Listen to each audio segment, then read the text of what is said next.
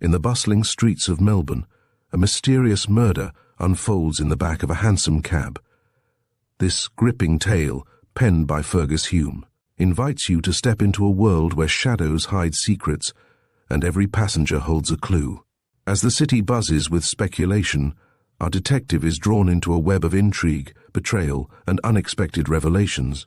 Join us as we unravel the enigma of the mystery of a hansom cab, where nothing is as it seems, and every twist leads to a deeper mystery. Chapter 1. What the Argus Said. The following report appeared in the Argus newspaper of Saturday, the 28th July, 18. Truth is said to be stranger than fiction, and certainly the extraordinary murder which took place in Melbourne on Thursday night, or rather Friday morning, goes a long way towards verifying this saying. A crime has been committed by an unknown assassin within a short distance of the principal streets of this great city, and is surrounded by an impenetrable mystery. Indeed, from the nature of the crime itself, the place where it was committed, and the fact that the assassin has escaped without leaving a trace behind him, it would seem as though the case itself had been taken bodily from one of Gaboriau's novels, and that his famous detective Lecoq alone would be able to unravel it. The facts of the case are simply these. On the 27th day of July, at the hour of 20 minutes to 2 o'clock in the morning, a hansom cab drove up to the police station in Grey Street, St Kilda, and the driver made the startling statement that his cab contained the body of a man who he had reason to believe had been murdered.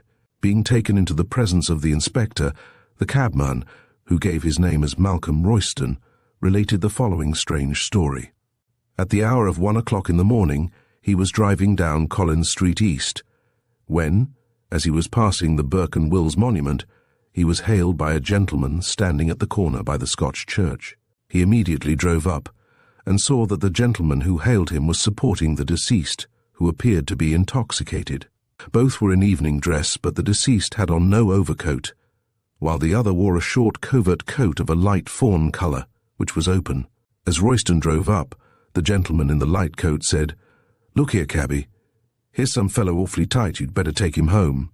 Royston then asked him if the drunken man was his friend, but this the other denied, saying that he had just picked him up from the footpath, and did not know him from Adam. At this moment, the deceased turned his face up to the light of the lamp under which both were standing, and the other seemed to recognize him, for he recoiled a pace, letting the drunken man fall in a heap on the pavement, and gasping out, "You?"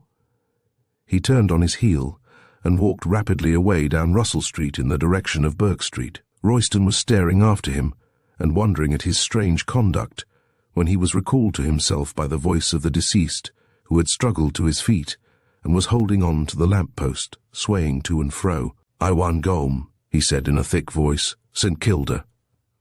He then tried to get into the cab, but was too drunk to do so, and finally sat down again on the pavement. Seeing this, Royston got down, and lifting him up, helped him into the cab with some considerable difficulty.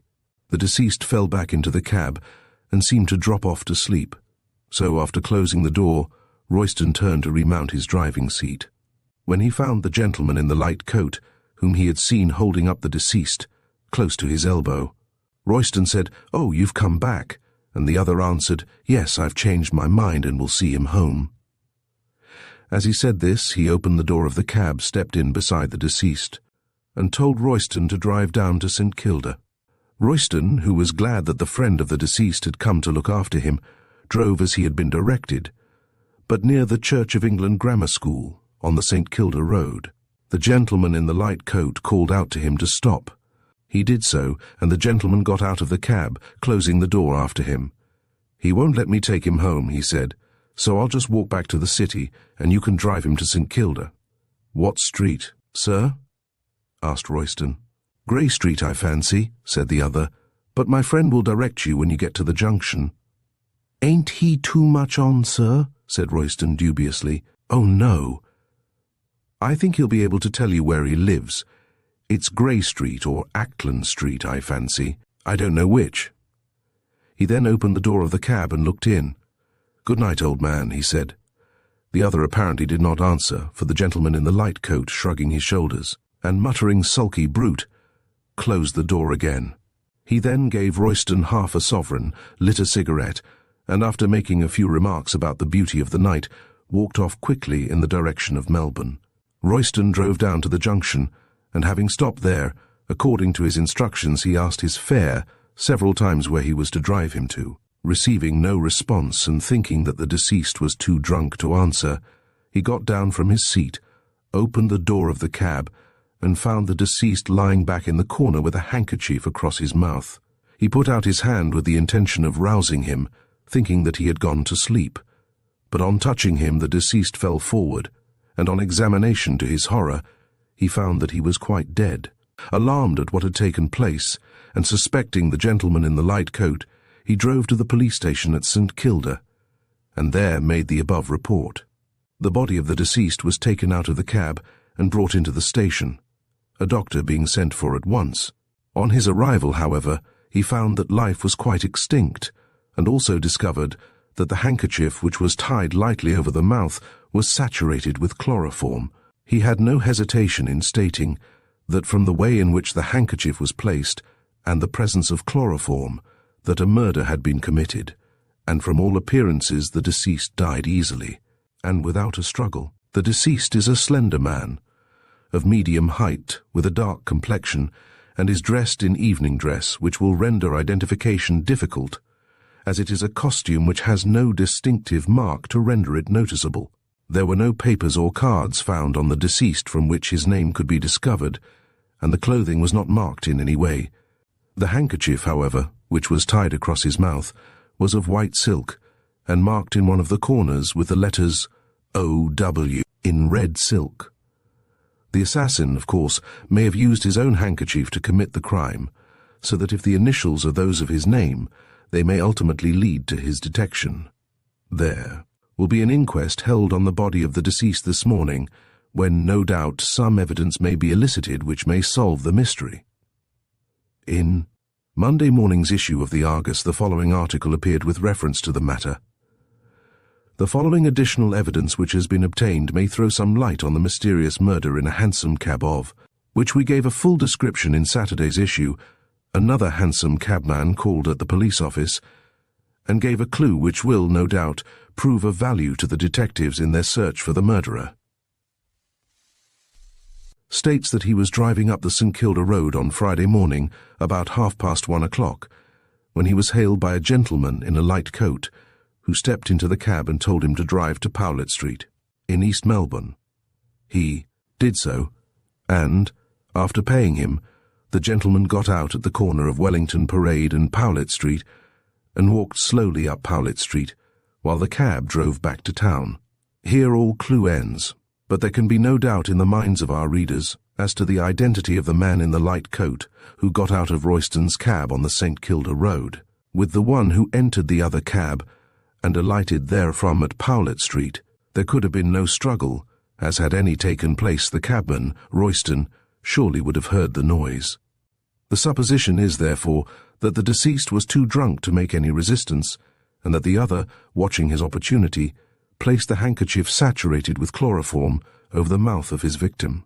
Then, after perhaps a few ineffectual struggles, the latter would succumb to the effects of his inhalation. The man in the light coat, judging from his conduct before getting into the cab, appears to have known the deceased, though the circumstance of his walking away on recognition and returning again shows that his attitude towards the deceased was not altogether a friendly one. The difficulty is where to start from in the search after the author of what appears to be a deliberate murder, as the deceased seems to be unknown, and his presumed murderer has escaped. But it is impossible that the body can remain long without being identified by someone, as though Melbourne is a large city, yet it is neither Paris nor London, where a man can disappear in a crowd and never be heard of again. The first thing to be done is to establish the identity of the deceased, and then, no doubt, a clue will be obtained leading to the detection of the man in the light coat who appears to have been the perpetrator of the crime. It is of the utmost importance that the mystery in which the crime is shrouded should be cleared up, not only in the interests of justice, but also in those of the public, taking place as it did in a public conveyance, and in the public street. To think that the author of such a crime is at present at large, walking in our midst, and perhaps preparing for the committal of another, is enough to shake the strongest nerves. In one of Du Bois-Gobey's stories entitled An Omnibus Mystery, a murder closely resembling this tragedy takes place in an omnibus. But we question if even that author would have been daring enough to write about a crime being committed in such an unlikely place as a hansom cab. Here is a great chance for some of our detectives to render themselves famous, and we feel sure that they will do their utmost to trace the author of this cowardly and dastardly murder. Chapter 2. The Evidence at the Inquest. At the inquest held on the body found in the hansom cab, the following articles taken from the deceased were placed on the table. 1. £2 10 shillings in gold and silver. 2. The white silk handkerchief which was saturated with chloroform and was found tied across the mouth of the deceased, marked with the letters OW in red silk. 3. A cigarette case of Russian leather, half filled with old Judge cigarettes. 4. A left-hand white glove of kid rather soiled with black seams down the back. Samuel Gorby, of the detective office, was present in order to see if anything might be said by the witnesses likely to point to the cause or to the author of the crime. The first witness called was Malcolm Royston, in whose cab the crime had been committed. He told the same story as had already appeared in the Argus, and the following facts were elicited by the coroner. Q. Can you give a description of the gentleman in the light coat who was holding the deceased when you drove up? A. I did not observe him very closely, as my attention was taken up by the deceased, and besides, the gentleman in the light coat was in the shadow. Q. Describe him from what you saw of him. A. He was fair, I think, because I could see his moustache, rather tall, and in evening dress, with a light coat over it. I could not see his face very plainly, as he wore a soft felt hat, which was pulled down over his eyes. Q. What kind of hat was it he wore, a wide awake? A. Yes. The brim was turned down, and I could see only his mouth and moustache. Q. What did he say when you asked him if he knew the deceased? A. He said he didn't, that he had just picked him up. Q. And afterwards he seemed to recognize him. A. Yes. When the deceased looked up, he said, "You," and let him fall onto the ground. Then he walked away towards Burke Street. Q. Did he look back? A. Not that I saw. Q. How long were you looking after him? A. About a minute. Q. And when did you see him again? A. After I put deceased into the cab, I turned round and found him at my elbow. Q. And what did he say? A. I said, "Oh, you've come back," and he said, "Yes, I've changed my mind and will see him home." And then he got into the cab and told me to drive to St. Kilda. Q. He spoke then as if he knew the deceased. A. Yes, I thought that he recognized him only when he looked up, and perhaps having had a row with him walked away, but thought he'd come back. Q. Did you see him coming back? A. No, the first I saw of him was at my elbow when I turned. Q. And when did he get out? A. Just as I was turning down by the grammar school on the St. Kilda road. Q. Did you hear any sounds of fighting or struggling in the cab during the drive? A. No, the road was rather rough, and the noise of the wheels going over the stones would have prevented my hearing anything. Q. When the gentleman in the light coat got out, did he appear disturbed? A. No, he was perfectly calm. Q. How could you tell that? A. Because the moon had risen, and I could see plainly. Q. Did you see his face then? A. No, his hat was pulled down over it. I only saw as much as I did when he entered the cab in Collins Street. Q. Were his clothes torn or disarranged in any way? A. No, the only difference I remarked in him was that his coat was buttoned. Q. And was it open when he got in? A. No, but it was when he was holding up the deceased. Q. Then he buttoned it before he came back and got into the cab. A. Yes, I suppose so. Q. What did he say when he got out of the cab on the St. Kilda road? A. He said that the deceased would not let him take him home, and that he would walk back to Melbourne. Q. And you asked him where you were to drive the deceased to? A. Yes, and he said that the deceased lived either in Grey Street or Ackland Street, St. Kilda, but that the deceased would direct me at the junction. Q. Did you not think that the deceased was too drunk to direct you? A. Yes, I did, but his friend said that the sleep and the shaking of the cab would sober him a bit by the time I got to the junction. Q. The gentleman in the light coat apparently did not know where the deceased lived. A. No, he said it was either in Ackland Street or Grey Street. Q. Did you not think that curious? A. No, I thought he might be a club friend of the deceased. Q. For how long did the man in the light coat talk to you? A. About 5 minutes. Q. And during that time, you heard no noise in the cab? A. No, I thought the deceased had gone to sleep. Q. And after the man in the light coat said good night to the deceased, what happened? A. He lit a cigarette, gave me a half-sovereign and walked off towards Melbourne. Q. Did you observe if the gentleman in the light coat had his handkerchief with him? A. Oh, yes, because he dusted his boots with it. The road was very dusty. Q. Did you notice any striking peculiarity about him? A. Well, no, except that he wore a diamond ring. Q. What was there peculiar about that? A. He wore it on the forefinger of the right hand, and I never saw it that way before. Q. When did you notice this? A. When he was lighting his cigarette. Q. How often did you call to the deceased when you got to the junction? A. 3 or 4 times. I then got down and found he was quite dead. Q. How was he lying? A. He was doubled up in the far corner of the cab, very much in the same position as I left him when I put him in. His head was hanging on one side, and there was a handkerchief across his mouth. When I touched him, he fell into the other corner of the cab, and then I found out he was dead. I immediately drove to the St Kilda police station and told the police. At the conclusion of Royston's evidence, during which Gorby had been continually taking notes, Robert Chinston was called. He deposed, I am a duly qualified medical practitioner, residing in Collins Street East.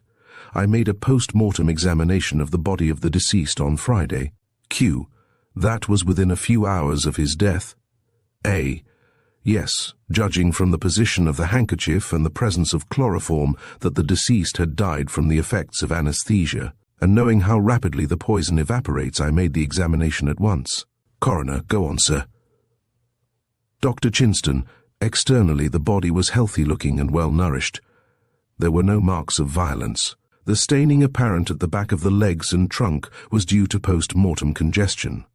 Internally, the brain was hyperemic, and there was a considerable amount of congestion, especially apparent in the superficial vessels. There was no brain disease. The lungs were healthy, but slightly congested.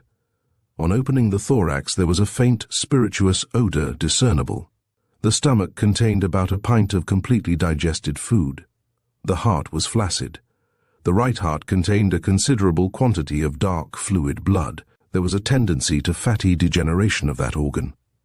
I am of opinion that the deceased died from the inhalation of some such vapour as chloroform or methylene. You say there was a tendency to fatty degeneration of the heart. Would that have anything to do with the death of deceased? A. Not of itself. But chloroform administered while the heart was in such a state would have a decided tendency to accelerate the fatal result. At the same time, I may mention that the post-mortem signs of poisoning by chloroform are mostly negative. Dr. Chinston was then permitted to retire, and Clement Rankin, another hansom cabman, was called. He deposed, I am a cabman, living in Collingwood, and usually drive a hansom cab. I remember Thursday last. I had driven a party down to St Kilda, and was returning about 1:30 o'clock. A short distance past the grammar school I was hailed by a gentleman in a light coat. He was smoking a cigarette, and told me to drive him to Powlett Street, East Melbourne. I did so, and he got out at the corner of Wellington Parade and Powlett Street. He paid me half a sovereign for my fare, and then walked up Powlett Street, while I drove back to town. Q. What time was it when you stopped at Powlett Street? A. 2 o'clock exactly. Q. How do you know? A. Because it was a still night, and I heard the post office clock strike 2 o'clock. Q. Did you notice anything peculiar about the man in the light coat? A. No. He looked just the same as anyone else. I thought he was some swell of the town out for a lark. His hat was pulled down over his eyes, and I could not see his face. Q. Did you notice if he wore a ring? A. Yes, I did. When he was handing me the half-sovereign, I saw he had a diamond ring on the forefinger of his right hand. Q. He did not say why he was on the St Kilda Road at such an hour. A. No, he did not. Clement Rankin was then ordered to stand down, and the coroner then summed up in an address of half an hour's duration. There was, he pointed out, no doubt that the death of the deceased had resulted not from natural causes, but from the effects of poisoning. Only slight evidence had been obtained up to the present time regarding the circumstances of the case, but the only person who could be accused of committing the crime was the unknown man who entered the cab with the deceased on Friday morning at the corner of the Scotch Church, near the Burke and Wills's monument. It had been proved that the deceased, when he entered the cab, was, to all appearances, in good health, though in a state of intoxication, and the fact that he was found by the cabman, Royston, after the man in the light coat had left the cab, with a handkerchief, saturated with chloroform, tied over his mouth, would seem to show that he had died through the inhalation of chloroform, which had been deliberately administered. All the obtainable evidence in the case was circumstantial, but nevertheless showed conclusively that a crime had been committed. Therefore, as the circumstances of the case pointed to one conclusion, the jury could not do otherwise than frame a verdict in accordance with that conclusion. The jury retired at 4 o'clock, and after an absence of a quarter of an hour, returned with the following verdict: that the deceased, whose name there is no evidence to determine, died on the 27th day of July from the effects of poison, namely chloroform, feloniously administered by some person unknown. And the jury, on their oaths, say that the said unknown person feloniously, wilfully, and maliciously did murder the said deceased. Chapter 3, £100 reward. Fifth, murder, £100 reward. Whereas on Friday, the 27th day of July, the body of a man, name unknown, was found in a hansom cab. And whereas, at an inquest held at St Kilda, on the 30th day of July, a verdict of wilful murder against some person unknown was brought in by the jury. The deceased is of medium height, with a dark complexion, dark hair, clean-shaved, has a mole on the left temple, and was dressed in evening dress. Notice is hereby given that a reward of £100 will be paid by the government for such information as will lead to the conviction of the murderer, who is presumed to be a man who entered the hansom cab with the deceased at the corner of Collins and Russell Streets on the morning of the 27th day of July. Chapter 4. Mr. Gorby makes a start. Well, said Mr. Gorby, addressing his reflection in the looking-glass, I've been finding out things these last 20 years, but this is a puzzler, and no mistake. Mr. Gorby was shaving, and, as was his usual custom, conversed with his reflection. Being a detective, and of an extremely reticent disposition, he never talked outside about his business, or made a confidant of anyone. When he did want to unbosom himself, he retired to his bedroom and talked to his reflection in the mirror. This method of procedure he found to work capitally, for it relieved his sometimes overburdened mind with absolute security to himself. Did not the barber of Midas, when he found out what was under the royal crown of his master, fret and chafe over his secret, until one morning he stole to the reeds by the river, and whispered, "Midas has ass's ears." In the like manner Mr. Gorby felt a longing at times to give speech to his innermost secrets, and having no fancy for chattering to the air, he made his mirror his confidant. So far it had never betrayed him, while for the rest it joyed him to see his own jolly red face nodding gravely at him from out the shining surface, like a mandarin. This morning the detective was unusually animated in his confidences to his mirror. At times, too, a puzzled expression would pass over his face. The hansom cab murder had been placed in his hands for solution, and he was trying to think how he should make a beginning. "Hang it," he said, thoughtfully stropping his razor, "a thing with an end must have a start, and if I don't get the start, how am I to get the end?" As the mirror did not answer this question, Mr. Gorby lathered his face. and started shaving in a somewhat mechanical fashion, for his thoughts were with the case, and ran on in this manner. Here's a man, well, say a gentleman who gets drunk, and therefore don't know what he's up to. Another gent who is on the square comes up and sings out for a cab for him. First he says he don't know him, and then he shows plainly he does. He walks away in a temper, changes his mind, comes back and gets into the cab, after telling the cabby to drive down to St Kilda. Then he polishes the drunk one off with chloroform, gets out of the cab, jumps into another, and after getting out at Powlett Street, vanishes. That's the riddle I've got to find out.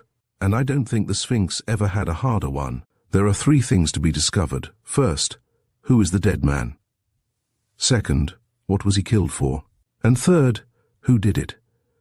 Once I get hold of the first, the other 2 won't be very hard to find out, for one can tell pretty well from a man's life whether it's to anyone's interest that he should be got off the books. The man that murdered that chap must have had some strong motive, and I must find out what that motive was. Love? No, it wasn't that men in love don't go to such lengths in real life. They do in novels and plays, but I've never seen it occurring in my experience. Robbery? No, there was plenty of money in his pocket. Revenge?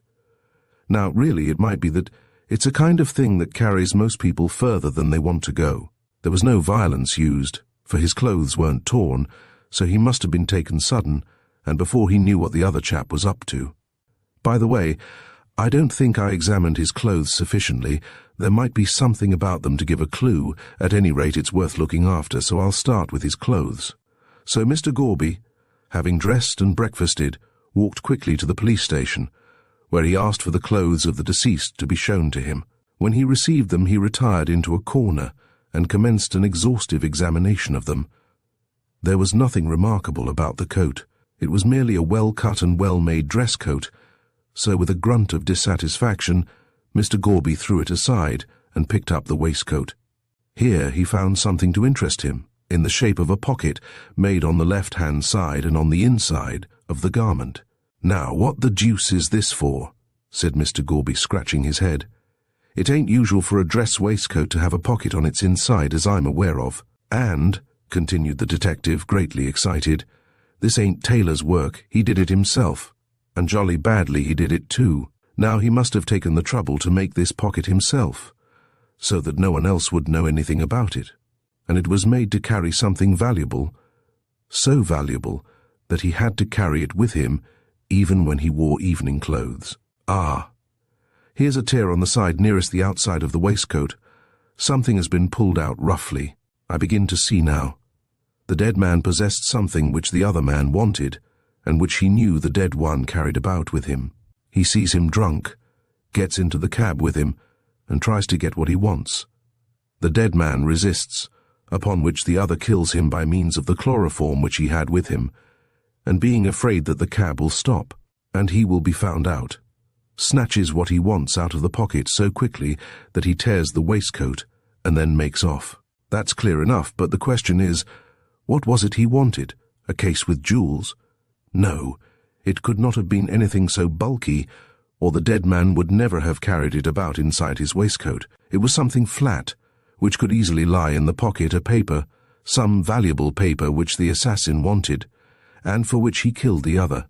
"This is all very well," said Mr. Gorby, throwing down the waistcoat and rising. "I have found number 2 before number 1. The first question is, who is the murdered man? He's a stranger in Melbourne, that's pretty clear, or else someone would have been sure to recognize him before now by the description given in the reward. Now, I wonder if he has any relations here. No, he can't, or else they would have made inquiries before this. Well, there's one thing certain, he must have had a landlady or landlord, unless he slept in the open air.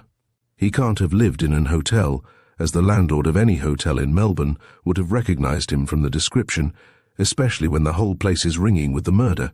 Private lodgings more like, and a landlady who doesn't read the papers and doesn't gossip, or she'd have known all about it by this time. Now, if he did live, as I think, in private lodgings, and suddenly disappeared, his landlady wouldn't keep quiet. It's a whole week since the murder, and as the lodger has not been seen or heard of, the landlady will naturally make inquiries. If, however, as I surmise, The lodger is a stranger. She will not know where to inquire. Therefore, under these circumstances, the most natural thing for her to do would be to advertise for him. So I'll have a look at the newspapers. Mr. Gorby got a file of the different newspapers and looked carefully through those columns in which missing friends and people who will hear something to their advantage are generally advertised for. He was murdered, said Mr. Gorby to himself, on a Friday morning between 1 and 2 o'clock, so he might stay away till Monday without exciting any suspicion. On Monday, however, the landlady would begin to feel uneasy, and on Tuesday she would advertise for him. Therefore, said Mr. Gorby, running his fat finger down the column, Wednesday it is. It did not appear in Wednesday's paper, neither did it in Thursday's, but in Friday's issue, exactly 1 week after the murder. Mr. Gorby suddenly came upon the following advertisement.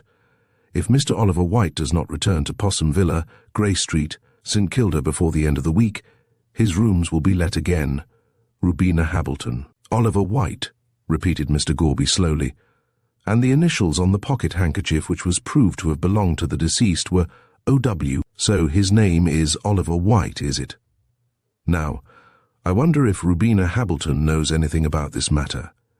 At any rate, said Mr. Gorby, putting on his hat, as I'm fond of sea breezes, I think I'll go down and call at Possum Villa, Grey Street, St. Kilda. Chapter 5. Mrs. Hamilton unbosoms herself. Mrs. Hableton was a lady with a grievance, as anybody who happened to become acquainted with her soon found out. It is Beaconsfield who says in one of his novels that no one is so interesting as when he is talking about himself, and, judging Mrs. Hableton by this statement, she was an extremely fascinating individual, as she never by any chance talked upon any other subject. What was the threat of a Russian invasion to her, so long as she had her special grievance? Once let that be removed, and she would have time to attend to such minor details as affected the colony.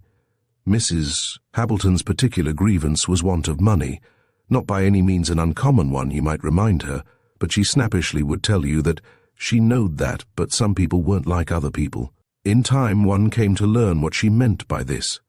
She had come to the colonies in the early days when the making of money in appreciable quantity was an easier matter than it is now. Owing to a bad husband, she had failed to save any. The late Mr. Hableton, for he had long since departed this life, had been addicted to alcohol, and at those times when he should have been earning, he was usually to be found in a drinking shanty, spending his wife's earnings in shouting for himself and his friends.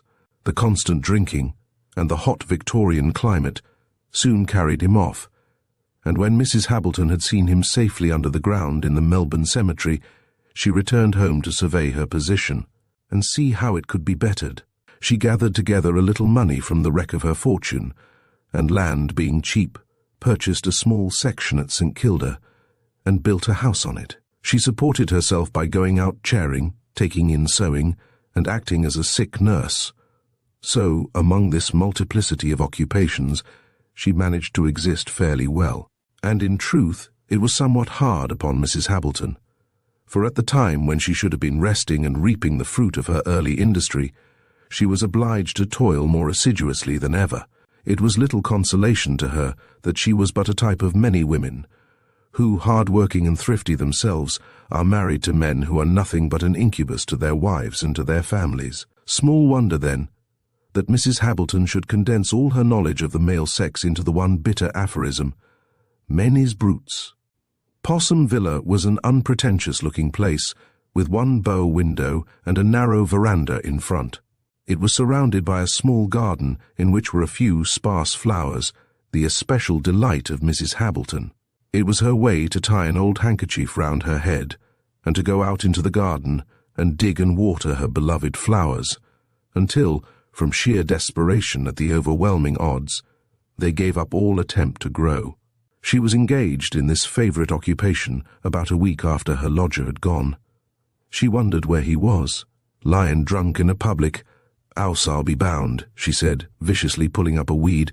"A spendin' is rent and a spilin' is inside with beer men is brutes, drat 'em." Just as she said this, a shadow fell across the garden, and on looking up, She saw a man leaning over the fence, staring at her. "Get out," she said sharply, rising from her knees and shaking her trowel at the intruder. "I don't want no apples today, and I don't care how cheap you sells 'em." Mrs. Hableton evidently laboured under the delusion that the man was a hawker, but seeing no handcart with him, she changed her mind. "You're taking a plan of the 'ouse to rob it, are you?" she said. "Well, you needn't, 'cause there ain't nothing to rob. The silver spoons as belonged to my father's mother avin gone down my husband's throat long ago, and I ain't 'ad money to buy more.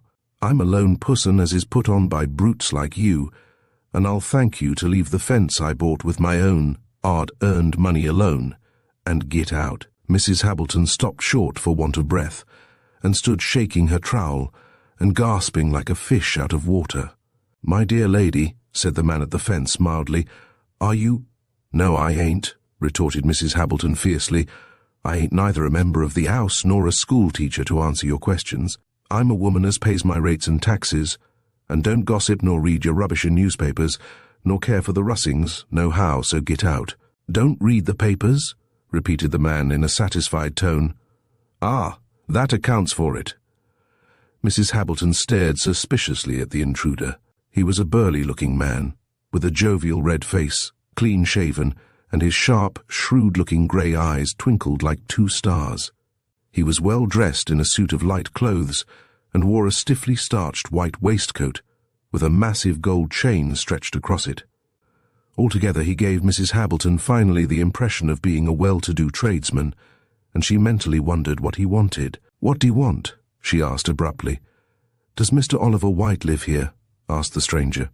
"He do, and he don't," answered Mrs. Hableton epigrammatically. "I ain't seen him for over a week, so I suppose he's gone on the drink like the rest of 'em, but I've put something in the paper as he'll pull him up pretty sharp, and let him know I ain't a carpet to be trod on, and if you're a friend of him, you can tell him from me, he's a brute, and it's no more but what I expected of him being a male." The stranger waited placidly during the outburst, and Mrs. Hableton, having stopped for want of breath, he interposed quietly. "Can I speak to you for a few moments?" "And who's a stopping of you?" said Mrs. Hableton defiantly. "Go on with you. Not as I expects the truth from a male, but go on." "Well, really," said the other, looking up at the cloudless blue sky and wiping his face with a gaudy red silk pocket handkerchief. "It is rather hot, you know, and—" Mrs. Hableton did not give him time to finish, but walking to the gate, opened it with a jerk. "Use your legs and walk in," she said, and the stranger having done so, she led the way into the house and into a small neat sitting room which seemed to overflow with antimacassars, wool mats, and wax flowers. There were also a row of emu eggs on the mantelpiece, a cutlass on the wall, and a grimy line of hard-looking little books set in a stiff row on a shelf, presumably for ornament, for their appearance in no way tempted one to read them. The furniture was of horsehair, and everything was hard and shiny, so when the stranger sat down in the slippery-looking armchair that Mrs. Hableton pushed towards him, he could not help thinking it had been stuffed with stones, it felt so cold and hard. The lady herself sat opposite to him in another hard chair, and having taken the handkerchief off her head, folded it carefully, laid it on her lap, and then looked straight at her unexpected visitor. "Now then," she said, letting her mouth fly open so rapidly that it gave one the impression that it was moved by strings like a marionette. "Who are you? What are you? And what do you want?" The stranger put his red silk handkerchief into his hat, placed it on the table, and answered deliberately. "My name is Gorby. I am a detective. I want Mr. Oliver White." "He ain't here," said Mrs. Hableton, thinking that White had got into trouble and was in danger of arrest. "I know that," answered Mr. Gorby. "Then where is he?" Mr. Gorby answered abruptly and watched the effect of his words. "He is dead." Mrs. Hableton grew pale and pushed back her chair. "No," she cried. "He never killed him, did he?"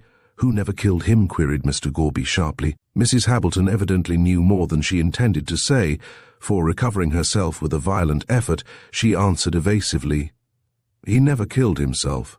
Mr. Gorby looked at her keenly, and she returned his gaze with a defiant stare. "Clever, muttered the detective to himself. Knows something more than she chooses to tell, but I'll get it out of her. He paused a moment and then went on smoothly. Oh no, he did not commit suicide. What makes you think so? Mrs. Hableton did not answer, but, rising from her seat, went over to a hard and shiny-looking sideboard, from whence she took a bottle of brandy and a small wine-glass. Half filling the glass, she drank it off and returned to her seat. I don't take much of that stuff, she said, seeing the detective's eyes fixed curiously on her. But you have given me such a turn that I must take something to steady my nerves. What do you want me to do? Tell me all you know, said Mr. Gorby, keeping his eyes fixed on her face. Where was Mr. White killed? She asked. He was murdered in a hansom cab on the St. Kilda Road. In the open street? She asked in a startled tone. Yes, in the open street. Ah! She drew a long breath and closed her lips firmly. Mr. Gorby said nothing. He saw that she was deliberating whether or not to speak, and a word from him might seal her lips, so, like a wise man, he kept silent. He obtained his reward sooner than he expected. Mr. Gorby, she said at length, I have had a hard struggle all my life, which it came along of a bad husband, who was a brute and a drunkard, so, God knows. I ain't got much inducement to think well of the lot of you, but murder. She shivered slightly, though the room was quite warm. I didn't think of that. In connection with whom? Mr. White, of course, she answered hurriedly. And who else? I don't know. Then there is nobody else. Well, I don't know. I'm not sure. The detective was puzzled. What do you mean? He asked. I will tell you all I know, said Mrs. Hableton, and if he's innocent, God will help him. If who is innocent? I'll tell you everything from the start, said Mrs. Hableton, and you can judge for yourself. Mr. Gorby assented, and she began.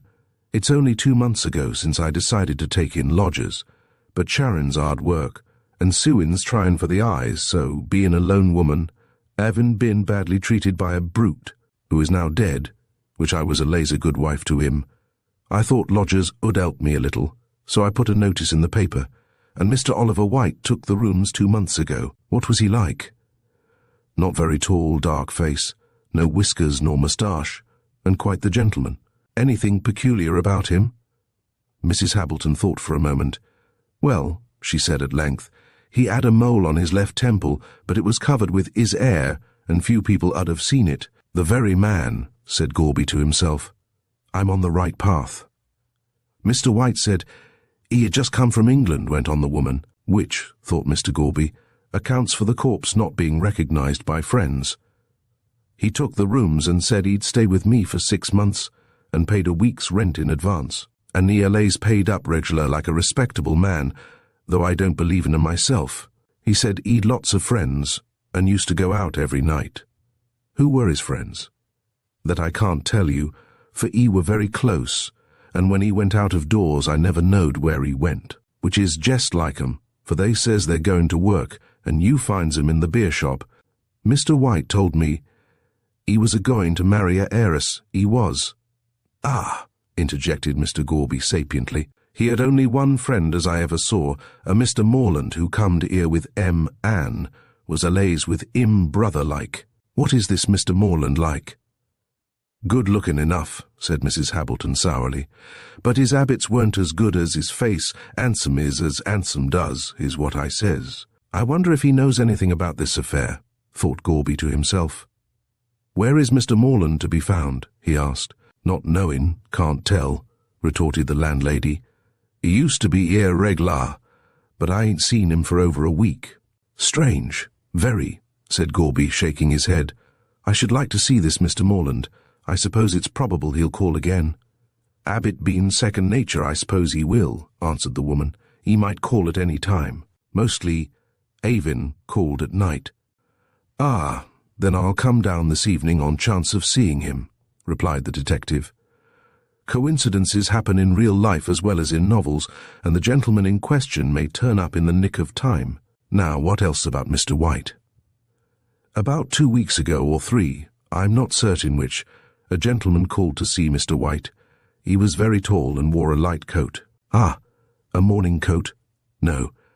He was in evening dress and wore a light coat over it, and a soft hat. The very man, said the detective below his breath. "Go on." He went into Mr. White's room and shut the door. I don't know how long they were talking together, but I was sitting in this very room and heard their voices get angry, and they were a-swearing at one another, which is the way with men, the brutes. I got up and went into the passage in order to ask him not to make such a noise, when Mr. White's door opens, and the gentleman in the light coat comes out, and bangs along to the door. Mr. Whitey comes to the door of his room, and he hollers out, "She is mine, you can't do anything," and the other turns with "is" and on the door and says, "I can kill you, and if you marry her I'll do it, even in the open street." "Ah," said Mr. Gorby, drawing a long breath. "And then he bangs the door to, which it's never shut easy since, and I ain't got no money to get it put right." And Mr. White walks back to his room, laughing. "Did he make any remark to you?" "No, except he'd been worried by a lunatic." "And what was the stranger's name?" "That I can't tell you, as Mr. White never told me. He was very tall, with a fair moustache, and dressed as I told you." Mr. Gorby was satisfied. "That is the man," he said to himself, "who got into the Hansom Cab and murdered White. There's no doubt of it. White and he were rivals for the heiress." "What do you think of it?" said Mrs. Hableton curiously. "I think," said Mr. Gorby slowly, with his eyes fixed on her, "I think that there is a woman at the bottom of this crime." Chapter 6. Mr. Gorby makes further discoveries. When Mr. Gorby left Possum Villa, no doubt remained in his mind as to who had committed the murder. The gentleman in the light coat had threatened to murder White, even in the open street, these last words being especially significant, and there was no doubt that he had carried out his threat. The committal of the crime was merely the fulfillment of the words uttered in anger. What the detective had now to do was to find who the gentleman in the light coat was, where he lived, and, that done, to ascertain his doings on the night of the murder. Mrs. Hableton had described him, but was ignorant of his name, and her very vague description might apply to dozens of young men in Melbourne. There was only one person who, in Mr. Gorby's opinion, could tell the name of the gentleman in the light coat, and that was Morland, the intimate friend of the dead man. They appeared, from the landlady's description, to have been so friendly that it was more than likely White would have told Morland all about his angry visitor. Besides, Morland's knowledge of his dead friend's life and habits might be able to supply information on 2 points, namely, who was most likely to gain by White's death, and who the heiress was that the deceased boasted he would marry. But the fact that Morland should be ignorant of his friend's tragic death, notwithstanding that the papers were full of it, and that the reward gave an excellent description of his personal appearance, greatly puzzled Gorby. The only way in which to account for Morland's extraordinary silence was that he was out of town, and had neither seen the papers nor heard anyone talking about the murder. If this were the case, he might either stay away for an indefinite time or return after a few days. At all events, it was worthwhile going down to St. Kilda in the evening, on the chance that Morland might have returned to town, and would call to see his friend. So, after his tea, Mr. Gorby put on his hat, and went down to Possum Villa, on what he could not help acknowledging to himself was a very slender possibility. Mrs. Hableton opened the door for him, and in silence led the way, not into her own sitting room, but into a much more luxuriously furnished apartment, which Gorby guessed at once was that of White's. He looked keenly round the room, and his estimate of the dead man's character was formed at once. Fast, he said to himself, and a spendthrift, a man who would have his friends, and possibly his enemies, among a very shady lot of people. What led Mr. Gorby to this belief was the evidence which surrounded him of White's mode of life. The room was well furnished, the furniture being covered with dark red velvet, while the curtains on the windows and the carpet were all of the same somewhat sombre hue. "I did the thing properly," observed Mrs. Hableton, with a satisfactory smile on her hard face. "When you wants young men to stop with you, the rooms must be well furnished, and Mr. White paid well, though he was rather particular about his food, which I'm only a plain cook, and can't make them French things which spile the stomach." The globes of the gas lamps were of a pale pink colour, and Mrs. Hableton having lit the gas in expectation of Mr. Gorby's arrival, there was a soft roseate hue through the room. Mr. Gorby put his hands in his capacious pockets and strolled leisurely through the room, examining everything with a curious eye. The walls were covered with pictures of celebrated horses and famous jockeys. Alternating with these were photographs of ladies of the stage, mostly London actresses, Nellie Farren, Kate Vaughan, and other burlesque stars, evidently being the objects of the late Mr. White's adoration. Over the mantelpiece hung a rack of pipes, above which were 2 crossed foils, and under these a number of plush frames of all colours, with pretty faces smiling out of them. A remarkable fact being that all the photographs were of ladies, and not a single male face was to be seen, either on the walls or in the plush frames. "Fond of the ladies, I see," said Mr. Gorby, nodding his head towards the mantelpiece. "A set of hussies," said Mrs. Hableton grimly, closing her lips tightly. "I feel that ashamed when I dusts 'em as never was. I don't believe in gals getting their pictures taken with hardly any clothes on, as if they just got out of bed, but Mr. White seems to like 'em." "Most young men do," answered Mr. Gorby dryly, going over to the bookcase. "Brutes," said the lady of the house. "I'd drown 'em in the Yarra, I would. A-settin' themselves and a-calling themselves lords of creation, as if women were made for nothing but to earn money and see 'em drink it as my husband did, which is inside never seemed to 'ave enough beer, and me a poor lone woman with no family, thank God, or they'd have taken arter their father in his drinking habits." Mr. Gorby took no notice of this tirade against men, but stood looking at Mr. White's library, which seemed to consist mostly of French novels and sporting newspapers. "Zola," said Mr. Gorby thoughtfully, taking down a flimsy yellow book rather tattered. "I've heard of him. If his novels are as bad as his reputation, I shouldn't care to read them." Here a knock came at the front door, loud and decisive. On hearing it, Mrs. Hableton sprang hastily to her feet. "That may be Mr. Morland," she said, as the detective quickly replaced Zola in the bookcase. "I never have visitors in the evening, being a lone widder, and if it is him, I'll bring him in here." She went out, and presently Gorby, who was listening intently, heard a man's voice ask if Mr. White was at home. "No, sir, he ain't," answered the landlady, "but there's a gentleman in his room asking after him. Won't you come in, sir?" "For a rest, yes," returned the visitor, and immediately afterwards Mrs. Hableton appeared, ushering in the late Oliver White's most intimate friend. He was a tall, slender man, with a pink and white complexion, curly fair hair, and a drooping straw-coloured moustache, altogether a strikingly aristocratic individual. He was well dressed in a suit of check, and had a cool, nonchalant air about him. "And where is Mr. White tonight?" he asked, sinking into a chair, and taking no more notice of the detective than if he had been an article of furniture. "Haven't you seen him lately?" asked the detective quickly. Mr. Morland stared in an insolent manner at his questioner for a few moments, as if he were debating the advisability of answering or not. At last he apparently decided that he would, for slowly pulling off one glove he leaned back in his chair. "No, I have not," he said with a yawn.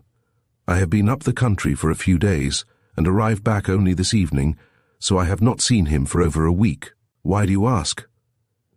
The detective did not answer, but stood looking at the young man before him in a thoughtful manner. "I hope," said Mr. Morland nonchalantly, "I hope you will know me again, my friend. But I didn't know White had started a lunatic asylum during my absence. Who are you?" Mr. Gorby came forward and stood under the gaslight. "My name is Gorby, sir, and I am a detective," he said quietly. "Ah, indeed," said Morland, coolly looking him up and down. "What has White been doing? Running away with someone's wife, eh? I know he has little weaknesses of that sort." Gorby shook his head. "Do you know where Mr. White is to be found?" he asked cautiously. Morland laughed. "Not I, my friend," said he lightly. "I presume he is somewhere about here, as these are his headquarters. What has he been doing?" "Nothing that can surprise me. I assure you he was always an erratic individual, and—" "He paid reg'lar," interrupted Mrs. Hableton, pursing up her lips. "A most enviable reputation to possess," answered the other with a sneer, "and one I'm afraid I'll never enjoy. But why all this questioning about White? What's the matter with him?" "He's dead," said Gorby abruptly. All Morland's nonchalance vanished on hearing this, and he started up from his chair. "Dead," he repeated mechanically. "What do you mean?" I mean that Mr. Oliver White was murdered in a hansom cab." Morland stared at the detective in a puzzled sort of way and passed his hand across his forehead. "Excuse me, my head is in a whirl," he said, as he sat down again. "White murdered. He was all right when I left him nearly 2 weeks ago." "Haven't you seen the papers?" asked Gorby. "Not for the last 2 weeks," replied Morland. "I have been up country, and it was only on arriving back in town tonight that I heard about the murder at all, as my landlady gave me a garbled account of it. But I never for a moment connected it with White, and I came down here to see him, as I had agreed to do when I left. Poor fellow, poor fellow, poor fellow." And much overcome, he buried his face in his hands. Mr. Gorby was touched by his evident distress, and even Mrs. Hableton permitted a small tear to roll down one hard cheek as a tribute of sorrow and sympathy. Presently Morland raised his head and spoke to Gorby in a husky tone. "Tell me all about it," he said, leaning his cheek on his hand. "Everything you know." He placed his elbows on the table and buried his face in his hands again, while the detective sat down and related all that he knew about White's murder. When it was done, he lifted up his head and looked sadly at the detective. "If I had been in town," he said, "this would not have happened, for I was always beside White." "You knew him very well, sir," said the detective in a sympathetic tone. "We were like brothers," replied Morland mournfully. "I came out from England in the same steamer with him, and used to visit him constantly here." Mrs. Hableton nodded her head, to imply that such was the case. "In fact," said Mr. Morland after a moment's thought, "I believe I was with him on the night he was murdered." Mrs. Hableton gave a slight scream and threw her apron over her face, but the detective sat unmoved, though Morland's last remark had startled him considerably. "What's the matter?" said Morland, turning to Mrs. Hableton. "Don't be afraid, I didn't kill him, no, but I met him last Thursday week, and I left for the country on Friday morning at 6:30. "And what time did you meet White on Thursday night?" asked Gorby. "Let me see," said Morland, crossing his legs and looking thoughtfully up to the ceiling. "It was about 9:30. I was in the Orient Hotel, in Burke Street. We had a drink together, and then went up the street to an hotel in Russell Street, where we had another. In fact," said Morland coolly, "we had several other drinks." "Brutes," muttered Mrs. Hableton below her breath. "Yes," said Gorby placidly. "Go on." "Well, it's hardly the thing to confess it," said Morland, looking from one to the other with a pleasant smile. "But in a case like this, I feel it my duty to throw all social scruples aside. We both became very drunk." "Ah, White was, as we know, drunk when he got into the cab, and you—" "I was not quite so bad as White," answered the other. "I had my senses about me." "I fancy he left the hotel some minutes before 1 o'clock on Friday morning." "And what did you do?" "I remained in the hotel. He left his overcoat behind him, and I picked it up and followed him shortly afterwards to return it.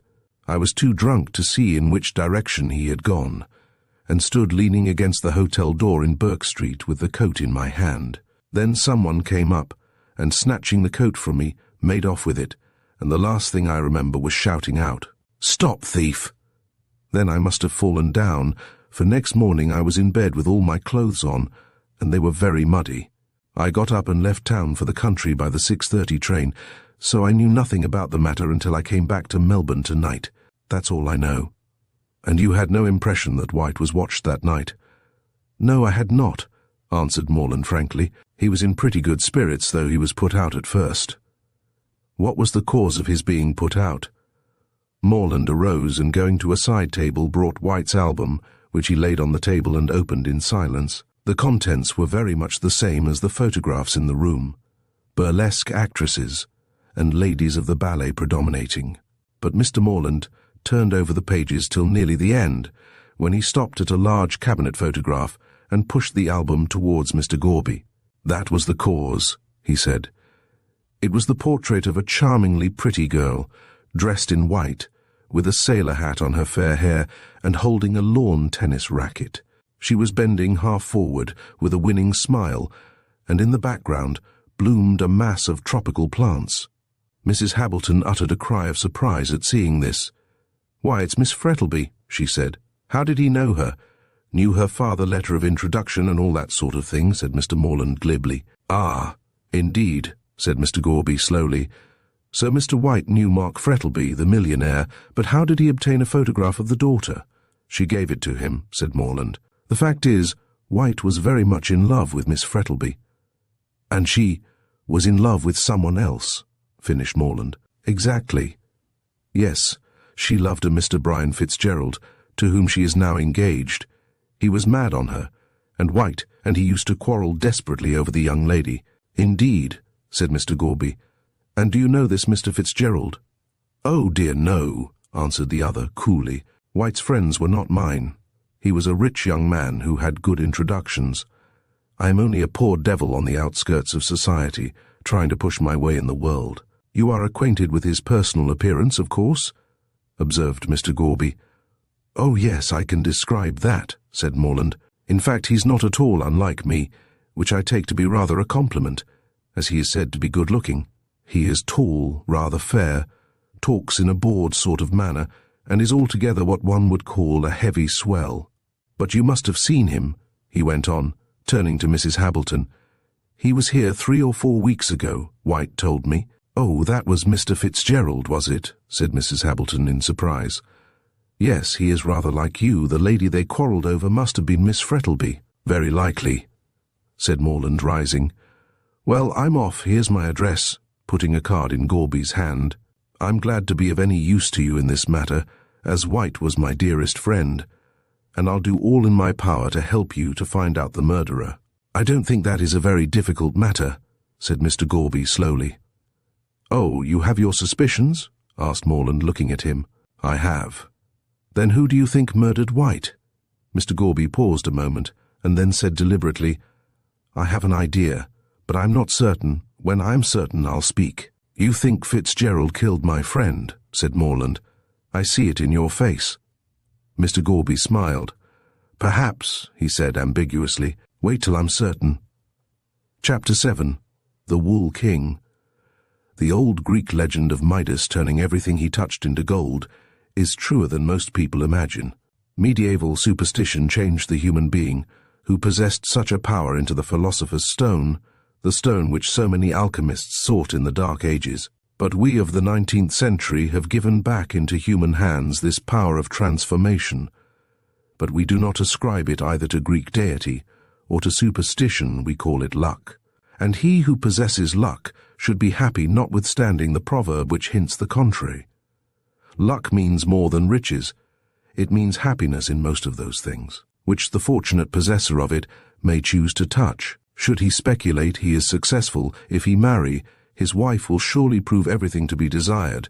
Should he aspire to a position, social or political, he not only attains it, but does so with comparative ease. Worldly wealth, domestic happiness, high position, and complete success. All these things belong to the man who has luck. Mark Frettlby was one of these fortunate individuals, and his luck was proverbial throughout Australia. If there was any speculation for which Mark Frettlby went in, other men would surely follow, and in every case the result turned out as well, and in many cases even better than they expected. He had come out in the early days of the colony with comparatively little money, but his great perseverance and never-failing luck had soon changed his hundreds into thousands. And now, at the age of 55, he did not himself know the extent of his income. He had large stations scattered all over the colony of Victoria, which brought him in a splendid income, a charming country house, where at certain seasons of the year he dispensed hospitality to his friends, and a magnificent townhouse down in St. Kilda, which would have been not unworthy of Park Lane. Nor were his domestic relations less happy. He had a charming wife, who was one of the best-known and most popular ladies of Melbourne, and an equally charming daughter, who, being both pretty and an heiress, naturally attracted crowds of suitors. But Madge Frettlby was capricious and refused innumerable offers. Being an extremely independent young person with a mind of her own, she decided to remain single, as she had not yet seen anyone she could love, and with her mother continued to dispense the hospitality of the mansion at St. Kilda. But the fairy prince comes at length to every woman, and in this instance he came at his appointed time, in the person of one Brian Fitzgerald, a tall, handsome, fair-haired young man hailing from Ireland. He had left behind him in the old country a ruined castle and a few acres of barren land, inhabited by discontented tenants who refused to pay the rent, and talked darkly about the land league and other agreeable things. Under these circumstances, with no rent coming in, and no prospect of doing anything in the future, Brian had left the castle of his forefathers to the rats and the family banshee, and had come out to Australia to make his fortune. He brought letters of introduction to Mark Frettlby, and that gentleman, taking a fancy to him, assisted him by every means in his power. Under Frettlby's advice, Brian bought a station, and, to his astonishment, in a few years, he found himself growing rich. The Fitzgeralds had always been more famous for spending than for saving, and it was an agreeable surprise to their latest representative to find the money rolling in instead of out. He began to indulge in castles in the air concerning that other castle in Ireland with the barren acres and discontented tenants. In his mind's eye he saw the old place rise up in all its pristine splendour from out its ruins. He saw the barren acres well cultivated, and the tenants happy and content. He was rather doubtful on this latter point, but, with the rash confidence of 28, determined to do his best to perform even the impossible. Having built and furnished his castle in the air, Brian naturally thought of giving it a mistress, and this time actual appearance took the place of vision. He fell in love with Madge Frettlby, and having decided in his own mind that she and none other was fitted to grace the visionary halls of his renovated castle, he watched his opportunity and declared himself. She, woman-like, coquetted with him for some time, but at last, unable to withstand the impetuosity of her Irish lover, confessed in a low voice, with a pretty smile on her face, that she could not live without him, whereupon well-lovers being of a conservative turn of mind, and accustomed to observe the traditional forms of wooing, the result can easily be guessed. Brian hunted all over the jewellers' shops in Melbourne with lover-like assiduity, and having obtained a ring wherein were set turquoise stones as blue as his own eyes, he placed it on her slender finger, and at last felt that his engagement was an accomplished fact. He next proceeded to interview the father, and had just screwed up his courage to the awful ordeal, when something occurred which postponed the interview indefinitely. Mrs. Frettlby was out driving, and the horses took fright and bolted. The coachman and groom both escaped unhurt, but Mrs. Frettlby was thrown out and killed instantly. This was the first really great trouble which had fallen on Mark Frettlby, and he seemed stunned by it. Shutting himself up in his room, he refused to see anyone, even his daughter, and appeared at the funeral with a white and haggard face, which shocked everyone. When everything was over, and the body of the late Mrs. Frettlby was consigned to the earth, with all the pomp and ceremony which money could give, the bereaved husband rode home and resumed his old life. But he was never the same again. His face, which had always been so genial and so bright, became stern and sad. He seldom smiled, and when he did, it was a faint, wintry smile, which seemed mechanical. His whole interest in life was centred in his daughter. She became the sole mistress of the St. Kilda mansion, and her father idolised her. She was apparently the one thing left to him which gave him a pleasure in existence. In truth, had it not been for her bright presence, Mark Frettlby would fain have been lying beside his dead wife in the quiet graveyard. After a time, Brian again resolved to ask Mr. Frettlby for the hand of his daughter. But for the second time, fate interposed. A rival suitor made his appearance, and Brian's hot Irish temper rose in anger at him. Mr. Oliver White had come out from England a few months previously, bringing with him a letter of introduction to Mr. Frettlby, who received him hospitably, as was his custom. Taking advantage of this, White lost no time in making himself perfectly at home in the St. Kilda mansion. From the outset, Brian took a dislike to the newcomer. He was a student of Lavater, and prided himself on his perspicuity in reading character. His opinion of White was anything but flattering to that gentleman, while Madge shared his repulsion towards the newcomer. On his part, Mr. White was nothing if not diplomatic. He affected not to notice the coldness of Madge's reception of him. On the contrary, he began to pay her the most marked attentions, much to Brian's disgust. At length he asked her to be his wife, and notwithstanding her prompt refusal, spoke to her father on the subject.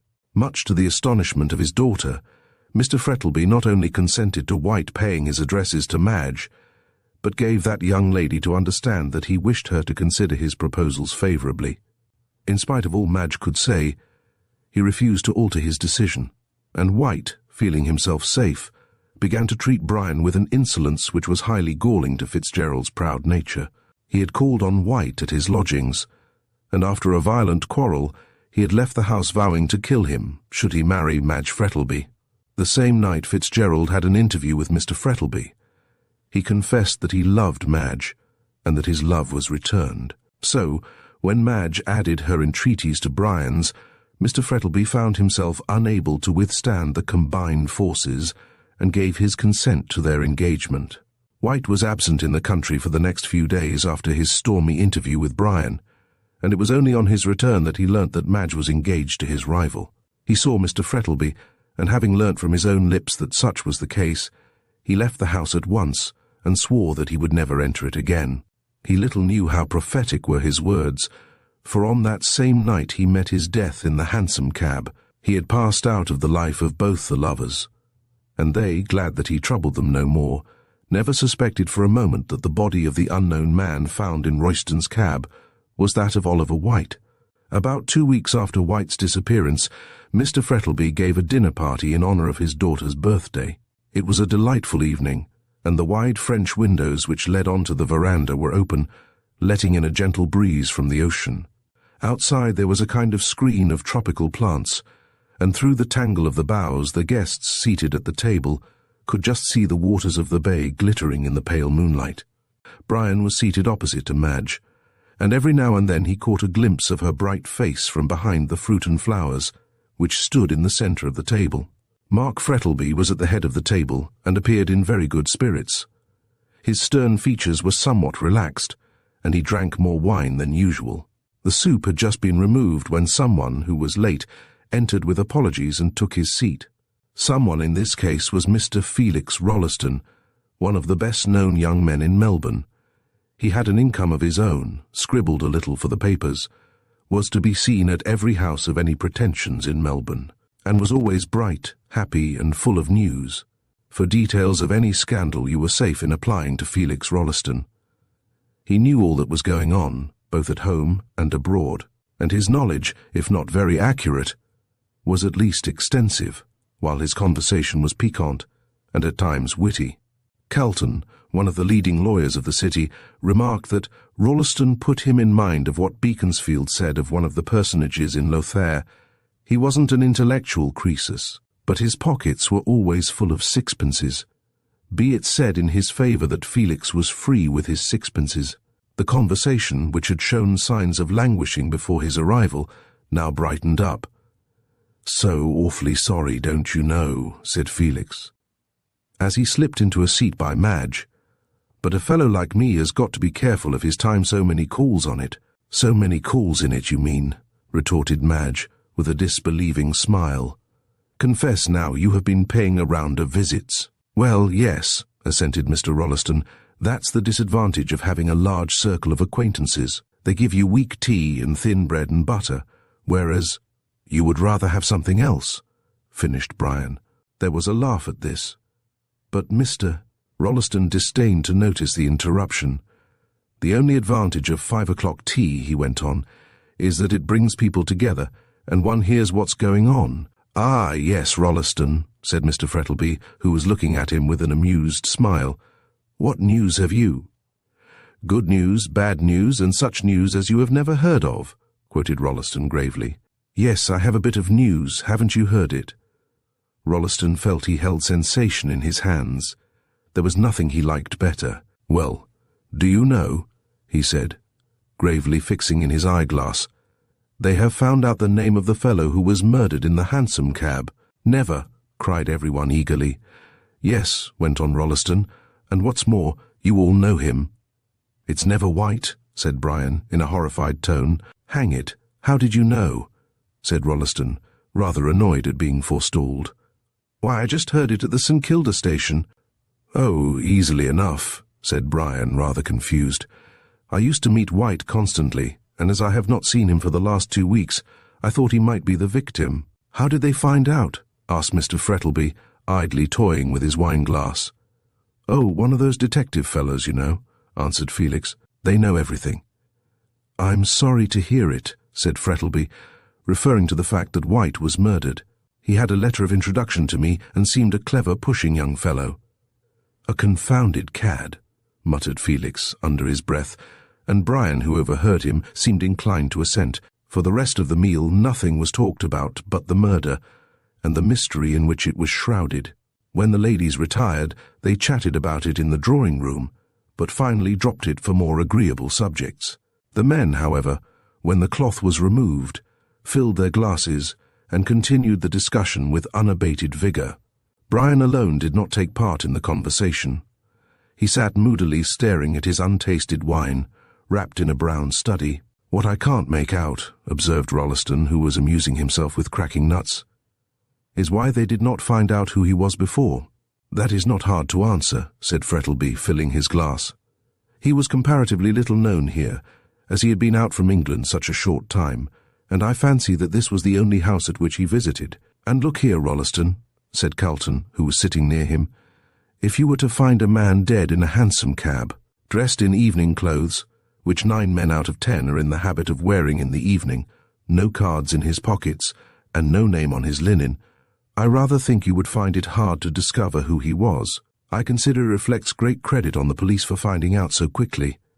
Puts one in mind of the Leavenworth case and all that sort of thing," said Felix, whose reading was of the lightest description. "Awfully exciting, like putting a Chinese puzzle together. Gad, I wouldn't mind being a detective myself." "I'm afraid if that were the case," said Mr. Frettlby, with an amused smile, "criminals would be pretty safe." "Oh, I don't know so much about that," answered Felix shrewdly. "Some fellows are like trifle at a party, froth on top, but something better underneath." "What a greedy simile," said Calton, sipping his wine. "But I'm afraid the police will have a more difficult task in discovering the man who committed the crime.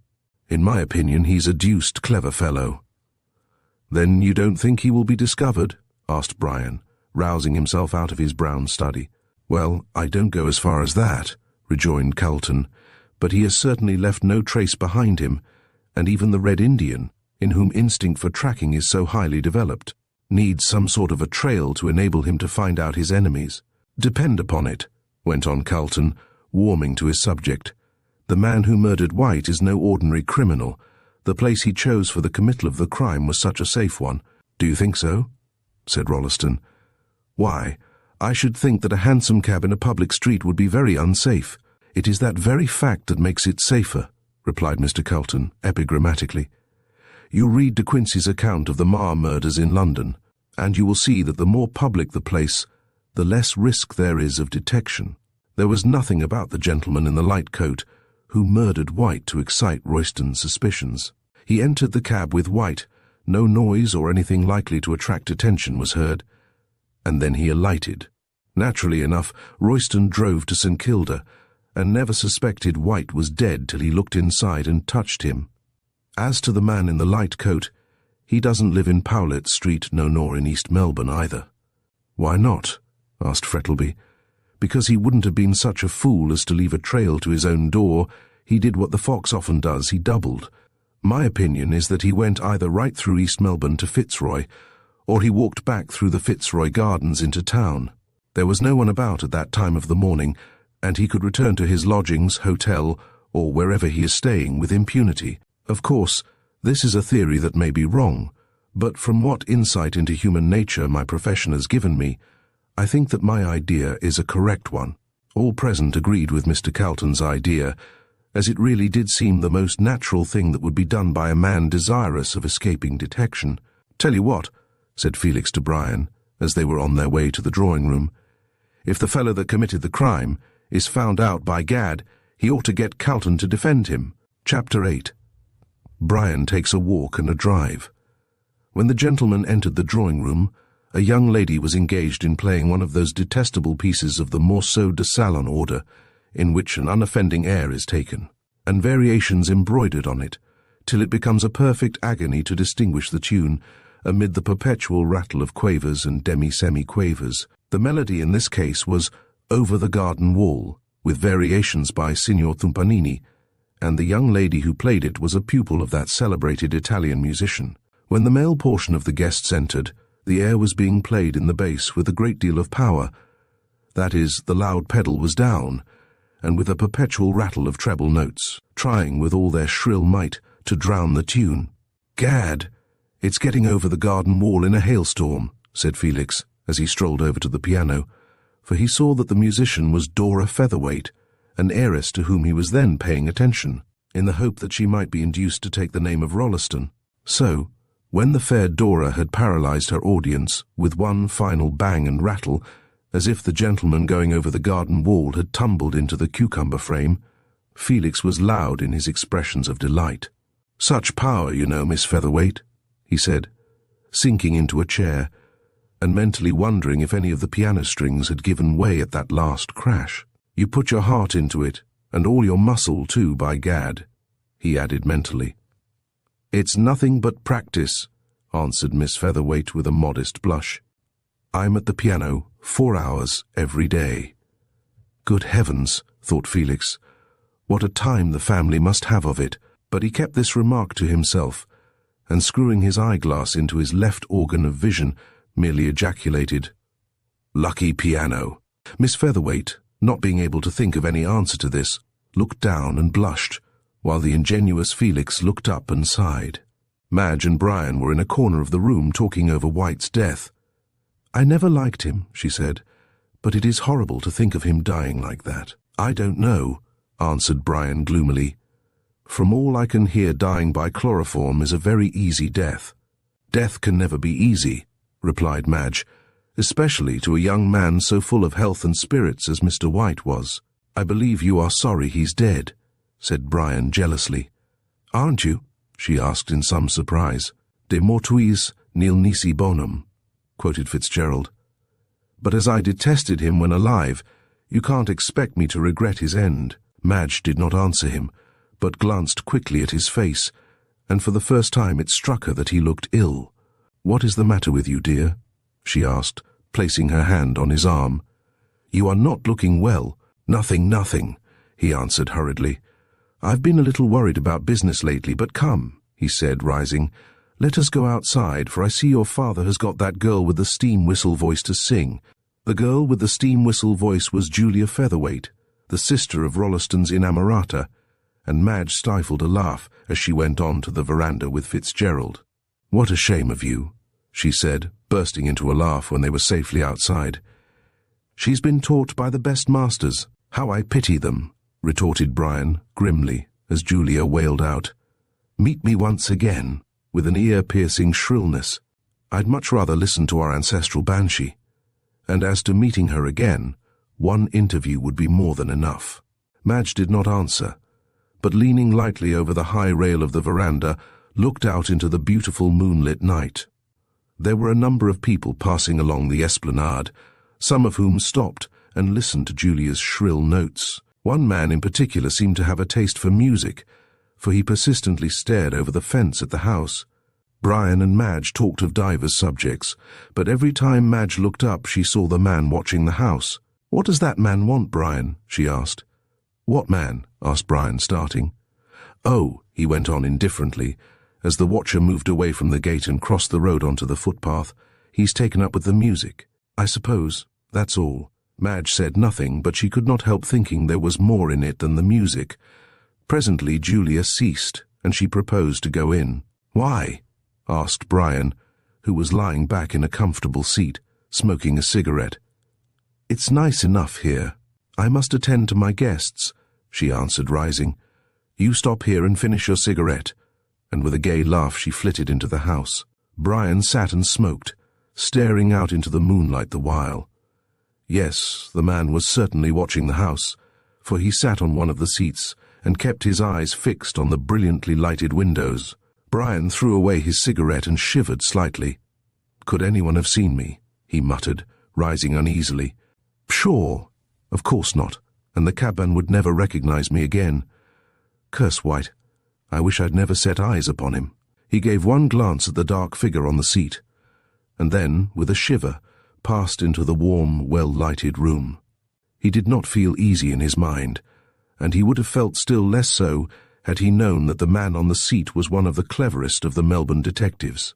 Mr. Gorby had been watching the Frettlby mansion the whole evening and was getting rather annoyed.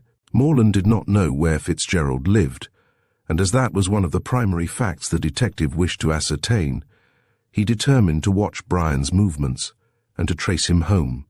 If he's the lover of that pretty girl, I'll wait till he leaves the house, argued Mr. Gorby to himself as he took his seat on the esplanade. He won't long remain away from her, and once he leaves the house it will be no difficult matter to find out where he lives.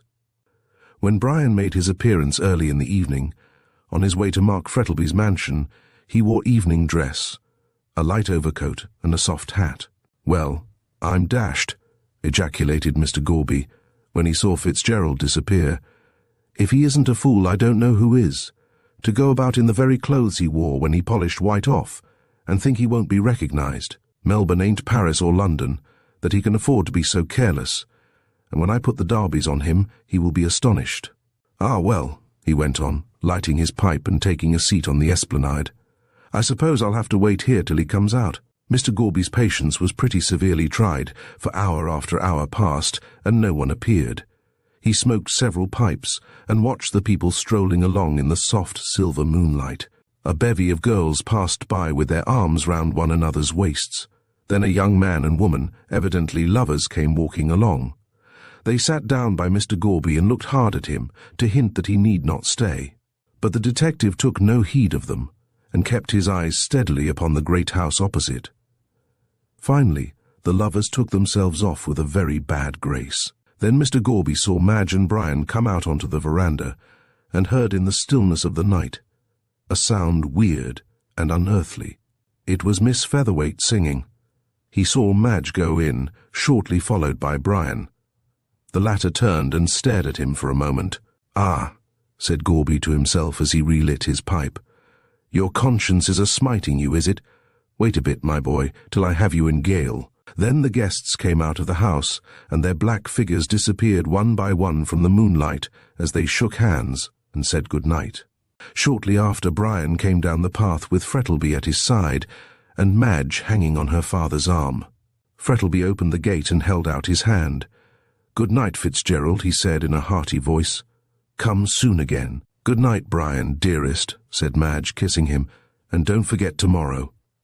Then father and daughter closed the gate, leaving Brian outside, and walked back to the house. "Ah," said Mr. Gorby to himself, "if you only knew what I know, you wouldn't be so precious kind to him." Brian strolled along the esplanade and, crossing over, passed by Gorby and walked on till he was opposite the Esplanade Hotel. Then he leaned his arms on the fence and, taking off his hat, enjoyed the calm beauty of the hour.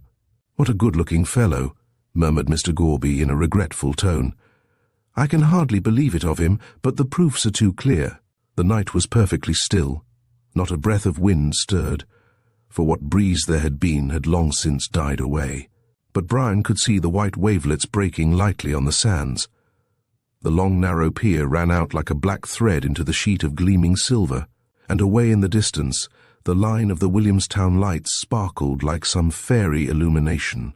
Over all this placid scene of land and water was a sky such as Dora loved, a great heavy mass of rain clouds heaped one on top of the other, as the rocks the Titans piled to reach Olympus. Then a break in the woof, and a bit of dark blue sky could be seen glittering with stars, in the midst of which sailed the serene moon, shedding down her light on the cloudland beneath, giving to it all one silver lining. Somewhat to the annoyance of Mr. Gorby, who had no eye for the picturesque, Brian gazed at the sky for several minutes, admiring the wonderful beauty of its broken masses of light and shade. At length he lit a cigarette and walked down the steps onto the pier. "Oh, suicide, is it?" muttered Mr. Gorby. "Not if I can help it." And he lit his pipe and followed him. He found Brian leaning over the parapet at the end of the pier, looking at the glittering waters beneath, which kept rising and falling in a dreamy rhythm. That soothed and charmed the ear. Poor girl," the detective heard him mutter as he came up. "If she only knew all, if she—" At this moment he heard the approaching step and turned round sharply. The detective saw that his face was ghastly pale in the moonlight, and his brows wrinkled in anger. "What the devil do you want?" he burst out as Gorby paused. "What do you mean by following me all over the place?" "Saw me watching the house," said Gorby to himself. "I'm not following you, sir," he said aloud. "I suppose the pier ain't private property. I only came down here for a breath of fresh air." Fitzgerald did not answer, but turned sharply on his heel and walked quickly up the pier, leaving Gorby staring after him.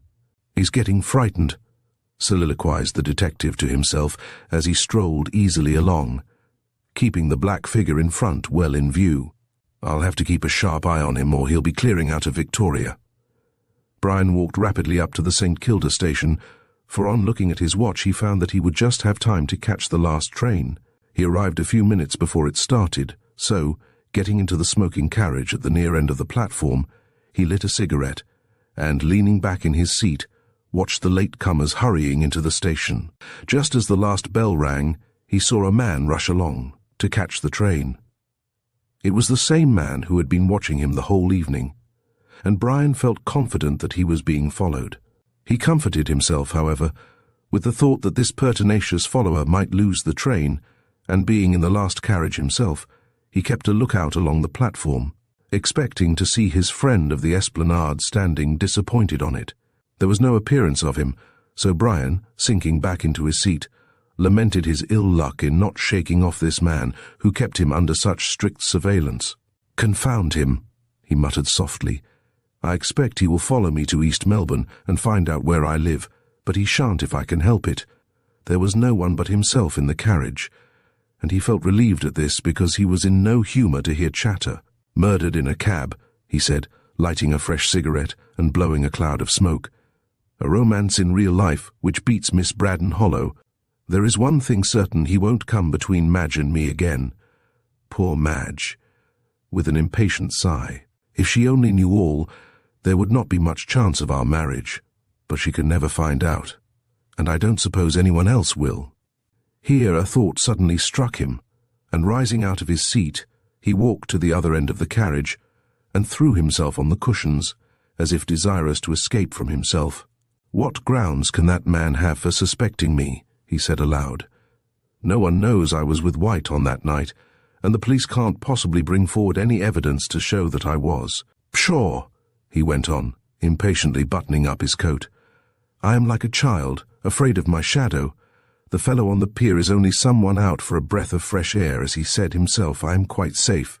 At the same time, he felt by no means easy in his mind, and as he stepped out onto the platform at the Melbourne station, he looked round apprehensively, as if he half expected to feel the detective's hand upon his shoulder. But he saw no one at all like the man he had met on the St. Kilda pier, and with a sigh of relief he left the station.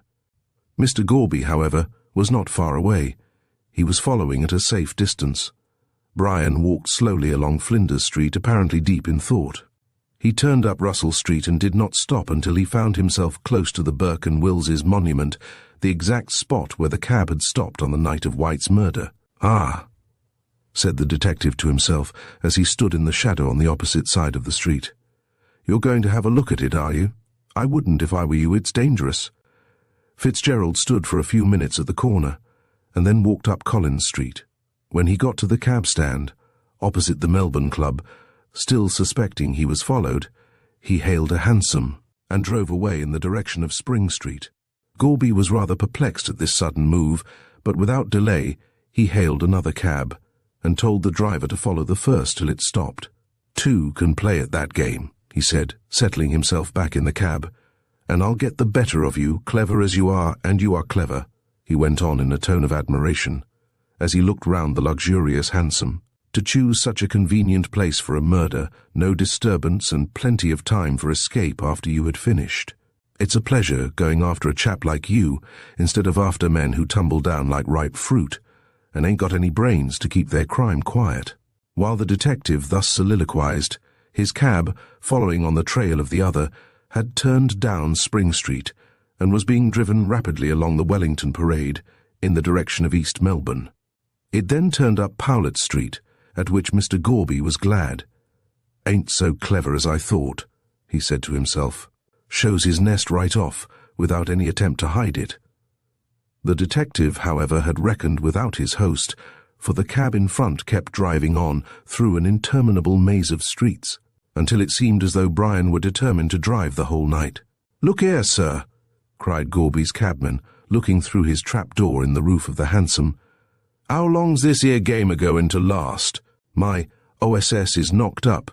He is, and his blessed old legs is agivin' way under him. Go on, answered the detective impatiently.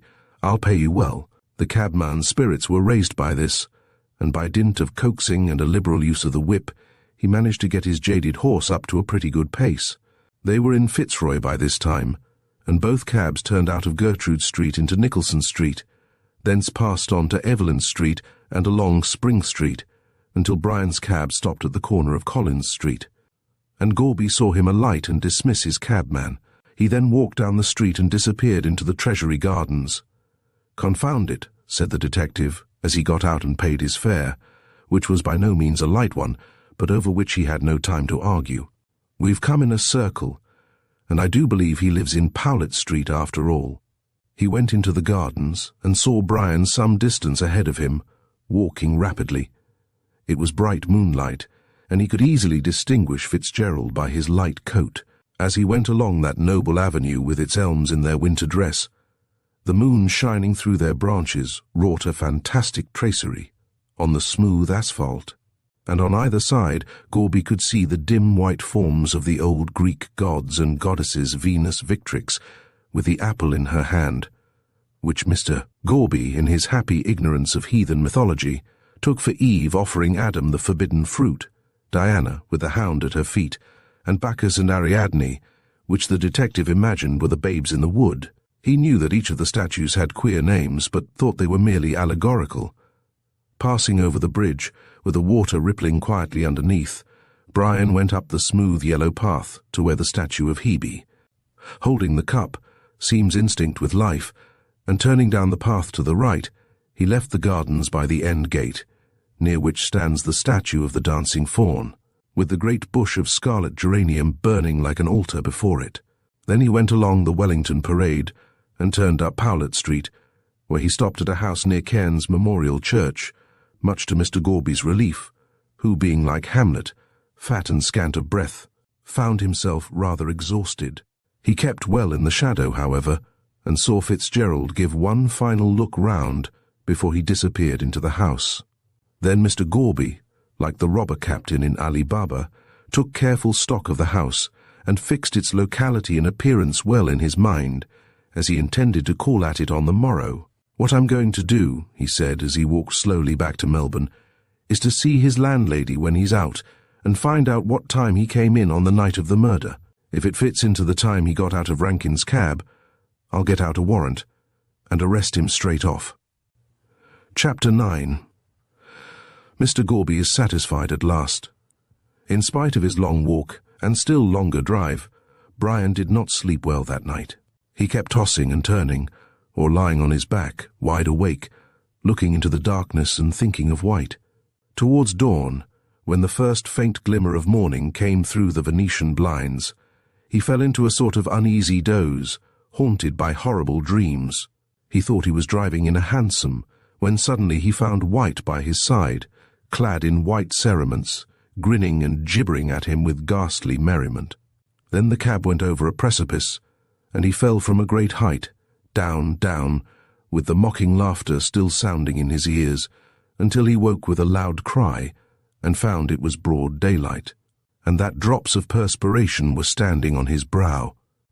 It was no use trying to sleep any longer, so, with a weary sigh, he arose and went to his tub, feeling jaded and worn out by worry and want of sleep.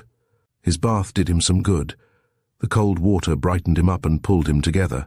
Still, he could not help giving a start of surprise when he saw his face reflected in the mirror, old and haggard-looking, with dark circles round the eyes. "A pleasant life I'll have of it if this sort of thing goes on," he said bitterly. "I wish I had never seen or heard of White." He dressed himself carefully. He was not a man to neglect his toilet, however worried and out of sorts he might happen to feel. Yet, Notwithstanding all his efforts, the change in his appearance did not escape the eye of his landlady. She was a small, dried-up little woman with a wrinkled, yellowish face. She seemed parched up and brittle. Whenever she moved, she crackled, and one went in constant dread of seeing a wizen-looking limb break off short, like the branch of some dead tree. When she spoke, it was in a voice hard and shrill, not unlike the chirp of a cricket. When, as was frequently the case, she clothed her attenuated form in a faded brown silk gown. Her resemblance to that lively insect was remarkable, and, as on this morning she crackled into Brian's sitting room with the Argus and his coffee, a look of dismay at his altered appearance came over her stony little countenance. "Dear me, sir," she chirped out in her shrill voice as she placed her burden on the table, "are you took bad?" Brian shook his head. "Want of sleep, that's all, Mrs. Sampson," he answered, unfolding the Argus. "Ah, that's because ye ain't got enough blood in your head," said Mrs. Sampson wisely, for she had her own ideas on the subject of health. "If you ain't got blood, you ain't got sleep." Brian looked at her as she said this, for there seemed such an obvious want of blood in her veins that he wondered if she had ever slept in all her life.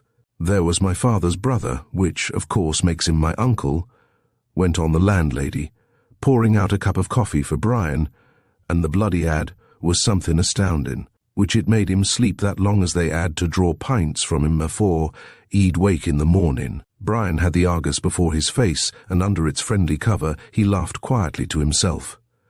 "His blood poured out like a river," went on the landlady, still drawing from the rich stores of her imagination, and the doctor was struck dumb with astonishment at seeing the Niagara which burst from him. "But I'm not so full-blooded myself." Fitzgerald again stifled a laugh, and wondered that Mrs. Sampson was not afraid of being treated as were Ananias and Sapphira.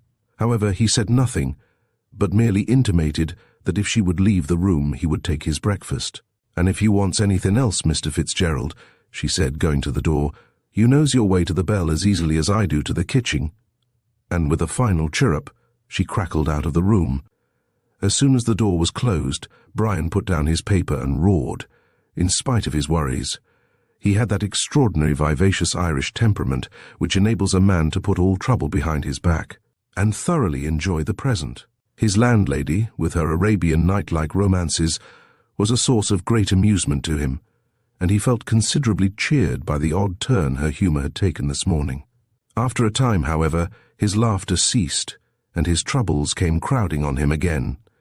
He drank his coffee, but pushed away the food which was before him, and looked through the Argus for the latest report about the murder case. What he read made his cheek turn a shade paler than before. He could feel his heart thumping wildly. "They've found a clue, have they?" he muttered, rising and pacing restlessly up and down. "I wonder what it can be. I threw that man off the scent last night, but if he suspects me, there will be no difficulty in his finding out where I live. Bah! What nonsense I am talking. I am the victim of my own morbid imagination. There is nothing to connect me with the crime, so I need not be afraid of my shadow. I've a good mind to leave town for a time, but if I am suspected, that would excite suspicion." "Oh, Madge, my darling," he cried passionately, "if you only knew what I suffer, I know that you would pity me, but you must never know the truth, never, never." And sinking into a chair by the window, he covered his face with his hands. After remaining in this position for some minutes, occupied with his own gloomy thoughts, he arose and rang the bell.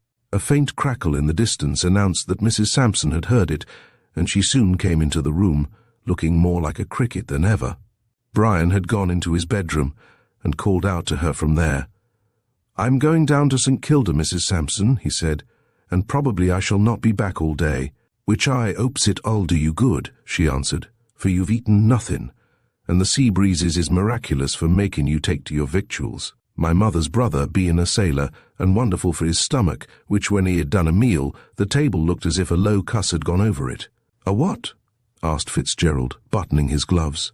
"A low cuss," replied the landlady in surprise at his ignorance. "As I've read in Holy Writ, as how John the Baptist was partial to 'em. Not that I think they'd be very fillin', though, to be sure, he had a sweet tooth, and ate only with 'em." "Oh, you mean locusts," said Brian, now enlightened. "And what else?" asked Mrs. Sampson indignantly. "Which, though not being a scholar, I speaks English, I hopes. My mother's second cousin, Avin, had first prize at a spelling bee, though he died early through brain fever. Avin crowded, is eat over much with the dictionary." "Dear me," answered Brian mechanically. "How unfortunate." He was not listening to Mrs. Sampson's remarks. He suddenly remembered an arrangement which Madge had made, and which up till now had slipped his memory. "Mrs. Sampson," he said, turning round at the door, "I am going to bring Mr. Frettlby and his daughter to have a cup of afternoon tea here, so you might have some ready." "You have only to ask and to have," answered Mrs. Sampson hospitably, with a gratified crackle of all her joints. "I'll make the tea, sir, and also some of my own particular cakes, being a special kind I have, which my mother showed me how to make. Avin been taught by a lady as she nust throw the scarlet fever. Though being of a weak constitution, she died soon arter, being in the habit of contracting any disease she might chance on."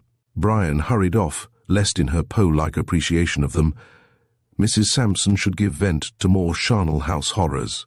At one period of her life the little woman had been a nurse, and it was told of her that she had frightened one of her patients into convulsions during the night by narrating to her the history of all the corpses she had laid out. This ghoul-like tendency in the end proved fatal to her professional advancement. As soon as Fitzgerald had gone, she went over to the window and watched him as he walked slowly down the street, a tall, handsome man, of whom any woman would be proud. "What an awful thing it are to think, he'll be a corpse some day," she chirped cheerily to herself, "though of course being a great swell in his own place, he'll have a nice airy vault, which 'ud be far more comfortable than a close stuffy grave, even though it has a tombstone and violets over it. Ah, now, who are you, impertinence?" She broke off, as a stout man in a light suit of clothes crossed the road and rang the bell, a-pulling at the bell as if it were a pump handle. As the gentleman at the door, who was none other than Mr. Gorby, did not hear her, he of course did not reply, so she hurried down the stairs, crackling with anger at the rough usage her bell had received.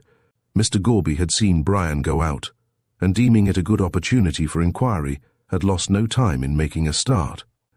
"You nearly tore the bell down," said Mrs. Sampson, as she presented her thin body and wrinkled face to the view of the detective. "I'm very sorry," answered Gorby meekly. "I'll knock next time." "Oh, no, you won't," said the landlady, tossing her head. "Me not having a knocker, and you're in a scratching the paint off the door, which it ain't been done over 6 months by my sister-in-law's cousin, which he is a painter with a shop in Fitzroy, and a wonderful high to colour. Does Mr. Fitzgerald live here?" asked Mr. Gorby quietly. "He do," replied Mrs. Sampson, "but he's gone out, and won't be back till the afternoon, which any message 'll be delivered to him punctual on his arrival." "I'm glad he's not in," said Mr. Gorby. "Would you allow me to have a few moments' conversation?" "What is it?" asked the landlady, her curiosity being roused. "I'll tell you when we get inside," answered Mr. Gorby. She looked at him with her sharp little eyes, and seeing nothing disreputable about him, led the way upstairs, crackling loudly the whole time. This so astonished Mr. Gorby that he cast about in his own mind for an explanation of the phenomenon. "Once oiling about the jints," was his conclusion, "but I never heard anything like it, and she looks as if she'd snap in two, she's that brittle." Mrs. Sampson took Gorby into Brian's sitting-room, and having closed the door, sat down and prepared to hear what he had to say for himself. "I hope it ain't bills," she said. "Mr. Fitzgerald having money in the bank, and everything respectable like a gentleman as he is, though, to be sure, your bill might come down on him unbeknown, he not even kept it in mind, which it ain't everybody as I've sich a good memory as my aunt on my mother's side, she having been famous for her dates like a history, not to speak of her multiplication tables and the numbers of people's houses." "It's not bills," answered Mr. Gorby, who, having vainly attempted to stem the shrill torrent of words, had given in, and waited mildly until she had finished. "I only want to know a few things about Mr. Fitzgerald's habits." "And what for?" asked Mrs. Sampson indignantly. "Are you a newspaper reputing in articles about people who don't want to see themselves in print, which I knows your habits, my late husband having been a printer on a paper which bust up, not having the money to pay wages?" through which there was due to him the sum of £1.7 and sixpence halfpenny, which I, being his widder, ought to have, not that I expects to see it on this side of the grave, oh dear no." And she gave a shrill, elfish laugh. Mr. Gorby, seeing that unless he took the bull by the horns, he would never be able to get what he wanted, grew desperate, and plunged in medias res. "I am an insurance agent," he said rapidly, so as to prevent any interruption, "and Mr. Fitzgerald desires to insure his life in our company. I, therefore, want to find out if he is a good life to insure. Does he live temperately, keep early hours, and, in fact, all about him? I shall be happy to answer any inquiries which may be of use to you, sir," replied Mrs. Sampson, "knowing as I do how good a insurance is to a family, should the eed of it be taken off unexpected, leaving a widder, which, as I know, Mr. Fitzgerald is a-going to be married soon, and I hopes he'll be happy, though through it I loses a lodger, as allays paid reg'lar, and behaved like a gentleman." "So he is a temperate man?" said Mr. Gorby, feeling his way cautiously. "Not being a blue ribbing all the same," answered Mrs. Sampson, "and I never saw him the wuss for drink. He being allays able to use his latch-key, and take his boots off afore going to bed, which is no more than a woman ought to expect from a lodger, she having to do her own washing, and he keeps good hours." "Allays in afore the clock strikes 12, answered the landlady, "though, to be sure, I uses it as a figure of speech, none of the clocks in the house striking but one, which is being mended." Avon broke through over winding. "Is he always in before 12? asked Mr. Gorby, keenly disappointed at this answer. Mrs. Sampson eyed him waggishly, and a smile crept over her wrinkled little face. "Young men not being old men," she replied cautiously, "and sinners not being saints, it's not natural as latchkeys should be made for ornament instead of use, and Mr. Fitzgerald being one of the handsomest men in Melbourne, it ain't to be expected as he should let his latchkey get rusty, though having a good moral character, he uses it with moderation." "But I suppose you are seldom awake when he comes in really late," said the detective. "Not as a rule," assented Mrs. Sampson, "being a heavy sleeper and much disposed for bed, but I have heard him coming arter 12 the last time being Thursday week." "Ah!" Mr. Gorby drew a long breath, for Thursday week was the night upon which the murder was committed. "Being troubled with my eed," said Mrs. Sampson. "Through Avon been out in the sun all day a-washing, I did not feel so partial to my bed that night as in general, so went down to the kitchen with the intent of getting a linseed poultice to put at the back of my eed, it being calculated to remove pain, as was told to me when a nuss by a doctor in the hospital, he now being in business for hisself, at Geelong, with a large family. Avon married early. Just as I was leaving the kitchen I heard Mr. Fitzgerald a-coming in, and turning round looked at the clock. That Avon been my custom when my late husband came in the early morning, I been a-preparing his meal." "And the time was?" asked Mr. Gorby breathlessly. 5 minutes to 2 o'clock, replied Mrs. Sampson. Mr. Gorby thought for a moment. Cab was hailed at 1 o'clock, started for St. Kilda at about 10 minutes past reached grammar school, say. At 25 minutes past Fitzgerald talks 5 minutes to cabman, making it 6:30, say. He waited 10 minutes for other cab to turn up, makes it 20 minutes to 2. It would take another 20 minutes to get to East Melbourne. And 5 minutes to walk up here. That makes it 5 minutes past 2 instead of before, confound it. Was your clock in the kitchen, right? He asked aloud. Well, I think so, answered Mrs. Sampson. It does get a little slow sometimes. Not having been cleaned for some time, which my nevy being a watchmaker I allays hands it over to him. Of course it was slow on that night, said Gorby triumphantly. He must have come in at 5 minutes past 2, which makes it right. Makes what right? Asked the landlady sharply. And how do you know my clock was 10 minutes wrong? Oh, it was it? Asked Gorby eagerly. I'm not denying of it, replied Mrs. Sampson. Clocks ain't allays to be relied on more than men and women, but it won't be anything agging as insurance, will it? As in general ease in a 412. Oh, all that will be quite safe, answered the detective, delighted with the information he had obtained.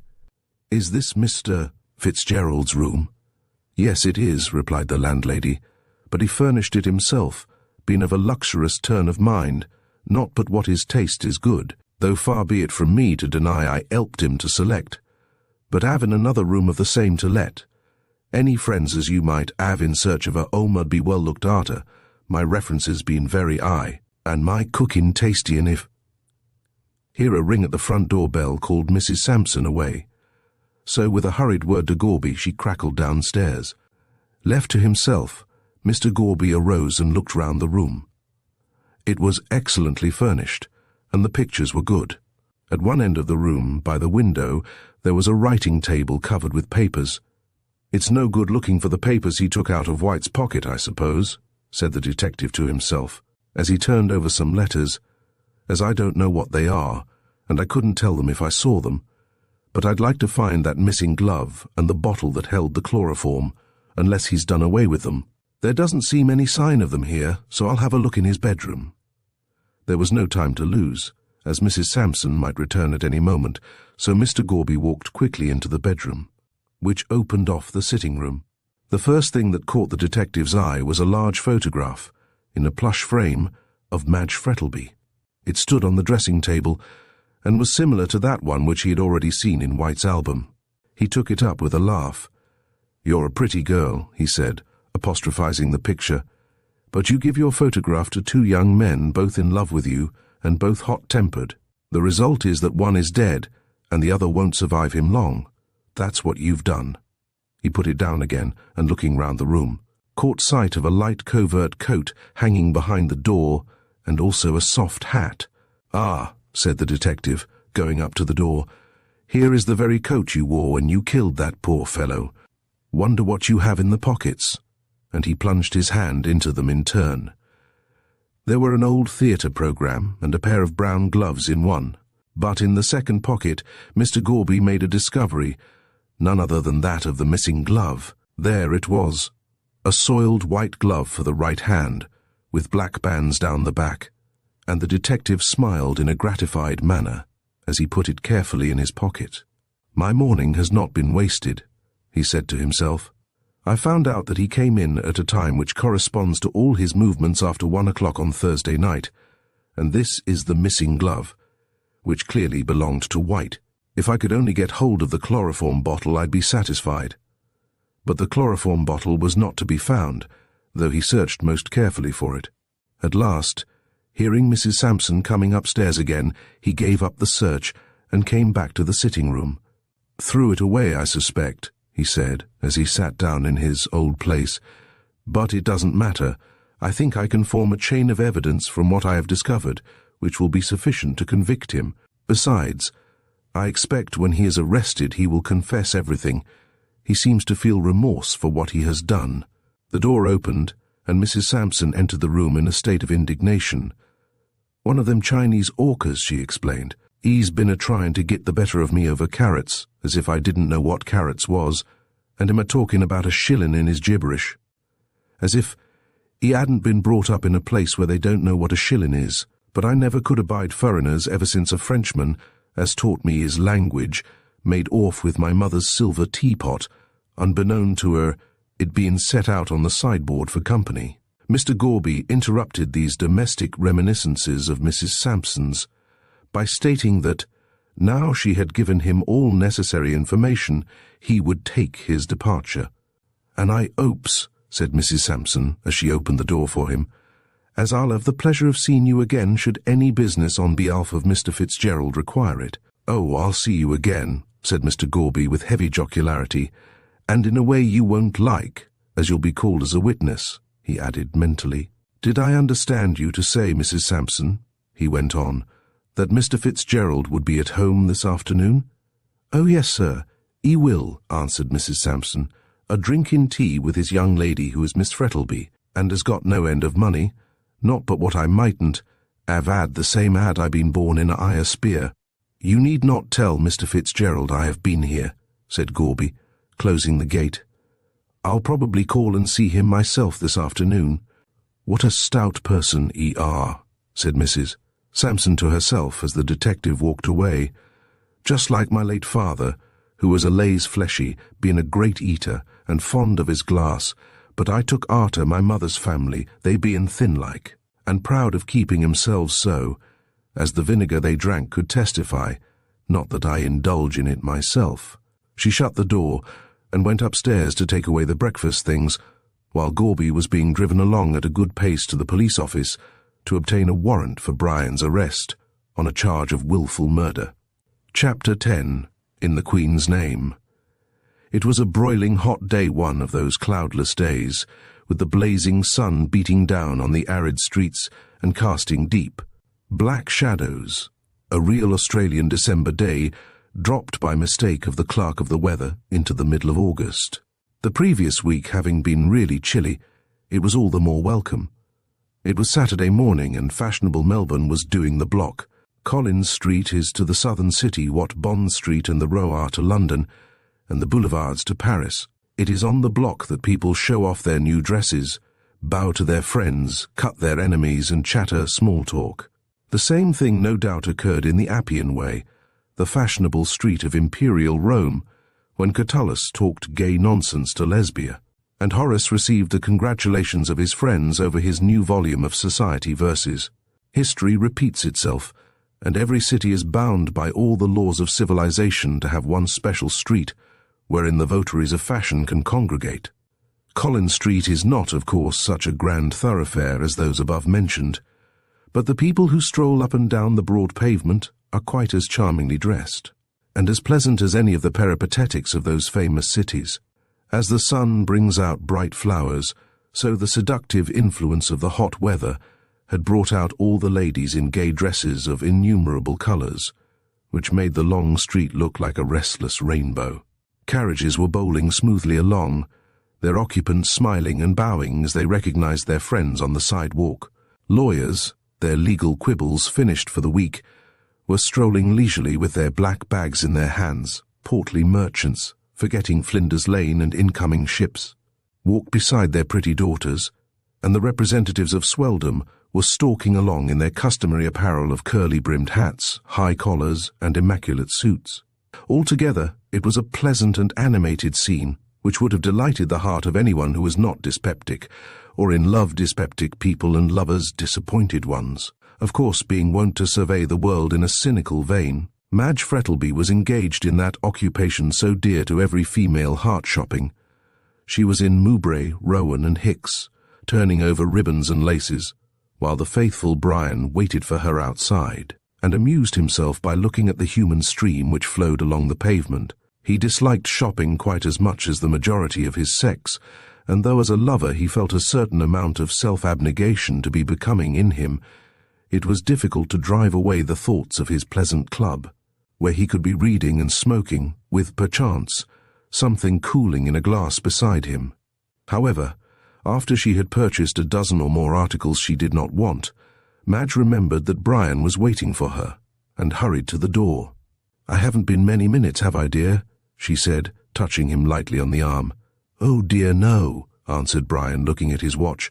"Only 30, a mere nothing, considering a new dress was being discussed." "I thought I had been longer," said Madge, her brow clearing. "But still I am sure you feel a martyr." "Not at all," replied Fitzgerald, handing her into the carriage. "I enjoyed myself very much."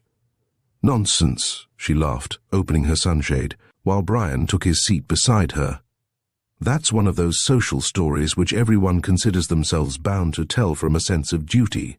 I'm afraid I did keep you waiting, though, after all," she went on, with a true feminine idea as to the flight of time. "I was only a few minutes." "And the rest," said Brian, quizzically looking at her pretty face, so charmingly flushed under her great white hat. Madge disdained to notice this interruption. "James," she cried to the coachman, "drive to the Melbourne Club. Papa will be there, you know," she said to Brian, "and we'll take him off to have tea with us." "But it's only 1 o'clock," said Brian as the town hall clock came in sight. "Mrs. Sampson won't be ready." "Oh, anything will do," replied Madge. "A cup of tea and some thin bread and butter isn't hard to prepare. I don't feel like lunch, and Papa eats so little in the middle of the day, and you eat a great deal at all times," finished Brian with a laugh. Madge went on chattering, in her usual lively manner, and Brian listened to her with delight. Her pleasant talk drove away the evil spirit which had been with him for the last 3 weeks. Suddenly Madge made an observation as they were passing the Burke and Wills's monument, which startled him. "Isn't that the place where Mr. White got into the cab?" she asked, looking at the corner near the Scotch church, where a vagrant of musical tendencies was playing just before the Battle Mother on a battered old concertina. "So the papers say," answered Brian listlessly without turning his head. "I wonder who the gentleman in the light coat could have been," said Madge, as she settled herself again. "No one seems to know," he replied evasively. "Ah, but they have a clue," she said. "Do you know, Brian," she went on, "that he was dressed just like you in a light overcoat and soft hat?" "How remarkable," said Fitzgerald, speaking in a slightly sarcastic tone and as calmly as he was able. "He was dressed in the same manner as 9 out of every 10 young fellows in Melbourne." Madge looked at him in surprise at the tone in which he spoke, so different from his usual nonchalant way of speaking. She was about to answer when the carriage stopped at the door of the Melbourne Club. Brian, anxious to escape any more remarks about the murder, sprang quickly out and ran up the steps into the building. He found Mr. Frettlby smoking complacently and reading The Age. As Fitzgerald entered, he looked up, and putting down the paper, held out his hand, which the other took. "Ah, Fitzgerald," he said, "have you left the attractions of Collins Street for the still greater ones of Clubland?" "Not I," answered Brian. "I've come to carry you off to afternoon tea with Madge and myself." "I don't mind," answered Mr. Frettlby, rising. "But isn't afternoon tea at 1:30 rather an anomaly?" "What's in a name?" said Fitzgerald absently as they left the room. "What have you been doing all morning?" "I've been in here for the last half-hour reading," answered the other carelessly. "Wool Market, I suppose?" "No, the Hansom Cab murder." "Oh, that thing," said Brian hastily. Then, seeing his companion looking at him in surprise, he apologized. "But indeed," he went on, "I'm nearly worried to death by people asking about White, as if I knew all about him, whereas I know nothing." "Just as well you don't," answered Mr. Frettlby, as they descended the steps together. He was not a very desirable companion. It was on the tip of Brian's tongue to say, "And yet you wanted him to marry your daughter," but he wisely refrained, and they reached the carriage in silence. "Now then, Papa," said Madge, when they were all settled in the carriage, and it was rolling along smoothly in the direction of East Melbourne, "what have you been doing?" "Enjoying myself," answered her father, "until you and Brian came and dragged me out into this blazing sunshine." "Well, Brian has been so good of late," said Madge, "that I had to reward him, so I knew that nothing would please him better than to play host." "Certainly," said Brian, rousing himself out of a fit of abstraction, "especially when one has such charming visitors." Madge laughed at this and made a little grimace. "If your tea is only equal to your compliments," she said lightly, "I'm sure Papa will forgive us for dragging him away from his club." "Papa will forgive anything," murmured Mr. Frettlby, tilting his hat over his eyes, "so long as he gets somewhere out of the sun. I can't say I care about playing the parts of Shadrach, Meshach and Abednego in the fiery furnace of a Melbourne hot day." "There now, Papa is quite a host in himself," said Madge mischievously, as the carriage drew up at Mrs. Sampson's door. "No, you are wrong," said Brian, as he alighted and helped her out. "I am the host in myself this time."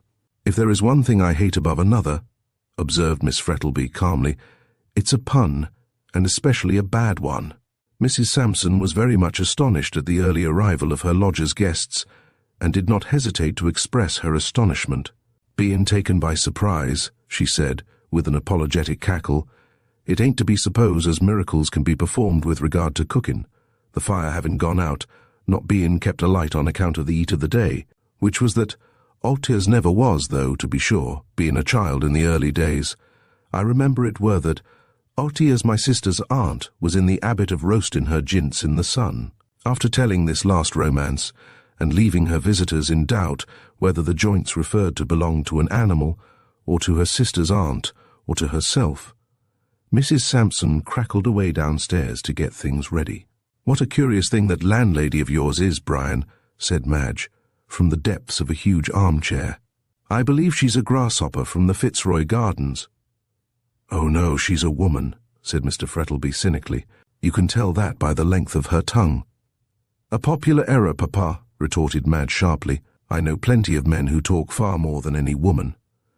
"I hope I'll never meet them then," said Mr. Frettlby, "for if I did I should be inclined to agree with De Quincey on murder as a fine art." Brian winced at this, and looked apprehensively at Madge, and saw with relief that she was not paying attention to her father, but was listening intently.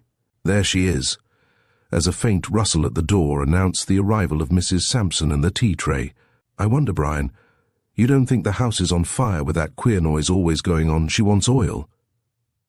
"Yes, St. Jacob's oil," laughed Brian, as Mrs. Sampson entered and placed her burden on the table. "Not having any cake," said that lady, "through not being forewarned as to the time of arrival, though. It's not often I'm taken by surprise except as to a headache, which, of course, is accidental to every pusson. I ain't got nothin' but bread and butter, the baker and grocer both bein' all that could be desired, except in the way of worryin' for their money, which they thinks as 'ow I keeps the bank in the 'ouse, like a lading's cave, as I've heard tell in the Arabian Nights.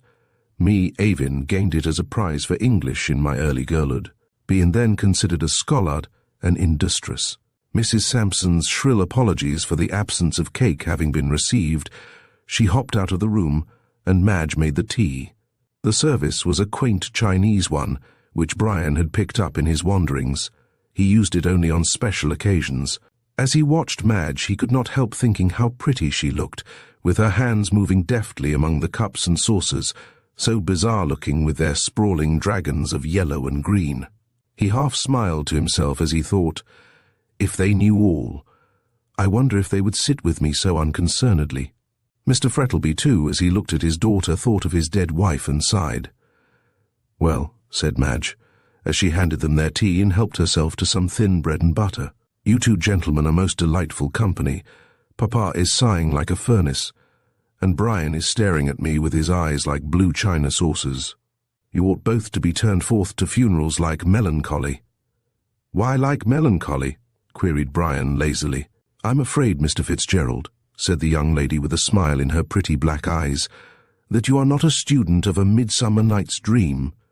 "Very likely not," answered Brian.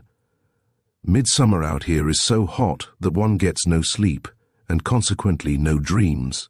Depend upon it, if the 4 lovers whom Puck treated so badly had lived in Australia, they wouldn't have been able to sleep for the mosquitoes." "What nonsense you two young people do talk," said Mr. Frettlby, with an amused smile as he stirred his tea.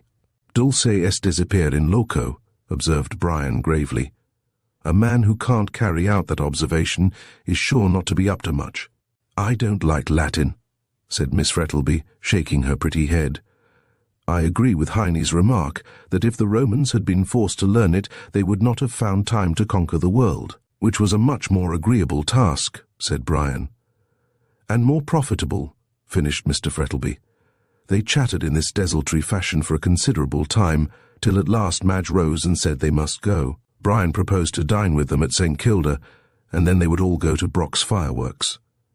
Madge consented to this, and she was just pulling on her gloves when suddenly they heard a ring at the front door, and presently Mrs. Sampson talking in an excited manner at the pitch of her voice. "You shan't come in, I tell you," they heard her say shrilly, "so it's no good trying which I've a lays, eared as an Englishman's house is his castle, and you're a breaking the law, as well as a spilin' the carpets, which has been newly put down." Someone made a reply. Then the door of Brian's room was thrown open, and Gorby walked in, followed by another man. Fitzgerald turned as white as a sheet, for he felt instinctively that they had come for him. However, pulling himself together, he demanded in a haughty tone the reason of the intrusion. Mr. Gorby walked straight over to where Brian was standing, and placed his hand on the young man's shoulder. "Brian Fitzgerald," he said in a clear voice, "I arrest you in the Queen's name." "For what?" asked Brian steadily. "The murder of Oliver White." At this Madge gave a cry. "It is not true," she said wildly. "My God, it's not true." Brian did not answer, but, ghastly pale, held out his hands.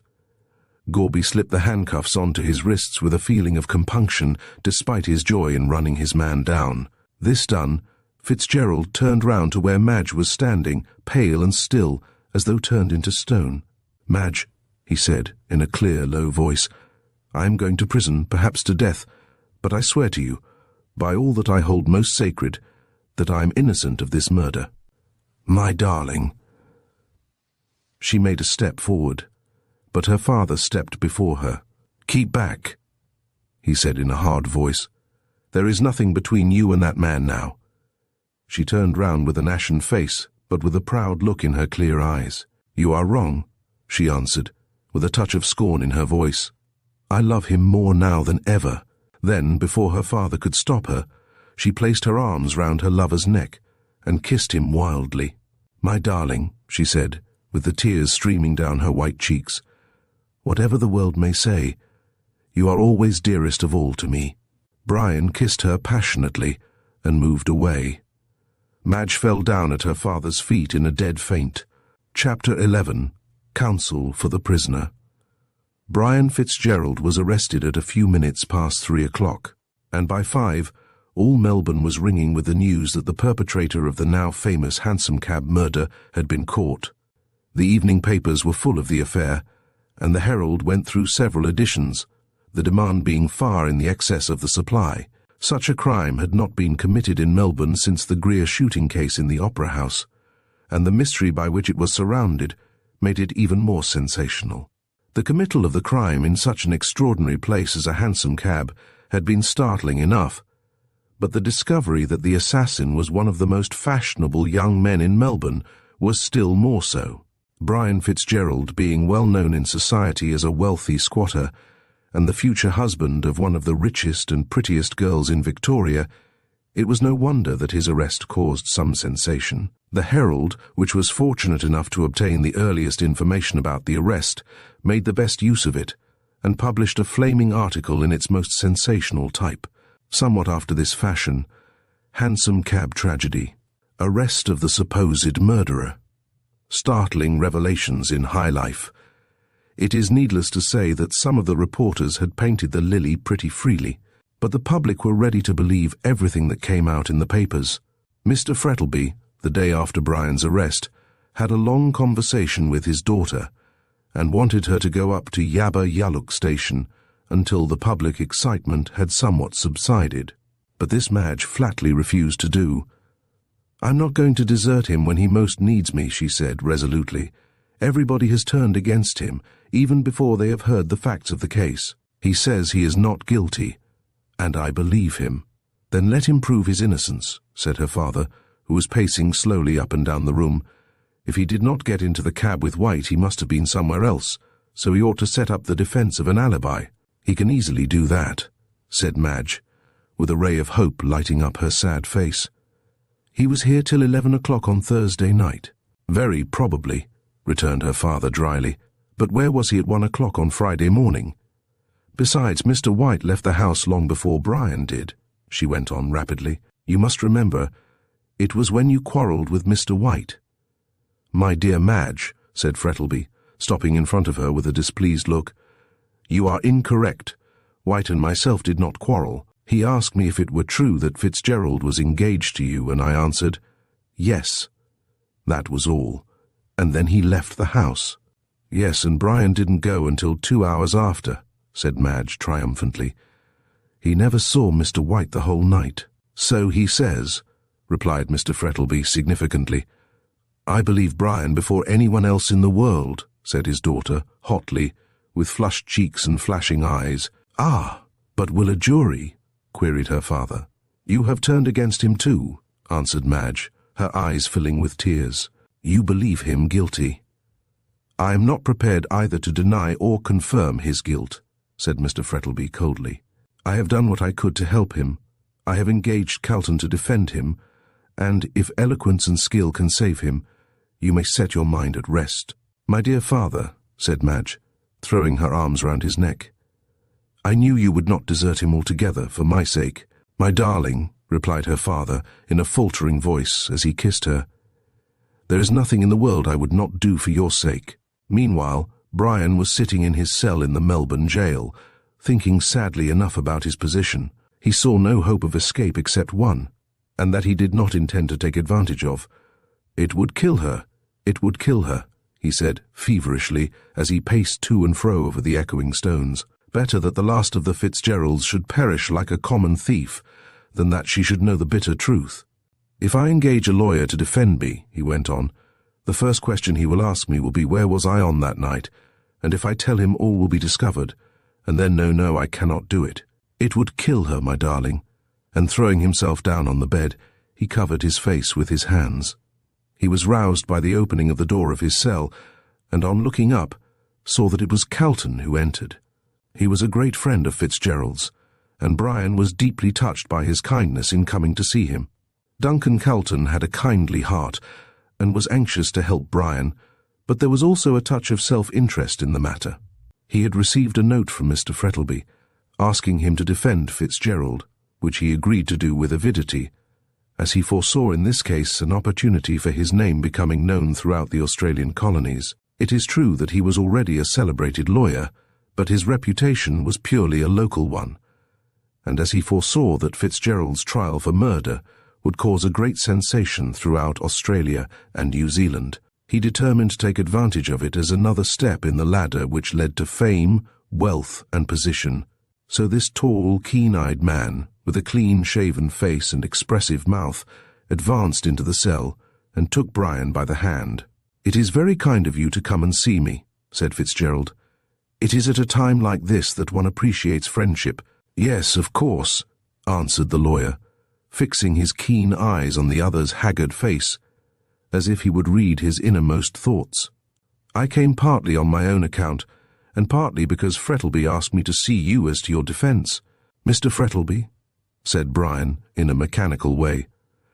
"He is very kind. I thought he believed me guilty." "No man is considered guilty until he has been proved so," answered Calton evasively. Brian noticed how guarded the answer was, for he heaved an impatient sigh. "And Miss Frettlby?" he asked in a hesitating manner. This time he got a decided answer. "She declines to believe you guilty, and will not hear a word said against you." "God bless her," said Brian fervently. "She is a true woman. I suppose I am pretty well canvassed," he added bitterly. "Nothing else talked about," answered Calton calmly. "Your arrest has for the present suspended all interest in theatres, cricket matches, and balls, and you are at the present moment being discussed threadbare in clubs and drawing-rooms." Fitzgerald writhed. He was a singularly proud man, and there was something inexpressibly galling in this unpleasant publicity. "But this is all idle chatter," said Calton, taking a seat. "We must get to business. Of course you will accept me as your counsel." "It's no good my doing so," replied Brian gloomily. "The rope is already round my neck." "Nonsense," replied the lawyer cheerfully. "The rope is round no man's neck until he is on the scaffold. Now you need not say a word," he went on, holding up his hand as Brian was about to speak. "I intend to defend you, whether you like it or not. I do not know all the facts, except what the papers have stated, and they exaggerate so much that one can place no reliance on them. At all events, I believe from my heart that you are innocent, and you must walk out of the prisoner's dock a free man, if only for the sake of that noble girl who loves you." Brian did not answer, but put out his hand, which the other grasped warmly. "I will not deny," went on Calton, "that there is a little bit of professional curiosity about me. This case is such an extraordinary one that I feel as if I were unable to let slip an opportunity of doing something with it. I don't care for your humdrum murders with the poker and all that sort of thing, but this is something clever, and therefore interesting. When you are safe, we will look together for the real criminal, and the pleasure of the search will be proportionate to the excitement when we find him out." "I agree with everything you say," said Fitzgerald calmly, "but I have no defence to make." "No defence? You are not going to confess you killed him?" "No," with an angry flush, "but there are certain circumstances which prevent me from defending myself." "What nonsense," retorted Calton sharply, "as if any circumstances should prevent a man from saving his own life. But never mind, I like these objections. They make the nut harder to crack, but the kernel must be worth getting at. Now, I want you to answer certain questions. I won't promise." "Well, we shall see," said the lawyer cheerfully, taking out his notebook and resting it on his knee. "First, where were you on the Thursday night preceding the murder?" I can't tell you. Oh, yes, you can, my friend. You left St Kilda and came up to town by the 11 o'clock train. 11:20, corrected Brian. Calton smiled in a gratified manner as he noted this down. A little diplomacy is all that's required, he said mentally. And where did you go then? He added, aloud. I met Rolleston in the train, and we took a cab from the Flinders Street station up to the club. What club? The Melbourne Club. Yes, interrogatively. Rolleston went home, and I went into the club and played cards for a time. When did you leave the club? A few minutes to 1 o'clock in the morning. And then, I suppose you went home? No, I did not. Then where did you go? Down the street. Rather vague. I presume you mean Collins Street. Yes, you were going to meet someone, I suppose. I never said so. Probably not, but young men don't wander about the streets at night without some object. I was restless and wanted a walk. Indeed. How curious you should prefer going into the heart of the dusty town for a walk to strolling through the Fitzroy Gardens, which were on your way home. It won't do you had an appointment to meet someone. Well, yes. I thought as much, man or woman. I cannot tell you. Then I must find out for myself. You can't. Indeed, why not? You don't know where to look for her. Her, cried Calton, delighted at the success of his craftily put question. I knew it was a woman. Brian did not answer, but sat biting his lips with vexation. Now who is this woman? No answer. Come now, Fitzgerald, I know that young men will be young men, and of course. You don't like these things talked about, but in this case your character must be sacrificed to save your neck. What is her name? I can't tell you. Oh, you know it then? Well, yes. And you won't tell me? No. Calton, however, had found out two things that pleased him. First, that Fitzgerald had an appointment, and second, that it had been with a woman. He pursued another line. When did you last see White? Brian answered with great reluctance. I saw him drunk by the Scotch church. What? You were the man who hailed the hansom? Yes, assented the other, hesitating slightly. I was. The thought flashed through Calton's brain as to whether the young man before him was guilty or not, and he was obliged to confess that things looked very black against him. Then what the newspapers said was correct. Partly. Ah. Calton drew a long breath. Here was a ray of hope. You did not know it was White when you found him lying drunk near the Scotch church? No, I did not. Had I known it was he, I would not have picked him up. Of course, you recognized him afterwards. Yes, I did, and, as the paper stated, I dropped him and walked away. Why did you leave him so abruptly? Brian looked at his questioner in some surprise. Because I detested him, he said shortly. Why did you detest him? No answer. Was it because he admired Miss Frettlby and from all appearances was going to marry her? Well, yes, sullenly. And now, said Calton impressively, this is the whole point upon which the case turns. Why did you get into the cab with him? I did not get into the cab. The cabman declares that you did. He is wrong. I never came back after I recognized White. Then who was the man who got into the cab with White? I don't know. You have no idea. Not the least. You are certain? Yes, perfectly certain. He seems to have been dressed exactly like you, very probably. I could name at least a dozen of my acquaintances who wear light coats over their evening dress and soft hats. Do you know if White had any enemies? No, I don't. I know nothing about him, beyond that he came from England a short time ago with a letter of introduction to Mr. Frettlby, and had the impertinence to ask Madge to marry him. Where did White live? Down in St Kilda at the end of Grey Street. How do you know? It was in the papers and, hesitatingly, I called on him. Why? To see if he would cease his attentions to Madge, and to tell him that she was engaged to me. And what did he say? Laughed at me. Curse him. You had high words, evidently. Brian laughed bitterly. Yes, we had. Did anyone hear you? The landlady did, I think. I saw her in the passage as I left the house. The prosecution will bring her forward as a witness. Very likely, indifferently. Did you say anything likely to incriminate yourself? Fitzgerald turned away his head. Yes, he answered in a low voice. I spoke very wildly indeed. I did not know at the time what I said. Did you threaten him? Yes, I did. I told him I would kill him if he persisted in his plan of marrying Madge. Ah. If the landlady can swear that she heard you say so, it will form a strong piece of evidence against you. So far as I can see, there is only one defense, and that is an easy one. You must prove an alibi. No answer. You say you did not come back and get into the cab, said Calton, watching the face of the other closely. No, it was someone else dressed like me. And you have no idea who it was? No, I have not. Then after you left White and walked along Russell Street, where did you go? I can't tell you. Were you intoxicated? No. Indignantly. Then you remember? Yes.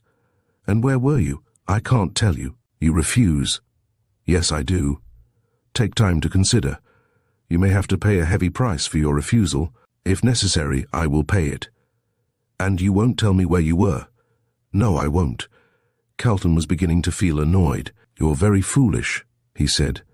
Sacrificing your life to some feeling of false modesty. You must prove an alibi. No answer. At what hour did you get home? About 2 o'clock in the morning. Did you walk home? Yes, through the Fitzroy Gardens. Did you see anyone on your way home? I don't know. I wasn't paying attention. Did anyone see you? Not that I know of. Then you refuse to tell me where you were between 1 and 2 o'clock on Friday morning? Absolutely. Calton thought for a moment, to consider his next move. Did you know that White carried valuable papers about with him? Fitzgerald hesitated and turned pale. No, I did not know, he said reluctantly. The lawyer made a master stroke. Then why did you take them from him? What? Had he it with him? Calton saw his advantage and seized it at once. Yes, he had it with him. Why did you take it? I did not take it. I didn't even know he had it with him. Indeed. Will you kindly tell me what it is? Brian saw the trap into which he had fallen. No, I will not, he answered steadily. Was it a jewel? No. Was it an important paper? I don't know. Ah, it was a paper. I can see it in your face. And was that paper of importance to you? Why do you ask? Calton fixed his keen grey eyes steadily on Brian's face. Because, he answered slowly, the man to whom that paper was of such value murdered White. Brian started up, ghastly pale. My God! He almost shrieked, stretching out his hands. It is true after all, and he fell down on the stone pavement in a dead faint. Calton, alarmed, summoned the jailer, and between them they placed him on the bed and dashed some cold water over his face. He recovered and moaned feebly, while Calton, seeing that he was unfit to be spoken to, left the prison. When he got outside, he stopped for a moment and looked back on the grim grey walls. Brian Fitzgerald, he said to himself, you did not commit the murder yourself, but you know who did. Chapter 12. She was a true woman. Melbourne society was greatly agitated over the Hansom Cab murder. Before the assassin had been discovered, it had been looked upon merely as a common murder, and one of which society need take no cognizance beyond the bare fact of its committal. But now that one of the most fashionable young men in Melbourne had been arrested as the assassin, it bade fair to assume gigantic proportions. Mrs. Grundy was shocked, and openly talked about having nourished in her bosom a viper which had unexpectedly turned and stung her, morn, noon, and night, in Torak drawing rooms and Melbourne clubs. The case formed the principal subject of conversation, and Mrs. Grundy was horrified. Here was a young man, well born the Fitzgeralds, my dear, an Irish family, with royal blood in their veins, well-bred, most charming manners, I assure you, and so very good-looking, and engaged to one of the richest girls in Melbourne, pretty enough, madam, no doubt. But he wanted her money, sly dog, and this young man, who had been petted by the ladies, voted a good fellow by the men, and was universally popular, both in drawing-room and club, had committed a vulgar murder. It was truly shocking. What was the world coming to, and what were jails and lunatic asylums built for if men of young Fitzgerald's caliber were not put in them, and kept from killing people?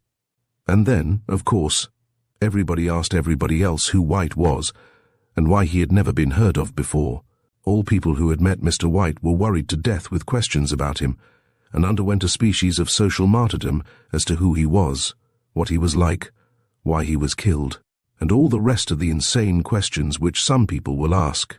It was talked about everywhere in fashionable drawing rooms at 5 o'clock tea, over thin bread and butter and souchong, at clubs, over brandies and sodas and cigarettes, by working men over their midday pint, and by their wives in the congenial atmosphere of the backyard over the washtub.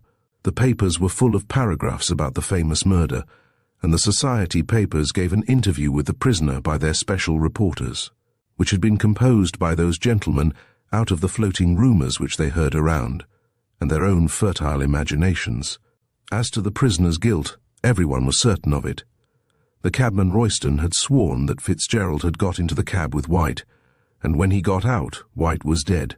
There could be no stronger proof than that, and the general opinion was that the prisoner would put in no defence, but would throw himself on the mercy of the court. Even the Church caught the contagion, and ministers Anglican, Roman Catholic and Presbyterian, together with the lesser lights of minor denominations, took the Hansom Cab murder as a text whereon to preach sermons on the profligacy of the age, and to point out that the only ark which could save men from the rising flood of infidelity and immorality was their own particular church. Gad, as Calton remarked, after hearing 5 or 6 ministers each claim their own church as the one special vessel of safety, there seems to be a whole fleet of arks for Mr. Felix Rolleston. Acquainted as he was with all concerned, the time was one of great and exceeding joy. He was ever to the fore in retailing to his friends, plus certain garnishments of his own, any fresh evidence that chanced to come to light. His endeavour was to render it the more piquant, if not dramatic.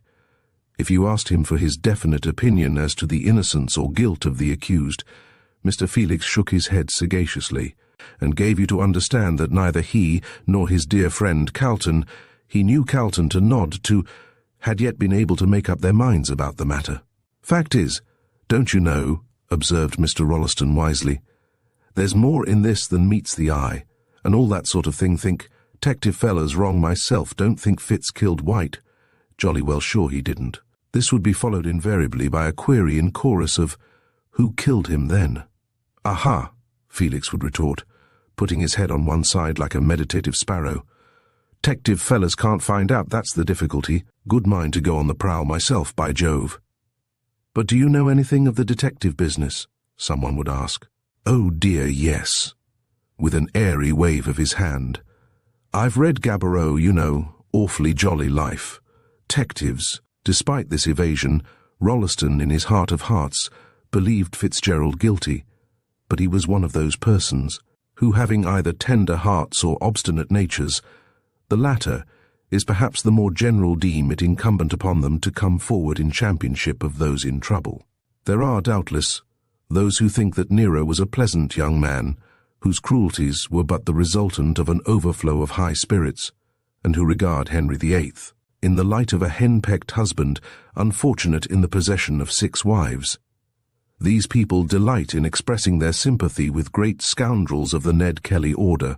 They view them as the embodiment of heroism, unsympathetically and disgracefully treated by the narrow understanding of the law.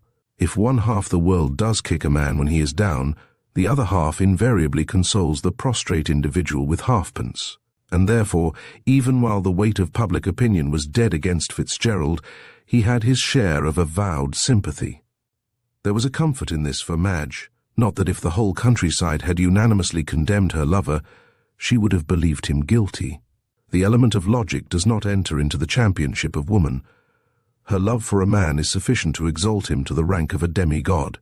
She absolutely refuses to see the clay feet of her idol. When all others forsake, she clings to him. When all others frown, she smiles on him, and when he dies, she reveres his memory as that of a saint and a martyr. Young men of the present day are prone to disparage their womenkind, but a poor thing is the man, who in time of trouble has no woman to stand by him with cheering words and loving comfort. And so Madge Frettlby, true woman that she was, had nailed her colours to the mast. She refused surrender to anyone, or before any argument. He was innocent, and his innocence would be proved, for she had an intuitive feeling that he would be saved at the 11th hour. How, she knew not, but she was certain that it would be so. She would have gone to see Brian in prison, but that her father absolutely forbade her doing so. Therefore she was dependent upon Calton for all the news respecting him, and any message which he wished conveyed. Brian's persistent refusal to set up the defence of an alibi annoyed Calton, the more so as he could conceive no reason sufficiently worthy of the risk to which it subjected his client. "If it's for the sake of a woman," he said to Brian, "I don't care who she is. It's absurdly quixotic. Self-preservation is the first law of nature, and if my neck was in danger, I'd spare neither man, woman, nor child to save it." "I dare say," answered Brian, "but if you had my reasons, you might think differently." Yet in his own mind the lawyer had a suspicion which he thought might perhaps account for Brian's obstinate concealment of his movements on the fatal night. He had admitted an appointment with a woman. He was a handsome young fellow, and probably his morals were no better than those of his fellows. There was perhaps some intrigue with a married woman. He had perchance been with her on that night, and it was to shield her that he refused to speak. Even so, argued Calton, let him lose his character rather than his life. Indeed, the woman herself should speak. It would be hard upon her, I admit, yet when a man's life is in danger, surely nothing should stop her.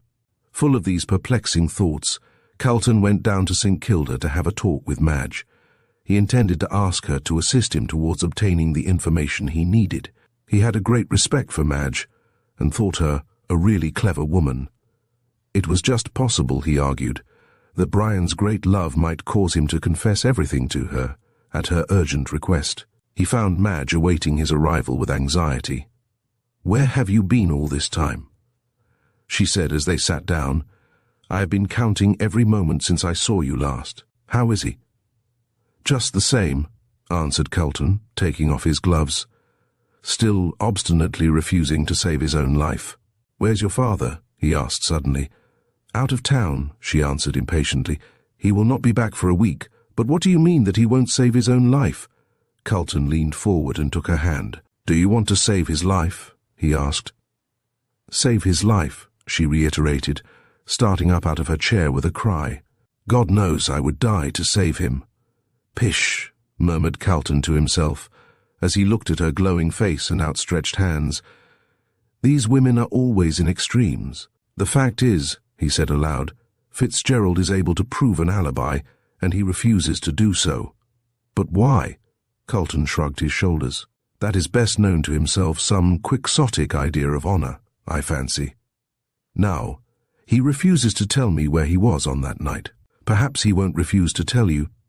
So you must come up and see him with me, and perhaps he will recover his senses and confess." "But my father," she faltered. "Did you not say he was out of town?" asked Calton. "Yes," hesitated Madge, "but he told me not to go." "In that case," said Calton, rising and taking up his hat and gloves, "I won't ask you." She laid her hand on his arm. "Stop. Will it do any good?" Calton hesitated a moment, for he thought that if the reason of Brian's silence was, as he surmised, an intrigue with a married woman, he might not tell the girl he was engaged to about it. But on the other hand, there might be some other reason, and Calton trusted to Madge to find it out. With these thoughts in his mind, he turned round. "Yes," he answered, boldly, "it may save his life." "Then I shall go," she answered recklessly. "He is more to me than my father, and if I can save him, I will. Wait." And she ran out of the room. "An uncommonly plucky girl," murmured the lawyer, as he looked out of the window. "If Fitzgerald is not a fool, he will certainly tell her all. That is, of course, if he's able to queer things these women are. I quite agree with Balzac's saying that no wonder man couldn't understand woman, seeing that God who created her failed to do so." Madge came back dressed to go out, with a heavy veil over her face. "Shall I order the carriage?" she asked, pulling on her gloves with trembling fingers. "Hardly," answered Calton dryly, "unless you want to see a paragraph in the society papers to the effect that Miss Madge Frettlby visited Mr. Fitzgerald in Golnono will get a cab. Come, my dear," and taking her arm he led her away. They reached the station and caught a train just as it started, yet notwithstanding this Madge was in a fever of impatience. "How slowly it goes," she said fretfully. "Hush, my dear," said Calton, laying his hand on her arm. You will betray yourself, will arrive soon, and save him." "Oh God grant we may," she said with a low cry, clasping her hands tightly together, while Calton could see the tears falling from under her thick veil. "This is not the way to do so," he said, almost roughly.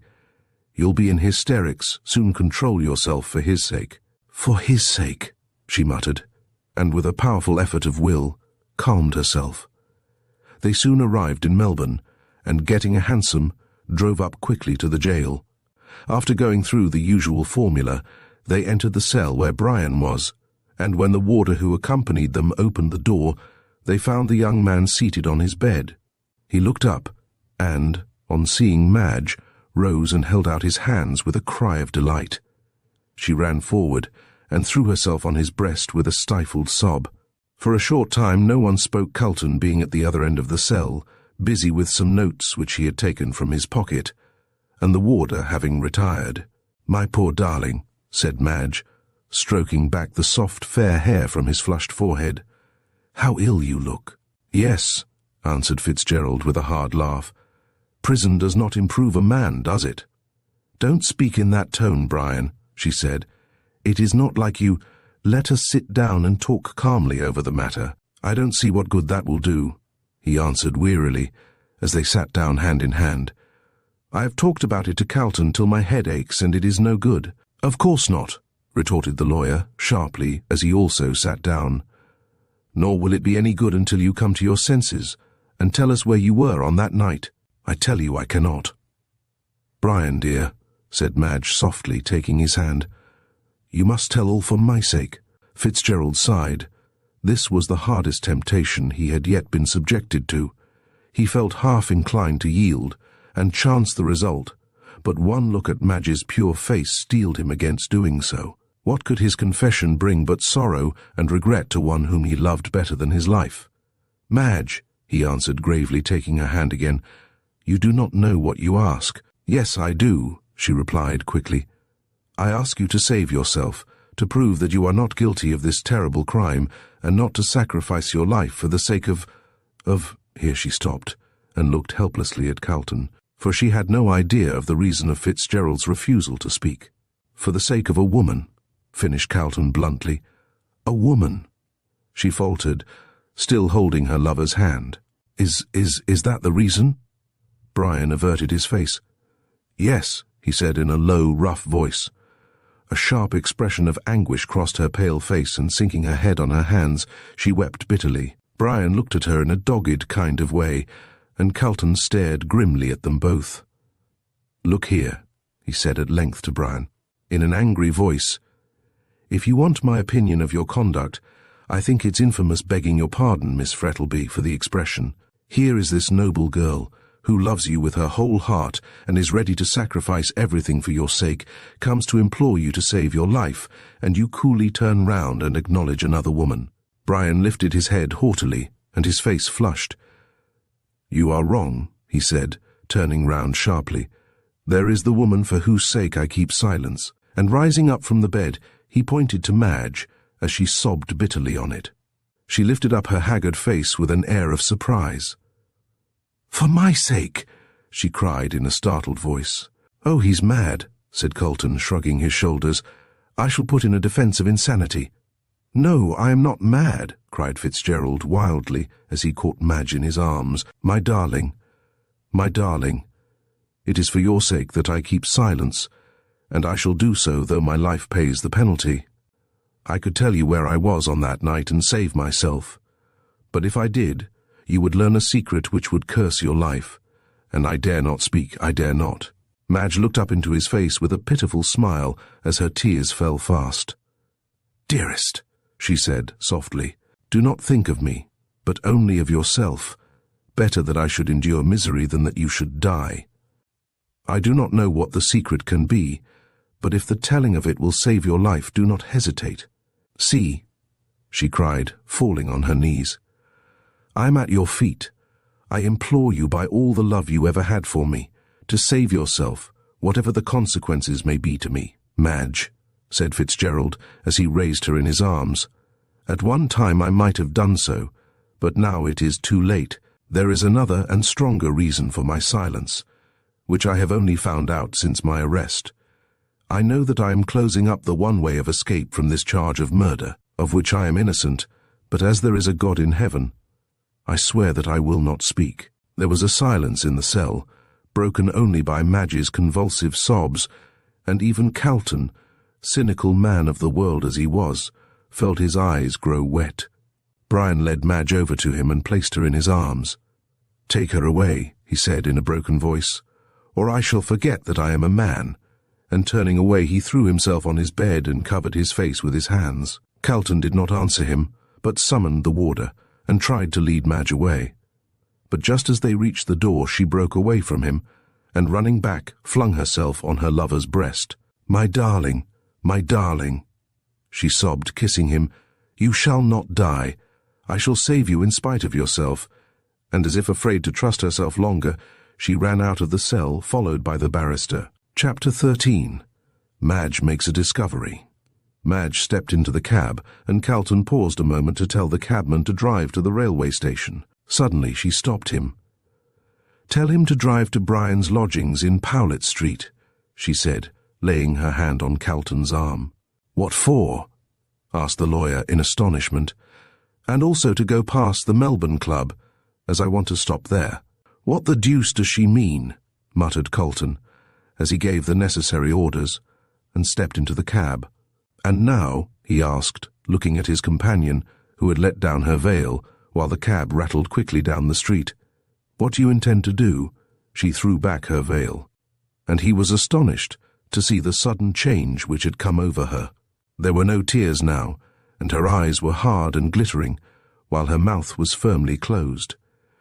She looked like a woman who had determined to do a certain thing, and would carry out her intention at whatever cost. "I intend to save Brian in spite of himself," she said very distinctly. "But how?" "Ah, you think that being a woman I can do nothing," she said bitterly. "Well, you shall see." "I beg your pardon," retorted Calton with a grim smile. "My opinion of your sex has always been an excellent one. Every lawyer's is. Stands to reason that it should be so, seeing that a woman is at the bottom of 9 cases out of 10. The old cry. Nevertheless a true one," answered Calton. "Ever since the time of Father Adam, it has been acknowledged that women influence the world either for good or evil more than men. But this is not to the point," he went on rather impatiently. "What do you propose to do?" "Simply this," she answered. "In the first place, I may tell you that I do not understand Brian's statement that he keeps silence for my sake, as there are no secrets in my life that can justify his saying so. The facts of the case are simply these: Brian, on the night in question, left our house at St. Kilda at 11 o'clock. He told me that he would call at the club to see if there were any letters for him, and then go straight home. But he might have said that merely as a blind." Madge shook her head. "No, I don't think so. I did not ask him where he was going. He told me quite spontaneously. I know Brian's character, and he would not tell a deliberate lie, especially when there was no necessity for it. I am quite certain that he intended to do as he said, and go straight home. When he got to the club, he found a letter there, which caused him to alter his mind." "From whom was the letter?" "Can't you guess?" she said impatiently. "From the person, man or woman, who wanted to see him and reveal this secret about me, whatever it is. He got the letter at his club, and went down Collins Street to meet the writer. At the corner of the Scotch Church, he found Mr. White, and on recognizing him, left in disgust, and walked down Russell Street to keep his appointment." "Then you don't think he came back?" "I am certain he did not, for, as Brian told you, there are plenty of young men who wear the same kind of coat and hat as he does. Who the second man who got into the cab was I do not know, but I will swear that it was not Brian." "And you are going to look for that letter?" "Yes, in Brian's lodgings." "He might have burnt it.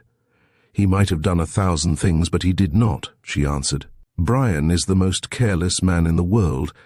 He would put the letter into his pocket, or throw it into the waste-paper basket, and never think of it again. In this case, he did, however. Yes, he thought of the conversation he had with the writer, but not of the letter itself.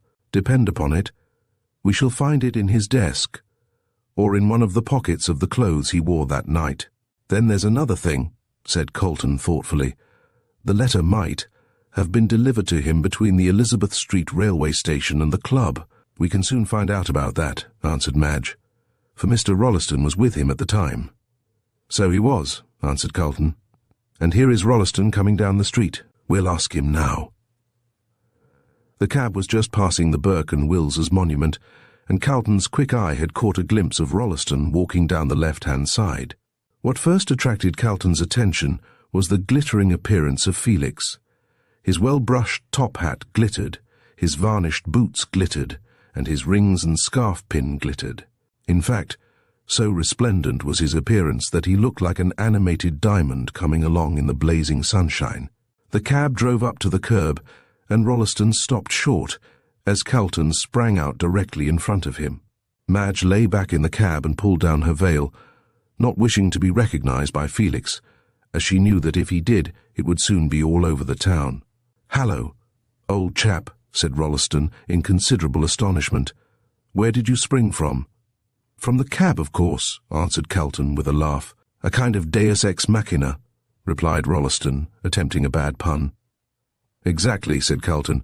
"Look here, Rolleston, do you remember the night of White's murder you met Fitzgerald at the railway station?" "In the train," corrected Felix.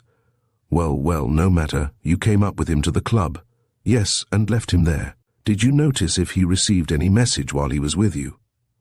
"Any message?" repeated Felix. "No, he did not. We were talking together the whole time, and he spoke to no one but me. Was he in good spirits?" "Excellent. Made me laugh awfully. But why all this thusness?" "Oh, nothing," answered Calton, getting back into the cab. "I wanted a little information from you. I'll explain next time I see you. Goodbye." "But I say," began Felix. But the cab had already rattled away, so Mr. Rolleston turned angrily away. "I never saw anything like these lawyers," he said to himself. "Calton's a perfect whirlwind, by Jove." Meanwhile, Calton was talking to Madge. "You were right," he said. "There must have been a message for him at the club, for he got none from the time he left your place." "And what shall we do now?" asked Madge, who, having heard all the conversation, did not trouble to question the lawyer about it. "Find out at the club if any letter was waiting for him on that night," said Calton, as the cab stopped at the door of the Melbourne Club. "Here we are." And with a hasty word to Madge, he ran up the steps. He went to the office of the club to find out if any letters had been waiting for Fitzgerald, and found there a waiter with whom he was pretty well acquainted. "Look here, Brown," said the lawyer. "Do you remember on that Thursday night when the Hansom Cab murder took place if any letters were waiting here for Mr. Fitzgerald?" "Well, really, sir," hesitated Brown. "It's so long ago that I almost forget." Calton gave him a sovereign. "Oh, it's not that, Mr. Calton," said the waiter, pocketing the coin nevertheless. "But I really do forget." "Try and remember," said Calton shortly. Brown made a tremendous effort of memory, and at last gave a satisfactory answer. "No, sir, there were none." "Are you sure?" said Calton, feeling a thrill of disappointment. "Quite sure, sir," replied the other confidently. "I went to the letter rack several times that night, and I am sure there were none for Mr. Fitzgerald." "Ah, I thought as much," said Calton, heaving a sigh. "Stop," said Brown, as though struck with a sudden idea. "Though there was no letter came by post, sir, there was one brought to him on that night." "Ah," said Calton, turning sharply. "At what time?" "Just before 12 o'clock, sir." "Who brought it?" "A young woman, sir," said Brown in a tone of disgust. "A bold thing, begging your pardon, sir, and no better than she should be. She bounced in at the door as bold as brass and sings out, 'Is he in?' 'Get out,' I says, 'or I'll call the police.' 'Oh, no, you won't,' says she. 'You'll give him that.' And she shoves a letter into my hands. 'Who's him?' I asks. 'I dunno,' she answers. 'It's written there and I can't read. Give it him at once.' And then she clears out before I could stop her. 'And the letter was for Mr. Fitzgerald?' 'Yes, sir, and a precious dirty letter it was, too.' 'You gave it to him, of course?' 'I did, sir. He was playing cards, and he put it in his pocket after having looked at the outside of it, and went on with his game.' 'Didn't he open it?' 'Not then, sir, but he did later on, about 1:45 o'clock. I was in the room and he opens it and reads it. Then he says to himself, 'What did impertinence?' and puts it into his pocket. Was he disturbed? Well, sir, he looked angry like, and put his coat and hat on, and walked out about 5 minutes to 1. "Ah, and he met White at 1, muttered Calton. "There's no doubt about it. The letter was an appointment, and he was going to keep it." "What kind of a letter was it?" he asked. "Very dirty, sir, in a square envelope, but the paper was good, and so was the writing." "That will do," said Calton. "I am much obliged to you," and he hurried down to where Madge awaited him in the cab. "You were right," he said to her, when the cab was once more in motion. He got a letter on that night, and went to keep his appointment at the time he met White. "I knew it," cried Madge with delight. "You see, we will find it in his lodgings." "I hope so," answered Calton, "but we must not be too sanguine. He may have destroyed it." "No, he has not," she replied. "I am convinced it is there." "Well," answered Calton, looking at her, "I don't contradict you. For your feminine instincts have done more to discover the truth than my reasonings. But that is often the case with women. They jump in the dark where a man would hesitate, and in 9 cases out of 10 land safely." "Alas for the 10th," said Miss Frettlby. "She has to be the one exception to prove the rule." She had in a great measure recovered her spirits, and seemed confident that she would save her lover. But Mr. Calton saw that her nerves were strung up to the highest pitch, and that it was only her strong will that kept her from breaking down altogether. "By Jove," he muttered, in an admiring tone, as he watched her, "she's a plucky girl, and Fitzgerald is a lucky man to have the love of such a woman." They soon arrived at Brian's lodgings, and the door was opened by Mrs. Sampson, who looked very disconsolate indeed. The poor cricket had been blaming herself severely for the information she had given to the false insurance agent, and the floods of tears which she had wept had apparently had an effect on her physical condition, for she crackled less loudly than usual, though her voice was as shrill as ever. "That sich a thing should have happened to him," she wailed in her thin, high voice. "And me that proud of him, not having any family of my own, except one as died and went up to Eving Arter his father, which I hopes as they both are now angels and friendly, as his nature had not developed in this valley of the shadow to determine his feelings towards his father when he died, being carried off by a chill, caused by the change from hot to cold, the weather being that contrary." They had arrived in Brian's sitting-room by this time, and Madge sank into a chair, while Calton, anxious to begin the search, hinted to Mrs. Sampson that she could go. "I'm departin', sir," piped the cricket, with a sad shake of her head as she opened the door, knowing, as I do, as he's as innocent as an unborn babe, and to think of me having told that horrid pusson, who had no regard for the truth all about him, is now in a cold cell, not as what the weather ain't warm, and he won't want a fire as long as they allows him blankets." "What did you tell him?" asked Calton sharply. "Ah, you may well say that," lamented Mrs. Sampson, rolling her dingy handkerchief into a ball and dabbing at her red-rimmed eyes, which presented quite a bacchanalian appearance, due, be it said in justice, to grief, not to liquor. "Avin been beguiled by that serping in light clothes as wanted to know if he allays come home afore 12, which I said he was in the habit of doing, though to be sure, he did sometimes use his latch-key, the night of the murder, for instance."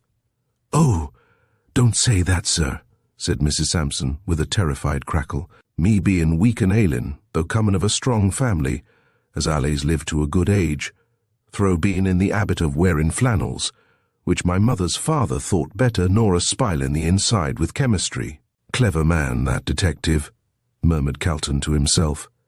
"He got out of her by strategy what he never would have done by force. It's a strong piece of evidence against Fitzgerald, but it does not matter much if he can prove an alibi. You'll likely be called as a witness for the prosecution," he said aloud. "Me, sir," squeaked Mrs. Sampson, trembling violently, and thereby producing a subdued rustle as of wind in the trees. "As I've never been in the court, 'cept the time as father took me for a treat, to hear a murder, which there's no denying, is as good as a play, he be an own. Arvin, it his wife over the Eid with the poker when she weren't looking, and a burying a corpse in a back garden, without even a stone to mark the place, let alone a line from the Psalms and a remuneration of virtues." "Well, well," said Calton, rather impatiently, as he opened the door for her. "Leave us for a short time, there's a good soul. Miss Frettlby and I want to rest, and we will ring for you when we are going." "Thank you, sir," said the lachrymose landlady. "And I hopes they won't hang him, which is sich a choky way of dying. But in life we are in death," she went on rather incoherently, "as is well known to them as diseases, and may be corpsed at any minute, and as here Calton, unable to restrain his impatience any longer, shut the door." And they heard Mrs. Sampson's shrill voice and subdued cracklings die away in the distance. "Now then," he said, "now that we have got rid of that woman and her tongue, where are we to begin?" "The desk," replied Madge, going over to it. "It's the most likely place." "Don't think so," said Calton, shaking his head. "If, as you say, Fitzgerald is a careless man, he would not have troubled to put it there. However, perhaps we'd better look." The desk was very untidy, just like Brian, as Madge remarked, full of paid and unpaid bills, old letters, playbills, ball programmes and withered flowers. "Reminiscences of former flirtations," said Calton, with a laugh, pointing to these. "I should not wonder," retorted Miss Frettlby coolly. "Brian always was in love with someone or other, but you know what Lytton says. There are many counterfeits, but only one Eros, so I can afford to forget these things." The letter, however, was not to be found in the desk, nor was it in the sitting-room. They tried the bedroom, but with no better result. Madge was about to give up the search in despair, when suddenly Calton's eye fell on the waste-paper basket, which, by some unaccountable reason, they had overlooked. The basket was half full, in fact, more than half, and on looking at it, a sudden thought struck the lawyer. He rang the bell, and presently Mrs. Sampson made her appearance. "How long has that waste-paper basket been standing like that?" he asked, pointing to it. "It being the only fault I had to find with him," said Mrs. Sampson. "He being that untidy that he never let me clean it out until he told me pussonly. He said as how he throwed things into it as he might have to look up again, and I haven't touched it for more nor 6 weeks. Hoping you won't think me a bad housekeeper. It being his own wish being fond of litter and sich like." "6 weeks," repeated Calton, with a look at Madge. "Ah, and he got the letter 4 weeks ago. Depend upon it, we shall find it there." Madge gave a cry, and falling on her knees, emptied the basket out on the floor, and both she and Calton were soon as busy among the fragments of paper as though they were rag-pickers. "Hoping they ain't off their eads," murmured Mrs. Sampson, as she went to the door. "But it looks like it.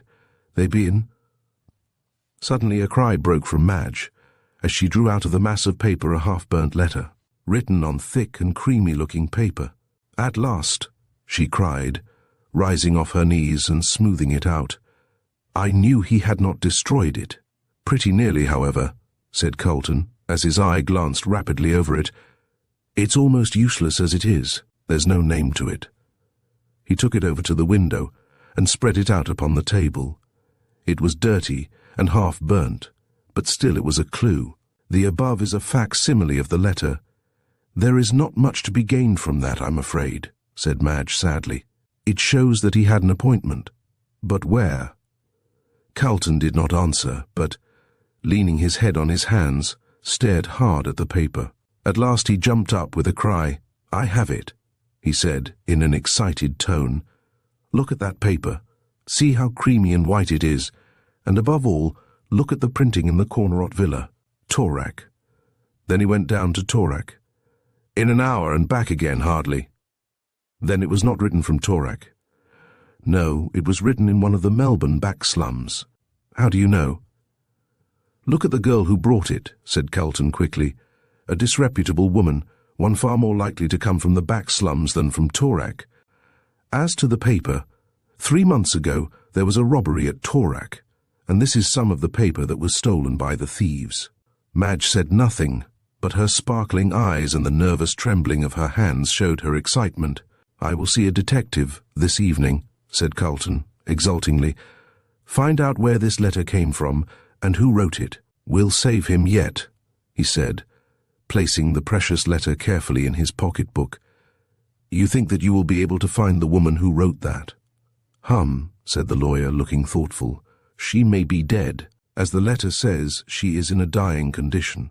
However, if I can find the woman who delivered the letter at the club, and who waited for Fitzgerald at the corner of Burke and Russell Streets, that will be sufficient." All I want to prove is that he was not in the hansom cab with White." "And do you think you can do that?" "Depends upon this letter," said Calton, tapping his pocketbook with his finger. "I'll tell you tomorrow." Shortly afterwards they left the house, and when Calton put Madge safely into the St Kilda train, her heart felt lighter than it had done since Fitzgerald's arrest. Chapter 14.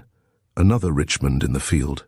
There is an old adage that says, "Like draws to like." The antithesis of this is probably that unlike repels unlike. But there are times when individualism does not enter into the matter, and fate alone, by throwing two persons together, sets up a state.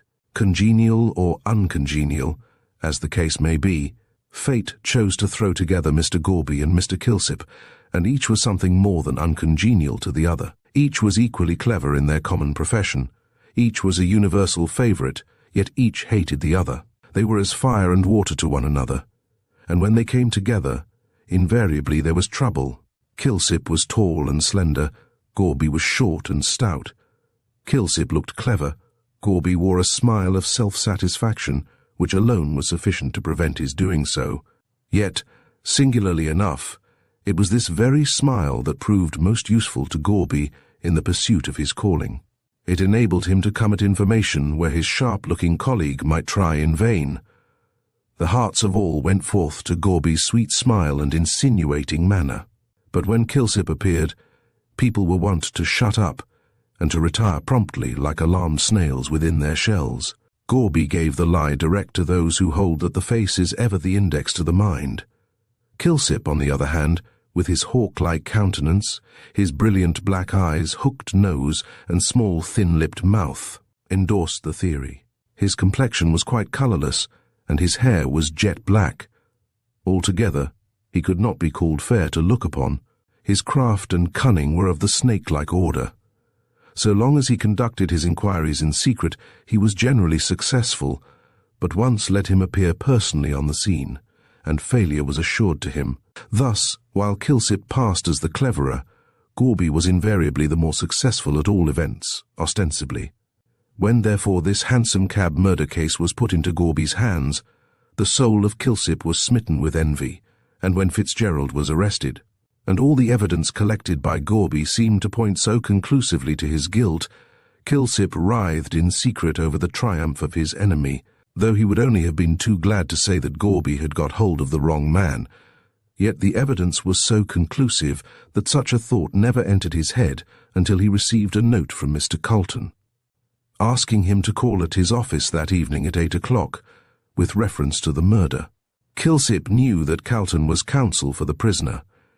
He guessed that he was wanted to follow up a clue, and he determined to devote himself to whatever Calton might require of him, if only to prove Gorby to be wrong. So pleased was he at the mere possibility of triumphing over his rival, that on casually meeting him, he stopped and invited him to drink. The primary effect of his sudden and unusual hospitality was to arouse all Gorby's suspicions, but on second thoughts, deeming himself quite a match for Kilsip, both mentally and physically, Gorby accepted the invitation. "Ah," said Kilsip, in his soft, low voice, rubbing his lean white hands together as they sat over their drinks. "You're a lucky man to have laid your hands on that hansom cab murderer so quickly." "Yes, I flatter myself I did manage it pretty well," said Gorby, lighting his pipe. "I had no idea that it would be so simple, though, mind you, it required a lot of thought before I got a proper start." "I suppose you're pretty sure he's the man you want?" pursued Kilsip softly, with a brilliant flash of his black eyes. "Pretty sure indeed," retorted Mr. Gorby scornfully. "There ain't no pretty sure about it. I'd take my Bible oath he's the man. He and White hated one another. He says to White, 'I'll kill you if I've got to do it in the open street.' He meets White drunk, a fact which he acknowledges himself. He clears out, and the cabman swears he comes back. Then he gets into the cab with a living man, and when he comes out leaves a dead one. He drives to East Melbourne and gets into the house at a time which his landlady can prove, just the time that a cab would take to drive from the grammar school on the St Kilda road. If you ain't a fool, Kilsip, you'll see as there's no doubt about it." "It looks all square enough," said Kilsip, who wondered what evidence Calton could have found to contradict such a plain statement of fact. "And what's his defence?" Mr. Calton's the only man as knows that, answered Gorby, finishing his drink. But clever and all as he is, he can't put anything in that can go against my evidence. Don't you be too sure of that, sneered Kilsip, whose soul was devoured with envy. Oh, but I am, retorted Gorby, getting as red as a turkey-cock at the sneer. You're jealous, you are, because you haven't got a finger in the pie. Ah, but I may have yet. Going a-hunting yourself, are you? Said Gorby, with an indignant snort. A-hunting for what, for a man as is already caught? I don't believe you've got the right man, remarked Kilsip deliberately. Mr. Gorby looked upon him with a smile of pity. No, of course you don't. Just because I've caught him, perhaps. When you see him hanged, you'll believe it then. You're a smart man, you are, retorted Kilsip. But you ain't the Pope to be infallible. And what grounds have you for saying he's not the right man? Demanded Gorby. Kilsip smiled and stole softly across the room like a cat. You don't think I'm such a fool as to tell you, but you ain't so safe nor clever as you think. And with another irritating smile, he went out. He's a regular snake, said Gorby to himself, as the door closed on his brother detective.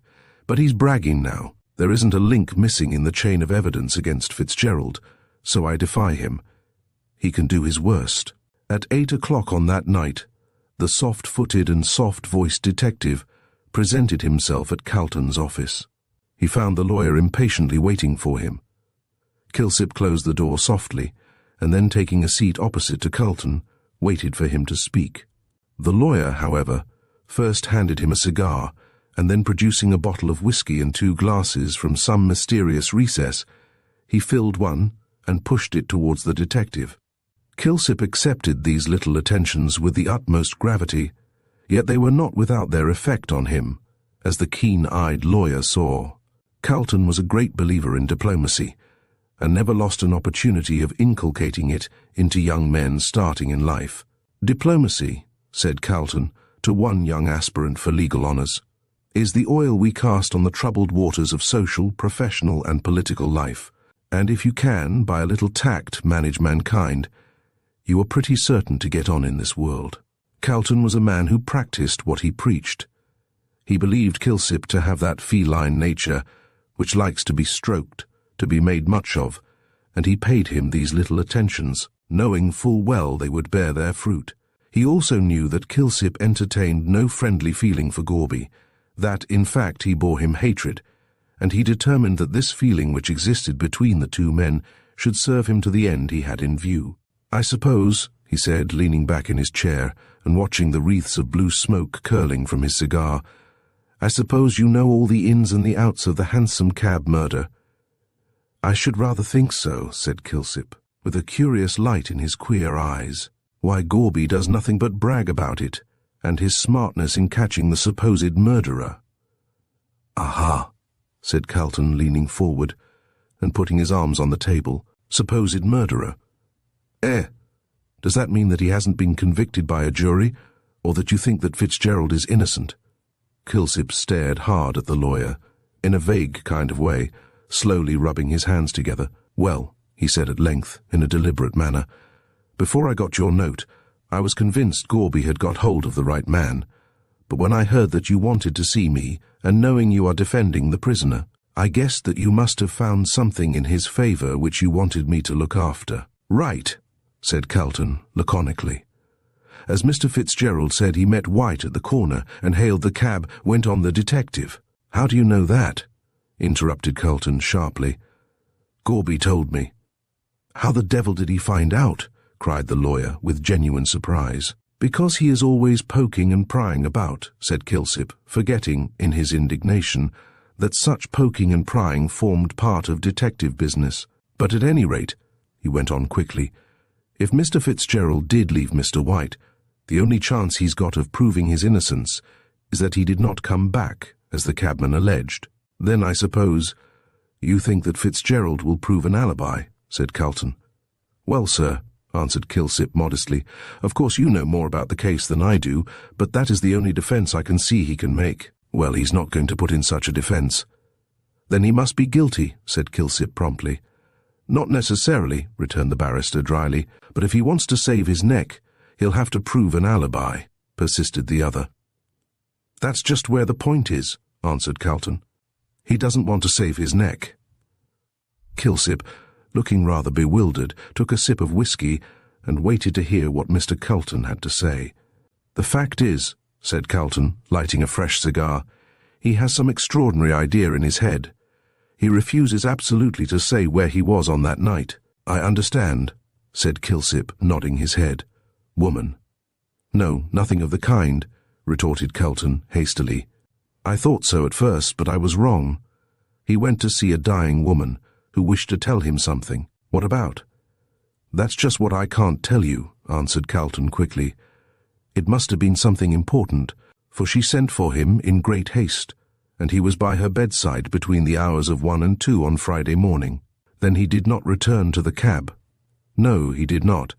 He went to keep his appointment, but for some reason or other, he won't tell where this appointment was.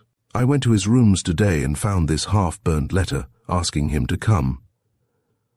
Calton handed the letter to Kilsip, who placed it on the table and examined it carefully. This was written on Thursday, said the detective. Of course, you can see that from the date, and White was murdered on Friday the 27th. It was written at something Villa Torak, pursued Kilsip, still examining the paper.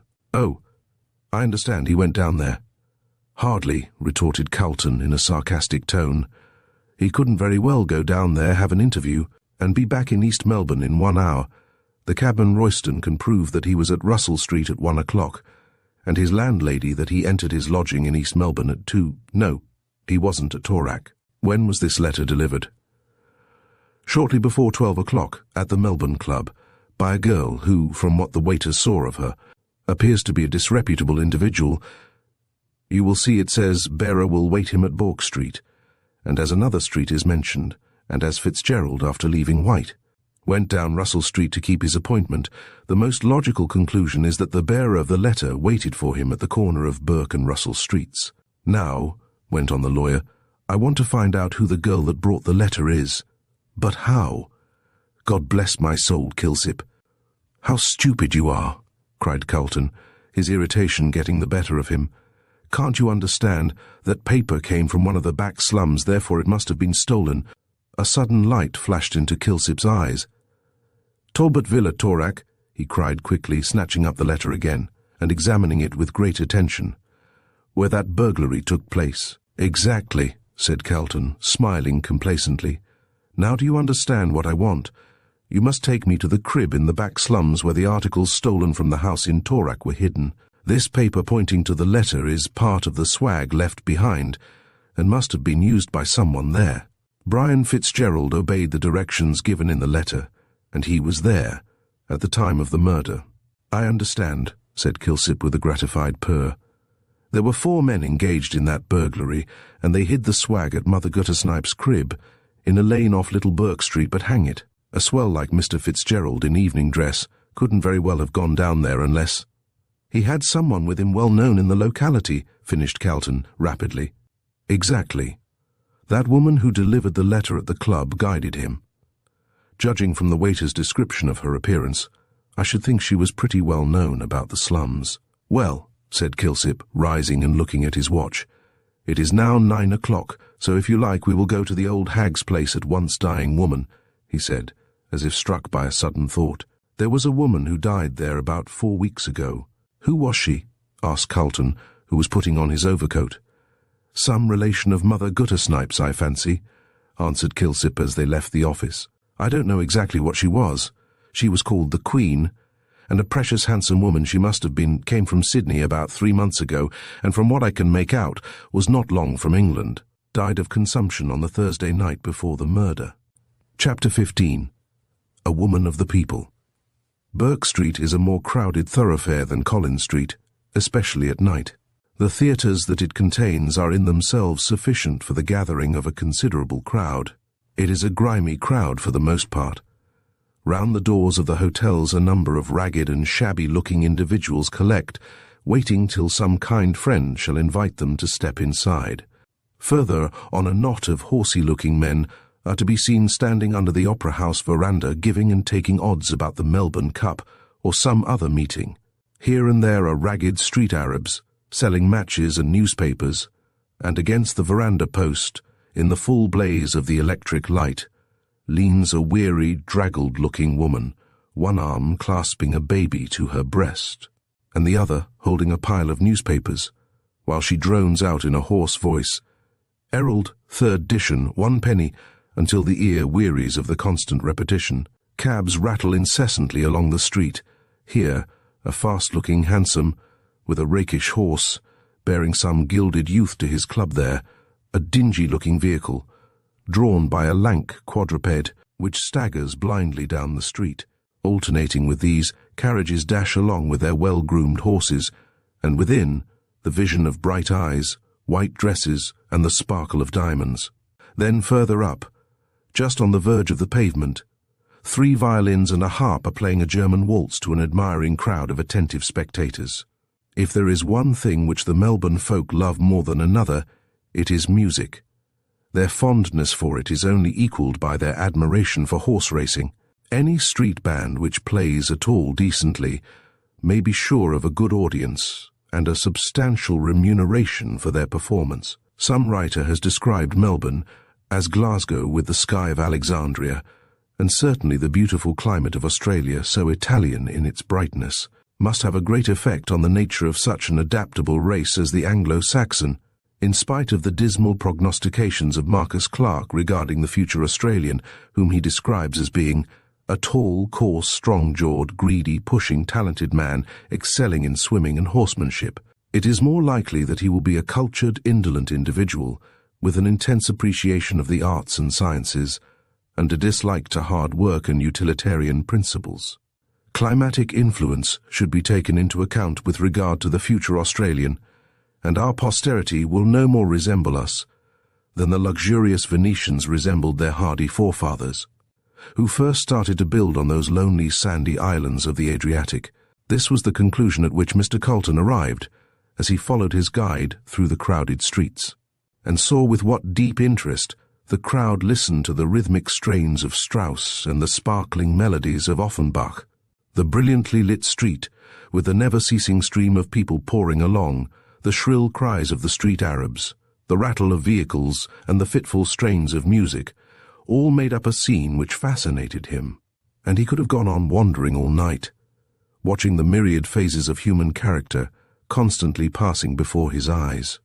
But his guide, with whom familiarity with the proletarians had, in a great measure, bred indifference, hurried him away to Little Burke Street, where the narrowness of the thoroughfare, with the high buildings on each side, the dim light of the sparsely scattered gas lamps, and the few ragged-looking figures slouching along, formed a strong contrast to the brilliant and crowded scene they had just left.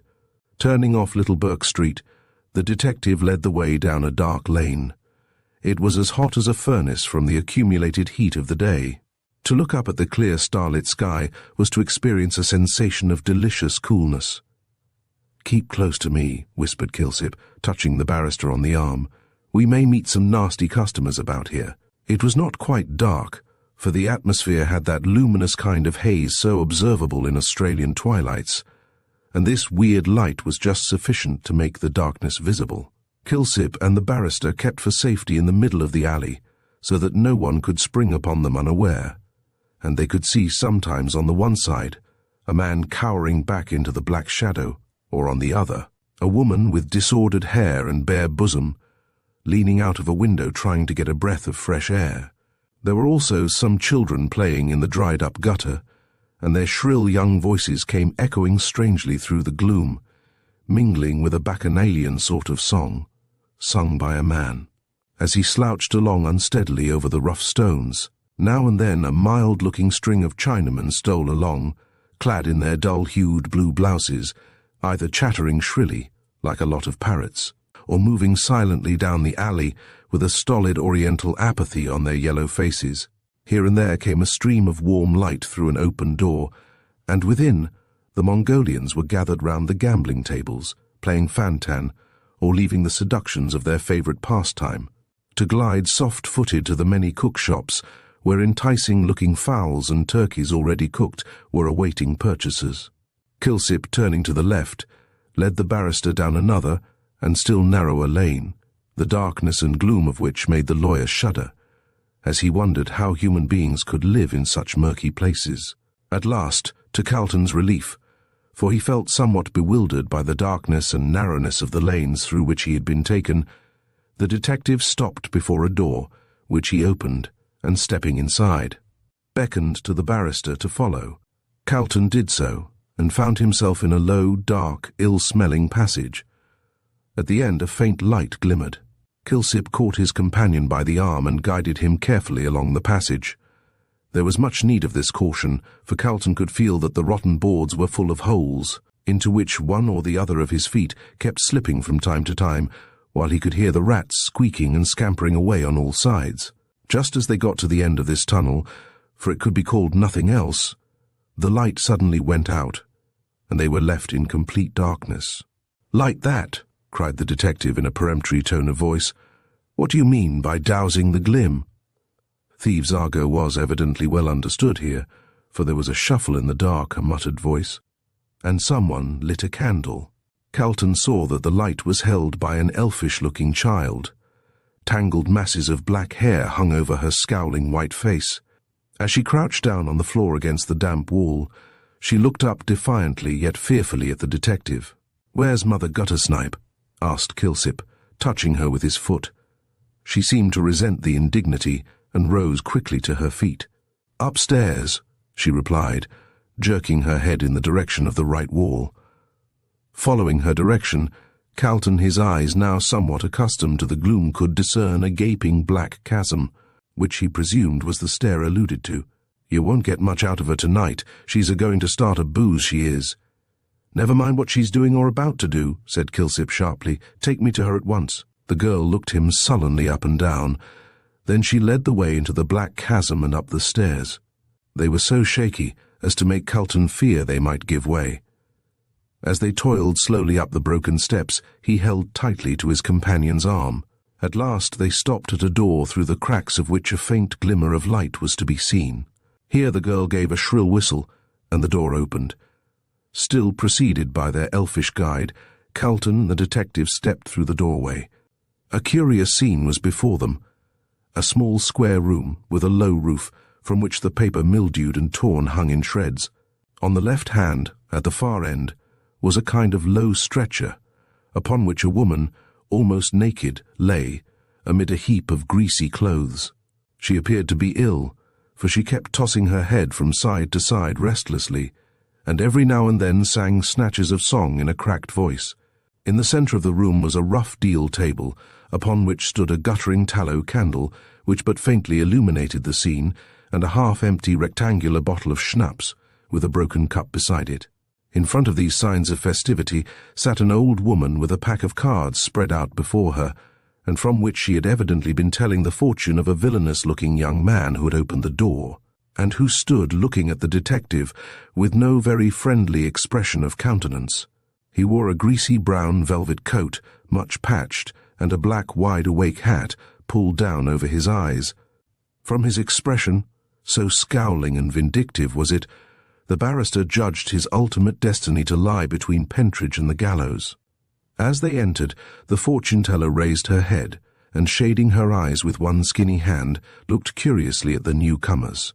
Calton thought he had never seen such a repulsive-looking old crone, and, in truth, her ugliness was, in its very grotesqueness, well worthy the pencil of a Dor.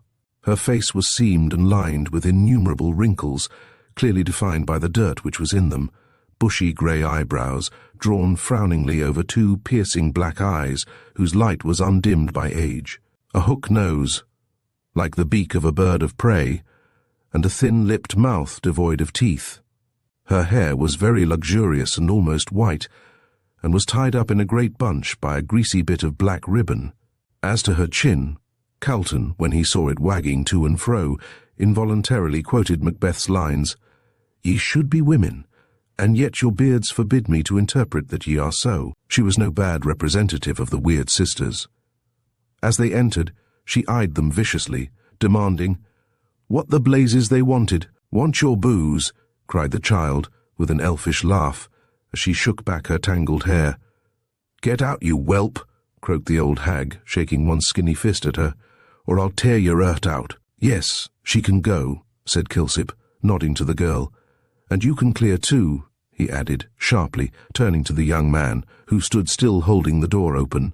At first he seemed inclined to dispute the detective's order, but ultimately obeyed him, muttering, as he went out, something about the blooming cheek of Showen Swells Cove's cribs.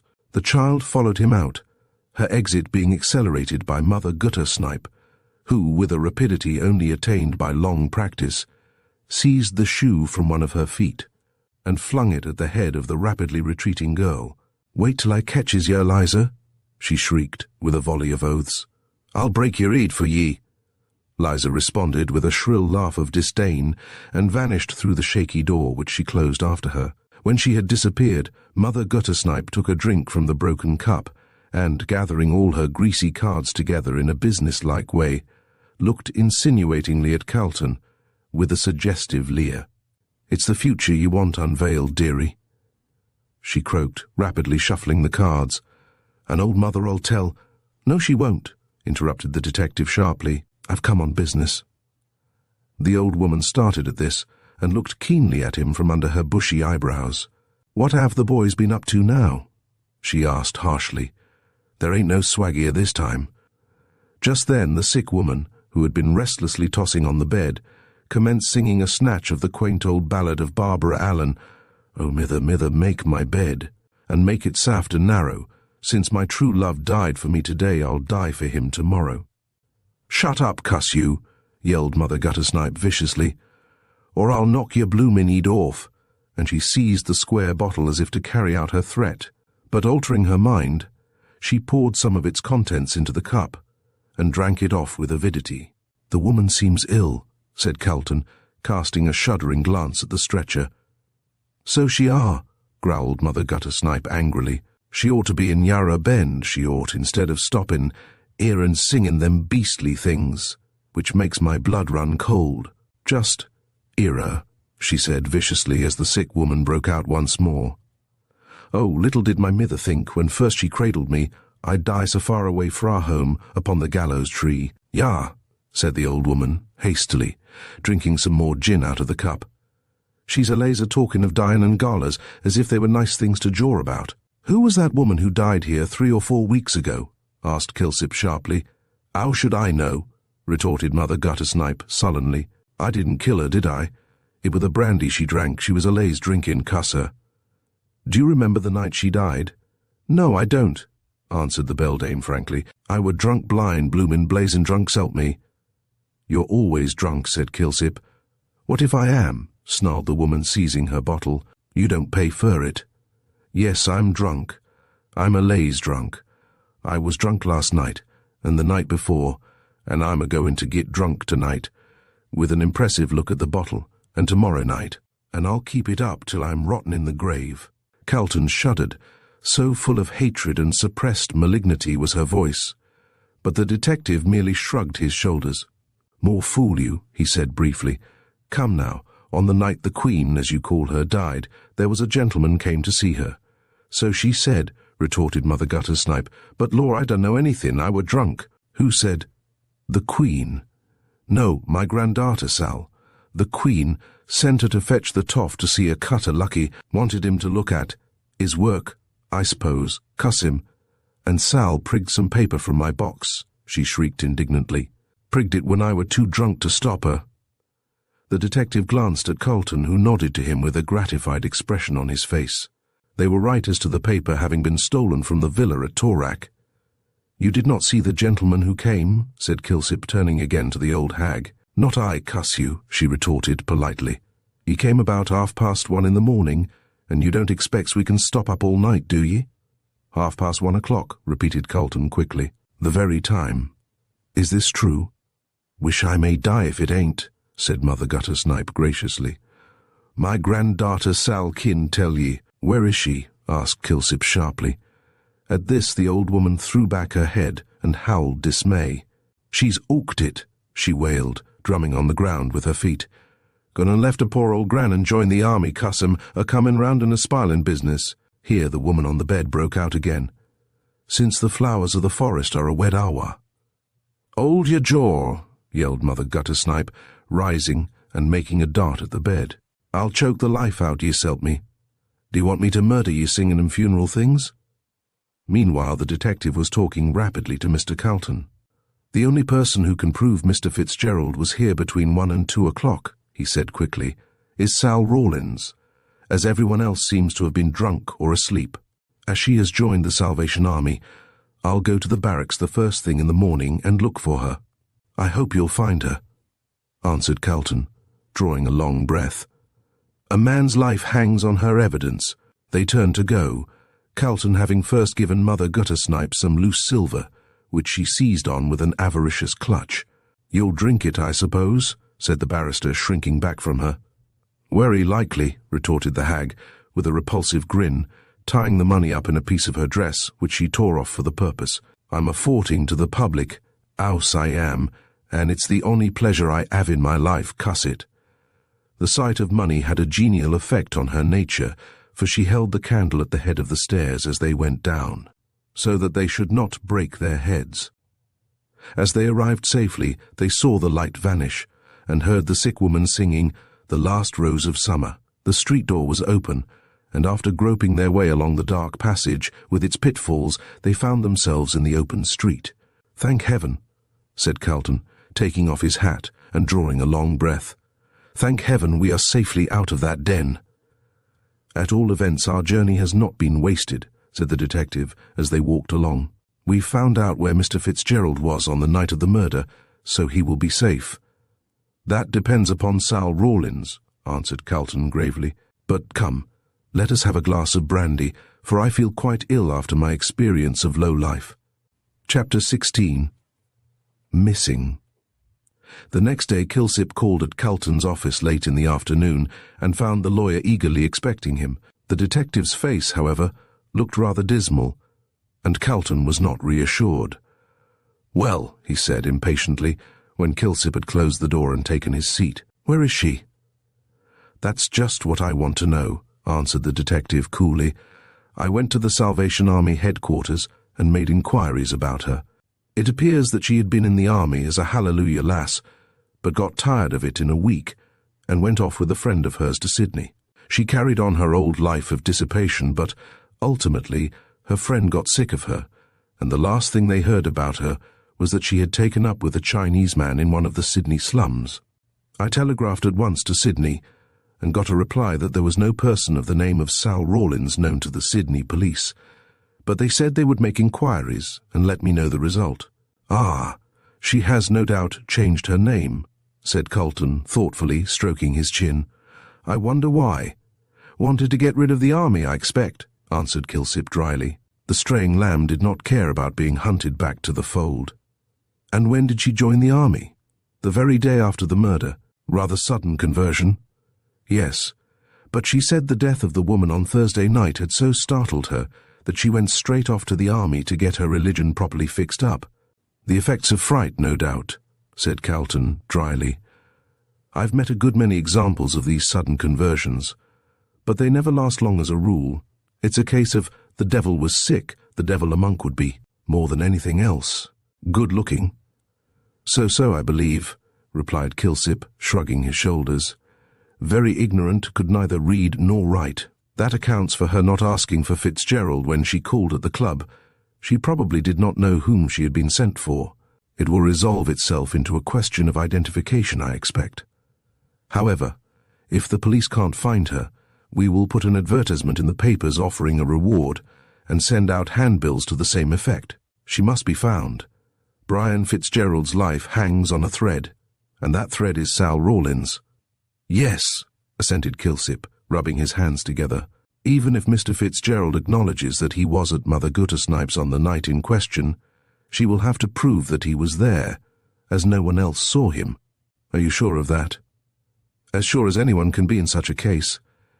It was a late hour when he came, and everyone seems to have been asleep except the dying woman and Sal, and as one is dead, the other is the only person that can prove that he was there at the time when the murder was being committed in the hansom.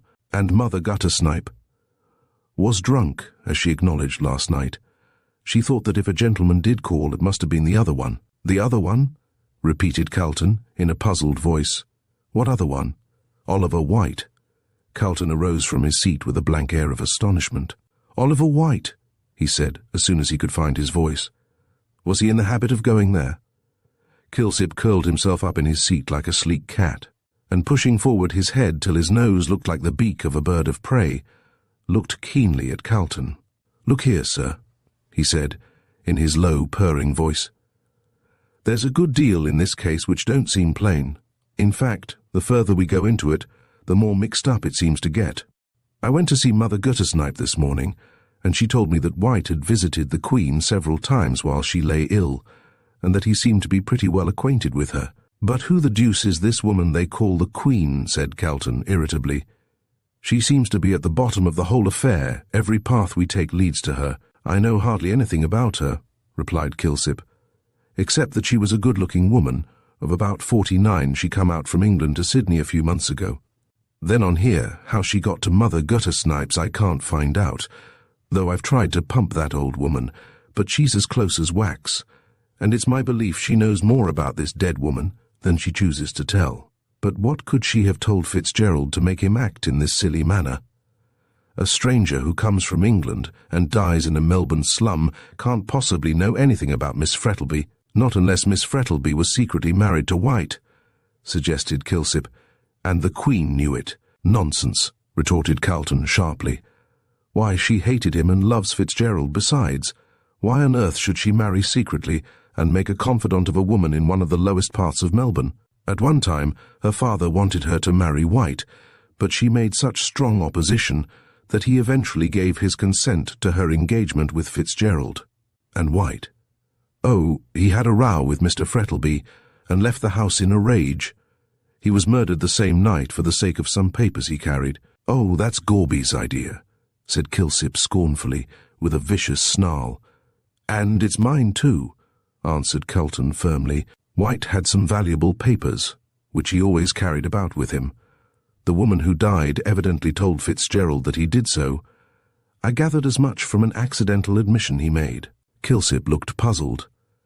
"I must confess that it is a riddle," he said at length. "But if Mr. Fitzgerald would only speak, it would clear everything up." "Speak about what? The man who murdered White?"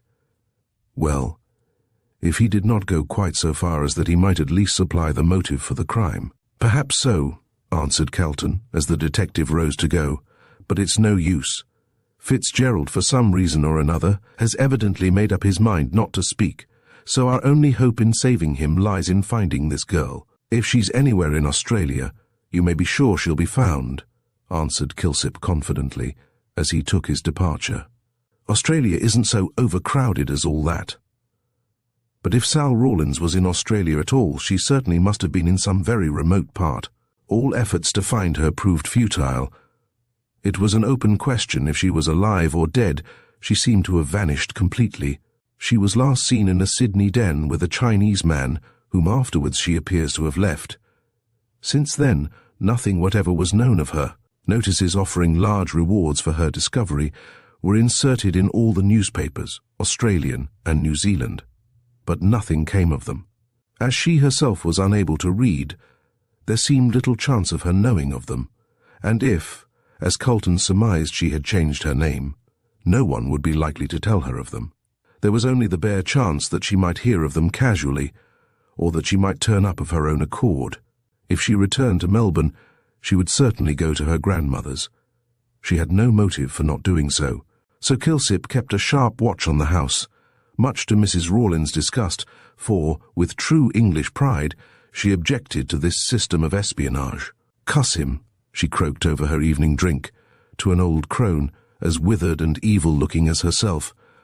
"Why can't he stop in his own bloomin' house, and leave mine alone a-comin' round here a-pokin' and pryin' and a-perwenting people from earnin' their livin' and a-gittin' drunk when they ain't well?" "What do he want?" asked her friend, rubbing her weak old knees.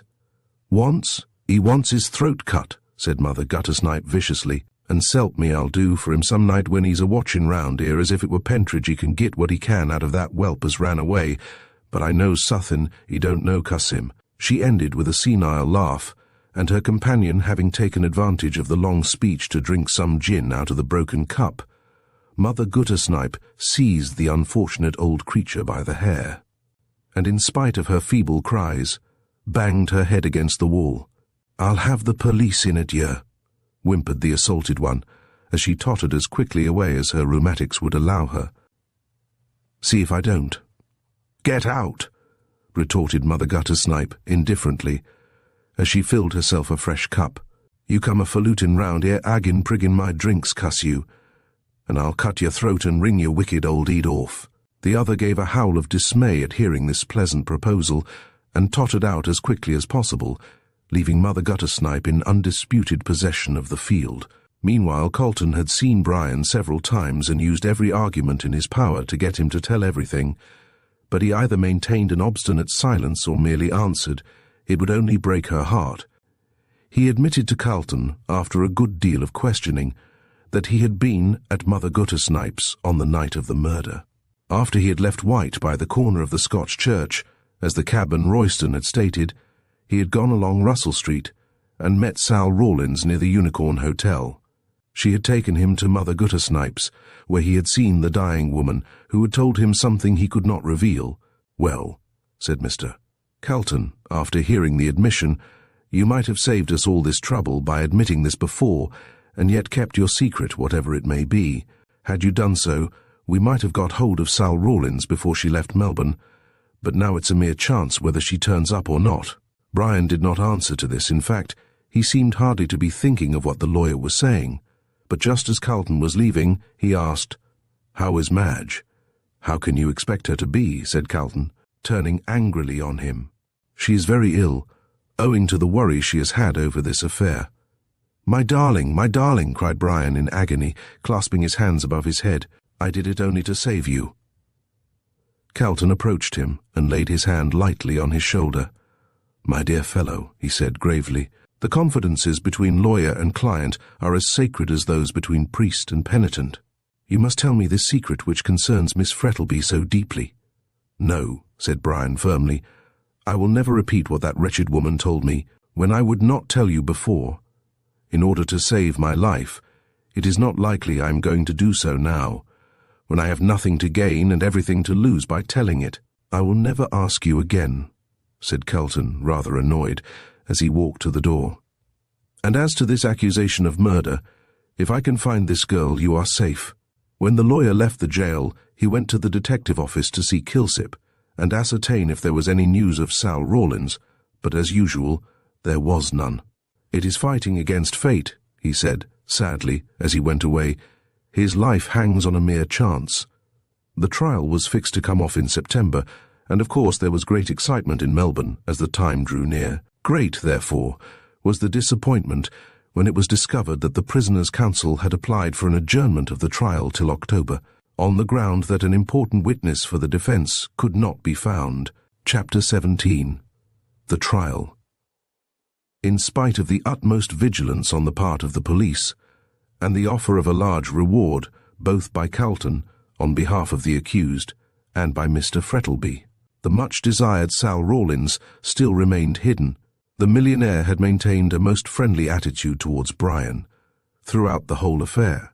He refused to believe him guilty, and when Calton told him of the defence of proving an alibi by means of Sal Rawlins, he immediately offered a large reward, which was in itself enough to set every person with any time on their hands hunting for the missing witness.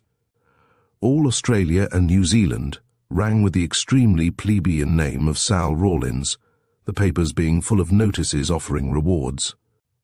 And handbills of staring red letters were posted up in all railway stations, in conjunction with liquid sunshine, rum, and DWD whiskey.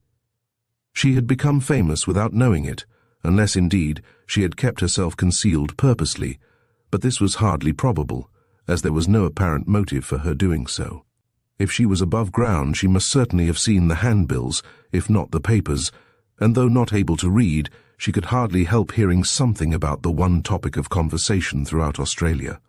Notwithstanding all this, Sal Rawlins was still undiscovered, and Calton, in despair, began to think that she must be dead. But Madge, though at times her courage gave way, was still hopeful. "God will not permit such a judicial crime as the murder of an innocent man to be committed," she declared. Mr. Calton, to whom she said this, shook his head doubtfully. God has permitted it to take place before, he answered softly, and we can only judge the future by the past. At last, the day of the long-expected trial came, and as Calton sat in his office looking over his brief, a clerk entered and told him Mr. Frettlby and his daughter wished to see him. When they came in, the barrister saw that the millionaire looked haggard and ill, and there was a worried expression on his face. "There is my daughter, Calton," he said, after hurried greetings had been exchanged. "She wants to be present in court during Fitzgerald's trial, and nothing I can say will dissuade her." Calton turned and looked at the girl in some surprise. "Yes," she answered, meeting his look steadily, though her face was very pale. "I must be there. I shall go mad with anxiety unless I know how the trial goes on." "But think of the disagreeable amount of attention you will attract," urged the lawyer. "No one will recognize me," she said calmly. "I am very plainly dressed, and I will wear this veil." And drawing one from her pocket, she went to a small looking-glass which was hanging on the wall, and tied it over her face. Calton looked in perplexity at Mr. Frettlby. "I'm afraid you must consent," he said. "Very well," replied the other, almost sternly, while a look of annoyance passed over his face. "I shall leave her in your charge. And you?" "I'm not coming," answered Frettlby quickly, putting on his hat. "I don't care about seeing a man whom I have had at my dinner table in the prisoner's dock, much as I sympathize with him. Good day." And with a curt nod he took his leave.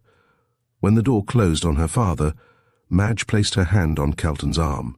"Any hope?" she whispered, looking at him through the black veil.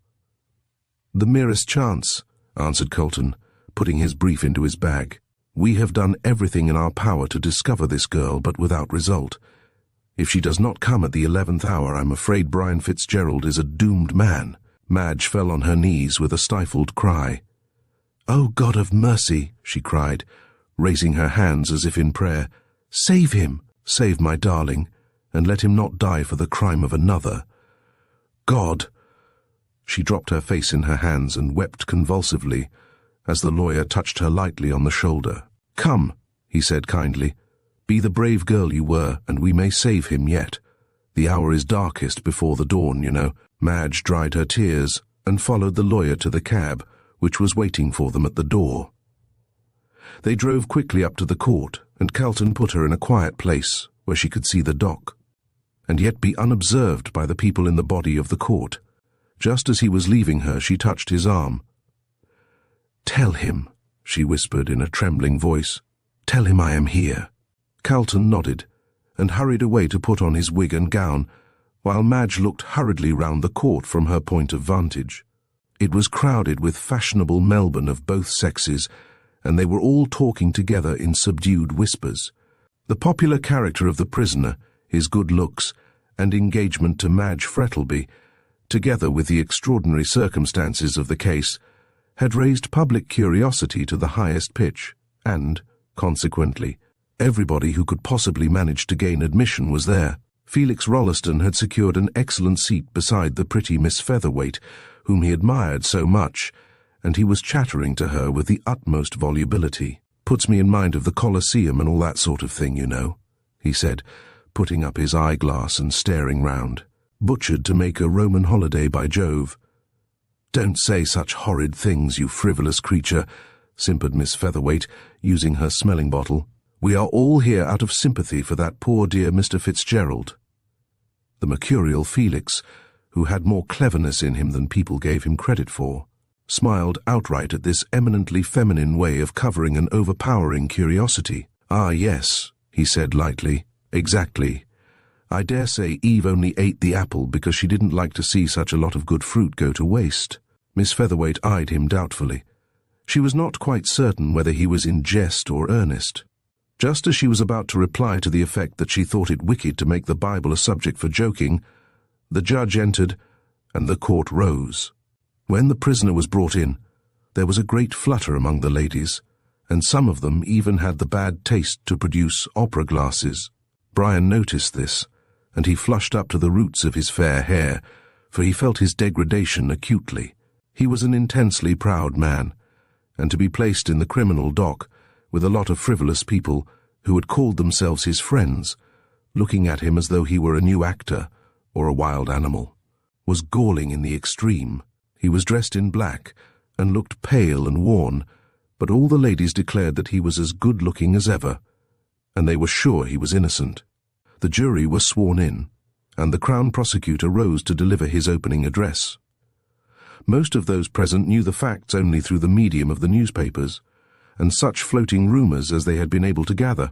They were therefore unaware of the true history of events which had led to Fitzgerald's arrest, and they prepared to listen to the speech with profound attention. The ladies ceased to talk, the men to stare round, and nothing could be seen but row after row of eager and attentive faces, hanging on the words that issued from the lips of the Crown Prosecutor.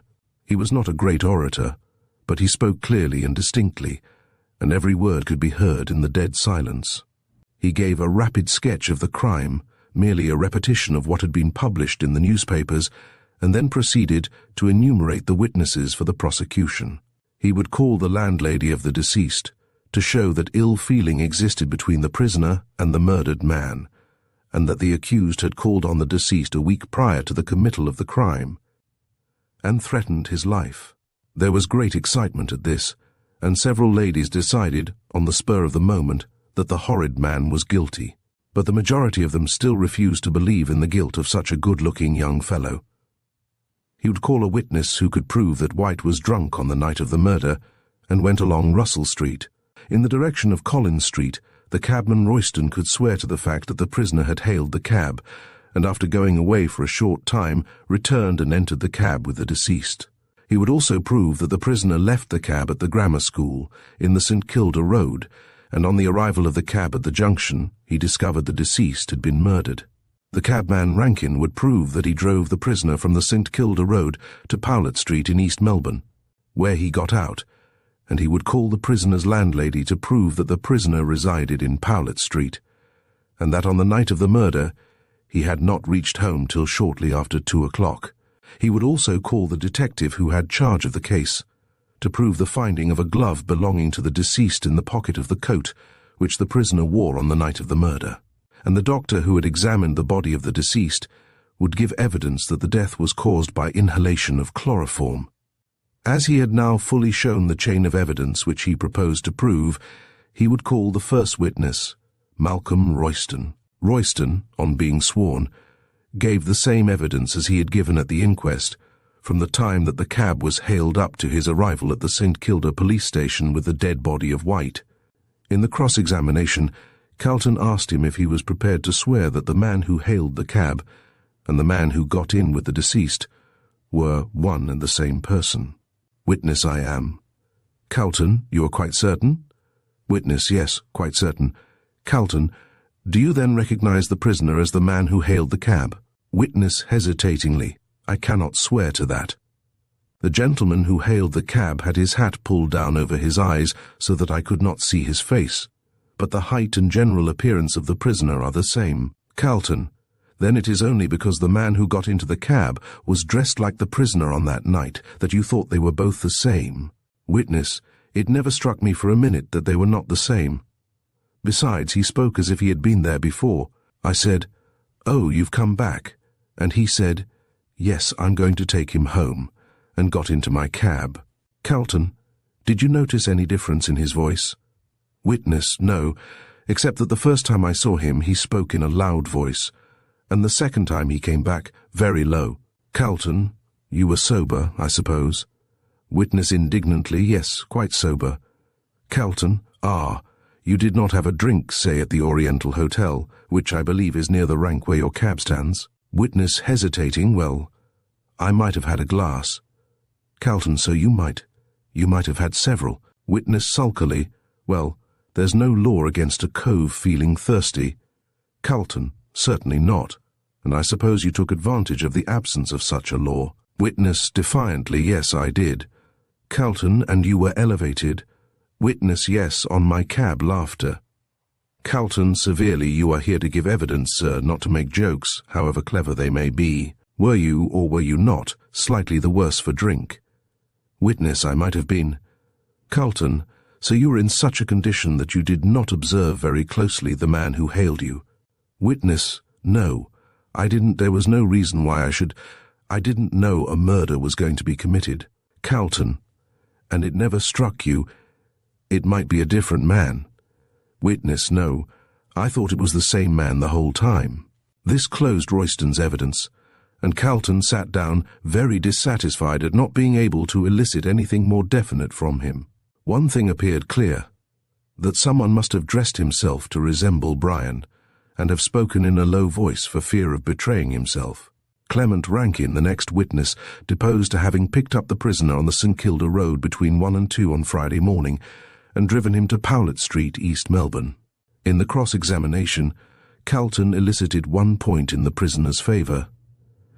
Calton, is the prisoner the same gentleman you drove to Powlett Street? Witness confidently, oh, yes. Calton, how do you know? Did you see his face? Witness, no. His hat was pulled down over his eyes, and I could only see the ends of his moustache and his chin. But he carried himself the same as the prisoner, and his moustache is the same light colour. Calton, when you drove up to him on the St Kilda Road, where was he, and what was he doing? Witness, he was near the grammar school, walking quickly in the direction of Melbourne, and was smoking a cigarette. Calton, did he wear gloves?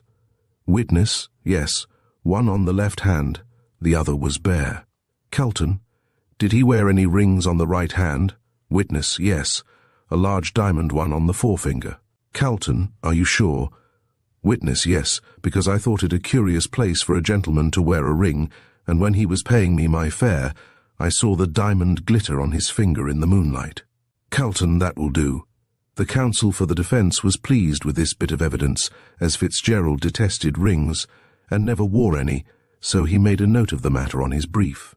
Mrs. Hableton, the landlady of the deceased, was then called, and deposed that Oliver White had lodged with her for nearly 2 months. He seemed a quiet enough young man, but often came home drunk. The only friend she knew he had was a Mr. Morland, who was often with him. On the 14th July, the prisoner called to see Mr. White, and they had a quarrel. She heard White say, "She is mine, you can't do anything with her," and the prisoner answered, "I can kill you, and if you marry her, I shall do so in the open street." She had no idea at the time of the name of the lady they were talking about. There was a great sensation in the court at these words, and half the people present looked upon such evidence as being sufficient in itself to prove the guilt of the prisoner. In cross-examination, Calton was unable to shake the evidence of the witness, as she merely reiterated the same statements over and over again. The next witness was Mrs. Sampson, who crackled into the witness box dissolved in tears, and gave her answers in a piercingly shrill tone of anguish. She stated that the prisoner was in the habit of coming home early, but on the night of the murder had come in shortly before 2 o'clock. Crown Prosecutor, referring to his brief, "You mean after 2. Witness, Avin made a mistake once by saying 5 minutes after 2 to the policeman as called himself a insurance agent, which he put the words into my mouth. I ain't a-going to do so again. It being 5 minutes afore 2, as I can swear to." Crown Prosecutor, "You are sure your clock was right?" Witness, "It hadn't been, but my nevvy being a watchmaker, called unbeknown to me, and made it right on Thursday night, which it was Friday morning when Mr. Fitzgerald came home." Mrs. Sampson bravely stuck to this statement and ultimately left the witness box in triumph, the rest of her evidence being comparatively unimportant as compared with this point of time. The witness Rankin, who drove the prisoner to Powlett Street, as sworn to by him, was recalled, and gave evidence that it was 2 o'clock when the prisoner got down from his cab in Powlett Street. Crown Prosecutor, "How do you know that?" Witness, "Because I heard the post office clock strike." Crown Prosecutor, "Could you hear it at East Melbourne?" Witness, "It was a very still night, and I heard the chimes and then the hour strike quite plainly." This conflicting evidence as to time was a strong point in Brian's favour. If, as the landlady stated, on the authority of the kitchen clock, which had been put right on the day previous to the murder, Fitzgerald had come into the house at 5 minutes to 2, he could not possibly be the man who had alighted from Rankin's cab at 2 o'clock at Powlett Street. The next witness was Dr. Chinston, who swore to the death of the deceased by means of chloroform administered in a large quantity, and he was followed by Mr. Gorby, who deposed as to the finding of the glove belonging to the deceased in the pocket of the prisoner's coat. Roger Morland, an intimate friend of the deceased, was next called.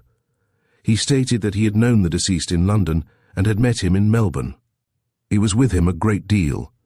On the night of the murder, he was in the Orient Hotel in Burke Street. White came in and was greatly excited. He was in evening dress and wore a light coat. They had several drinks together and then went up to an hotel in Russell Street and had some more drinks there. Both witness and deceased were intoxicated. White took off his light coat, saying he felt warm, and went out shortly afterwards, leaving witness asleep in the bar. He was awakened by the barman, who wanted him to leave the hotel. He saw that White had left his coat behind him and took it up with the intention of giving it to him. As he stood in the street, someone snatched the coat from him and made off with it. He tried to follow the thief, but he could not do so, being too intoxicated. He then went home and to bed, as he had to leave early for the country in the morning. In cross-examination, Calton, when you went into the street after leaving the hotel, did you see the deceased? Witness, no, I did not, but I was very drunk, and unless deceased had spoken to me, I would not have noticed him. Calton, what was deceased excited about when you met him? Witness, I don't know. He did not say. Calton, what were you talking about? Witness, all sorts of things. London, principally. Calton, did the deceased mention anything about papers? Witness, surprised, no, he did not. Calton, are you sure? Witness, quite sure. Calton, what time did you get home? Witness, I don't know. I was too drunk to remember. This closed the case for the Crown, and as it was now late, the case was adjourned till the next day. The court was soon emptied of the busy, chattering crowd, and Calton, on looking over his notes, found that the result of the first day's trial was 2 points in favour of Fitzgerald. First, the discrepancy of time in the evidence of Rankin and the landlady, Mrs. Sampson. Second, the evidence of the cabman Royston, as to the wearing of a ring on the forefinger of the right hand by the man who murdered White, whereas the prisoner never wore rings. These were slender proofs of innocence to put against the overwhelming mass of evidence in favour of the prisoner's guilt. The opinions of all were pretty well divided, some being in favour and others against, when suddenly an event happened which surprised everyone. All over Melbourne extras were posted, and the news passed from lip to lip like wildfire return of the missing witness, Sal Rawlins. Chapter 18. Sal Rawlins tells all she knows. And, indeed, such was the case. Sal Rawlins had made her appearance at the 11th hour, to the heartfelt thankfulness of Calton, who saw in her an angel from heaven sent to save the life of an innocent man. It was at the conclusion of the trial, and, together with Madge, he had gone down to his office, when his clerk entered with a telegram. The lawyer opened it hastily, and with a silent look of pleasure on his face, handed the telegram to Madge.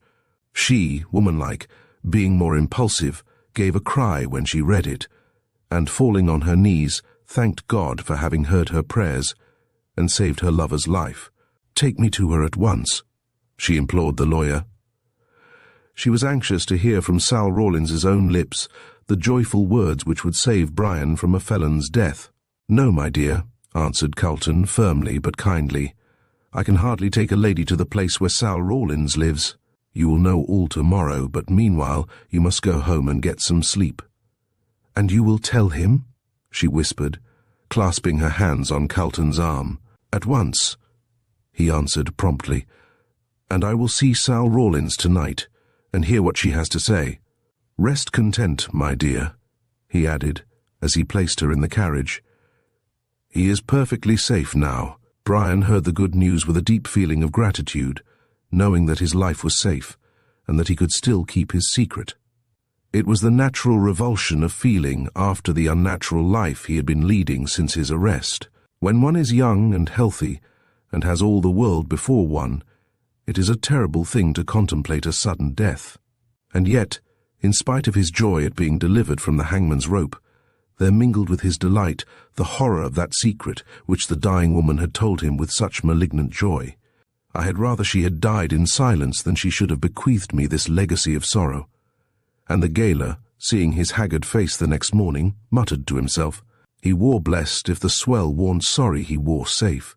So, while Brian was pacing up and down his cell during the weary watches of the night, Madge, in her own room, was kneeling beside her bed and thanking God for his great mercy. And Calton, the good fairy of the two lovers, was hurrying towards the humble abode of Mrs. Rawlins, familiarly known as Mother Guttersnipe. Kilsip was beside him, and they were talking eagerly about the providential appearance of the invaluable witness. "What I like," observed Kilsip in his soft, purring tone, "is the sell it will be for that Gorby. He was so certain that Mr. Fitzgerald was the man, and when he gets off tomorrow Gorby will be in a rage." "Where was Sal the whole time?" asked Calton, absently, not thinking of what the detective was saying. "Ill," answered Kilsip.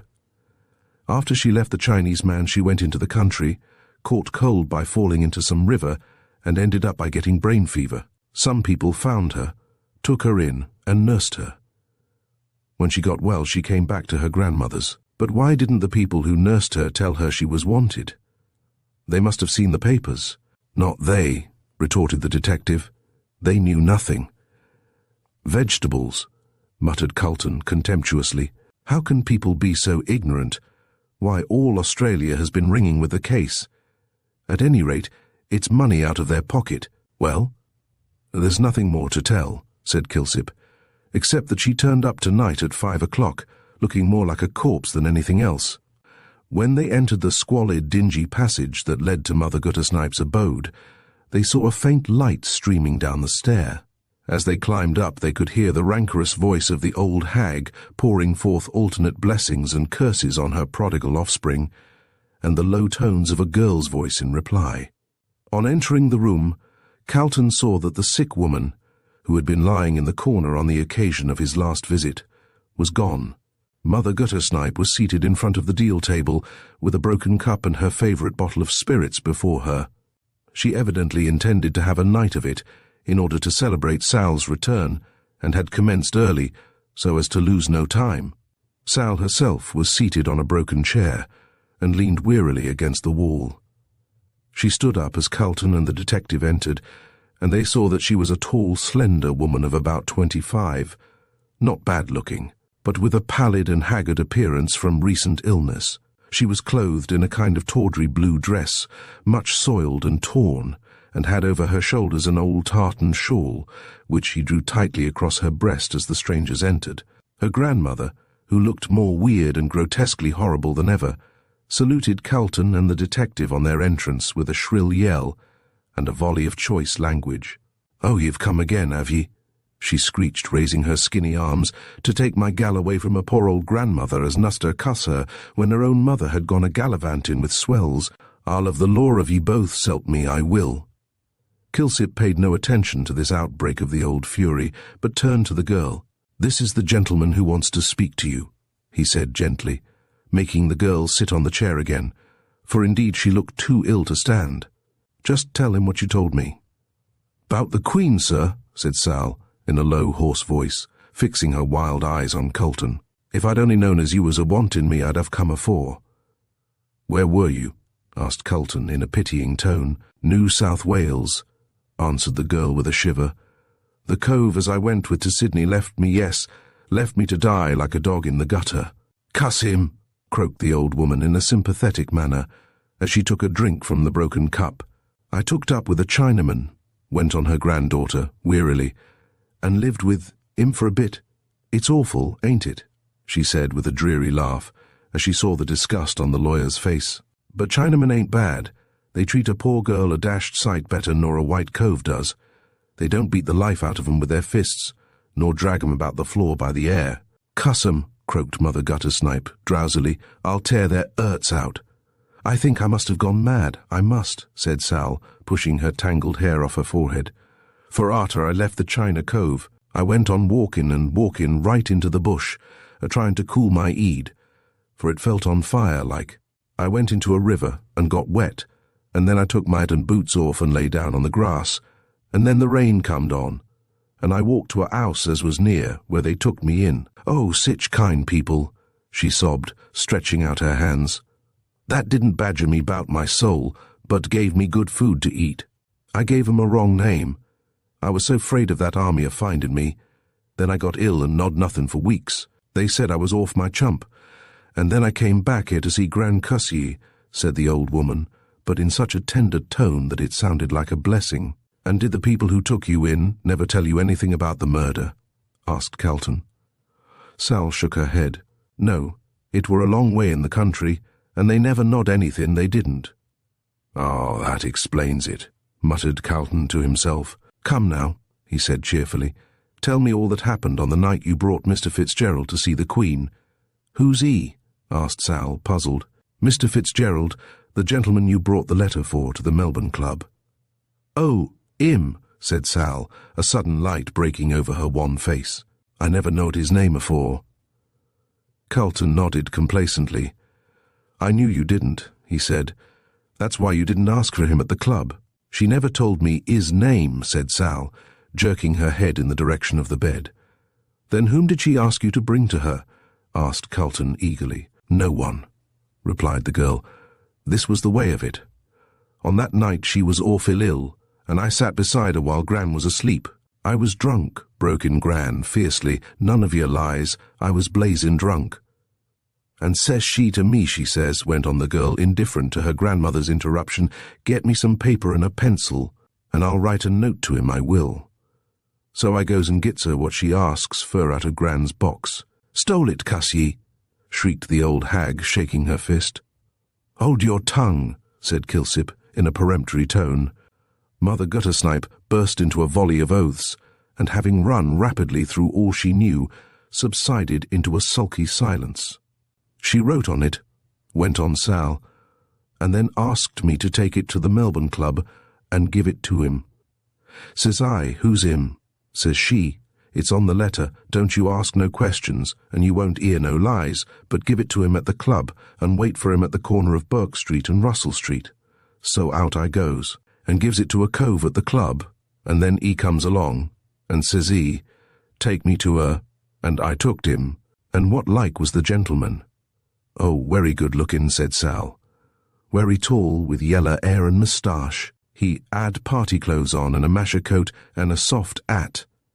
That's Fitzgerald right enough, muttered Calton. And what did he do when he came? He goes right up to her, and she says, Are you E? And he says, I am. Then says she, Do you know what I'm a-going to tell you? And he says, No. Then she says, It's about and says he, looking very white, How dare you have a name on your vile lips? And she gets up and screeches, Turn that gal out, and I'll tell you. And he takes me by the arm, and says he, Get out. And I gets out, and that's all I knows. And how long was he with her? Asked Calton, who had been listening attentively. Bout half a hour, answered Sal.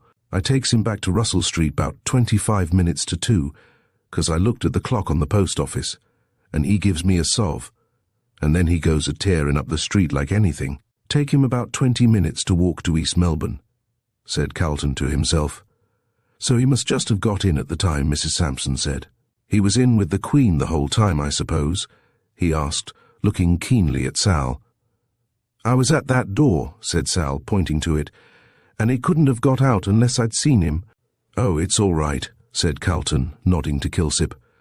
There won't be any difficulty in proving an alibi. But I say, he added, turning to Sal, what were they talking about? I dunno, answered Sal. I was at the door, and they talks that quiet I couldn't hear 'em. Then he sings out, My gee, it's too horrible.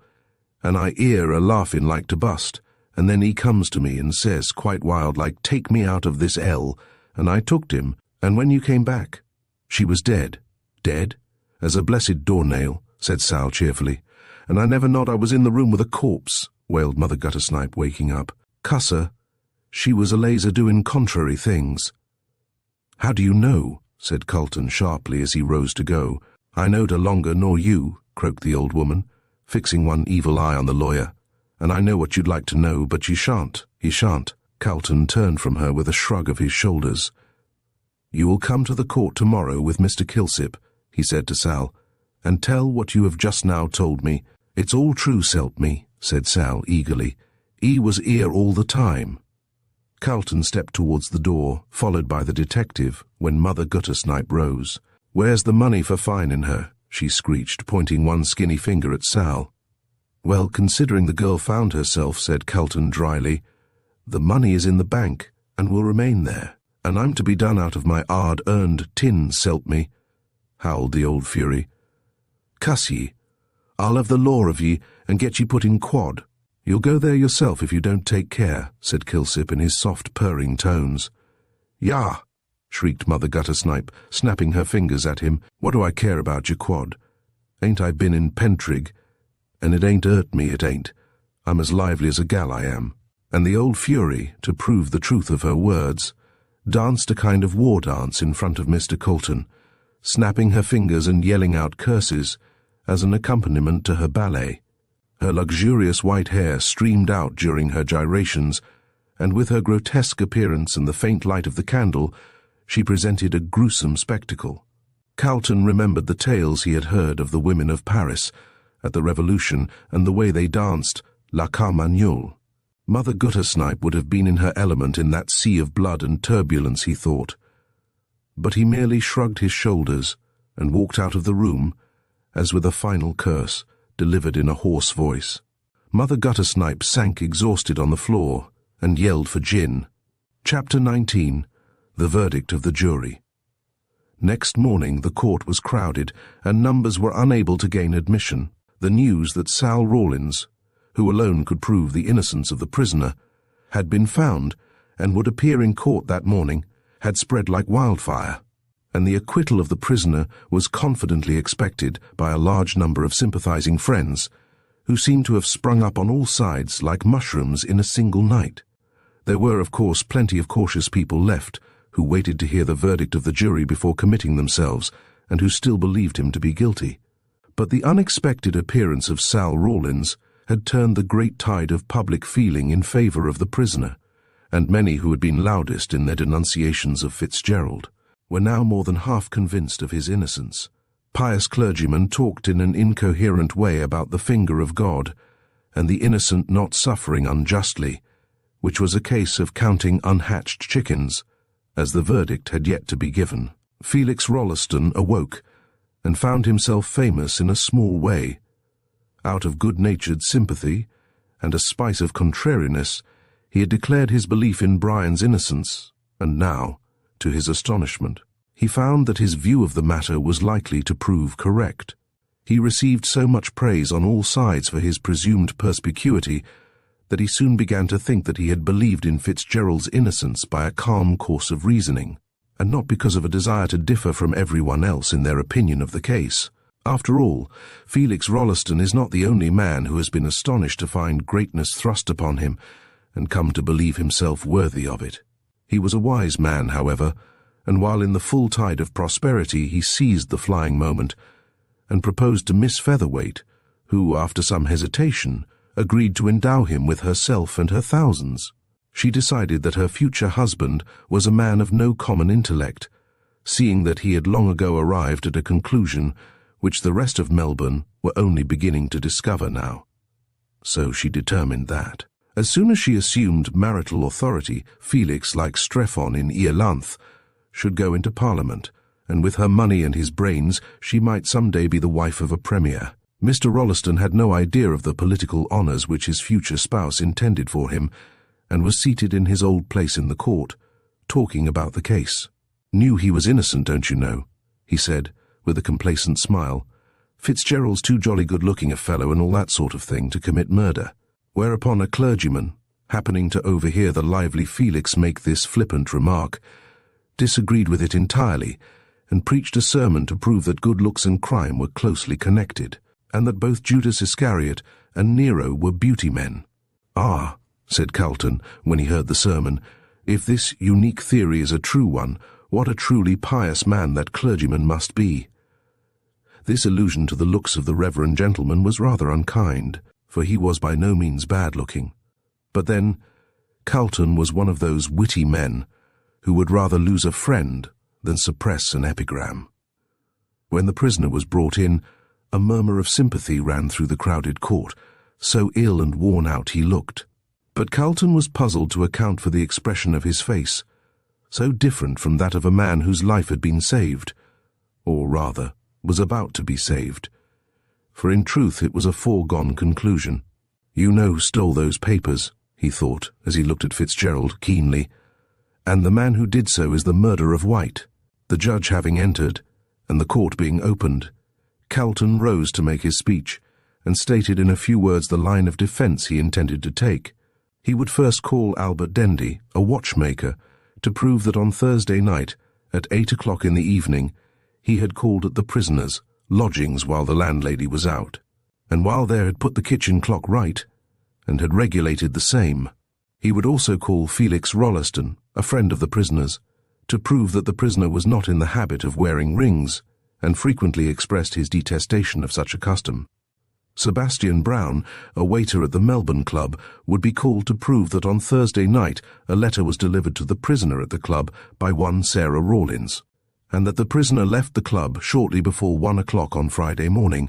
He would also call Sarah Rawlins to prove that she had delivered a note to Sebastian Brown for the prisoner at the Melbourne Club at 11:45 on Thursday night, and that at a few minutes past 1 o'clock on Friday morning she had conducted the prisoner to a slum off Little Burke Street, and that he was there between 1 and 2 on Friday morning, the hour at which the murder was alleged to have taken place. This being his defence to the charge brought against the prisoner, he would call Albert Dendy. Albert Dendy, duly sworn, stated, "I am a watchmaker, and carry on business in Fitzroy. I remember Thursday, the 26th of July last. On the evening of that day I called at Powlett Street, East Melbourne, to see my aunt, who is the landlady of the prisoner. She was out at the time I called, and I waited in the kitchen till her return. I looked at the kitchen clock to see if it was too late to wait, and then at my watch. I found that the clock was 10 minutes fast, upon which I put it right, and regulated it properly. Calton, at what time did you put it right? Witness, about 8 o'clock. Calton, between that time and 2 in the morning, was it possible for the clock to gain 10 minutes? Witness, no, it was not possible. Calton, would it gain at all? Witness, not between 8 and 2 o'clock. The time was not long enough. Calton, did you see your aunt that night? Witness, yes. I waited till she came in. Calton, and did you tell her you had put the clock right? Witness, no, I did not. I forgot all about it. Calton, then she was still under the impression that it was 10 minutes fast. Witness, yes, I suppose so, after Dendy had been cross-examined. Felix Rolleston was called, and deposed as follows. I am an intimate friend of the prisoner. I have known him for 5 or 6 years, and I never saw him wearing a ring during that time. He has frequently told me he did not care for rings, and would never wear them. In cross-examination, Crown Prosecutor, you have never seen the prisoner wearing a diamond ring. Witness, no, never. Crown Prosecutor, have you ever seen any such ring in his possession? Witness, no, I have seen him buying rings for ladies, but I never saw him with any ring such as a gentleman would wear. Crown Prosecutor, not even a seal ring. Witness, no, not even a seal ring. Sarah Rawlins was then placed in the witness box, and, after having been sworn, deposed, I know the prisoner. I delivered a letter, addressed to him at the Melbourne Club, at 11:45 o'clock on Thursday, 26th July. I did not know what his name was. He met me shortly after 1 at the corner of Russell and Burke Streets, where I had been told to wait for him. I took him to my grandmother's place, in a lane off Little Burke Street. There was a dying woman there who had sent for him. He went in and saw her for about 20 minutes, and then I took him back to the corner of Burke and Russell Streets. I heard the 3/4 strike shortly after I left him. Crown Prosecutor, you are quite certain that the prisoner was the man you met on that night? Witness, quite certain, s'help me gak, Crown Prosecutor, and he met you a few minutes past 1 o'clock? Witness, yes. About 5 minutes I heard the clock a-striking 1, just afore he came down the street, and when I leaves him again it were about 25 to 2, 'cause it took me 10 minutes to get home, and I heard the clock go 3/4, jest as I gets to the door. Crown Prosecutor: How do you know it was exactly 25 to 2 when you left him? Witness: 'Cause I saw the clocks. I left him at the corner of Russell Street and comes down Burke Street, so I could see the post office clock as plain as day, and when I gets into Swanston Street, I looks at the town all promiscuous-like and sees the same time there. Crown Prosecutor: And you never lost sight of the prisoner the whole time? Witness: No, there was only one door by the room, and I was a-sitting outside it, and when he comes out he falls over me. Crown Prosecutor: Were you asleep? Witness: Not a blessed wink. Calton then directed Sebastian Brown to be called. He deposed: I know the prisoner. He is a member of the Melbourne Club, at which I am a waiter. I remember Thursday, 26th July. On that night, the last witness came with a letter to the prisoner. It was about 11:45. She just gave it to me and went away.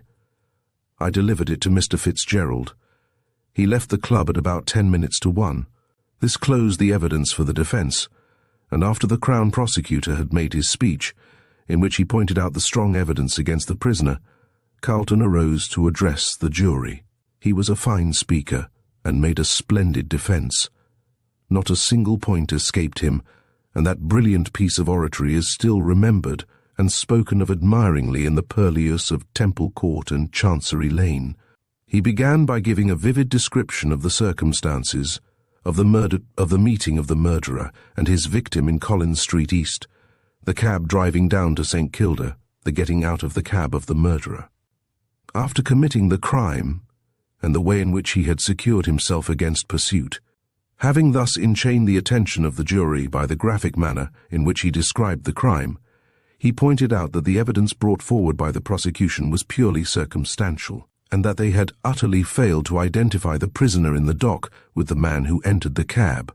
The supposition that the prisoner and the man in the light coat were one and the same person rested solely upon the evidence of the cabman, Royston, who, although not intoxicated, was judging from his own statements, not in a fit state to distinguish between the man who hailed the cab and the man who got in. The crime was committed by means of chloroform. Therefore, if the prisoner was guilty, he must have purchased the chloroform in some shop, or obtained it from some friends. At all events, the prosecution had not brought forward a single piece of evidence to show how and where the chloroform had been obtained. With regard to the glove belonging to the murdered man found in the prisoner's pocket, he picked it up off the ground at the time when he first met White, when the deceased was lying drunk near the Scotch church. Certainly there was no evidence to show that the prisoner had picked it up before the deceased entered the cab, but, on the other hand, there was no evidence to show that it had been picked up in the cab. It was far more likely that the glove, and especially a white glove, would be picked up under the light of the lamp near the Scotch church, where it was easily noticeable, than in the darkness of a cab, where there was very little room, and where it would be quite dark, as the blinds were drawn down. The cabman, Royston, swore positively that the man who got out of his cab on the St. Kilda Road wore a diamond ring on the forefinger of his right hand, and the cabman, Rankin, swore to the same thing about the man who got out at Powlett Street. Against this could be placed the evidence of one of the prisoner's most intimate friends, one who had seen him almost daily for the last 5 years, and he had sworn positively that the prisoner was not in the habit of wearing rings. The cabman Rankin had also sworn that the man who entered his cab on the St. Kilda Road alighted at Powlett Street, East Melbourne, at 2 o'clock on Friday morning, as he heard that hour strike from the post office clock, whereas the evidence of the prisoner's landlady showed plainly that he entered the house 5 minutes previously, and her evidence was further supported by that of the watchmaker, Dendy. Mrs. Sampson saw the hand of her kitchen clock point to 5 minutes to 2, and thinking it was 10 minutes slow, told the detective that the prisoner did not enter the house till 5 minutes past 2, which would just give the man who alighted from the cab, presuming him to have been the prisoner, sufficient time to walk up to his lodgings. The evidence of the watchmaker, Dendy, however, showed clearly that he had put the clock right at the hour of 8 on Thursday night.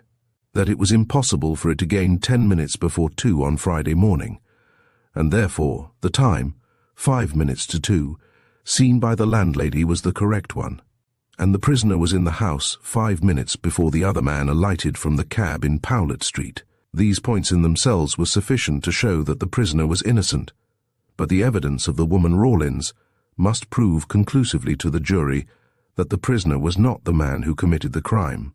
The witness Brown had proved that the woman Rawlins had delivered a letter to him, which he gave to the prisoner, and that the prisoner left the club to keep the appointment spoken of in the letter, which letter, or, rather, the remains of it, had been put in evidence.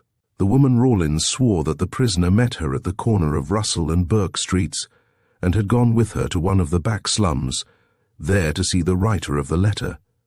She also proved that at the time of the committal of the crime, the prisoner was still in the back slum, by the bed of the dying woman, and, there being only one door to the room, he could not possibly have left without the witness seeing him. The woman Rawlins further proved that she left the prisoner at the corner of Burke and Russell Streets at 25 minutes to 2 o'clock, which was 5 minutes before Royston drove his cab up to the St. Kilda police station, with the dead body inside. Finally, the woman Rawlins proved her words by stating that she saw both the post office and town hall clocks, and supposing the prisoner started from the corner of Burke and Russell Streets, as she says he did, he would reach East Melbourne in 20 minutes, which made it 5 minutes to 2 on Friday morning, the time at which, according to the landlady's statement, he entered the house. All the evidence given by the different witnesses agreed completely, and formed a chain which showed the whole of the prisoner's movements at the time of the committal of the murder. Therefore, it was absolutely impossible that the murder could have been committed by the man in the dock. The strongest piece of evidence brought forward by the prosecution was that of the witness Hableton, who swore that the prisoner used threats against the life of the deceased, but the language used was merely the outcome of a passionate Irish nature, and was not sufficient to prove the crime to have been committed by the prisoner. The defence which the prisoner set up was that of an alibi, and the evidence of the witnesses for the defence proved conclusively that the prisoner could not and did not commit the murder. Finally, Calton wound up his elaborate and exhaustive speech, which lasted for over 2 hours, by a brilliant peroration, calling upon the jury to base their verdict upon the plain facts of the case. And if they did so, they could hardly fail in bringing in a verdict of not guilty. When Calton sat down, a subdued murmur of applause was heard, which was instantly suppressed, and the judge began to sum up, strongly in favour of Fitzgerald.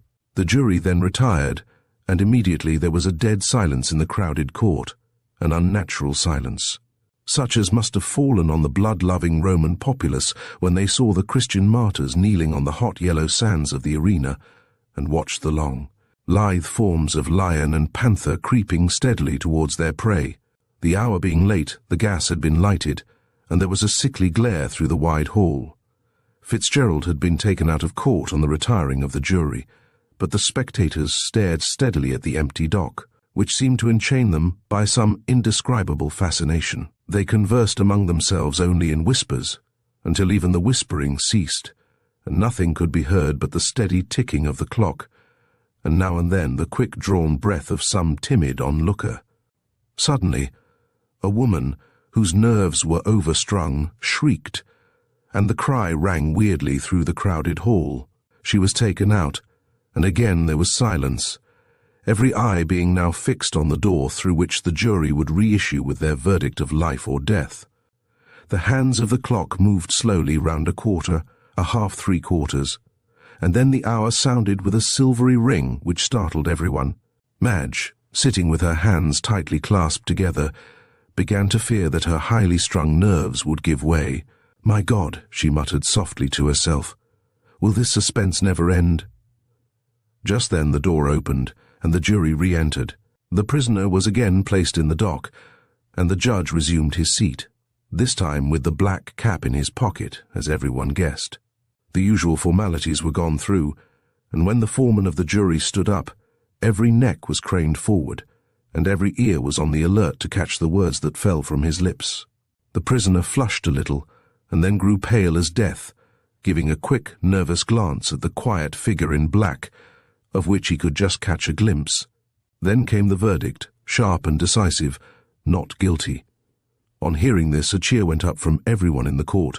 So strong was the sympathy with Brian. In vain the crier of the court yelled, "Order!" until he was red in the face. In vain the judge threatened to commit all present for contempt of court, his voice being inaudible. It did not matter much. The enthusiasm could not be restrained, and it was 5 minutes before order was obtained. The judge, having recovered his composure, delivered his judgment and discharged the prisoner, in accordance with the verdict. Calton had won many cases, but it is questionable if he had ever heard a verdict which gave him so much satisfaction as that which proclaimed Fitzgerald innocent, and Brian, stepping down from the dock a free man, passed through a crowd of congratulating friends to a small room off the court, where a woman was waiting for him, a woman who clung round his neck, and sobbed out, my darling, I knew that God would save you." Chapter 20. The Argus gives its opinion. The morning after the trial was concluded, the following article in reference to the matter appeared in the Argus. During the past 3 months we have frequently in our columns commented on the extraordinary case, which is now so widely known as the Hansom Cab tragedy. We can safely say that it is the most remarkable case which has ever come under the notice of our criminal court, and the verdict given by the jury yesterday has enveloped the matter in a still deeper mystery. By a train of strange coincidences, Mr. Brian Fitzgerald, a young squatter, was suspected of having murdered White, and had it not been for the timely appearance of the woman Rawlins who turned up at the 11th hour, we feel sure that a verdict of guilty would have been given, and an innocent man would have suffered punishment for the crime of another. Fortunately for the prisoner, and for the interests of justice, his counsel, Mr. Calton, by unwearied diligence, was able to discover the last witness and prove an alibi. Had it not been for this, in spite of the remarks made by the learned counsel in his brilliant speech yesterday, which resulted in the acquittal of the prisoner, we question very much if the rest of the evidence in favour of the accused would have been sufficient to persuade the jury that he was an innocent man.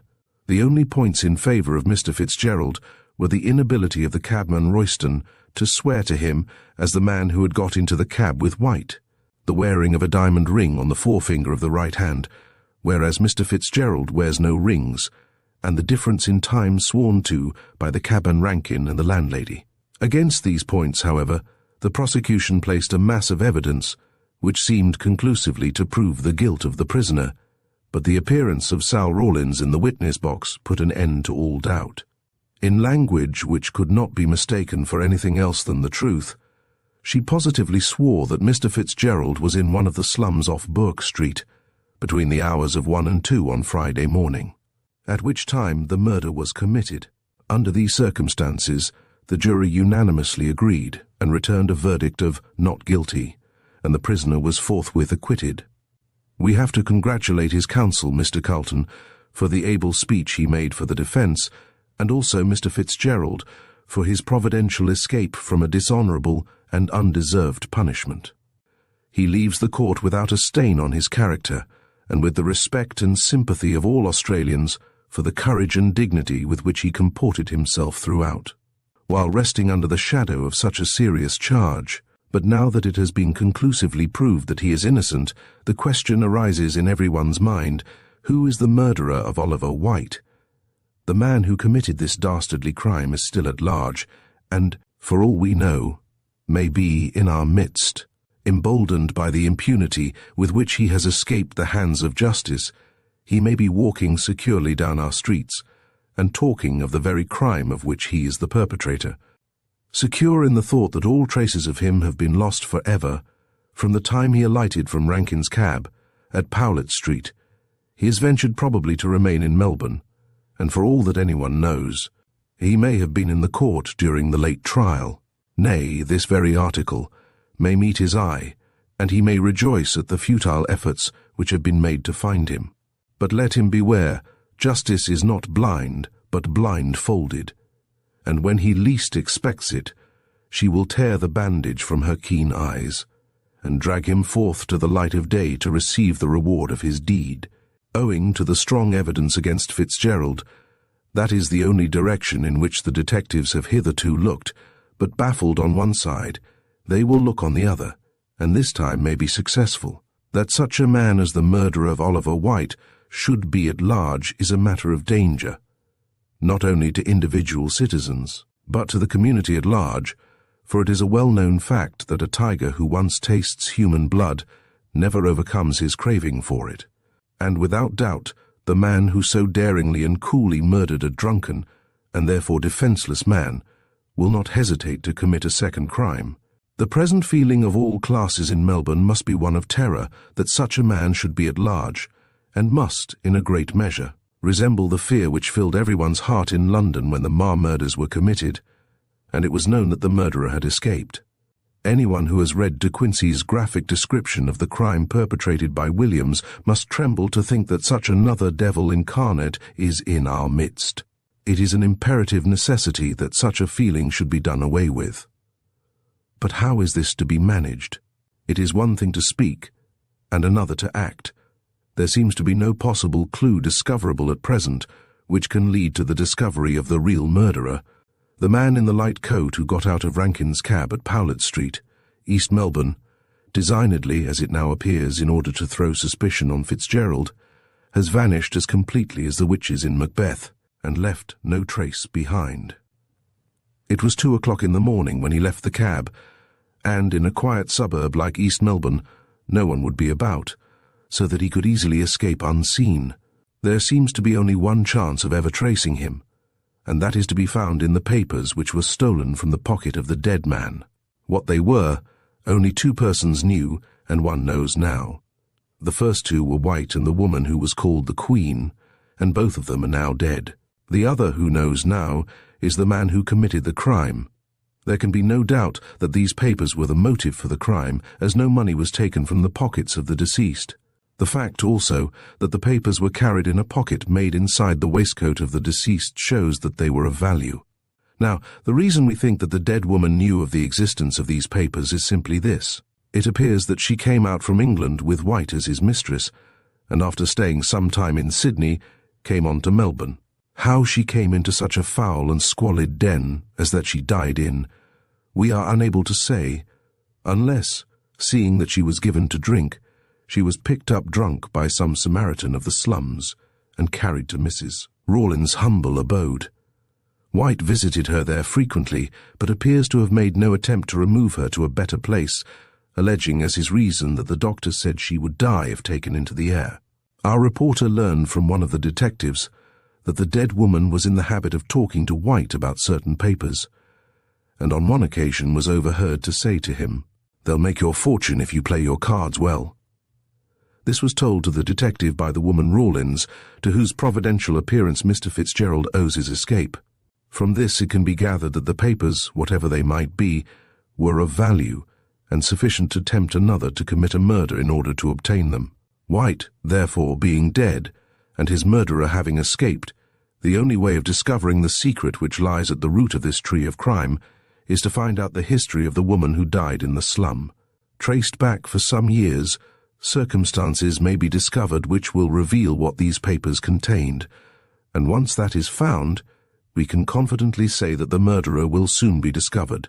This is the only chance of finding out the cause and the author of this mysterious murder, and if it fails, we fear the Hansom Cab tragedy will have to be relegated to the list of undiscovered crimes, and the assassin of White will have no other punishment than that of the remorse of his own conscience. Chapter 21. 3 months afterwards. A hot December day, with a cloudless blue sky, and a sun blazing down on the earth, clothed in all the beauty of summer garments. Such a description of snowy December sounds perchance a trifle strange to English ears. It may strike them as being somewhat fantastic, as was the play in A Midsummer Night's Dream to Demetrius when he remarked, "This is hot ice and wondrous cold fire." But here in Australia we are in the realm of contrariety, and many things other than dreams go by contrary. Here black swans are an established fact, and the proverb concerning them, made when they were considered as mythical a bird as the phoenix, has been rendered null and void by the discoveries of Captain Cook. Here ironwood sinks and pumice stone floats, which must strike the curious spectator as a queer freak on the part of Dame Nature. At home, the Edinburgh mail bears the hardy traveller to a cold climate, with snowy mountains and wintry blasts. But here the further north one goes, the hotter it gets, till one arrives in Queensland, where the heat is so great that a profane traveller of an epigrammatic turn of mind once fittingly called it an amateur hell. But however contrary, as Mrs. Gamp would say, nature may be in her dealings, the English race out in this great continent are much the same as in the old country John Bull, Paddy and Sandy, all being of a conservative turn of mind, and with strong opinions as to the keeping up of old customs. Therefore, on a hot Christmas day, with the sun 100-odd in the shade, Australian revellers sit down to the roast beef and plum pudding of old England, which they eat contentedly as the orthodox thing. And on New Year's Eve, the festive Celt repairs to the doors of his friends with a bottle of whisky and a cheering verse of Auld Lang Syne. Still, it is these peculiar customs that give an individuality to a nation, and John Bull abroad loses none of his insular obstinacy, but keeps his Christmas in the old fashion and wears his clothes in the new fashion, without regard to heat or cold. A nation that never surrenders to the fire of an enemy cannot be expected to give in to the fire of the sun, but if some ingenious mortal would only invent some light and airy costume, after the fashion of the Greek dress, and Australians would consent to adopt the same, life in Melbourne and her sister cities would be much cooler than it is at present. Madge was thinking somewhat after this fashion as she sat on the wide veranda, in a state of exhaustion from the heat, and stared out at the wide plains lying parched and arid under the blazing sun. There was a dim kind of haze rising from the excessive heat, hanging midway between heaven and earth, and through its tremulous veil the distant hills looked aerial and unreal. Stretched out before her was the garden with its intensely vivid flowers. To look at them merely was to increase one's caloric condition. Great bushes of oleanders, with their bright pink blossoms, luxurious rose trees, with their yellow, red and white blooms, and all along the border a rainbow of many-coloured flowers, with such brilliant tints that the eye ached to see them in the hot sunshine, and turned restfully to the cool green of the trees which encircled the lawn. In the centre was a round pool, surrounded by a ring of white marble, and containing a still sheet of water which flashed like a mirror in the blinding light. The homestead of Yabba Station was a long, low house with no upper story, and with a wide veranda running nearly round it. Cool green blinds were hung between the pillars to keep out the sun, and all along were scattered lounging chairs of basketwork, with rugs, novels, empty soda-water bottles, and all the other evidences that Mr. Frettlby's guests had been wise, and stayed inside during the noonday heat. Madge was seated in one of these comfortable chairs, and she divided her attention between the glowing beauty of the world outside, which she could see through a narrow slit in the blinds. But she did not seem greatly interested in her book, and it was not long before she let it fall unheeded to the ground and took refuge in her own thoughts. The trial through which she had so recently passed had been a great one, and it had not been without its outward result. It had left its impress on her beautiful face, and there was a troubled look in her eyes. After Brian's acquittal of the murder of Oliver White, she had been taken by her father up to the station, in the hope that it would restore her to health. The mental strain which had been on her during the trial had nearly brought on an attack of brain fever. But here, far from the excitement of town life, in the quiet seclusion of the country, she had recovered her health, but not her spirits. Women are more impressionable than men, and it is perhaps for this reason that they age quicker. A trouble which would pass lightly over a man leaves an indelible mark on a woman, both physically and mentally, and the terrible episode of White's murder had changed Madge from a bright and merry girl into a grave and beautiful woman. Sorrow is a potent enchantress. Once she touches the heart, life can never be quite the same again. We never more surrender ourselves entirely to pleasure, and often we find so many of the things we have longed for are after all but Dead Sea fruit. Sorrow is the veiled Isis of the world, and once we penetrate her mystery and see her deeply furrowed face and mournful eyes, the magic light of romance dies all away. and we realize the hard, bitter fact of life in all its nakedness. Madge felt something of all this. She saw the world now, not as the fantastic fairyland of her girlish dreams, but as the sorrowful vale of tears through which we must all walk till we reach the promised land. And Brian, he also had undergone a change, for there were a few white hairs now amid his curly chestnut locks, and his character, from being gay and bright, had become moody and irritable. After the trial, he had left town immediately in order to avoid meeting with his friends, and had gone up to his station, which was next to that of the Frettlbys. There he worked hard all day, and smoked hard all night, thinking over the secret which the dead woman had told him, and which threatened to overshadow his life.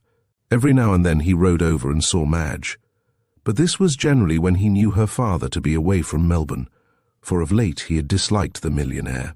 Madge could not but condemn his attitude, remembering how her father had stood beside him in his recent trouble.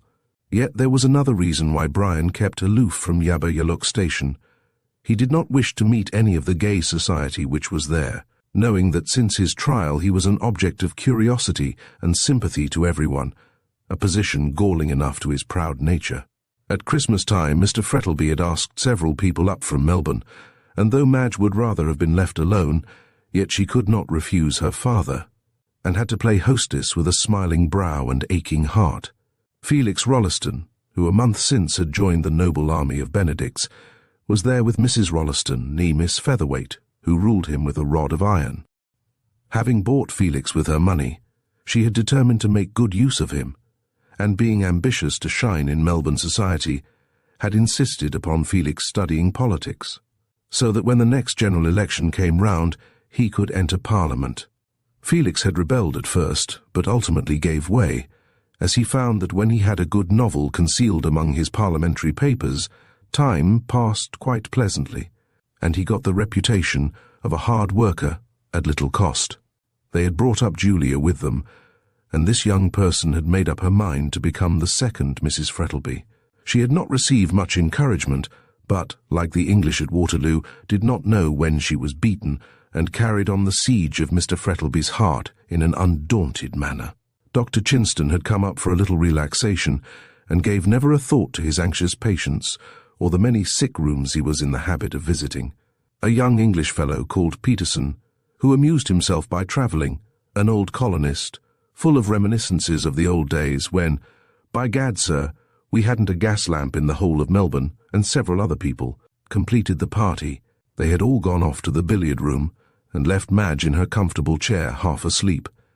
Suddenly she started, as she heard a step behind her, and turning, saw Sal Rawlins, in the neatest of black gowns, with a coquettish white cap and apron, and an open book. Madge had been so delighted with Sal for saving Brian's life that she had taken her into her service as maid. Mr. Frettlby had offered strong opposition at first, that a fallen woman like Sal should be near his daughter.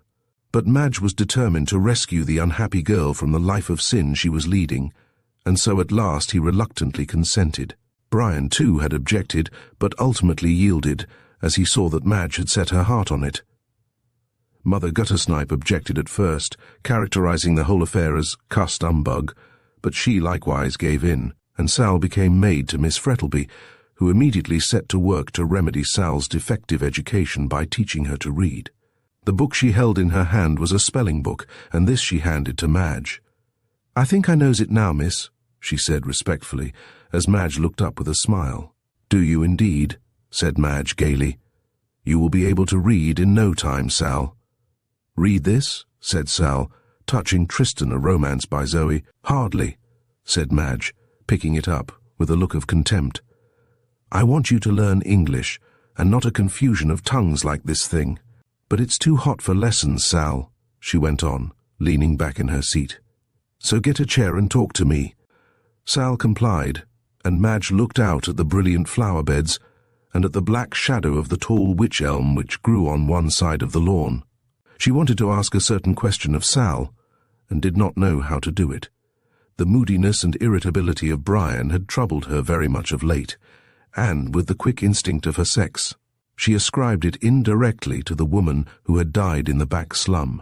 Anxious to share his troubles and lighten his burden, She determined to ask Sal about this mysterious woman, and find out, if possible, what secret had been told to Brian which affected him so deeply.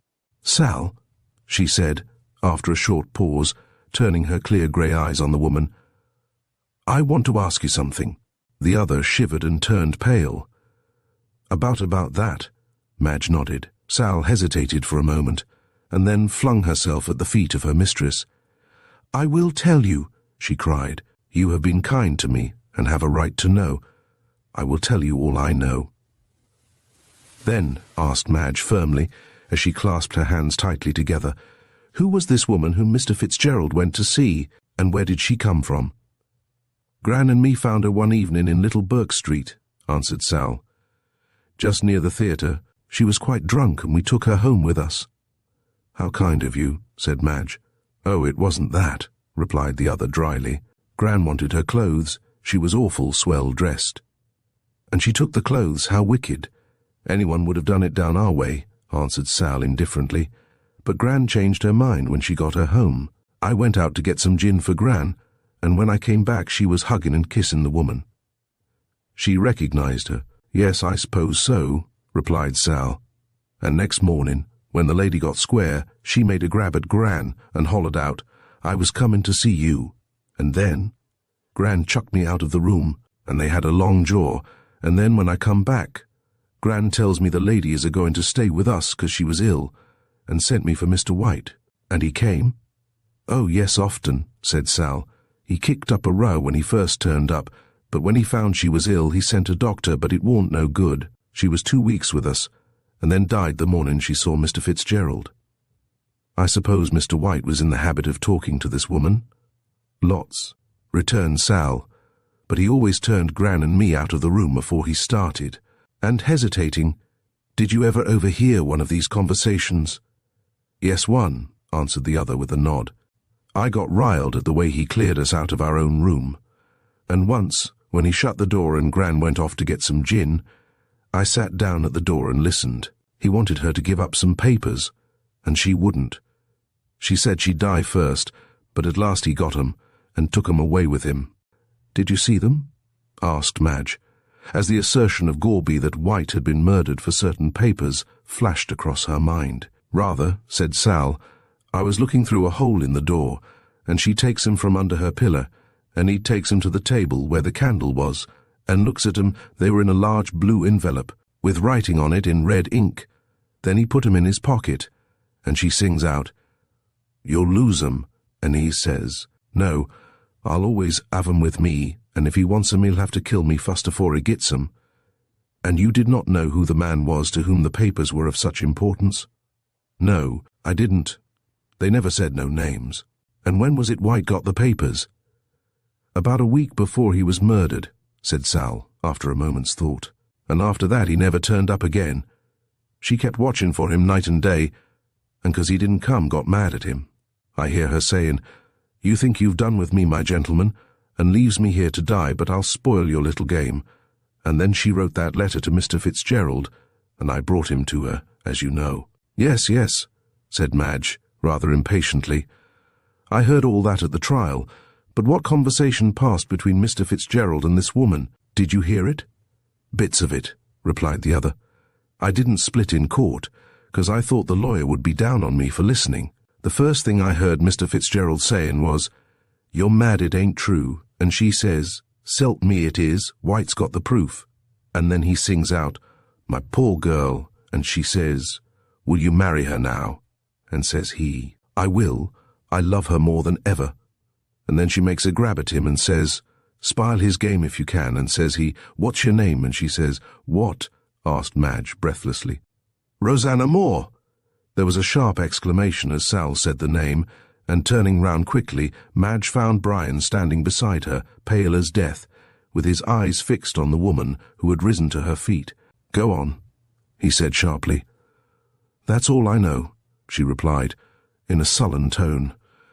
Brian gave a sigh of relief. "You can go," he said slowly. "I wish to speak with Miss Frettlby alone." Sal looked at him for a moment, and then glanced at her mistress, who nodded to her as a sign that she might withdraw. She picked up her book and with another sharp, inquiring look at Brian, turned and walked slowly into the house. Chapter 22. A Daughter of Eve. After Sal had gone, Brian sank into a chair beside Madge with a weary sigh. He was in riding dress, which became his stalwart figure well, and he looked remarkably handsome but ill and worried. "What on earth were you questioning that girl about?"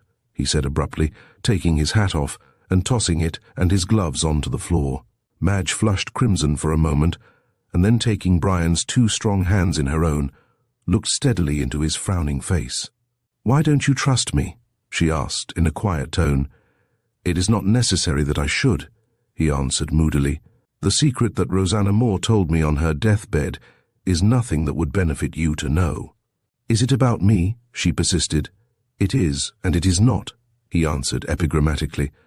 "I suppose that means that it is about a third person and concerns me," she said calmly, releasing his hands. "Well, yes," impatiently striking his boot with his riding whip. "But it is nothing that can harm you, so long as you do not know it. But God help you should anyone tell it to you, for it would embitter your life." "My life being so very sweet now," answered Madge with a slight sneer. "You are trying to put out a fire by pouring oil on it, and what you say only makes me more determined to learn what it is." "Madge, I implore you not to persist in this foolish curiosity," he said almost fiercely. "It will bring you only misery. If it concerns me, I have a right to know it," she answered curtly. "When I marry you, how can we be happy together, with the shadow of a secret between us?" Brian rose and leaned against the veranda post with a dark frown on his face. "Do you remember that verse of Browning's," he said coolly, "where the apple reddens never pry, lest we lose our Edens, Eve and I? Singularly applicable to our present conversation, I think." "Ah," she said, her pale face flushing with anger. "You want me to live in a fool's paradise, which may end at any moment." "That depends upon yourself," he answered coldly. "I never roused your curiosity by telling you that there was a secret, but betrayed it inadvertently to Calton's cross-questioning. I tell you candidly that I did learn something from Rosanna Moore, and it concerns you, though only indirectly through a third person. But it would do no good to reveal it, and would ruin both our lives." She did not answer, but looked straight before her into the glowing sunshine. Brian fell on his knees beside her, and stretched out his hands with an entreating gesture. "Oh, my darling," he cried sadly, "cannot you trust me? The love which has stood such a test as yours cannot fail like this. Let me bear the misery of knowing it alone, without blighting your young life with the knowledge of it. I would tell you if I could, but God help me, I cannot. And he buried his face in his hands. Madge closed her mouth firmly and touched his comely head with her cool white fingers. There was a struggle going on in her breast between her feminine curiosity and her love for the man at her feet. The latter conquered, and she bowed her head over his. "Brian," she whispered softly, "let it be as you wish. I will never again try to learn this secret, since you do not desire it." He arose to his feet and caught her in his strong arms with a glad smile. "My dearest," he said, kissing her passionately, and then for a few moments neither of them spoke. "We will begin a new life," he said at length. "We will put the sad past away from us, and think of it only as a dream. But this secret will still fret you," she murmured. "It will wear away with time and with change of scene," he answered sadly. "Change of scene?" she repeated in a startled tone. "Are you going away?" "Yes, I have sold my station and intend leaving Australia forever during the next 3 months." "And where are you going?" asked the girl, rather bewildered. "Anywhere," he said a little bitterly. "I am going to follow the example of Cain and be a wanderer on the face of the earth. Alone.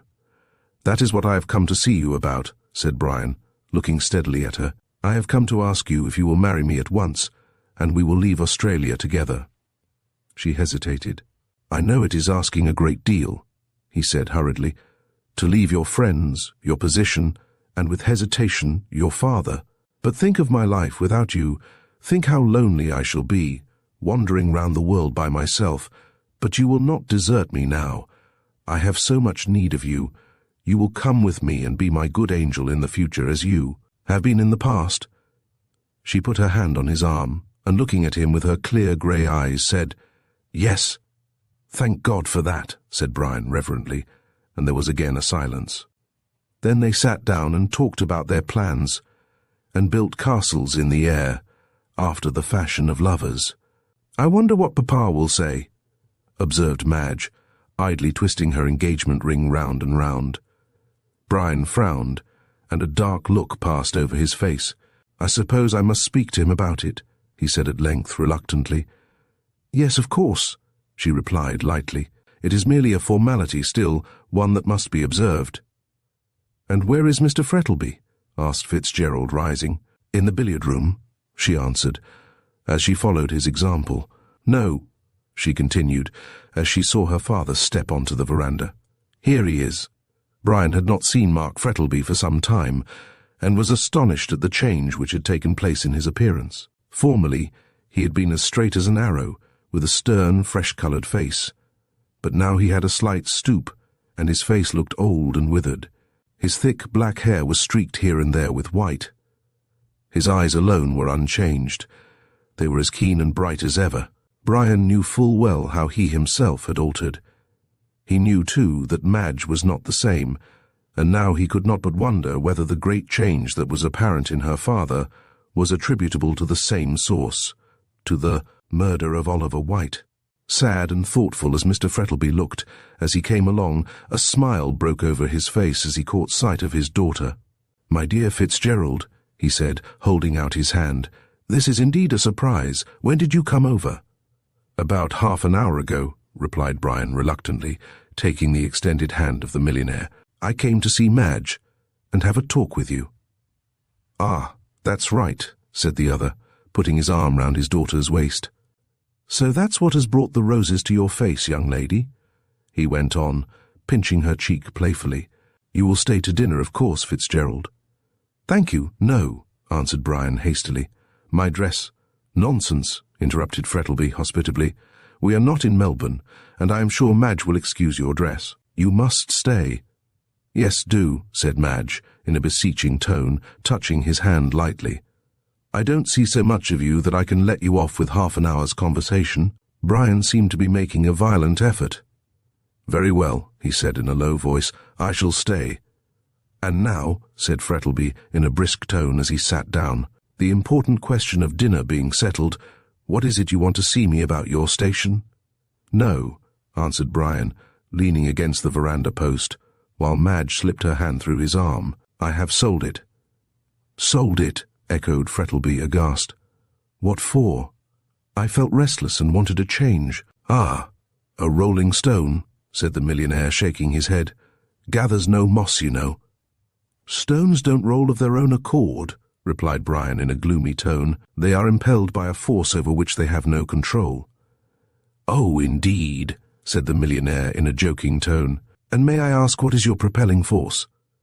Brian looked at the man's face with such a steady gaze that the latter's eyes dropped after an uneasy attempt to return it. "Well," he said impatiently, looking at the two tall young people standing before him, "what do you want to see me about?"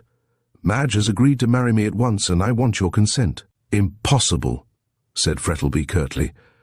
"There is no such a word as impossible," retorted Brian, coolly, thinking of the famous remark in Richelieu. "Why should you refuse? I am rich now." "Pshaw," said Frettlby, rising impatiently. "It's not money I'm thinking about.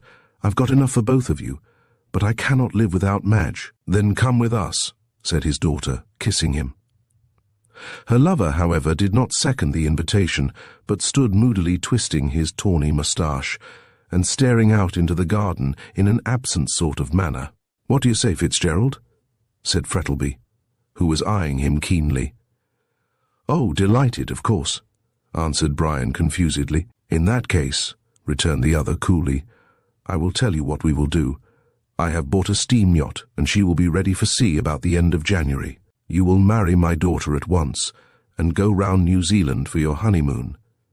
When you return, if I feel inclined, and you two turtle doves don't object, I will join you, and we will make a tour of the world." "Oh, how delightful!" cried Madge, clasping her hands. "I am so fond of the ocean with a companion, of course," she added, with a saucy glance at her lover. Brian's face had brightened considerably, for he was a born sailor, and a pleasant yachting voyage in the blue waters of the Pacific, with Madge as his companion, was, to his mind, as near paradise as any mortal could get. "And what is the name of the yacht?" he asked with deep interest. "Her name?" repeated Mr. Frettlby hastily. "Oh, a very ugly name, and one which I intend to change. At present she is called the Rosanna." "Rosanna!" Brian and his betrothed both started at this, and the former stared curiously at the old man, wondering at the coincidence between the name of the yacht and that of the woman who died in the Melbourne slum. Mr. Frettlby flushed a little when he saw Brian's eye fixed on him with such an inquiring gaze, and rose with an embarrassed laugh. "You are a pair of moonstruck lovers," he said gaily, taking an arm of each and leading them into the house. "But you forget dinner will soon be ready." Chapter 23. Across the walnuts and the wine, Moore, sweetest of bards, sings, "Oh, there's nothing half so sweet in life as love's young dream." But he made this assertion in his callow days, before he had learned the value of a good digestion. To a young and fervid youth, love's young dream is no doubt very charming, lovers, as a rule, having a small appetite. But to a man who has seen the world and drunk deeply of the wine of life, there is nothing half so sweet in the whole of his existence as a good dinner. A hard heart and a good digestion will make any man happy. So said Talleyrand, a cynic if you like, but a man who knew the temper of his day and generation. Ovid wrote about the art of love brillat savarin, of the art of dining, yet, I warrant you, the gastronomical treatise of the brilliant Frenchman is more widely read than the passionate songs of the Roman poet, who does not value as the sweetest in the whole 24 the hour, when, seated at an artistically laid table, with delicately cooked viands, good wines, and pleasant company, all the cares and worries of the day give place to a delightful sense of absolute enjoyment. Dinner with the English people is generally a very dreary affair, and there is a heaviness about the whole thing which communicates itself to the guests, who eat and drink with a solemn persistence, as though they were occupied in fulfilling some sacred rite. But there are men, alas, few and far between, who possess the rare art of giving good dinners, good in the sense of sociality as well as in that of cookery. Mark Frettlby was one of these rare individuals. He had an innate genius for getting pleasant people together, people who, so to speak, dovetailed into one another. He had an excellent cook, and his wines were irreproachable, so that Brian, in spite of his worries, was glad that he had accepted the invitation. The bright gleam of the silver, the glitter of glass, and the perfume of flowers, all collected under the subdued crimson glow of a pink-shaded lamp which hung from the ceiling, could not but give him a pleasurable sensation. On one side of the dining-room were the French windows opening on to the veranda, and beyond appeared the vivid green of the trees and the dazzling colours of the flowers, somewhat tempered by the soft, hazy glow of the twilight. Brian had made himself as respectable as possible under the odd circumstances of dining in his riding dress, and sat next to Madge, contentedly sipping his wine, and listening to the pleasant chatter which was going on around him. Felix Rolleston was in great spirits, the more so as Mrs. Rolleston was at the further end of the table, hidden from his view. Julia Featherweight sat near Mr. Frettlby, and chatted to him so persistently that he wished she would become possessed of a dumb devil. Dr. Chinston and Peterson were seated on the other side of the table, and the old colonist, whose name was Valpy, had the post of honour on Mr. Frettlby's right hand. The conversation had turned on to the subject, ever green and fascinating, of politics, and Mr. Rolleston thought it a good opportunity to air his views as to the government of the colony, and to show his wife that he really meant to obey her wish, and become a power in the political world. "By Jove, you know," he said, with a wave of his hand, as though he were addressing the house. "The country is going to the dogs and all that sort of thing. What we want is a man like Beaconsfield." "Ah, but you can't pick up a man like that every day," said Frettlby, who was listening with an amused smile to Rolleston's disquisitions. "Rather a good thing, too," observed Dr. Chinston dryly. "Genius would become too common." "Well, when I am elected," said Felix, who had his own views, which modesty forbade him to publish. On the subject of the coming colonial Disraeli, I probably shall form a party. To advocate what? Asked Peterson curiously. Oh, well, you see, hesitated Felix. I haven't drawn up a programme yet, so can't say at present. Yes, you can hardly give a performance without a programme, said the doctor, taking a sip of wine. And then everybody laughed. And on what are your political opinions founded? Asked Mr. Frettlby absently, without looking at Felix. Oh, you see, I've read the parliamentary reports and constitutional history. And Vivian Grey, said Felix, who began to feel himself somewhat at sea. The last of which is what the author called it, a lusus naturae, observed Chinston. Don't erect your political schemes on such bubble foundations as are in that novel, for you won't find a Marquis Carabas out here. Unfortunately, no, observed Felix mournfully, but we may find a Vivian Grey. Everyone smothered a smile, the illusion was so patent. Well, he didn't succeed in the end, cried Peterson. Of course he didn't, retorted Felix disdainfully. He made an enemy of a woman, and a man who is such a fool as to do that deserves to fall. You have an excellent opinion of our sex, Mr. Rolleston, said Madge, with a wicked glance at the wife of that gentleman, who was listening complacently to her husband's aimless chatter. No better than they deserve, replied Rolleston gallantly. But you have never gone in for politics, Mr. Frettlby. Who, I know, said the host, rousing himself out of the brown study into which he had fallen. I'm afraid I'm not sufficiently patriotic, and my business did not permit me. And now? Now, echoed Mr. Frettlby, glancing at his daughter. I intend to travel, the jolliest thing out, said Peterson eagerly. One never gets tired of seeing the queer things that are in the world. I've seen queer enough things in Melbourne in the early days, said the old colonist, with a wicked twinkle in his eyes. Oh, cried Julia, putting her hands up to her ears. Don't tell me them, for I'm sure they're naughty. We weren't saints then, said old Valpy, with a senile chuckle. Ah, then we haven't changed much in that respect, retorted Frettlby dryly. You talk of your theatres now, went on Valpy, with the garrulousness of old age. Why, you haven't got a dancer like Rosanna. Brian started on hearing this name again, and he felt Madge's cold hand touch his. And who was Rosanna? Asked Felix, curiously looking up. A dancer and burlesque actress, replied Valpy, vivaciously, nodding his old head. Such a beauty, we were all mad about her such hair and eyes. You remember her, Frettlby? Yes, answered the host in a curiously dry voice. But before Mr. Valpy had the opportunity to wax more eloquent, Madge rose from the table, and the other ladies followed.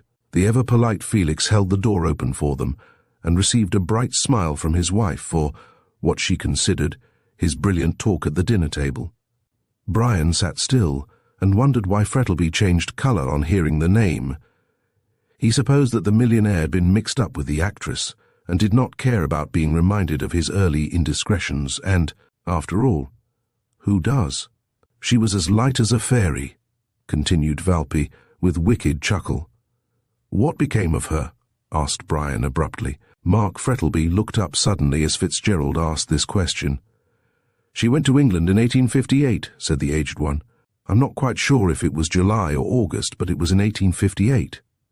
You will excuse me, Valpy, but I hardly think that these reminiscences of a ballet dancer are amusing, said Frettlby curtly, pouring himself out a glass of wine. Let us change the subject. Notwithstanding the plainly expressed wish of his host, Brian felt strongly inclined to pursue the conversation. Politeness, however, forbade such a thing, and he consoled himself with the reflection that, after dinner, he would ask old Valpy about the ballet dancer, whose name caused Mark Frettlby to exhibit such strong emotion. But, to his annoyance, when the gentleman went into the drawing-room, Frettlby took the old colonist off to his study, where he sat with him the whole evening talking over old times. Fitzgerald found Madge seated at the piano in the drawing-room, playing one of Mendelssohn's songs without words. What a dismal thing that is you are playing, Madge, he said lightly, as he sank into a seat beside her. It is more like a funeral march than anything else.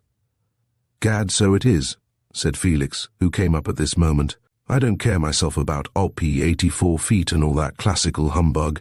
Give me something like Belle Helene with Emily Melville and all that sort of thing. Felix, said his wife, in a stern tone.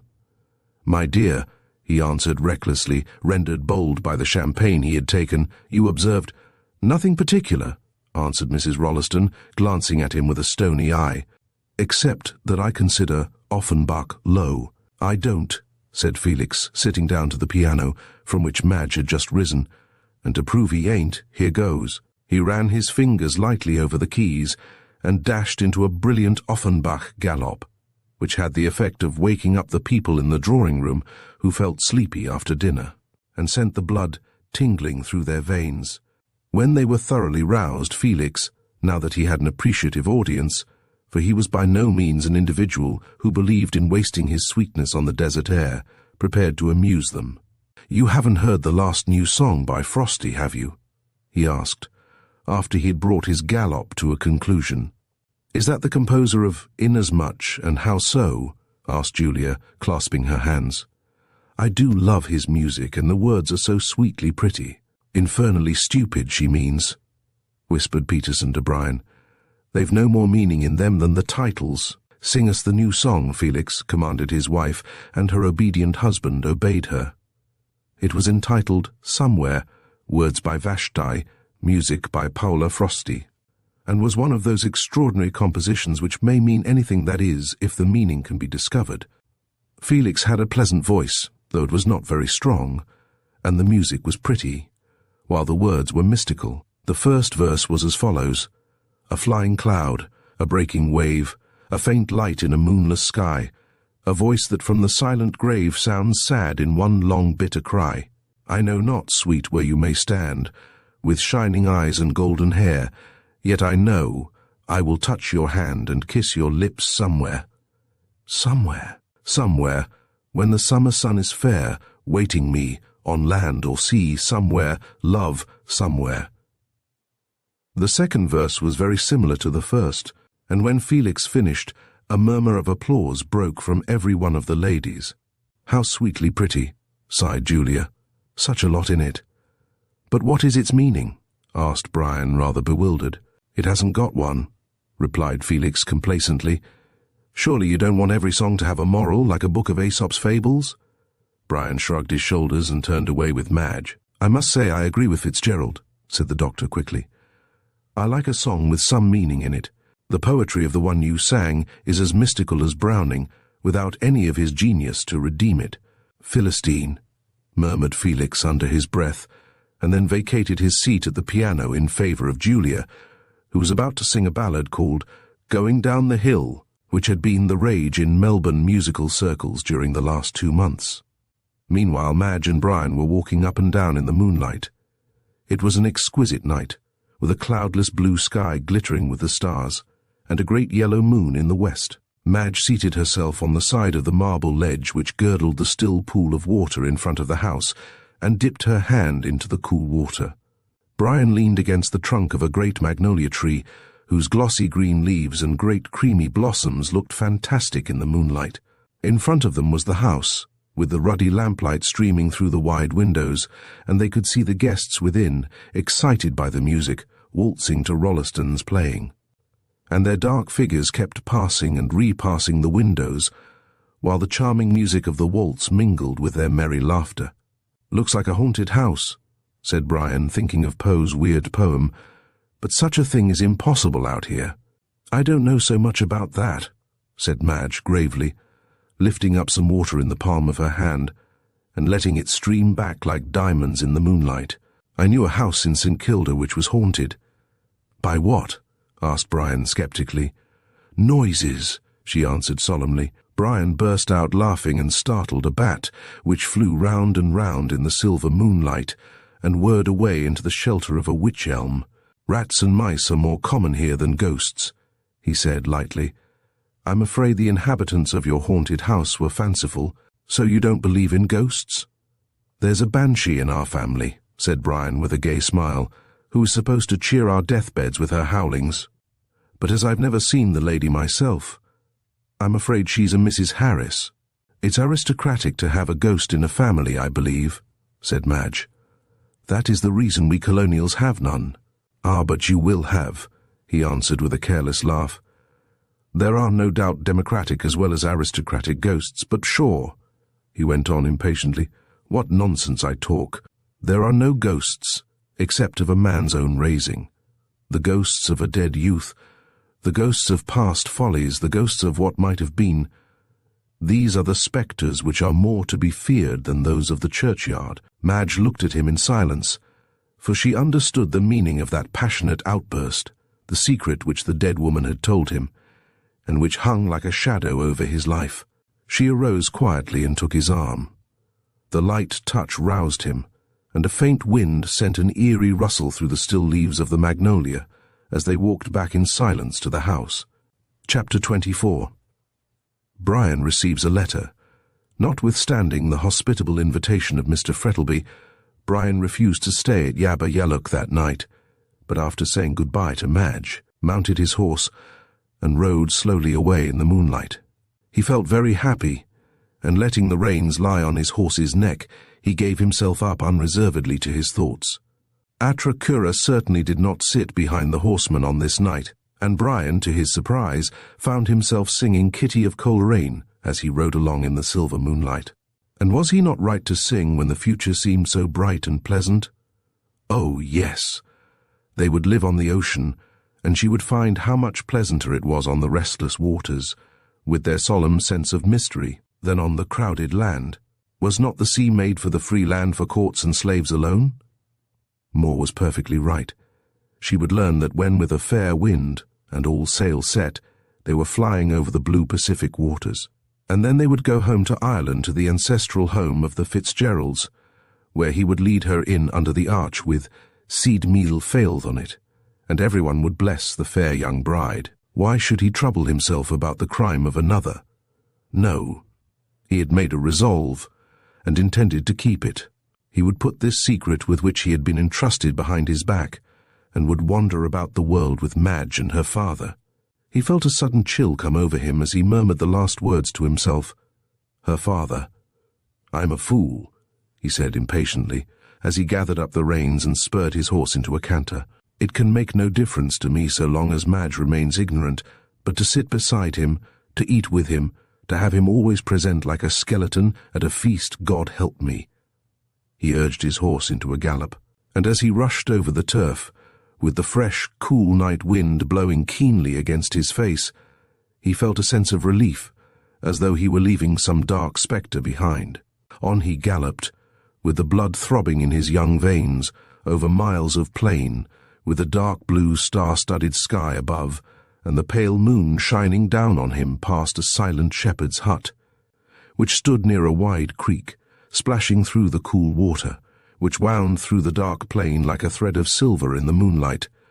Then, again, the wide, grassy plain, dotted here and there with tall clumps of shadowy trees, and on either side he could see the sheep scurrying away like fantastic spectres on ever on, until his own homestead appears, and he sees the star-like light shining brightly in the distance, a long avenue of tall trees, over whose wavering shadows his horse thundered, and then the wide grassy space in front of the house, with the clamorous barking of dogs. A groom, roused by the clatter of hoofs up the avenue, comes round the side of the house, and Brian leaps off his horse, and flinging the reins to the man, walks into his own room. There he finds a lighted lamp, brandy and soda on the table, and a packet of letters and newspapers. He flung his hat on the sofa, and opened the window and door, so as to let in the cool breeze. Then, mixing for himself a glass of brandy and soda, he turned up the lamp and prepared to read his letters. The first he took up was from a lady. "Always a she correspondent for me," says Isaac Disraeli, "provided she does not cross." Brian's correspondence did not cross, but notwithstanding this, after reading half a page of small talk and scandal, he flung the letter on the table with an impatient ejaculation. The other letters were principally business ones, but the last one proved to be from Calton, and Fitzgerald opened it with a sensation of pleasure. Calton was a capital letter-writer, and his epistles had done much to cheer Fitzgerald in the dismal period which succeeded his acquittal of White's murder, when he was in danger of getting into a morbid state of mind. Brian, therefore, sipped his brandy and soda, and lying back in his chair, prepared to enjoy himself. "My dear Fitzgerald," wrote Calton, his peculiarly clear handwriting, which was such an exception to the usual crabbed hieroglyphics of his brethren of the bar. While you are enjoying the cool breezes and delightful freshness of the country, here am I, with numerous other poor devils, cooped up in this hot and dusty city. How I wish I were with you in the land of Goshen, by the rolling waters of the Murray, where everything is bright and green, and unsophisticated. The two latter terms are almost identical, instead of which my view is bounded by bricks and mortar, and the muddy waters of the Yarra have to do duty for your noble river. Ah, I too have lived in Arcadia, but I don't now, and even if some power gave me the choice to go back again, I am not sure that I would accept. Arcadia, after all, is a lotus-eating paradise of blissful ignorance, and I love the world with its pomps, vanities, and wickedness, while you, therefore, O Corydon, don't be afraid, I'm not going to quote Virgil, are studying nature's book. I am deep in the musty leaves of Themis's volume, but I dare say that the Great Mother teaches you much better things than her artificial daughter does me. However, you remember that pithy proverb, when one is in Rome, one must not speak ill of the Pope, so being in the legal profession, I must respect its muse. I suppose when you saw that this letter came from a law office, you wondered what the deuce a lawyer was writing to you for, and my handwriting no doubt suggested a writ, pshaw. I am wrong there. You are past the age of writs. Not that I hint that you are old, by no means. You are just at that appreciative age when a man enjoys life most, when the fire of youth is tempered by the experience of age, and one knows how to enjoy to the utmost the good things of this world, vid illicit love, wine, and friendship. I am afraid I am growing poetical, which is a bad thing for a lawyer, for the flower of poetry cannot flourish in the arid wastes of the law. On reading what I have written, I find I have been as discursive as Praed's vicar, and as this letter is supposed to be a business one, I must deny myself the luxury of following out a train of idle ideas, and write sense. I suppose you still hold the secret which Rosanna Moore entrusted you with? Ah, you see I know her name, and why? Simply because, with the natural curiosity of the human race, I have been trying to find out who murdered Oliver White, and as the Argus very cleverly pointed out Rosanna Moore as likely to be at the bottom of the whole affair, I have been learning her past history. The secret of White's murder, and the reason for it, is known to you, but you refuse, even in the interests of justice, to reveal it. Why?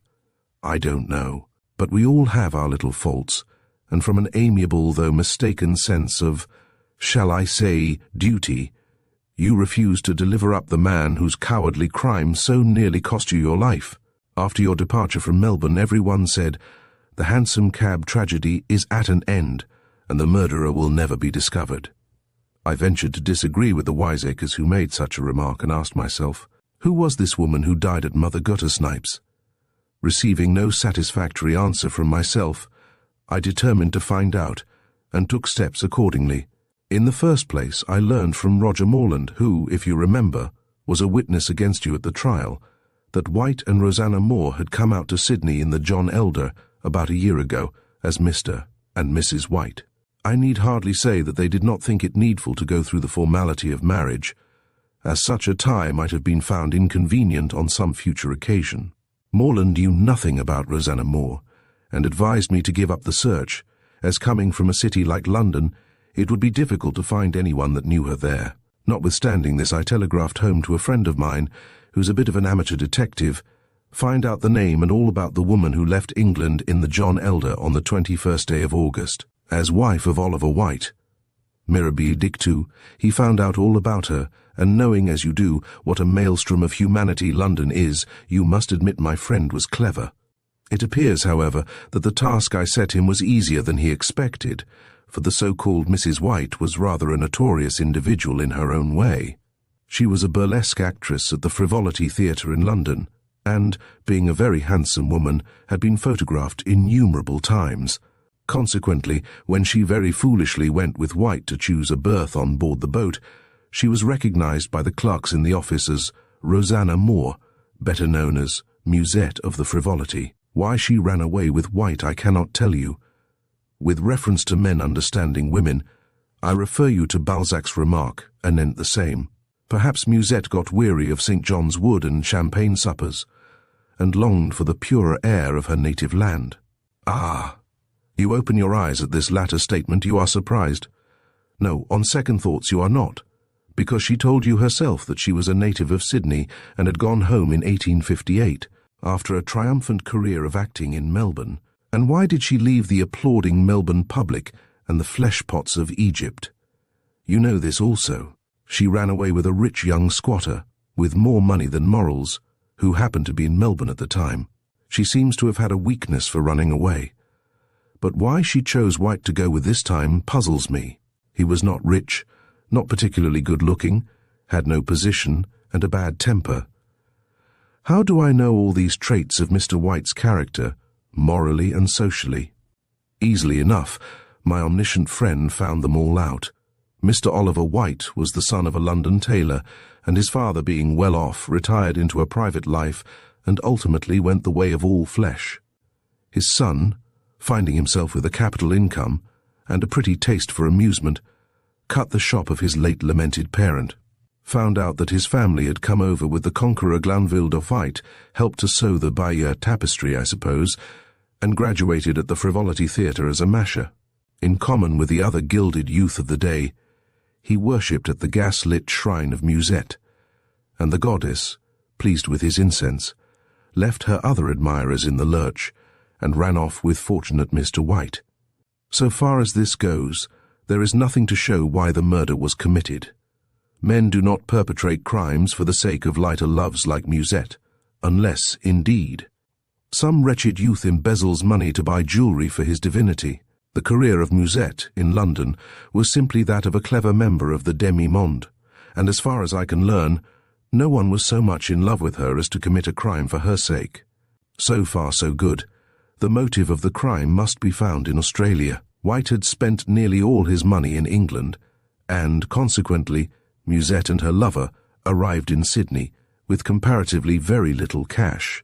However, with an Epicurean-like philosophy, they enjoyed themselves on what little they had, and then came to Melbourne, where they stayed at a second-rate hotel. Musette, I may tell you, had one special vice, a common one drink. She loved champagne and drank a good deal of it.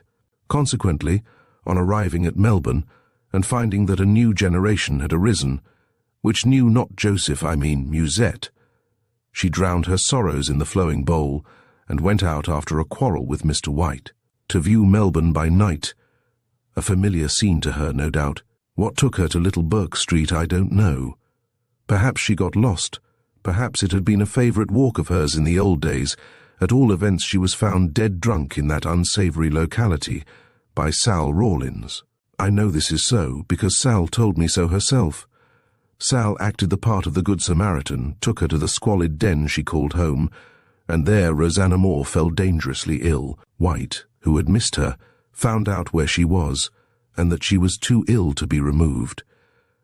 I presume he was rather glad to get rid of such an encumbrance, so he went back to his lodgings at St. Kilda, which, judging from the landlady's story, he must have occupied for some time, while Rosanna Moore was drinking herself to death in a quiet hotel. Still, he does not break off his connection with the dying woman, but one night is murdered in a hansom cab, and that same night Rosanna Moore dies. So, from all appearance, everything is ended. Not so, for before dying Rosanna sends for Brian Fitzgerald at his club, and reveals to him a secret which he locks up in his own heart. The writer of this letter has a theory, a fanciful one, if you will, that the secret told to Brian Fitzgerald contains the mystery of Oliver White's death. Now then, have I not found out a good deal without you, and do you still decline to reveal the rest? I do not say you know who killed White, but I do say you know sufficient to lead to the detection of the murderer. If you tell me, so much the better, both for your own sense of justice and for your peace of mind. If you do not, well, I shall find out without you. I have taken, and still take, a great interest in this strange case, and I have sworn to bring the murderer to justice. So I make this last appeal to you to tell me what you know. If you refuse, I will set to work to find out all about Rosanna Moore prior to her departure from Australia in 1858, and I am certain sooner or later to discover the secret which led to White's murder. If there is any strong reason why it should be kept silent, I perhaps will come round to your view and let the matter drop. But if I have to find it out myself, the murderer of Oliver White need expect no mercy at my hands. So think over what I have said. If I do not hear from you within the next week, I shall regard your decision as final and pursue the search myself. I am sure, my dear Fitzgerald, you will find this letter too long in spite of the interesting story it contains, so I will have pity on you and draw to a close. Remember me to Miss Frettlby and to her father. With kind regards to yourself, I remain, yours very truly, Duncan Calton. When Fitzgerald had finished the last of the closely written sheets, he let the letter fall from his hands, and, leaning back in his chair, stared blankly into the dawning light outside. He arose after a few moments, and pouring himself out a glass of brandy, drank it quickly. Then, mechanically lighting a cigar, he stepped out of the door into the fresh beauty of the dawn. There was a soft crimson glow in the east, which announced the approach of the sun, and he could hear the chirping of the awakening birds in the trees. But Brian did not see the marvellous breaking of the dawn. He stood staring at the red light flaring in the east, and thinking of Calton's letter. "I can do no more," he said bitterly, leaning his head against the wall of the house. "There is only one way of stopping Calton, and that is by telling him all. My poor Madge, my poor Madge." A soft wind arose, and rustled among the trees, and there appeared great shafts of crimson light in the east. Then, with a sudden blaze, the sun peered over the brim of the wide plain. The warm yellow rays touched lightly the comely head of the weary man, and turning round, he held up his arms to the great luminary, as though he were a fire-worshipper. "I accept the omen of the dawn," he cried, "for her life and for mine." Chapter 25. What Dr. Chinston said.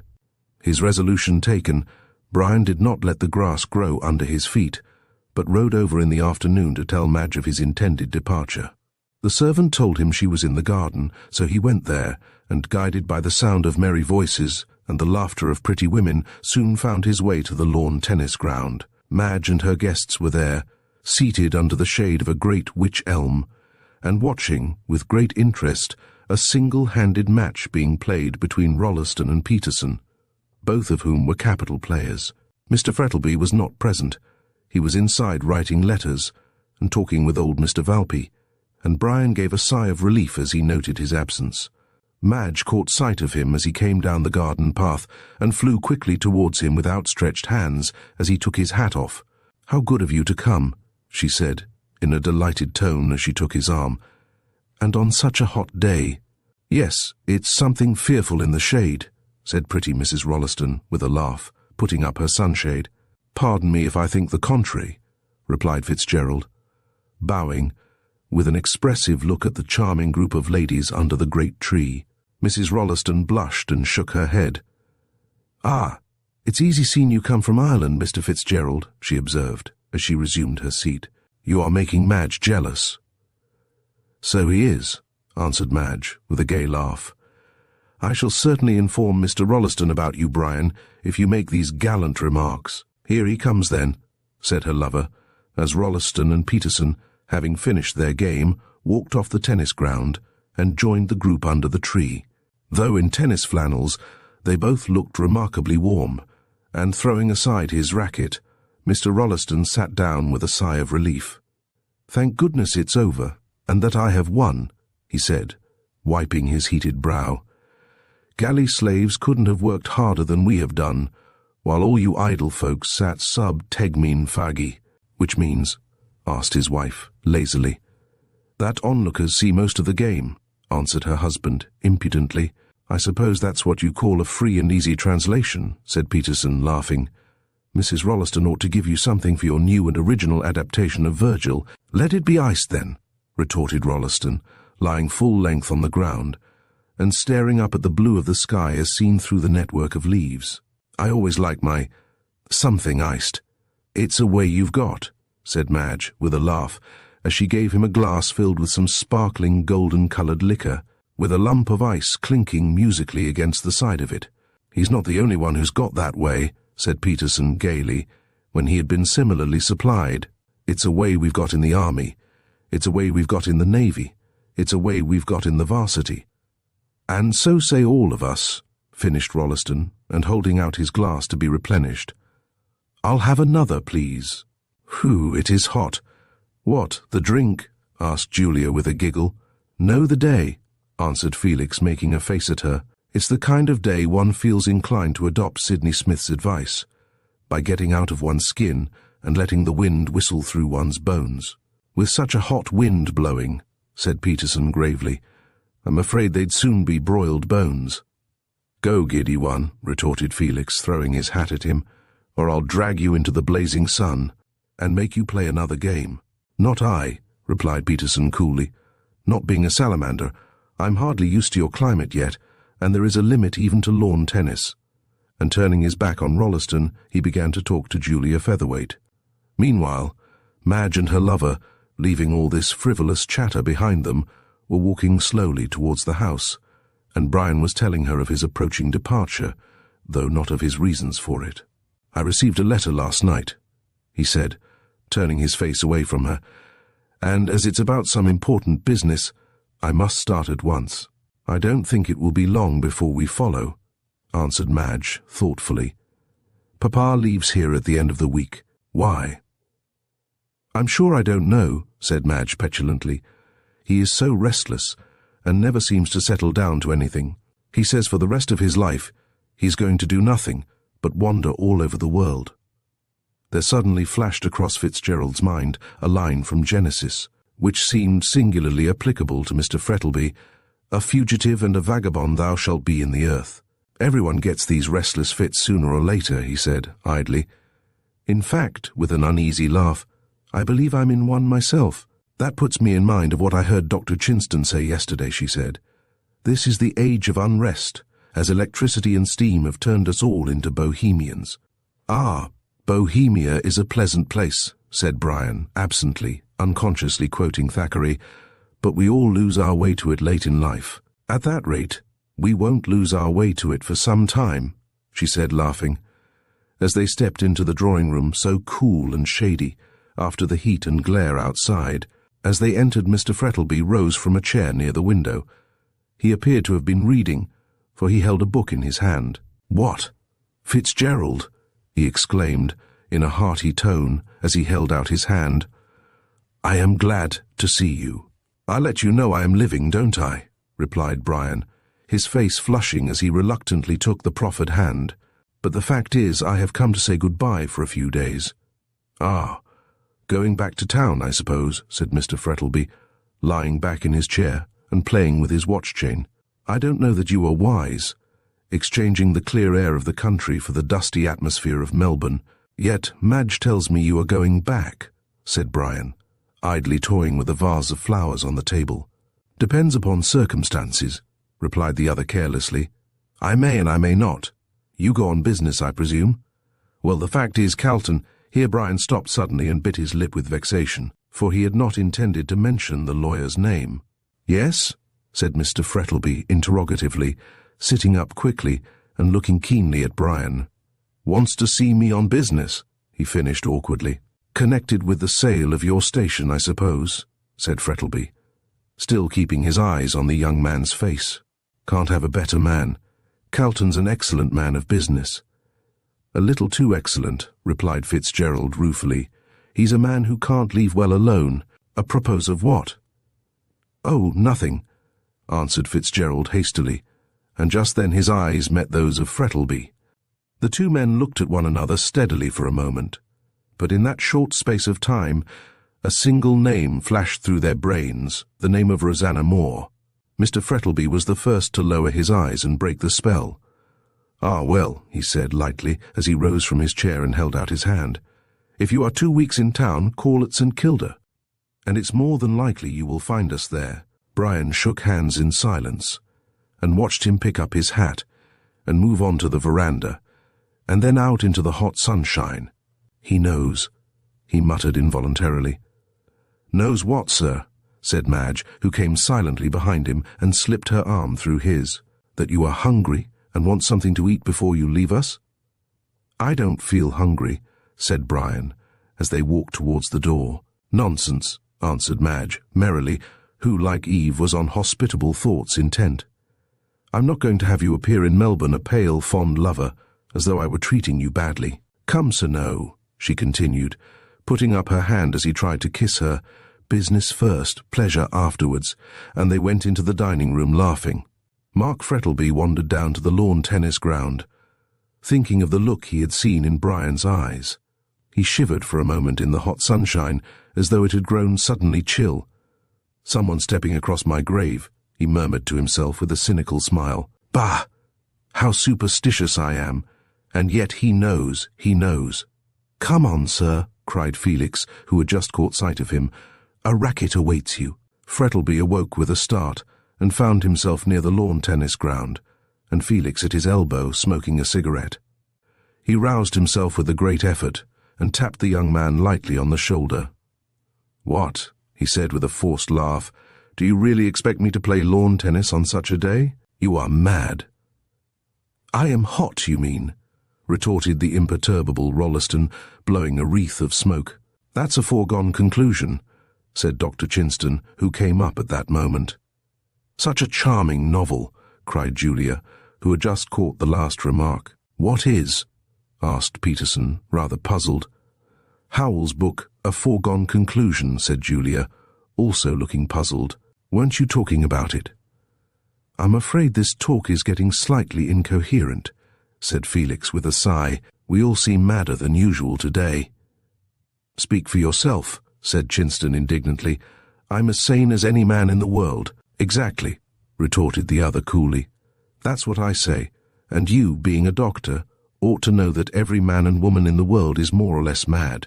"Where are your facts?" asked Chinston, smiling. "My facts are all visible ones," said Felix, gravely pointing to the company. "They're all crooked on some point or another." There was a chorus of indignant denial at this, and then everyone burst out laughing at the extraordinary way in which Mr. Rolleston was arguing. "If you go on like that in the House," said Frettlby, amused, "you will at all events have an entertaining Parliament." "Ah, they'll never have an entertaining Parliament till they admit ladies," observed Peterson, with a quizzical glance at Julia. "It will be a Parliament of love, then," retorted the doctor dryly, "and not mediaeval either." Frettlby took the doctor's arm and walked away with him. "I want you to come up to my study, doctor," he said, as they strolled towards the house, "and examine me." "Why, don't you feel well?" said Chinston, as they entered the house. "Not lately," replied Frettlby. "I'm afraid I've got heart disease." The doctor looked sharply at him, and then shook his head. "Nonsense," he said, cheerfully. "It's a common delusion with people that they have heart disease, and in 9 cases out of 10 it's all imagination. Unless, indeed," he added waggishly, "the patient happens to be a young man." "Ah, I suppose you think I'm safe as far as that goes," said Frettlby as they entered the study. "And what did you think of Rolleston's argument about people being mad?" "It was amusing," replied Chinston, taking a seat. "Frettlby doing the same. That's all I can say about it. Though, mind you, I think there are more mad people at large than the world is aware of." "Indeed." "Yes. Do you remember that horrible story of Dickens, in the Pickwick Papers, about the man who was mad, and knew it, yet successfully concealed it for years? Well, I believe there are many people like that in the world, people whose lives are one long struggle against insanity, and yet who eat, drink, talk, and walk with the rest of their fellow men, apparently as gay and light-hearted as they are. How extraordinary!" "Half the murders and suicides are done in temporary fits of insanity," went on Chinston, "and if a person broods over anything, his incipient madness is sure to break out sooner or later. But of course, there are cases where a perfectly sane person may commit a murder on the impulse of the moment, but I regard such persons as mad for the time being. But, again, a murder may be planned and executed in the most cold-blooded manner, and in the latter case," said Frettlby, without looking at the doctor, and playing with a paper knife, "do you regard the murderer as mad?" "Yes, I do," answered the doctor bluntly. "He is as mad as a person who kills another because he supposes he has been told by God to do so, only there is method in his madness. For instance, I believe that Hansom Cab murder in which you were mixed up." "I wasn't mixed up in it," interrupted Frettlby, pale with anger. "Beg pardon," said Chinston coolly. "A slip of the tongue. I was thinking of Fitzgerald. Well, I believe that crime to have been premeditated, and that the man who committed it was mad. He is no doubt at large now, walking about and conducting himself as sanely as you or I. Yet the germ of insanity is there, and sooner or later he will commit another crime." "How do you know it was premeditated?" asked Frettlby abruptly. "Anyone can see that," answered the other. "White was watched on that night, and when Fitzgerald went away, the other was ready to take his place, dressed the same."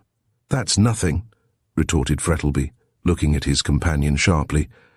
"There are dozens of men in Melbourne who wear evening dress, light coats and soft hats. In fact, I generally wear them myself." "Well, that might have been a coincidence," said the doctor, rather disconcerted. "But the use of chloroform puts the question beyond a doubt. People don't usually carry chloroform about with them." "I suppose not," answered the other, and then the matter dropped. Chinston made an examination of Mark Frettlby, and when he had finished his face was very grave, though he laughed at the millionaire's fears. "You are all right," he said gaily. "Action of the heart a little weak, that's all only," impressively. "Avoid excitement, avoid excitement." Just as Frettlby was putting on his coat, a knock came to the door, and Madge entered. "Brian is gone," she began. "Oh, I beg your pardon, Doctor, but is Papa ill?" she asked with sudden fear. "No, child, no," said Frettlby hastily. "I'm all right. I thought my heart was affected, but it isn't." "Not a bit of it," answered Chinston reassuringly. "All right, only avoid excitement." But when Frettlby turned to go to the door, Madge, who had her eyes fixed on the doctor's face, saw how grave it was. "There is danger," she said, touching his arm as they paused for a moment at the door. "No, no," he answered hastily. "Yes, there is," she persisted. "Tell me the worst. It is best for me to know." The doctor looked at her in some doubt for a few moments, and then placed his hand on her shoulder. "My dear young lady," he said gravely, "I will tell you what I have not dared to tell your father." "What?" she asked in a low voice, her face growing pale. "His heart is affected." "And there is great danger?" "Yes, great danger. In the event of any sudden shock." He hesitated. "Yes, he would probably drop down dead." My God. Chapter 26. Kilsip has a theory of his own. Mr. Calton sat in his office reading a letter he had just received from Fitzgerald, and judging from the complacent smile upon his face, it seemed to give him the greatest satisfaction. "I know," wrote Brian, "that now you have taken up the affair, you will not stop until you find out everything. So, as I want the matter to rest as at present, I will anticipate you and reveal all. You were right in your conjecture that I knew something likely to lead to the detection of White's murderer. But when I tell you my reasons for keeping such a thing secret, I am sure you will not blame me. Mind you, I do not say that I know who committed the murder, but I have suspicions, very strong suspicions, and I wish to God Rosanna Moore had died before she told me what she did. However, I will tell you all, and leave you to judge as to whether I was justified in concealing what I was told. I will call at your office some time next week, and then you will learn everything that Rosanna Moore told me, but once that you are possessed of the knowledge you will pity me." "Most extraordinary," mused Calton, leaning back in his chair as he laid down the letter. "I wonder if he's about to tell me that he killed White after all, and that Sal Rawlins perjured herself to save him. No, that's nonsense. Or she'd have turned up in better time, and wouldn't have risked his neck up to the last moment. Though I make it a rule never to be surprised at anything, I expect what Brian Fitzgerald has to tell me will startle me considerably. I've never met with such an extraordinary case, and from all appearances, the end isn't reached yet. After all," said Mr. Calton thoughtfully, "truth is stranger than fiction." Here a knock came to the door, and in answer to an invitation to enter, it opened and Kilsip glided into the room. "You're not engaged, sir?" he said in his soft, low voice. "Oh, dear, no," answered Calton carelessly. "Come in, come in." Kilsip closed the door softly, and gliding along in his usual velvet-footed manner, sat down in a chair near Calton's, and placing his hat on the ground, looked keenly at the barrister. "Well, Kilsip," said Calton with a yawn, playing with his watch chain. "Any good news to tell me?" "Well, nothing particularly new," purred the detective, rubbing his hands together. "Nothing new and nothing true and no matter," said Calton, quoting Emerson. "And what have you come to see me about?" "The Hansom Cab murder," replied the other quietly. "The deuce!" cried Calton, startled out of his professional dignity. "And have you found out who did it?" "No," answered Kilsip rather dismally. "But I have an idea." "So had Gorby," retorted Calton dryly. "An idea that ended in smoke. Have you any practical proofs?" "Not yet." "That means you are going to get some?" "If possible." "Much virtue in if," quoted Calton, picking up a pencil and scribbling idly on his blotting paper. "And to whom does your suspicion point?" "Aha," said Mr. Kilsip cautiously. "Don't know him," answered the other coolly. "Family name Humbug, I presume." "Bosh! Whom do you suspect?" Kilsip looked round cautiously, as if to make sure they were alone, and then said, in a stage whisper, "Roger Morland. That was the young man that gave evidence as to how White got drunk." Kilsip nodded. "Well, and how do you connect him with the murder?"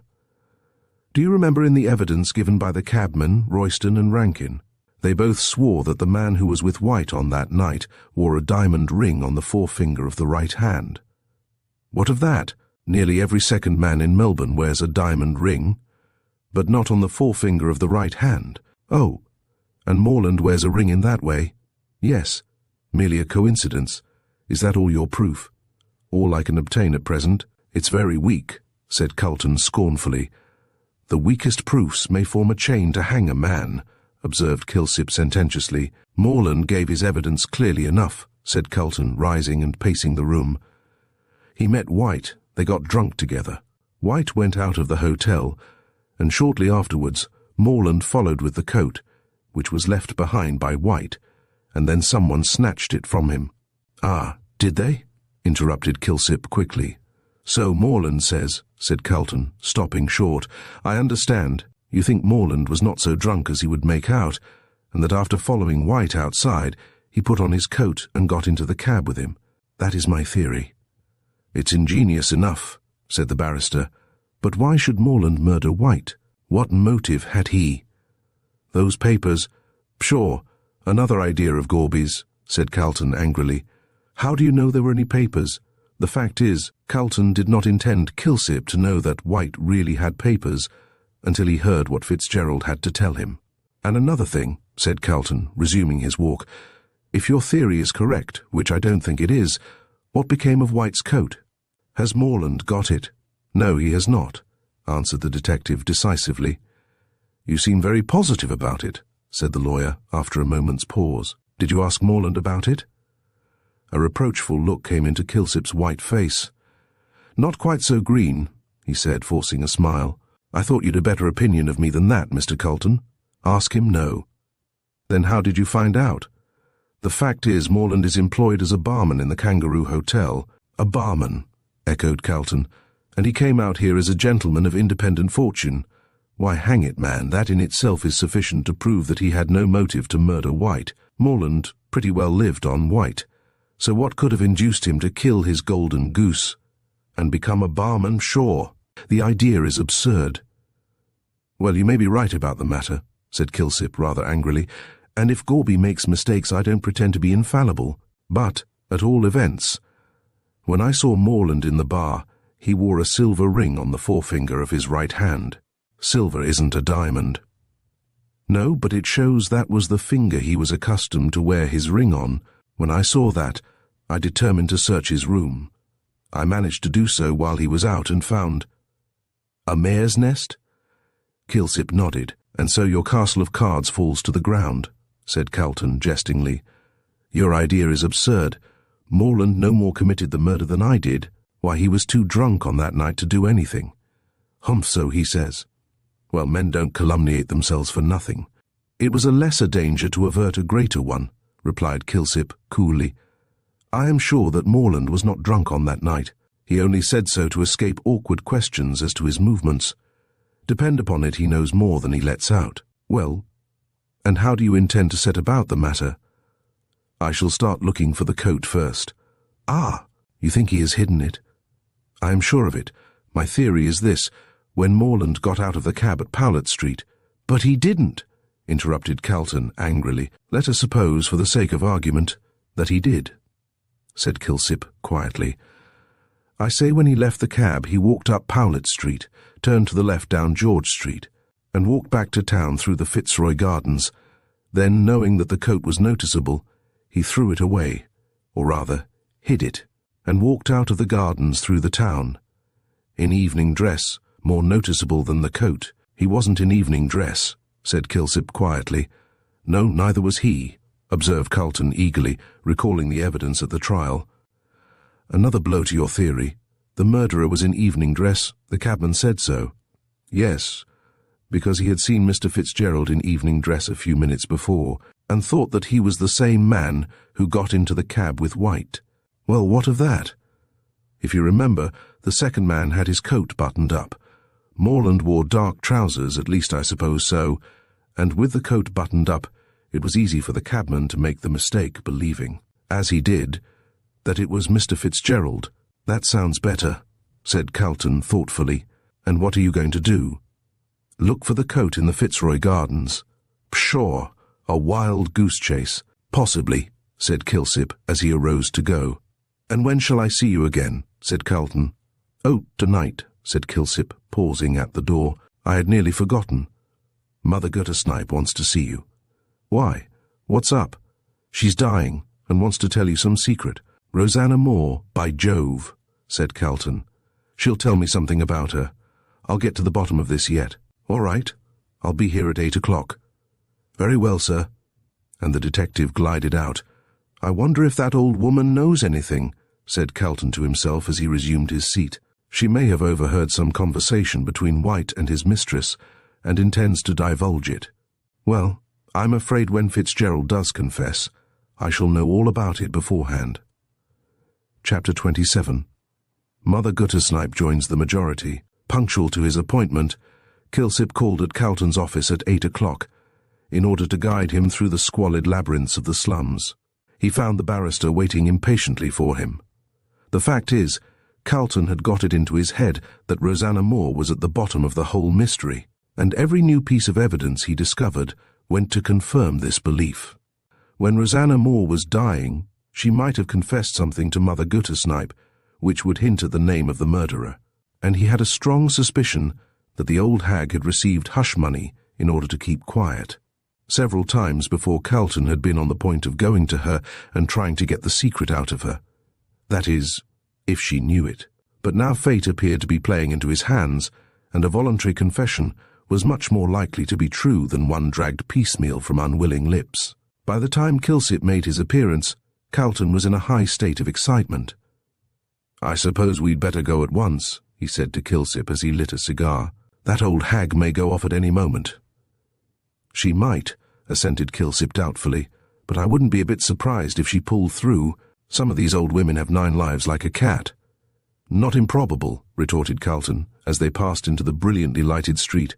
Her nature seemed to me to be essentially feline. But tell me, he went on, what's the matter with her old age? Partly drink also, I think, answered Kilsip. Besides, her surroundings are not very healthy, and her dissipated habits have pretty well settled her. It isn't anything catching, I hope, cried the barrister with a shudder, as they passed into the crowd of Bourke Street. Don't know, sir, not being a doctor, answered the detective stolidly.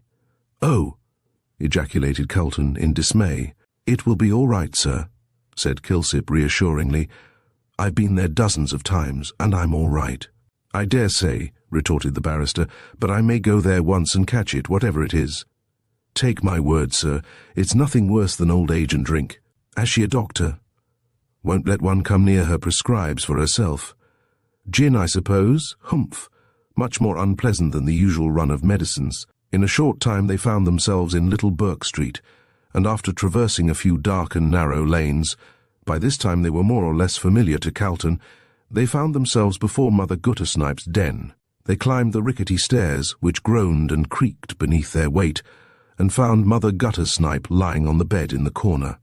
The elfish black-haired child was playing cards with a slatternly-looking girl at a deal table by the faint light of a tallow candle.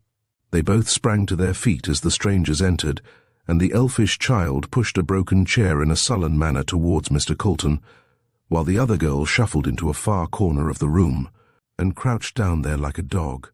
The noise of their entry awoke the hag from an uneasy slumber into which she had fallen.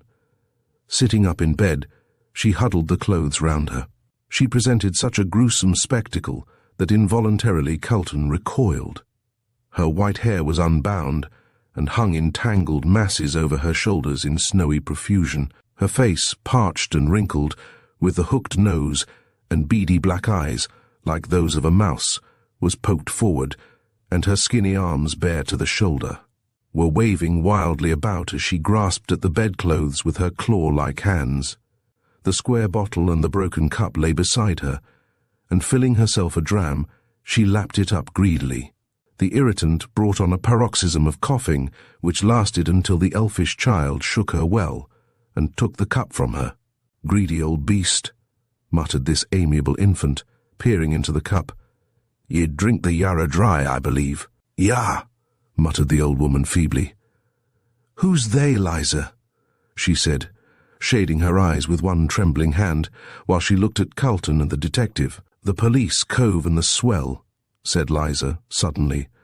"Come to see you turn up your toes. I ain't dead yet, you whelp," snarled the hag with sudden energy. "And if I gets up, I'll turn up your toes, cuss ye." Liza gave a shrill laugh of disdain, and Kilsip stepped forward. "None of this," he said, sharply, taking Liza by one thin shoulder, and pushing her over to where the other girl was crouching. "Stop there till I tell you to move." Liza tossed back her tangled black hair, and was about to make some impudent reply, when the other girl, who was older and wiser, put out her hand and pulled her down beside her. Meanwhile, Calton was addressing himself to the old woman in the corner. "You wanted to see me," he said gently, for notwithstanding his repugnance to her, she was, after all, a woman and dying. "Yes, cuss ye," croaked Mother Guttersnipe, lying down and pulling the greasy bedclothes up to her neck. "You ain't a parson?" with sudden suspicion. "No, I am a lawyer."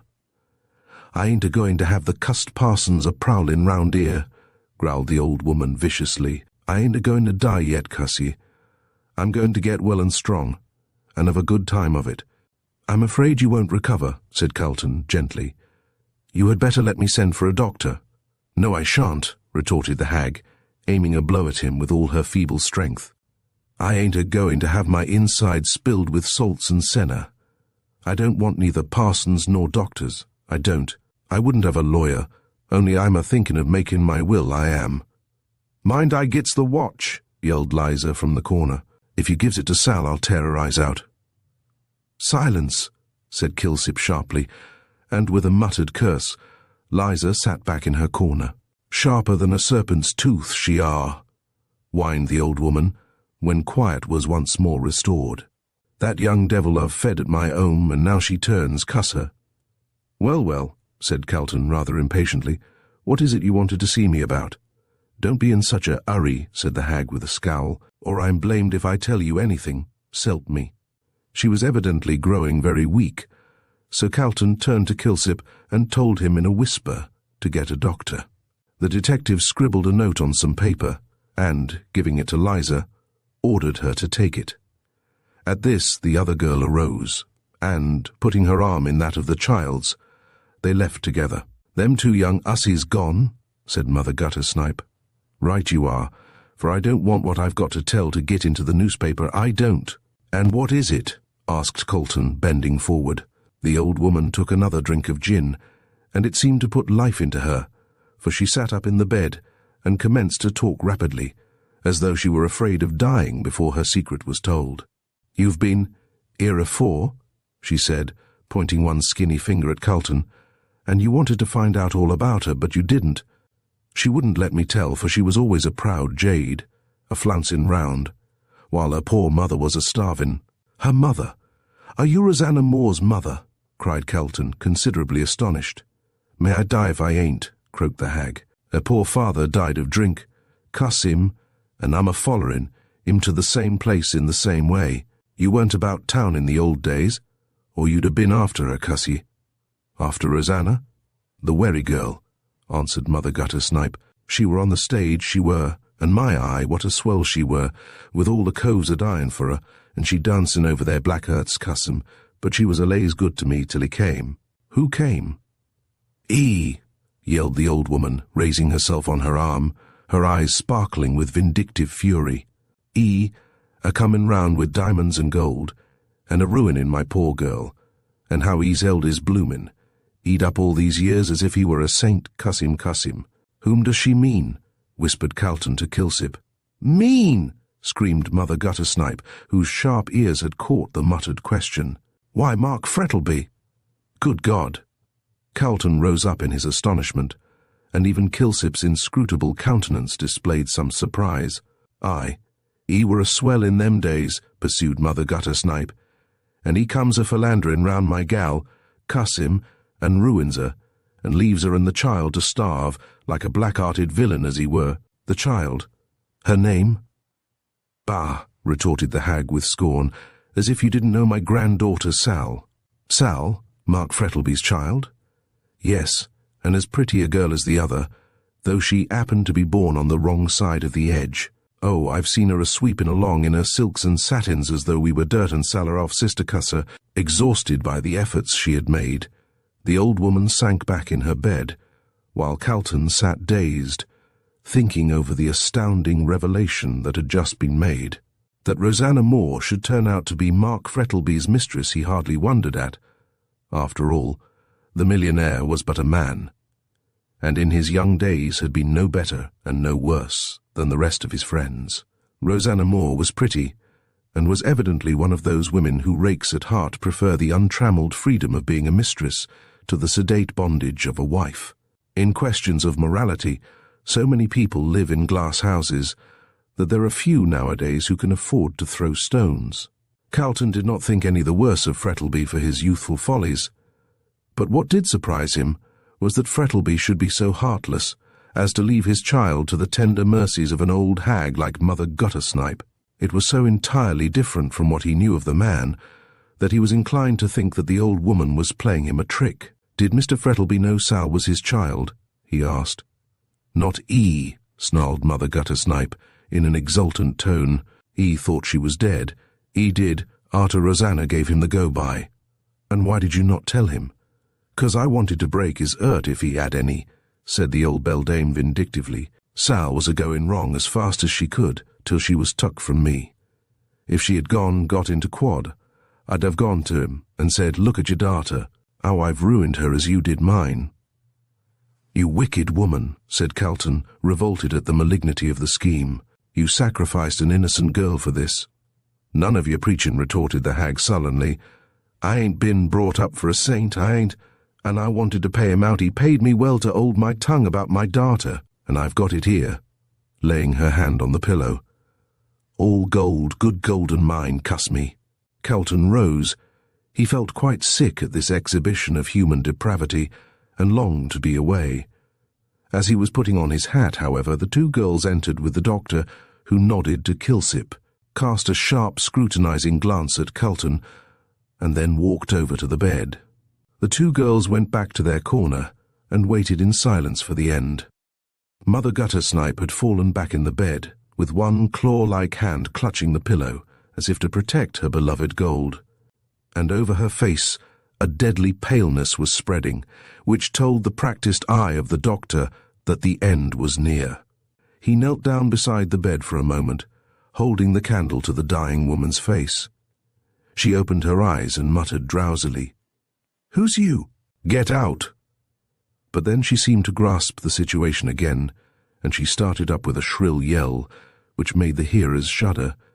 It was so weird and eerie. "My money!" she yelled, clasping the pillow in her skinny arms. "It's all mine. Ye shan't have it, cuss ye." The doctor arose from his knees and shrugged his shoulders. "Not worthwhile doing anything," he said coolly. "She'll be dead soon." The old woman, mumbling over her pillow, caught the word and burst into tears. "Dead, dead. My poor Rosanna, with her golden hair, always loving her poor mother till it took her away, and she came back to die. Ooh, Her voice died away in a long melancholy wail that made the two girls in the corner shiver and put their fingers in their ears. "My good woman," said the doctor, bending over the bed, "would you not like to see a minister?"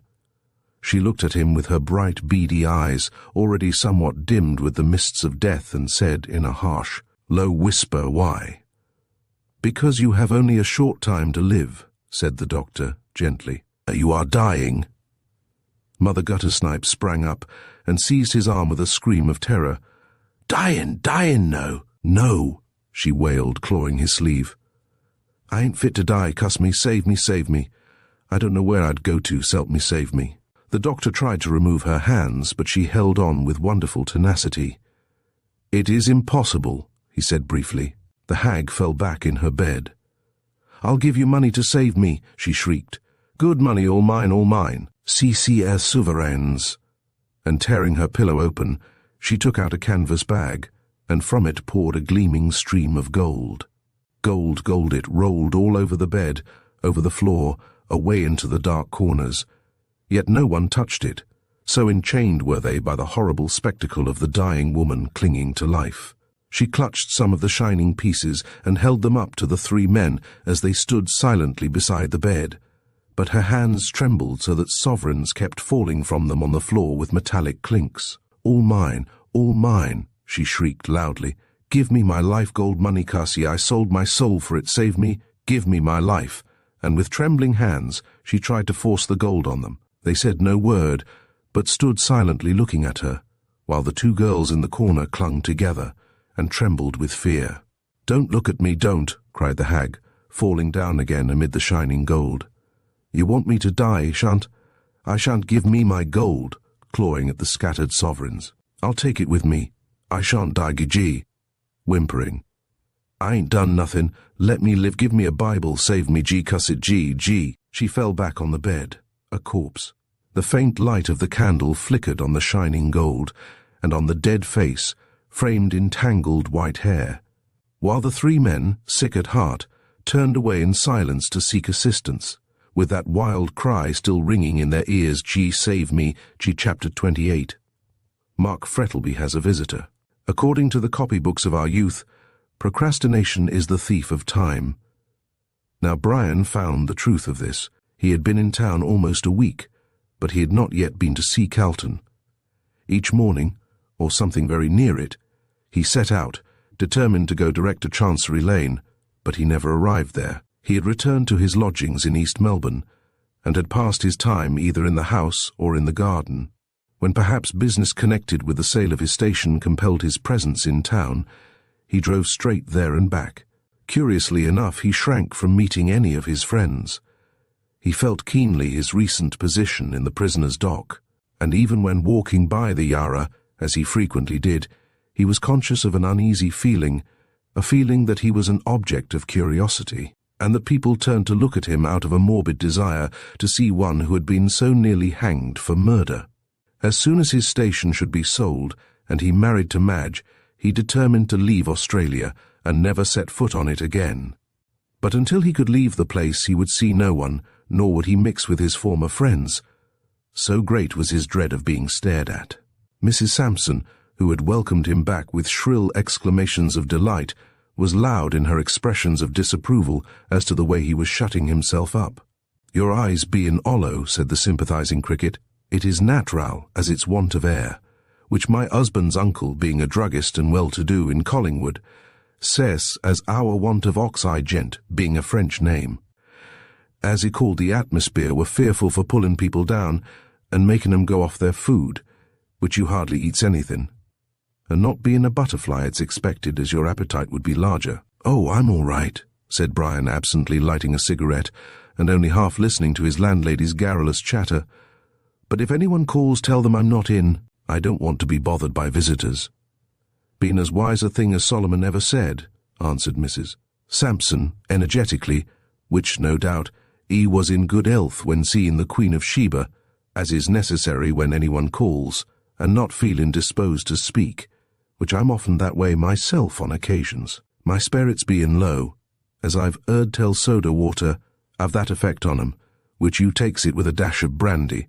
though to be sure that might be the cause of your want of life, and drat that bell," she finished, hurrying out of the room as the front door bell sounded, "which my legs is a giving way under me throw being overworked." Meanwhile, Brian sat and smoked contentedly, much relieved by the departure of Mrs. Sampson, with her constant chatter, but he soon heard her mount the stairs again, and she entered the room with a telegram, which she handed to her lodger.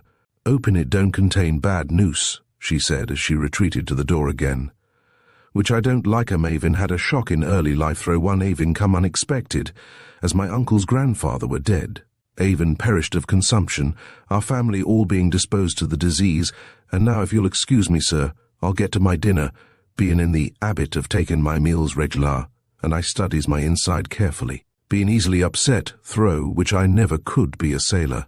Mrs. Sampson, having at last exhausted herself, went out of the room and crackled loudly down the stairs, leaving Brian to read his telegram. He tore open the envelope and found the message was from Madge, to say that they had returned, and to ask him to dine with them that evening. Fitzgerald folded up the telegram, then rising from his seat, he walked moodily up and down the room with his hands in his pockets. "So he is there," said the young man aloud, "and I shall have to meet him and shake hands with him, knowing all the time what he is. If it were not for Madge, I'd leave this place at once, but after the way she stood by me in my trouble, I should be a coward if I did so." It was as Madge had predicted. Her father was unable to stay long in one place, and had come back to Melbourne a week after Brian had arrived. The pleasant party at the station was broken up, and like the graves of a household, the guests were scattered far and wide. Peterson had left for New Zealand en route for the wonders of the hot lakes, and the old colonist was about to start for England in order to refresh his boyish memories. Mr. and Mrs. Rolleston had come back to Melbourne, where the wretched Felix was compelled once more to plunge into politics and doctor. Chinston had resumed his usual routine of fees and patients. Madge was glad to be back in Melbourne again, as now that her health was restored she craved for the excitement of town life. It was now more than 3 months since the murder, and the 9 days' wonder was a thing of the past. The possibility of a war with Russia was the one absorbing topic of the hour, and the colonists were busy preparing for the attack of a possible enemy. As the Spanish kings had drawn their treasures from Mexico and Peru, so might the White Tsar lay violent hands on the golden stores of Australia. But here there were no uncultured savages to face, but the sons and grandsons of men who had dimmed the glories of the Russian arms at Alma and Balaclava. So in the midst of stormy rumours of wars, the tragic fate of Oliver White was quite forgotten. After the trial, everyone, including the detective office, had given up the matter, and mentally relegated it to the list of undiscovered crimes. In spite of the utmost vigilance, nothing new had been discovered, and it seemed likely that the assassin of Oliver White would remain a free man. There were only 2 people in Melbourne who still held the contrary opinion, and they were Calton and Kilsip. Both these men had sworn to discover this unknown murderer, who struck his cowardly blow in the dark, and though there seemed no possible chance of success, yet they worked on. Kilsip suspected Roger Morland, the boon companion of the dead man, but his suspicions were vague and uncertain, and there seemed little hope of verifying them. The barrister did not as yet suspect any particular person, though the deathbed confession of Mother Guttersnipe had thrown a new light on the subject. But he thought that when Fitzgerald told him the secret which Rosanna Moore had confided to his keeping, the real murderer would soon be discovered, or at least some clue would be found that would lead to his detection. So, as the matter stood at the time of Mark Frettlby's return to Melbourne, Mr. Calton was waiting for Fitzgerald's confession before making a move, while Kilsip worked stealthily in the dark, searching for evidence against Morland. On receiving Madge's telegram, Brian determined to go down in the evening, but not to dinner, so he sent a reply to Madge to that effect. He did not want to meet Mark Frettlby, but did not, of course, tell this to Madge, so she had her dinner by herself, as her father had gone to his club, and the time of his return was uncertain. After dinner, she wrapped a light cloak round her, and repaired to the veranda to wait for her lover. The garden looked charming in the moonlight, with the black, dense cypress trees standing up against the sky, and the great fountain splashing cool and silvery. There was a heavily foliaged oak by the gate, and she strolled down the path and stood under it in the shadow, listening to the whisper and rustle of its multitudinous leaves. It is curious the unearthly glamour which moonlight seems to throw over everything, and though Madge knew every flower, tree, and shrub in the garden, yet they all looked weird and fantastical in the cold white light. She went up to the fountain, and seating herself on the edge, amused herself by dipping her hand into the chilly water and letting it fall, like silver rain, back into the basin. Then she heard the iron gate open and shut with a clash, and springing to her feet, saw someone coming up the path in a light coat and soft, wide-awake hat. "Oh, it's you at last, Brian," she cried as she ran down the path to meet him. "Why did you not come before?" "Not being Brian, I can't say," answered her father's voice. Madge burst out laughing. "What an absurd mistake," she cried. "Why, I thought you were Brian." "Indeed?" "Yes, in that hat and coat I couldn't tell the difference in the moonlight." "Oh," said her father with a laugh, pushing his hat back. "Moonlight is necessary to complete the spell, I suppose." "Of course," answered his daughter. "If there were no moonlight, alas for lovers." "Alas indeed," echoed her father. "They would become as extinct as the moa. But where are your eyes, Puss, when you take an old man like me for your gay young Lochinvar?" "Well, really, Papa," answered Madge deprecatingly, "you do look so like him in that coat and hat that I could not tell the difference, till you spoke." "Nonsense, child," said Frettlby roughly. "You are fanciful." And turning on his heel, he walked rapidly towards the house, leaving Madge staring after him in astonishment, as well she might, for her father had never spoken to her so roughly before. Wondering at the cause of his sudden anger, she stood spellbound, until there came a step behind her, and a soft, low whistle. She turned with a scream, and saw Brian smiling at her. "Oh, it's you," she said with a pout, as he caught her in his arms and kissed her. "Only me," said Brian ungrammatically. "Disappointing, isn't it?" "Oh, fearfully," answered the girl with a gay laugh, as arm in arm they walked towards the house. "But do you know I made such a curious mistake just now? I thought Papa was you." "How strange," said Brian absently, for indeed he was admiring her charming face, which looked so pure and sweet in the moonlight. "Yes, wasn't it?" she replied.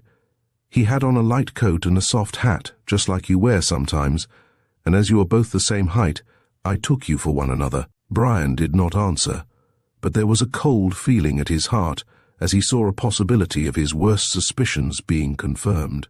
For just at that moment, there came into his mind the curious coincidence of the man who got into the hansom cab being dressed similarly to himself. "What if nonsense?" he said, aloud, rousing himself out of the train of thought the resemblance had suggested.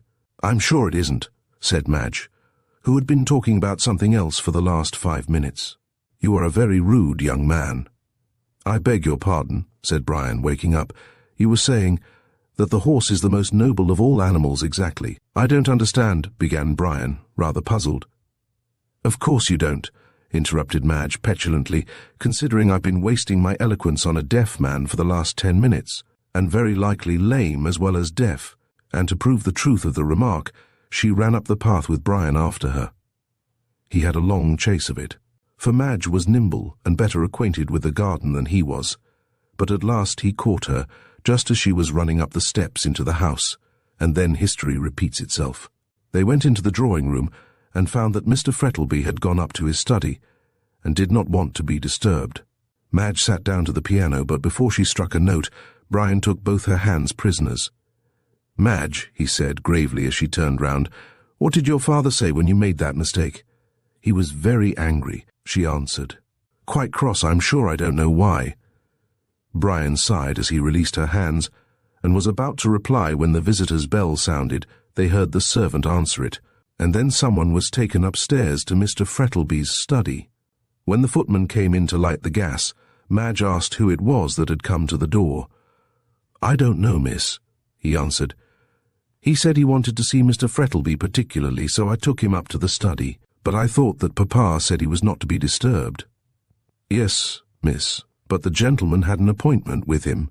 "Poor Papa," sighed Madge, turning again to the piano. "He has always got such a lot to do." Left to themselves, Madge began playing Waldteufel's last new valse, a dreamy, haunting melody with a touch of sadness in it, and Brian, lying lazily on the sofa, listened. Then she sang a gay little French song about love and a butterfly, with a mocking refrain, which made Brian laugh. "A memory of Offenbach," he said, rising and coming over to the piano. "We certainly can't approach the French in writing these airy trifles. They're unsatisfactory, I think," said Madge, running her fingers over the keys. "They mean nothing." "Of course not," he replied. "But don't you remember that De Quincey says, 'There is no moral either big or little in the Iliad'? Well, I think there's more music in Barbara Allen than all those frothy things," said Madge with fine scorn. "Come and sing it." "A 5-act funeral it is," groaned Brian as he rose to obey.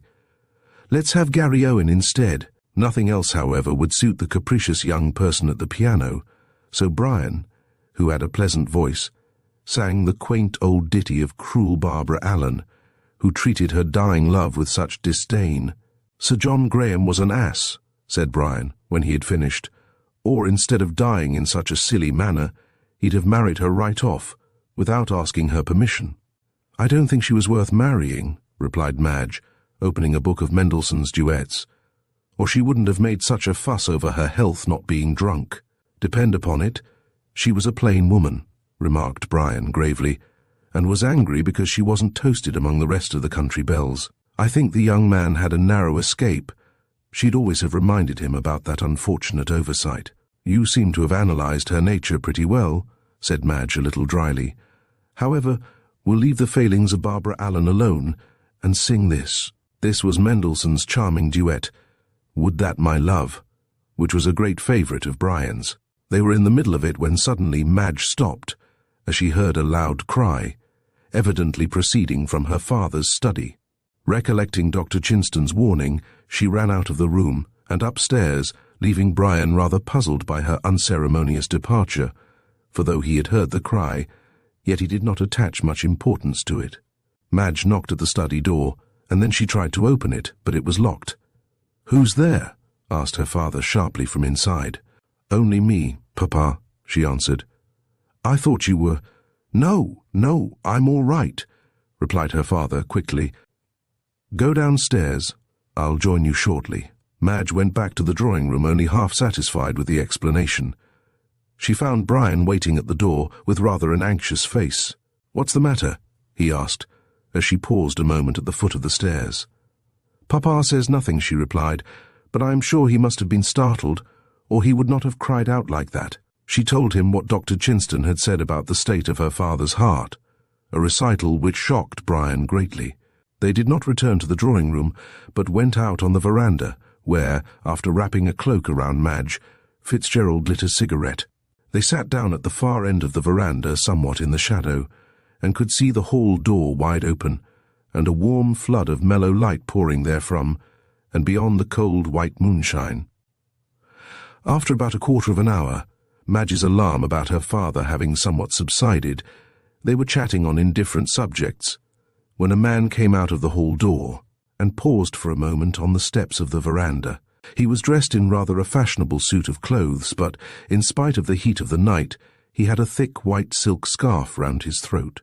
"That's rather a cool individual," said Brian, removing his cigarette from between his lips. "I wonder what good God," he cried, rising to his feet as the stranger turned round to look at the house, and took off his hat for a moment. "Roger Morland." The man started and looked quickly round into the dark shadow of the veranda where they were seated. Then, putting on his hat, he ran quickly down the path, and they heard the gate clang after him. Madge felt a sudden fear at the expression on Brian's face, as revealed by a ray of moonlight streaming full on it. "Who is Roger Morland?" she asked, touching his armour. "I remember," with sudden horror. "Oliver White's friend." "Yes," in a hoarse whisper, "and one of the witnesses at the trial." Mr. Calton's curiosity is satisfied. There was not much sleep for Brian that night.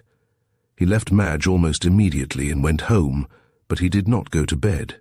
He felt too anxious and ill at ease to sleep, and passed the greater part of the night walking up and down his room, occupied with his own sad thoughts.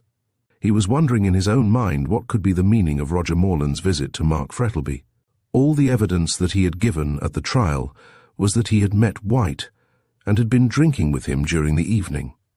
White then went out, and that was the last Morland had seen of him. Now the question was, what did he go to see Mark Frettlby for? He had no acquaintance with him, and yet he called by appointment. It is true he might have been in poverty, and the millionaire being well known as an extremely generous man, Morland might have called on him for money. But then the cry which Frettlby had given after the interview had lasted a short time, proved that he had been startled. Madge had gone upstairs and found the door locked, her father refusing her admission. Now, why was he so anxious Morland should not be seen by anyone? That he had made some startling revelation was certain, and Fitzgerald felt sure that it was in connection with the Hansom Cab murder case. He wearied himself with conjectures about the matter, and towards daybreak threw himself, dressed as he was, on the bed, and slept heavily till 12 o'clock the next day. When he arose and looked at himself in the glass, he was startled at the haggard and worn appearance of his face. The moment he was awake, his mind went back to Mark Frettlby and the visit of Roger Morland. "The net is closing round him," he murmured to himself. "I don't see how he can escape. Oh, Madge, Madge, if only I could spare you the bitterness of knowing what you must know sooner or later. And that other unhappy girl, the sins of the fathers will be visited on the children. God help them." He took his bath, and after dressing himself, went into his sitting room, where he had a cup of tea, which refreshed him considerably. Mrs. Sampson came crackling merrily upstairs with a letter, and gave vent to an exclamation of surprise on seeing his altered appearance. "Law, sir," she exclaimed, "what have you been a-doing me knowing your habits knowed as you'd gone to bed? Not to say as it's very tempting in this 'ot weather, but with excuses, sir. You looks as if you hadn't slept a blessed wink." "No, more I have," said Brian, listlessly holding out his hand for the letter. "I was walking up and down my room all last night. I must have walked miles." "Ah, how that puts me in mind of my poor husband," chirped the cricket, "being a printer, and accustomed like a howl to the darkness. When he was home for the night, he walked up and down till he wore out the carpet. Being an expensive one, as I had on my marriage, and the only way I could stop him was by giving him something soothing, which you, sir, ought to try whiskey, 'ot, with lemon and sugar, but I've heard tell as chloroform—" "No, dey it," said Brian hastily, startled out of his politeness. "I've had enough of that." "Aching teeth, no doubt," said the landlady, going to the door, "which I'm often taken that way myself, decayed teeth running in the family, though to be sure mine are stronger than former. A lodger of mine even been a dentist, and doing them beautiful, instead of paying rent, not even ready cash, his boxes being filled with bricks on his departure from the house." As Brian did not appear particularly interested in these domestic reminiscences, and seemed as if he wanted to be left alone, Mrs. Sampson, with a final crackle, went downstairs and talked with a neighbour in the kitchen. As to the desirability of drawing her money out of the savings bank, in case the Russians should surprise and capture Melbourne, Brian, left alone, stared out of the window at the dusty road and the black shadows cast by the tall poplars in front of the house. "I must leave this place," he said to himself. "Every chance remark seems to bear on the murder, and I'm not anxious to have it constantly by my side like the skeleton at the feast." Suddenly he recollected the letter which he held in his hand, and which he now looked at for the first time. It proved to be from Madge, and tearing it open hastily, he read it. "I cannot understand what is the matter with Papa," she wrote. "Ever since that man Morland left last night, he has shut himself up in his study, and is writing there hour after hour. I went up this morning, but he would not let me in. He did not come down to breakfast, and I am getting seriously alarmed. Come down tomorrow and see me, for I am anxious about his state of health, and I am sure that Morland told him something which has upset him." "Writing," said Brian, as he put the letter in his pocket. "What about, I wonder? Perhaps he is thinking of committing suicide. If so, I for one will not stop him. It is a horrible thing to do, but it would be acting for the best under the circumstances." In spite of his determination to see Calton and tell all, Fitzgerald did not go near him that day. He felt ill and weary, the want of sleep and mental worry telling on him terribly, and he looked 10 years older than he did before the murder of White. It is trouble which draws lines on the smooth forehead and furrows round the mouth. If a man has any mental worry, his life becomes a positive agony to him. Mental tortures are quite as bad as physical ones, if not worse. The last thing before dropping off to sleep is the thought of trouble, and with the first faint light of dawn, it returns and hammers all day at the weary brain. But while a man can sleep, life is rendered at least endurable, and of all the blessings which Providence has bestowed, there is none so precious as that same sleep, which, as wise Sancho Panza says, wraps every man like a cloak. Brian felt the need of rest, so sending a telegram to Calton to call on him in the morning, and another to Madge that he would be down to luncheon next day, he stayed indoors all day, and amused himself with smoking and reading. He went to bed early, and succeeded in having a sound sleep, so when he awoke next morning, he felt considerably refreshed and invigorated. He was having his breakfast at 8:30, when he heard the sound of wheels, and immediately afterwards a ring at the bell. He went to the window, and saw Calton's trap was at the door. The owner was shortly afterwards shown into the room. "Well, you are a nice fellow," cried Calton, after greetings were over. "Here I've been waiting for you with all the patience of Job, thinking you were still up country. Will you have some breakfast?" asked Brian, laughing at his indignation. "What have you got?" said Calton, looking over the table. "Ham and eggs." "Humph! Your landlady's culinary ideas are very limited."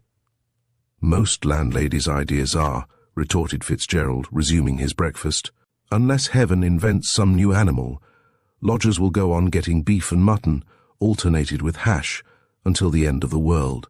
"When one is in Rome, one mustn't speak ill of the Pope," answered Calton with a grimace. "Do you think your landlady could supply me with brandy and soda?" "I think so," answered Fitzgerald, rising, and ringing the bell. "But isn't it rather early for that sort of thing?" "There's a proverb about glass houses," said Calton severely, "which applies to you in this particular instance," whereupon Fitzgerald laughed, and Calton, having been supplied with what he required, prepared to talk business.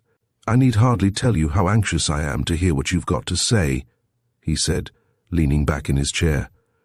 "But I may as well tell you that I am satisfied that I know half your secret already." "Indeed?" Fitzgerald looked astonished.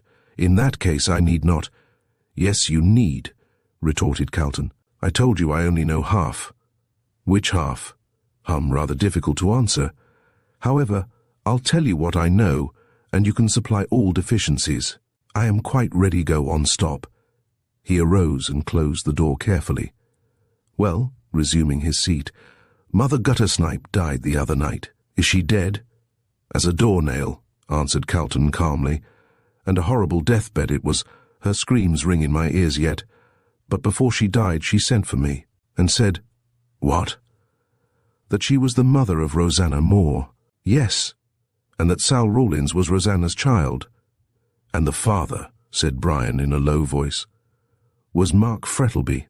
"Ah, and now what have you to tell me?" "Nothing."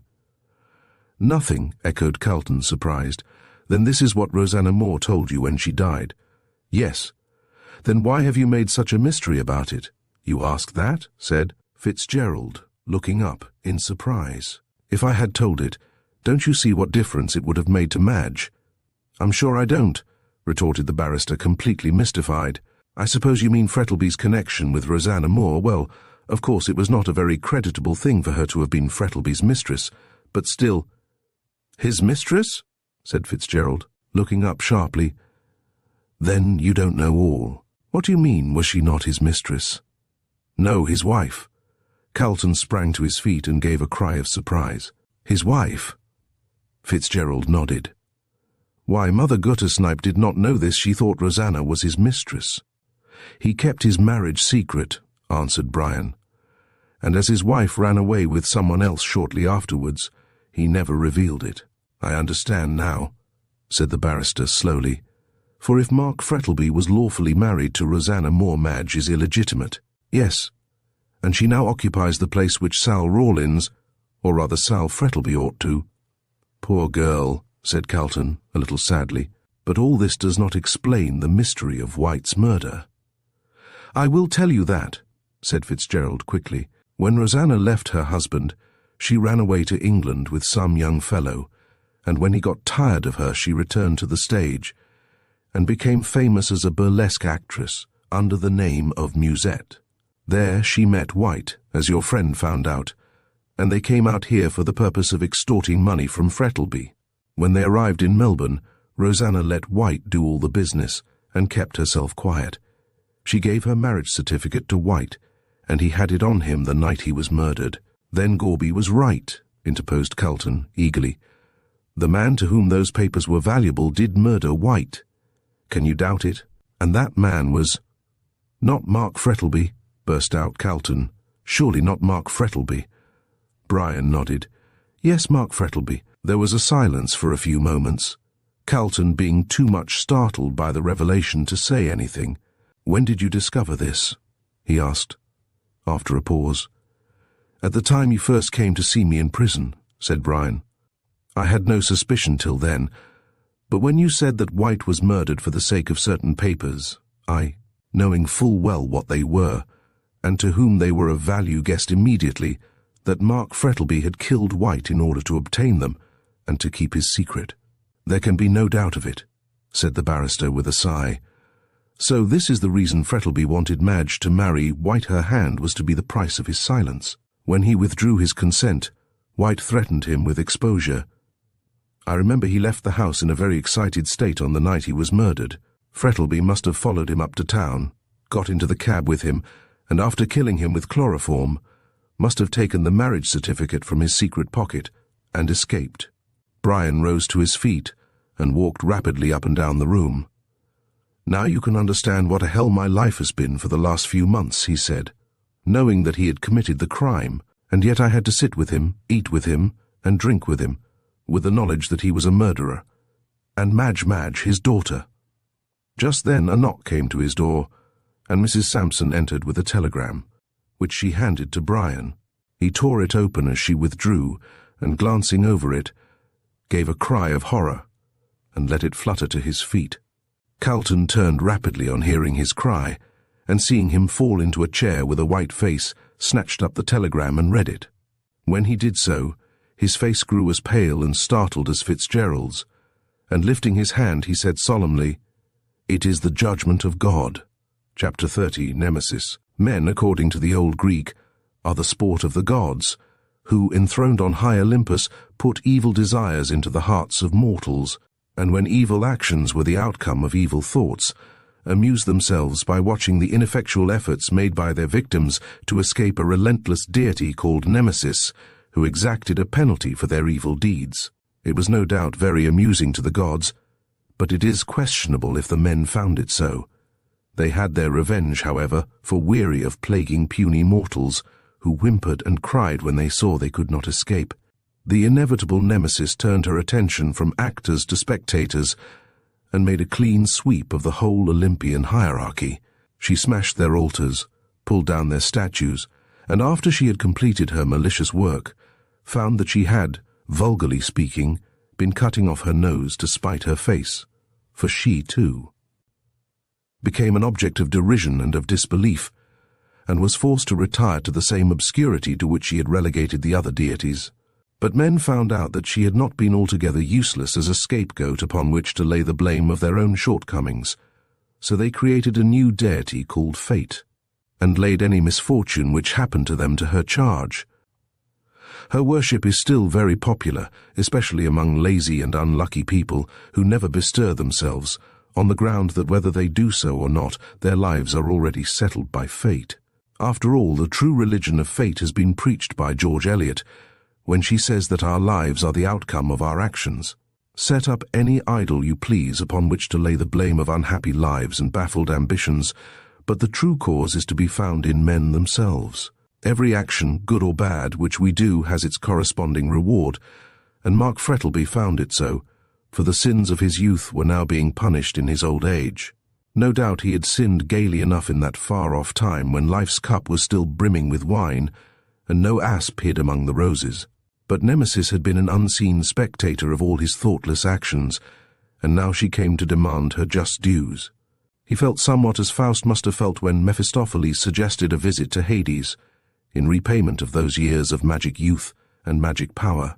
So long ago it seemed since he had married Rosanna Moore that he almost persuaded himself that it had been only a dream, a pleasant dream, with a disagreeable awakening. When she had left him, he had tried to forget her, recognizing how unworthy she was of a good man's love. He heard that she had died in a London hospital, and with a passionate sigh for a perished love, he had dismissed her from his thoughts forever. His second marriage had turned out a happy one, and he regretted the death of his wife deeply. Afterwards, all his love centered in his daughter, and he thought he would be able to spend his declining years in peace. This, however, was not to be, and he was thunderstruck when White arrived from England with the information that his first wife still lived, and that the daughter of his second was illegitimate. Sooner than risk exposure, Frettlby agreed to anything, but White's demands became too exorbitant, and he refused to comply with them. On White's death he again breathed freely, when suddenly a second possessor of his fatal secret started up in the person of Roger Morland. As the murder of Duncan had to be followed by that of Banquo in order to render Macbeth safe, so he foresaw that while Roger Morland lived his life would be one long misery. He knew that the friend of the murdered man would be his master, and would never leave him during his life, while after his death he would probably publish the whole ghastly story, and defame the memory of the widely respected Mark Frettlby. What is it that Shakespeare says? Good name in man or woman is the immediate jewel of their souls, and after all these years of spotless living and generous use of his wealth, was he to be dragged down to the depths of infamy and degradation by a man like Morland? Already, in fancy, he heard the jeering cries of his fellow men, and saw the finger of scorn point at him, he, the great Mark Frettlby, famous throughout Australia for his honesty, integrity, and generosity. No, it could not be, and yet this would surely happen unless he took means to prevent it. The day after he had seen Morland, and knew that his secret was no longer safe, since it was in the power of a man who might reveal it at any moment in a drunken fit or out of sheer maliciousness, he sat at his desk writing. After a time he laid down his pen, and taking up a portrait of his dead wife which stood just in front of him, he stared at it long and earnestly. As he did so, his mind went back to the time when he had first met and loved her. Even as Faust had entered into the purity and serenity of Gretchen's chamber, out of the coarseness and profligacy of Auerbach's cellar, so he, leaving behind him the wild life of his youth, had entered into the peace and quiet of a domestic home. The old feverish life with Rosanna Moore seemed to be as unsubstantial and chimerical as, no doubt, his union with Lilith after he met Eve seemed to Adam in the old rabbinical legend. There seemed to be only one way open to him, by which he could escape the relentless fate which dogged his steps. He would write a confession of everything from the time he had first met Rosanna, and then death. He would cut the Gordian knot of all his difficulties, and then his secret would be safe. Safe? No, it could not be while Morland lived.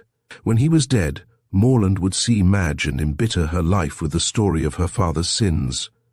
Yes, he must live to protect her, and drag his weary chain of bitter remembrance through life, always with that terrible sword of Damocles hanging over him.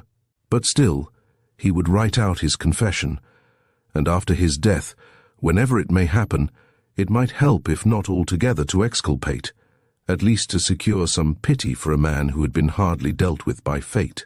His resolution taken, he put it into force at once, and sat all day at his desk filling page after page with the history of his past life, which was so bitter to him.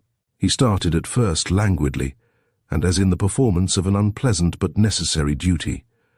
Soon, however, he became interested in it, and took a peculiar pleasure in putting down every minute circumstance, which made the case stronger against himself. He dealt with it, not as a criminal, but as a prosecutor, and painted his conduct as much blacker than it really had been. Towards the end of the day, however, after reading over the earlier sheets, he experienced a revulsion of feeling, seeing how severe he had been on himself. So he wrote a defense of his conduct, showing that fate had been too strong for him, It was a weak argument to bring forward, but still he felt it was the only one that he could make. It was quite dark when he had finished, and while sitting in the twilight, looking dreamily at the sheets scattered all over his desk, he heard a knock at the door, and his daughter's voice asking if he was coming to dinner. All day long he had closed his door against everyone, but now his task being ended, he collected all the closely written sheets together, placed them in a drawer of his escritoire, which he locked, and then opened the door. "Dear Papa," cried Madge, as she entered rapidly and threw her arms around his neck, "what have you been doing here all day by yourself?" "Writing," returned her father laconically, as he gently removed her arms. "Why, I thought you were ill," she answered, looking at him apprehensively. "No, dear," he replied quietly. "Not ill, but worried. I knew that dreadful man who came last night had told you something to worry you. Who is he?" "Oh, a friend of mine," answered Frettlby with hesitation. "What Roger Morland?" her father started. "How do you know it was Roger Morland?" "Oh, Brian recognized him as he went out." Mark Frettlby hesitated for a few moments, and then busied himself with the papers on his desk, as he replied in a low voice, "You are right, it was Roger Morland. He is very hard up, and as he was a friend of poor White's, he asked me to assist him, which I did." He hated to hear himself telling such a deliberate falsehood, but there was no help for it. Madge must never know the truth so long as he could conceal it. "Just like you," said Madge, kissing him lightly with filial pride. "The best and kindest of men." He shivered slightly as he felt her caress, and thought how she would recoil from him did she know all. After all, says some cynical writer, the illusions of youth are mostly due to the want of experience. Madge, ignorant in a great measure of the world, cherished her pleasant illusions, though many of them had been destroyed by the trials of the past year, and her father longed to keep her in this frame of mind. "Now go down to dinner, my dear," he said, leading her to the door. "I will follow soon." "Don't be long," replied his daughter, "or I shall come up again," and she ran down the stairs, her heart feeling strangely light. Her father looked after her until she vanished, then heaving a regretful sigh returned to his study, and taking out the scattered papers fastened them together and endorsed them. "My confession." He then placed them in an envelope, sealed it, and put it back in the desk. "If all that is in that packet were known," he said aloud, as he left the room, "what would the world say?" That night he was singularly brilliant at the dinner table.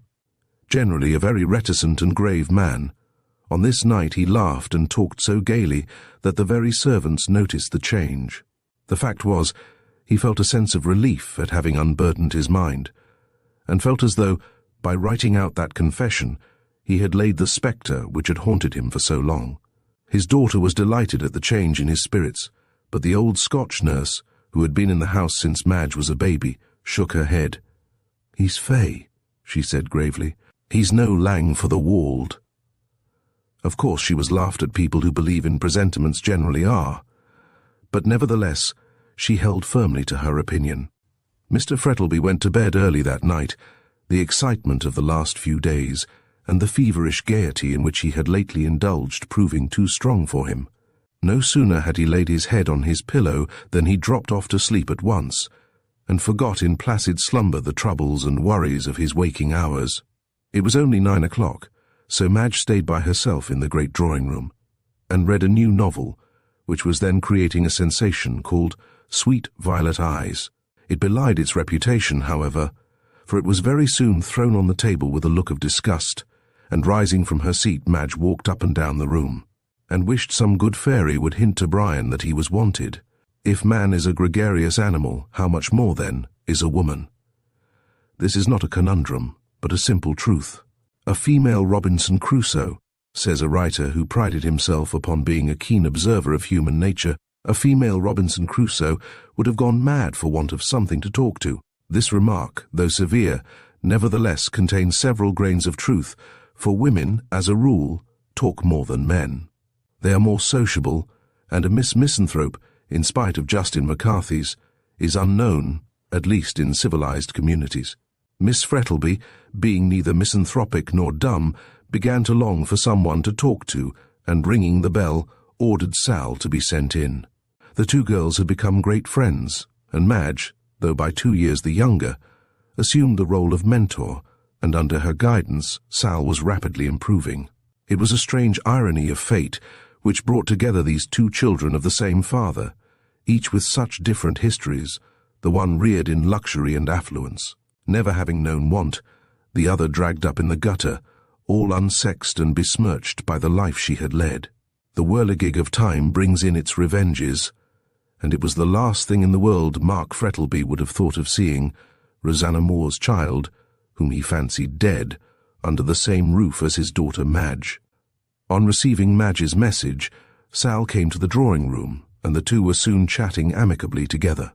The room was almost in darkness, only one lamp being lighted. Mr. Frettlby very sensibly detested gas with its glaring light, and had nothing but lamps in his drawing-room. At the end of the apartment, where Sal and Madge were seated, there was a small table. On it stood a large lamp with an opaque globe, which, having a shade over it, threw a soft and subdued circle of light round the table, leaving the rest of the room in a kind of semi-darkness. Near this sat Madge and Sal, talking gaily, and away on the left-hand side they could see the door open and a warm flood of light pouring in from the hall. They had been talking together for some time when Sal's quick ear caught a footfall on the soft carpet, and, turning rapidly, she saw a tall figure advancing down the room. Madge saw it too, and started up in surprise on recognizing her father. He was clothed in his dressing gown, and carried some papers in his hand. "Why, Papa," said Madge in surprise. Hush," whispered Sal, grasping her arms. "He's asleep." And so he was. In accordance with the dictates of the excited brain, the weary body had risen from the bed and wandered about the house. The two girls, drawing back into the shadow, watched him with bated breath as he came slowly down the room. In a few moments he was within the circle of light, and, moving noiselessly along, he laid the papers he carried on the table. They were in a large blue envelope, much worn, with writing in red ink on it. Sal recognized it at once as the one she had seen in the possession of the dead woman, and with an instinctive feeling that there was something wrong, she tried to draw Madge back, as she watched her father's action with an intensity of feeling which held her spellbound. Frettlby opened the envelope, and took therefrom a yellow, frayed piece of paper, which he spread out on the table. Madge bent forward to see it, but Sal, with a sudden terror, drew her back. "For God's sake, no!" she cried, but it was too late. Madge had caught sight of the names on the paper marriage, Rosanna Moore Mark Frettlby, and the whole awful truth flashed upon her. These were the papers Rosanna Moore had handed to White. White had been murdered by the man to whom the papers were of value. "Oh, my father!" She staggered blindly forward, and then, with one piercing shriek, fell to the ground. In doing so, she struck against her father, who was still standing beside the table. Awakened suddenly, with that wild cry in his ears, he opened his eyes wide, put out feeble hands, as if to keep something back, and with a strangled cry fell dead on the floor beside his daughter. Sal, horror-struck, did not lose her presence of mind, but, snatching the papers off the table, she thrust them into her pocket, and then called aloud for the servants.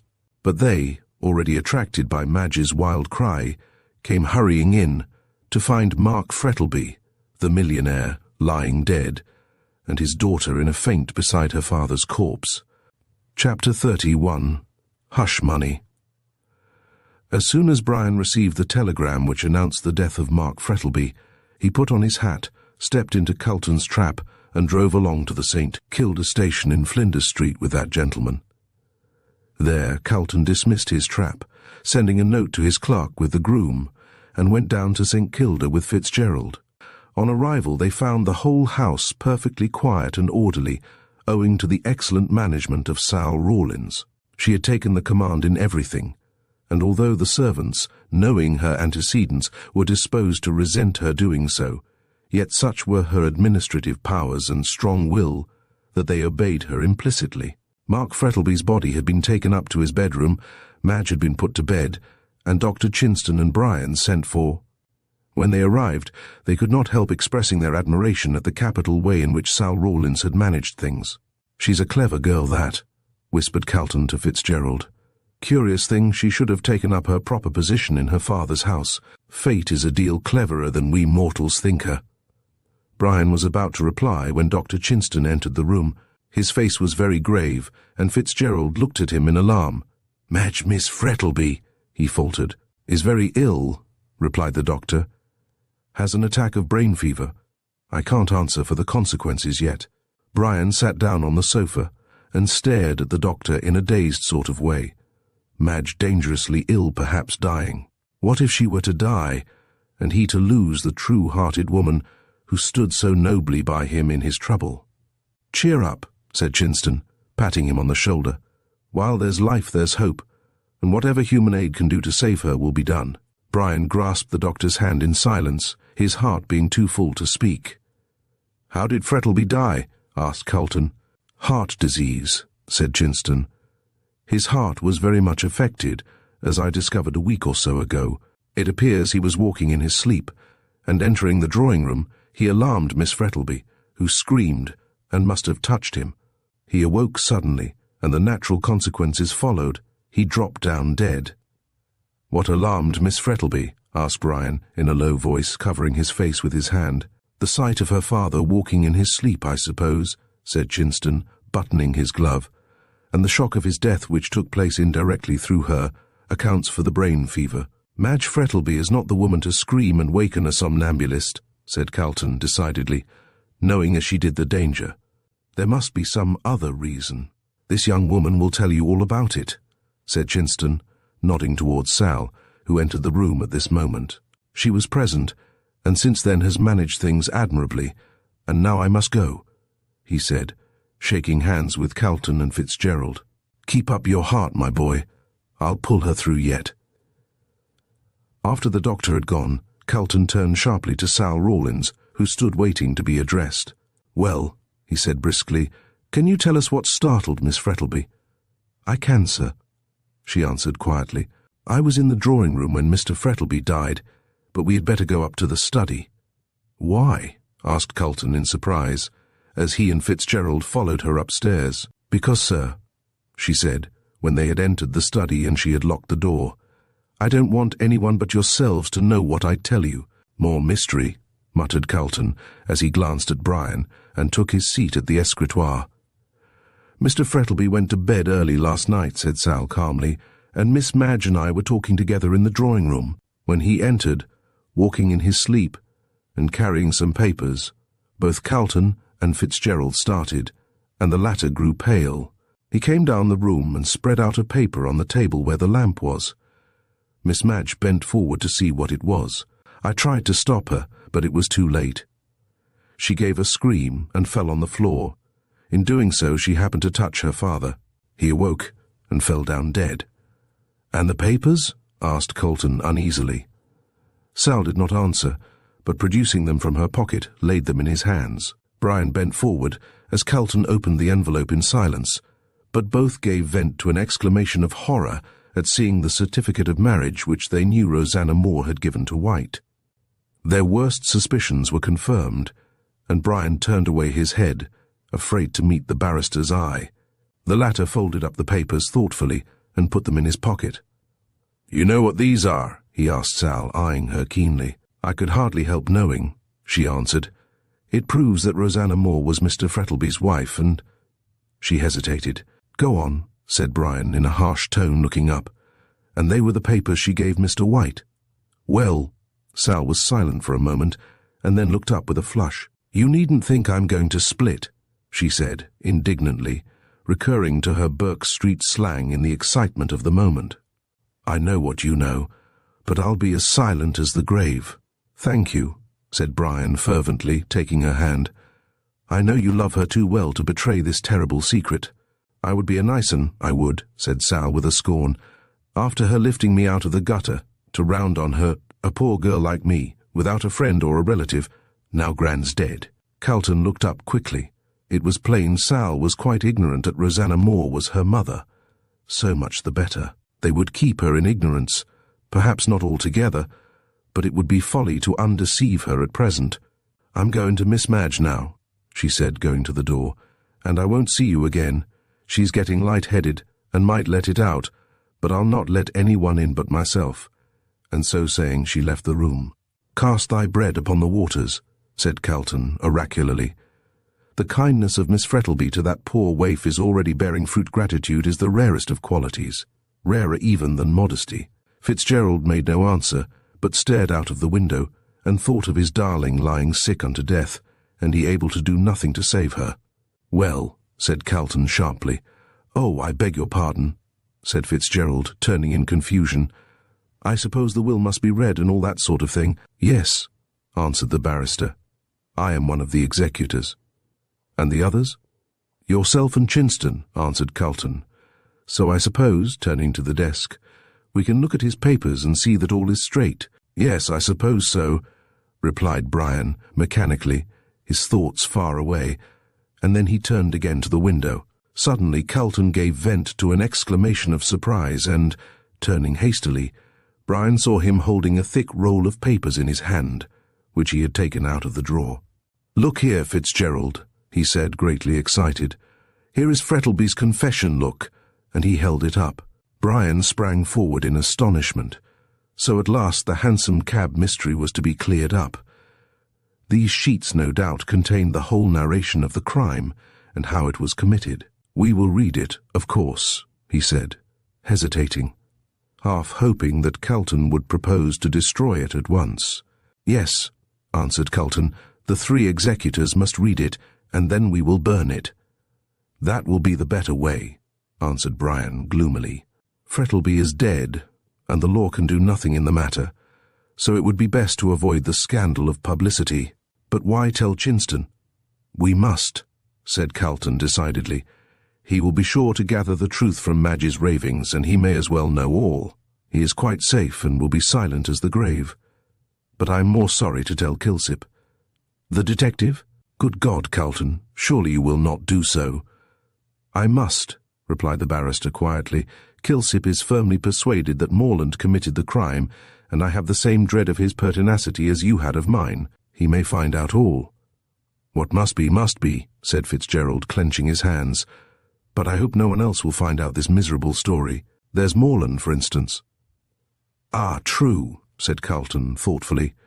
"He called and saw Frettlby the other night, you say?" "Yes. I wonder what for?" "There is only one answer," said the barrister slowly.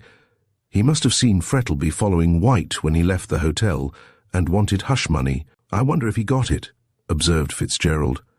"Oh, I'll soon find that out," answered Calton, opening the drawer again and taking out the dead man's cheque-book. "Let me see what cheques have been drawn lately." Most of the blocks were filled up for small amounts, and 1 or 2 for 100 or so. Calton could find no large sum such as Morland would have demanded, when at the very end of the book he found a cheque torn off, leaving the block slip quite blank. "There you are," he said, triumphantly holding out the book to Fitzgerald. "He wasn't such a fool as to write in the amount on the block, but tore the cheque out and wrote in the sum required. And what's to be done about it?"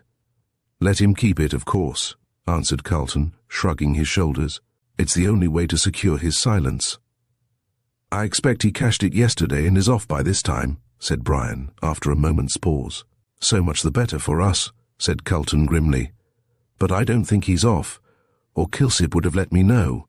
We must tell him, or he'll get everything out of Morland, and the consequences will be that all Melbourne will know the story. Whereas by showing him the confession, we get him to leave Morland alone, and thus secure silence in both cases. I suppose we must see Chinston?" "Yes, of course. I will telegraph to him and Kilsip to come up to my office this afternoon at 3 o'clock, and then we will settle the whole matter. And Sal Rawlins—" "Oh, I quite forgot about her," said Calton in a perplexed voice. "She knows nothing about her parents, and of course Mark Frettlby died in the belief that she was dead." "We must tell Madge," said Brian gloomily. "There is no help for it. Sal is by rights the heiress to the money of her dead father." "That depends upon the will," replied Calton dryly. "If it specifies that the money is left to my daughter, Margaret Frettlby, Sal Rawlins can have no claim. And if such is the case, it will be no good telling her who she is." "And what's to be done?" "Sal Rawlins," went on the barrister without noticing the interruption, "has evidently never given a thought to her father or mother, as the old hag, no doubt, swore they were dead. So I think it will be best to keep silent. That is, if no money is left to her, and, as her father thought her dead, I don't think there will be any. In that case, it would be best to settle an income on her. You can easily find a pretext and let the matter rest. But suppose, in accordance with the wording of the will, she's entitled to all the money. In that case, said Calton gravely, there is only one course open. She must be told everything, and the dividing of the money left to her generosity. But I don't think you need be alarmed. I'm pretty sure Madge is the heiress. It's not the money I think about, said Brian hastily. I'd take Madge without a penny. My boy, said the barrister, placing his hand kindly on Brian's shoulder, when you marry Madge Frettlby, you will get what is better than money, a heart of gold. Chapter 32, De Mortuis, Nil Nisi Bonum. Nothing is certain but the unforeseen, so says a French proverb, and judging from the unexpected things which daily happen to us, it is without doubt a very true one. If anyone had told Madge Frettlby one day that she would be stretched on a bed of sickness the next, and would be quite oblivious of the world and its doings, she would have laughed the prophet to scorn. Yet it was so, and she was tossing and turning on a bed of pain to which the couch of Procrustes was one of roses. Sal sat beside her, ever watchful of her wants, and listened through the bright hours of the day, or the still ones of the night, to the wild and incoherent words which issued from her lips. She incessantly called on her father to save himself, and then would talk about Brian and sing snatches of song, or would sob broken sentences about her dead mother, until the heart of the listener ached to hear her. No one was allowed into the room except Sal, and when Dr. Chinston heard the things she was saying, although used to such cases, he recoiled. "There is blood on your hands," cried Madge, sitting up in bed, with her hair all tangled and falling over her shoulders. "Red blood, and you cannot wash it off. Oh, Cain! God save him! Brian, you are not guilty. My father killed him. God! God!" And she fell back on her disordered pillows, weeping bitterly. Dr. Chinston did not say anything, but shortly afterwards took his leave, after telling Sal on no account to let anyone see the patient. "'Tain't likely," said Sal, in a disgusted tone, as she closed the door after him. "I'm not a viper to sting the bosom as fed me," from which it may be gathered she was advancing rapidly in her education. Meanwhile, Dr. Chinston had received Calton's telegram, and was considerably astonished thereat. He was still more so when, on arriving at the office at the time appointed, he found Calton and Fitzgerald were not alone, but a third man whom he had never seen was with them. The latter Calton introduced to him as Mr. Kilsip, of the detective office, a fact which made the worthy doctor uneasy, as he could in no wise divine the meaning of it. However, he made no remark, but took the seat handed to him by Mr. Calton, and prepared to listen. Calton locked the door of the office, and then went back to his desk, having the other three seated before him in a kind of semi-circle. "In the first place," said Calton to the doctor, "I have to inform you that you are one of the executors under the will of the late Mr. Frettlby, and that is why I asked you to come here today. The other executors are Mr. Fitzgerald and myself." "Oh, indeed," murmured the doctor politely. "And now," said Calton, looking at him, "do you remember the Hansom Cab murder, which caused such a sensation some months ago?" "Yes, I do," replied the doctor, rather astonished. "But what has that to do with the will?" "Nothing to do with the will," answered Calton gravely. "But the fact is, Mr. Frettlby was implicated in the affair." Dr. Chinston glanced inquiringly at Brian, but that gentleman shook his head. "It has nothing to do with my arrest," he said sadly. Madge's words, uttered in her delirium, flashed across the doctor's memory. "What do you mean?" he gasped, pushing back his chair. "How was he implicated?" "That I cannot tell you," answered Calton, "until I read his confession." "Ah," said Kilsip, becoming very attentive. "Yes," said Calton, turning to Kilsip.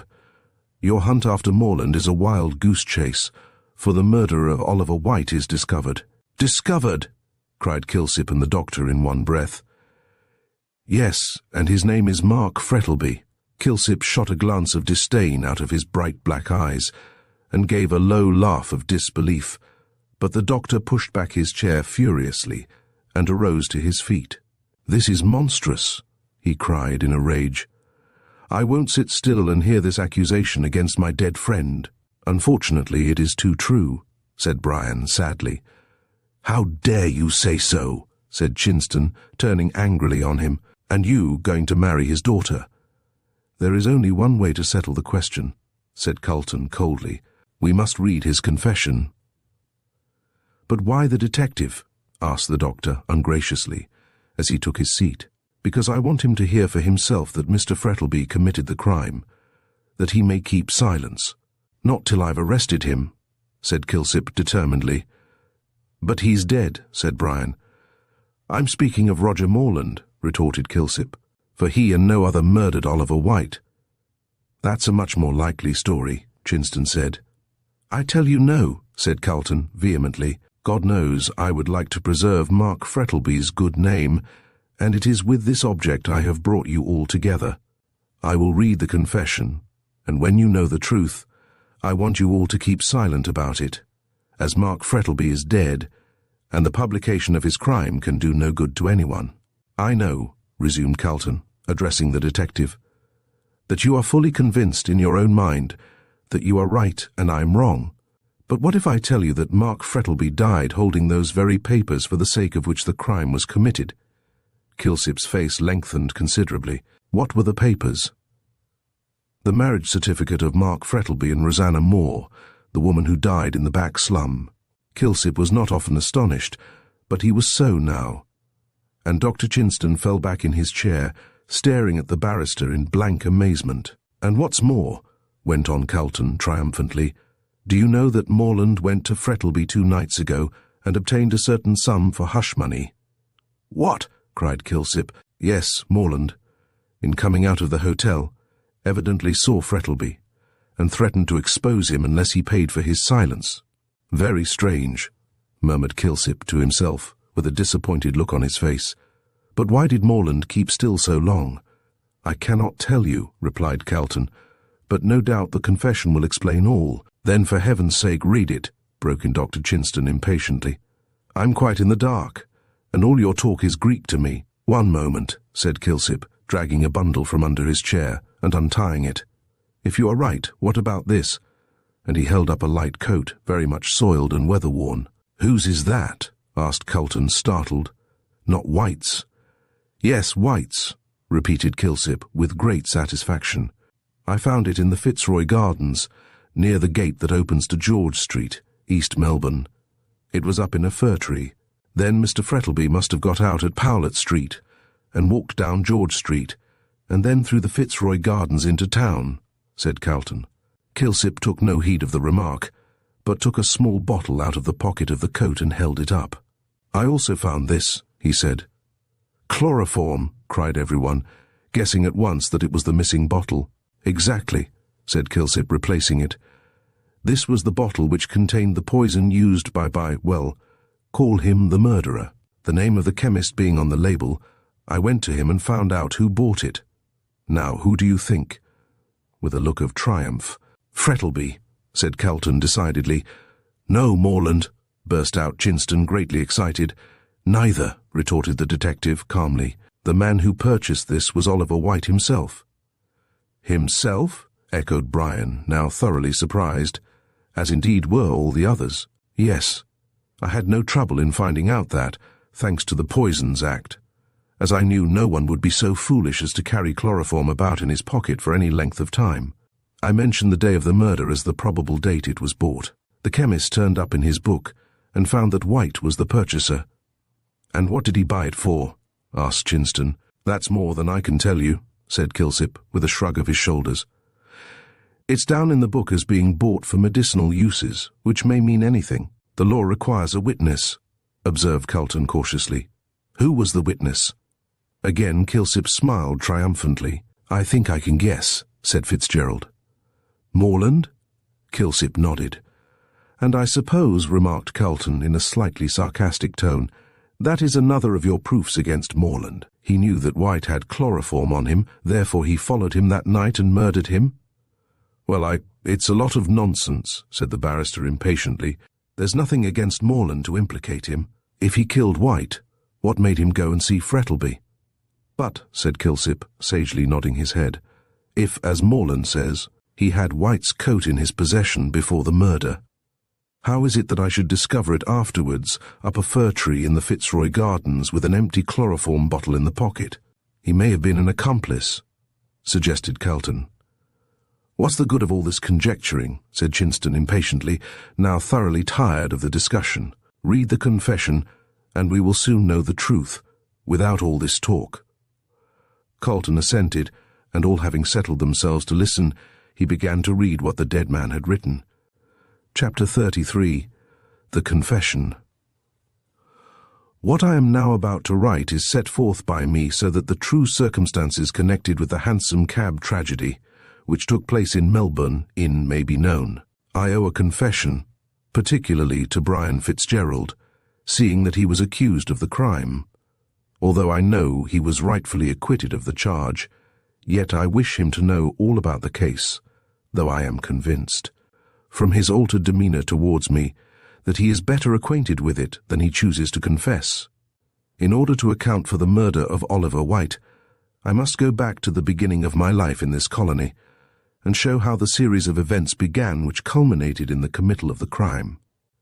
Should it be necessary to make this confession public, in the interests of justice, I can say nothing against such a course being taken, but I would be grateful if it could be suppressed, both on account of my good name and of my dear daughter Margaret, whose love and affection has so soothed and brightened my life. If, however, she should be informed of the contents of these pages, I ask her to deal leniently with the memory of one who was sorely tried and tempted. I came to the colony of Victoria, or rather, as it was called then, New South Wales, in the year 18. I had been in a merchant's office in London, but not finding much opportunity for advancement, I looked about to see if I could better myself.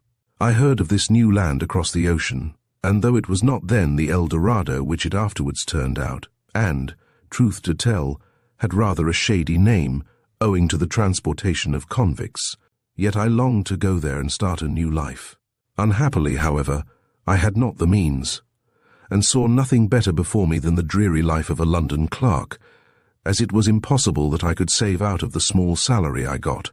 Just at this time, an old maiden aunt of my mother's died and left a few £100s to me. With this, I came out to Australia, determined to become a rich man. I stayed some time in Sydney, and then came over to Port Phillip, now so widely known as marvellous Melbourne, where I intended to pitch my tent. I saw that it was a young and rising colony, though of course, coming as I did, before the days of the gold diggings, I never dreamt it would spring up, as it has done since, into a nation. I was careful and saving in those days, and indeed, I think it was the happiest time of my life. I bought land whenever I could scrape the money together, and at the time of the gold rush was considered well-to-do. When, however, the cry that gold had been discovered was raised, and the eyes of all the nations were turned to Australia, with her glittering treasures, men poured in from all parts of the world, and the golden age commenced. I began to grow rich rapidly, and was soon pointed out as the wealthiest man in the colonies. I bought a station, and leaving the riotous, feverish Melbourne life, went to live on it. I enjoyed myself there, for the wild, open-air life had great charms for me, and there was a sense of freedom to which I had hitherto been a stranger. But man is a gregarious animal, and I, growing weary of solitude and communings with Mother Nature, came down on a visit to Melbourne, where, with companions as gay as myself, I spent my money freely, and, as the phrase goes, saw life. After confessing that I loved the pure life of the country, it sounds strange to say I enjoyed the wild life of the town, but I did. I was neither a Joseph nor a St. Anthony, and I was delighted with Bohemia, with its good fellowship and charming suppers, which took place in the small hours of the morning, when wit and humour reigned supreme. It was at one of these suppers that I first met Rosanna Moore, the woman who was destined to curse my existence. She was a burlesque actress, and all the young fellows in those days were madly in love with her. She was not exactly what was called beautiful, but there was a brilliancy and fascination about her which few could resist. On first seeing her, I did not admire her much, but laughed at my companions as they raved about her. On becoming personally acquainted with her, however, I found that her powers of fascination had not been overrated, and I ended by falling desperately in love with her. I made inquiries about her private life, and found that it was irreproachable, as she was guarded by a veritable dragon of a mother who would let no one approach her daughter. I need not tell about my courtship, as these phases of a man's life are generally the same, but it will be sufficient to prove the depth of my passion for her when I say that I determined to make her my wife. It was on condition, however, that the marriage should be kept secret until such time as I should choose to reveal it.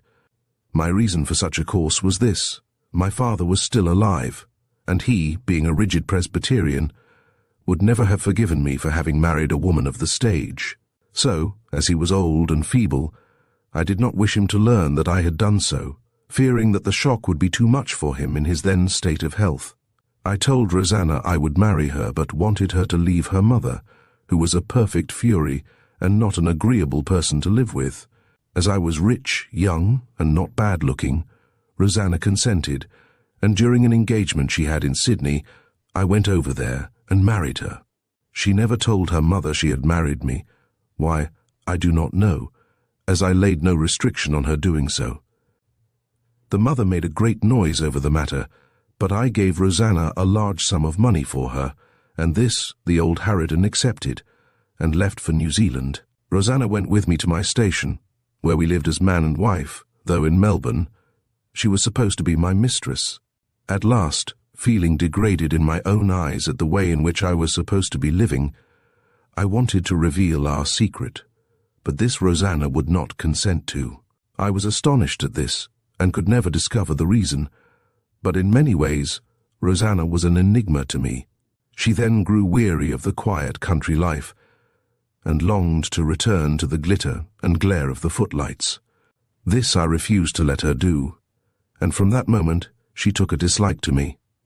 A child was born, and for a time she was engrossed with it, but soon wearied of the new plaything, and again pressed me to allow her to return to the stage. I again refused, and we became estranged from one another. I grew gloomy and irritable, and was accustomed to take long rides by myself, frequently being away for days. There was a great friend of mine who owned the next station, a fine, handsome young fellow called Frank Kelly, with a gay, sunny disposition and a wonderful flow of humour.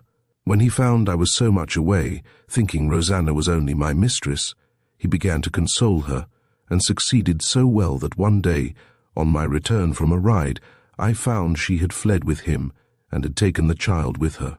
She left a letter saying that she had never really cared for me, but had married me for my money. She would keep our marriage secret, and was going to return to the stage. I followed my false friend and false wife down to Melbourne, but arrived too late, as they had just left for England. Disgusted with the manner in which I had been treated, I plunged into a whirl of dissipation, trying to drown the memory of my married life. My friends, of course, thought that my loss amounted to no more than that of a mistress, and I soon began myself to doubt that I had ever been married. So far away and visionary did my life of the previous year seem. I continued my fast life for about 6 months, when suddenly I was arrested upon the brink of destruction by an angel. I say this advisedly, for if ever there was an angel upon earth, it was she who afterwards became my wife. She was the daughter of a doctor, and it was her influence which drew me back from the dreary path of profligacy and dissipation, which I was then leading. I paid her great attention, and we were, in fact, looked upon as good as engaged, but I knew that I was still linked to that accursed woman, and could not ask her to be my wife. At this second crisis of my life fate again intervened, for I received a letter from England which informed me that Rosanna Moore had been run over in the streets of London and had died in an hospital. The writer was a young doctor who had attended her, and I wrote home to him, begging him to send out a certificate of her death, so that I might be sure she was no more. He did so, and also enclosed an account of the accident, which had appeared in a newspaper. Then, indeed, I felt that I was free, and closing, as I thought, forever the darkest page of my life's history, I began to look forward to the future. I married again, and my domestic life was a singularly happy one. As the colony grew greater, with every year I became even more wealthy than I had been, and was looked up to and respected by my fellow citizens. When my dear daughter Margaret was born, I felt that my cup of happiness was full, but suddenly I received a disagreeable reminder of the past. Rosanna's mother made her appearance one day, a disreputable-looking creature, smelling of gin, in whom I could not recognize the respectably dressed woman who used to accompany Rosanna to the theatre. She had spent long ago all the money I had given her, and had sank lower and lower, until she now lived in a slum off Little Burke Street. I made inquiries after the child, and she told me it was dead. Rosanna had not taken it to England with her, but had left it in her mother's charge, and no doubt, neglect and want of proper nourishment was the cause of its death. There now seemed to be no link to bind me to the past, with the exception of the old hag, who knew nothing about the marriage. I did not attempt to undeceive her, but agreed to allow her enough to live on if she promised never to trouble me again, and to keep quiet about everything which had reference to my connection with her daughter. She promised readily enough, and went back to her squalid dwelling in the slums, where, for all I know, she still lives, as money has been paid to her regularly every month by my solicitors. I heard nothing more about the matter, and now felt quite satisfied that I had heard the last of Rosanna. As years rolled on, things prospered with me, and so fortunate was I in all speculations that my luck became proverbial. Then, alas, when all things seemed to smile upon me, my wife died, and the world has never seemed the same to me since. But I had my dear daughter to console me, and in her love and affection, I became reconciled to the loss of my wife. A young Irish gentleman, called Brian Fitzgerald, came out to Australia, and I soon saw that my daughter was in love with him, and that he reciprocated that affection, whereat I was glad, as I have always esteemed him highly. I looked forward to their marriage, when suddenly a series of events occurred, which must be fresh in the memory of those who read these pages. Mr. Oliver White, a gentleman from London, called on me and startled me with the news that my first wife, Rosanna Moore, was still living, and that the story of her death had been an ingenious fabrication in order to deceive me. She had met with an accident, as stated in the newspaper, and had been taken to an hospital where she recovered. The young doctor, who had sent me the certificate of her death, had fallen in love with her and wanted to marry her, and had told me that she was dead in order that her past life might be obliterated. The doctor, however, died before the marriage, and Rosanna did not trouble herself about undeceiving me. She was then acting on the burlesque stage under the name of Musette, and seemed to have gained an unenviable notoriety by her extravagance and infamy. White met her in London, and she became his mistress. He seemed to have had a wonderful influence over her, for she told him all her past life, and about her marriage with me. Her popularity being on the wane in London, as she was now growing old, and had to make way for younger actresses, White proposed that they should proceed to the colonies and extort money from me, and he had come to me for that purpose. The villain told me all this in the coolest manner, and I, knowing he held the secret of my life, was unable to resent it. I refused to see Rosanna, but told White I would agree to his terms, which were, first, a large sum of money was to be paid to Rosanna, and secondly, that he should marry my daughter. I, at first, absolutely declined to sanction the latter proposal, but as he threatened to publish the story, and that meant the proclamation to the world of my daughter's illegitimacy, I at last agreed, and he began to pay his addresses to Madge. She, however, refused to marry him, and told me she was engaged to Fitzgerald, so, after a severe struggle with myself, I told White that I would not allow him to marry Madge, but would give him whatever sum he liked to name. On the night he was murdered he came to see me, and showed me the certificate of marriage between myself and Rosanna Moore. He refused to take a sum of money, and said that unless I consented to his marriage with Madge, he would publish the whole affair. I implored him to give me time to think, so he said he would give me 2 days, but no more, and left the house, taking the marriage certificate with him. I was in despair, and saw that the only way to save myself was to obtain possession of the marriage certificate and deny everything. With this idea in my mind, I followed him up to town and saw him meet Morland and drink with him. They went into the hotel in Russell Street, and when White came out, at 12:30, he was quite intoxicated. I saw him go along to the Scotch church, near the Burke and Wills monument, and cling to the lamp-post at the corner. I thought I would then be able to get the certificate from him, as he was so drunk. When I saw a gentleman in a light coat, I did not know it was Fitzgerald, come up to him and hail a cab for him. I saw there was nothing more to be done at that time, so, in despair, went home and waited for the next day, in fear lest he should carry out his determination. Nothing, however, turned up, and I was beginning to think that White had abandoned his purpose, when I heard that he had been murdered in the Hansom Cab. I was in great fear lest the marriage certificate should be found on him, but nothing was said about it. This I could not understand at all. I knew he had it on him, and I could only conclude that the murderer, whoever he was, had taken it from the body, and would sooner or later come to me to extort money, knowing that I dare not denounce him. Fitzgerald was arrested, and afterwards acquitted, so I began to think that the certificate had been lost, and my troubles were at an end. However, I was always haunted by a dread that the sword was hanging over my head, and would fall sooner or later. I was right, for 2 nights ago Roger Morland, who was an intimate friend of White's, called on me and produced the marriage certificate, which he offered to sell to me for £5,000. In horror, I accused him of murdering White, which he denied at first, but afterwards acknowledged, stating that I dare not betray him for my own sake. I was nearly mad with the horror I was placed in, either to denounce my daughter as illegitimate, or let a murderer escape the penalty of his crime.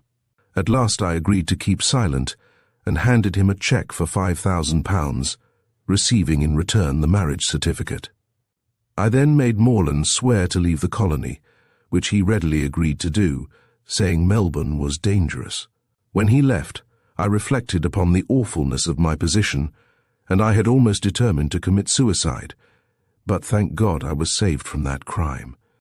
I write this confession in order that after my death, the true story of the murder of White may be known, and that anyone who may hereafter be accused of the murder may not be wrongfully punished.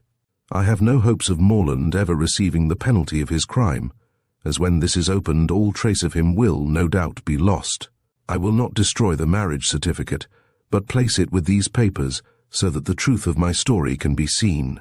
In conclusion, I would ask forgiveness of my daughter Margaret for my sins, which have been visited on her, but she can see for herself that circumstances were too strong for me. May she forgive me, as I hope God in his infinite mercy will, and may she come sometimes and pray over my grave, nor think too hardly upon her dead father.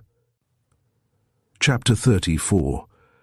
The Hands of Justice. Calton's voice faltered a little when he read those last sad words, and he laid the manuscript down on the table, amid a dead silence, which was first broken by Brian.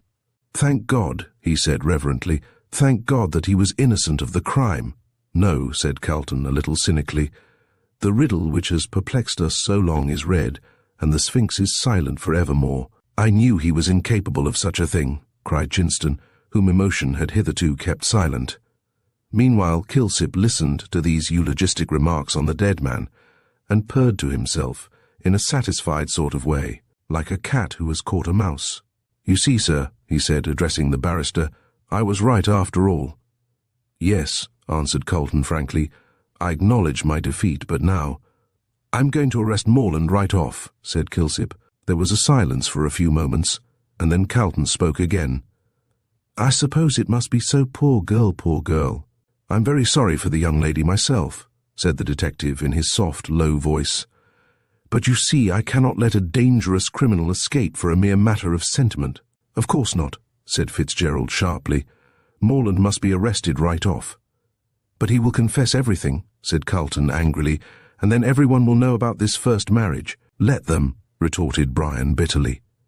"As soon as she is well enough, we will marry at once and leave Australia forever."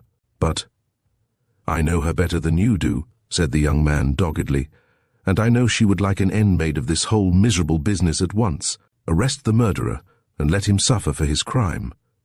"Well, I suppose it must be so," said Chinston with a sigh, "but it seems very hard that this slur should be cast upon Miss Frettlby."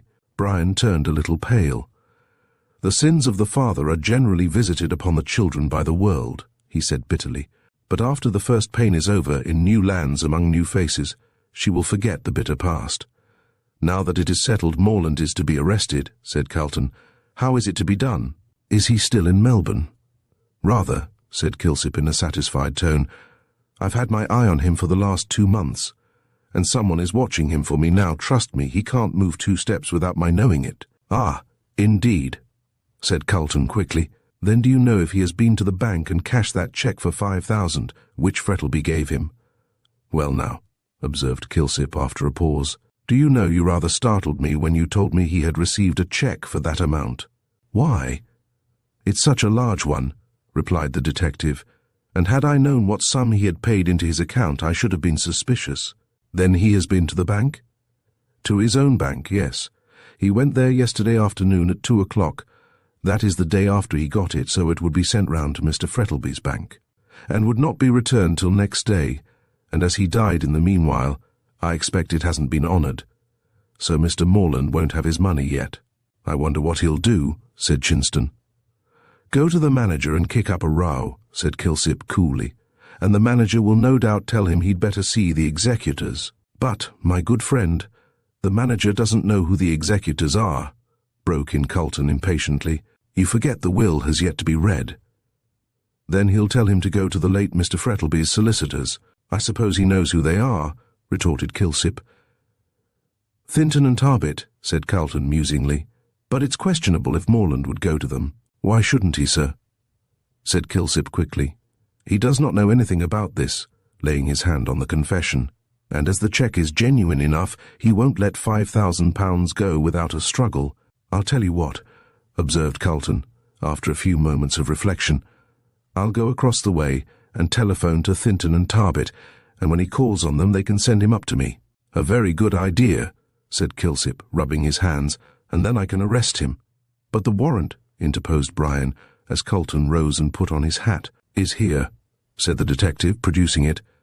By Jove, you must have been pretty certain of his guilt, remarked Chinston dryly. Of course I was, retorted Kilsip, in a satisfied tone of voice. When I told the magistrate where I found the coat, and reminded him of Morland's acknowledgment at the trial, that he had it in his possession before the murder, I soon got him to see the necessity of having Morland arrested. 4:30, said Calton, pausing for a moment at the door and looking at his watch. I'm afraid it's rather late to catch Morland today, however. I'll see what Thinton and Tarbit know. And he went out. The rest sat waiting his return, and chatted about the curious end of the Hansom Cab mystery, when, in about 10 minutes, Calton rushed in hurriedly and closed the door after him quickly. Fate is playing into our hands, he said, as soon as he recovered his breath. Morland called on Thinton and Tarbit, as Kilsip surmised, and as neither of them was in, he said he would call again before 5 o'clock. I told the clerk to bring him up to me at once, so he may be here at any moment. That is, if he's fool enough to come, observed Chinston. Oh, he'll come, said the detective confidently, rattling a pair of handcuffs together.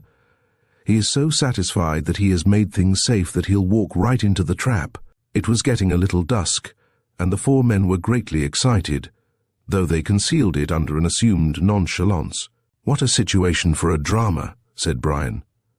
Only, said Chinston quietly, it is as realistic as in the old days of the Colosseum, where the actor who played Orpheus was torn to pieces by bears at the end of the play. His last appearance on any stage, I suppose, said Calton, a little cruelly. It must be confessed. Meanwhile, Kilsip remained seated in his chair, humming an operatic air and chinking the handcuffs together, by way of accompaniment. He felt intensely pleased with himself, the more so, as he saw that by this capture he would be ranked far above Gorby. And what would Gorby say? Gorby, who had laughed at all his ideas as foolish, and who had been quite wrong from the first. If only— "Hush!" said Calton, holding up his finger, as steps were heard echoing on the flags outside. "Here he is, I believe." Kilsip arose from his chair, and stealing softly to the window, looked cautiously out. Then he turned round to those inside, and, nodding his head, slipped the handcuffs into his pocket.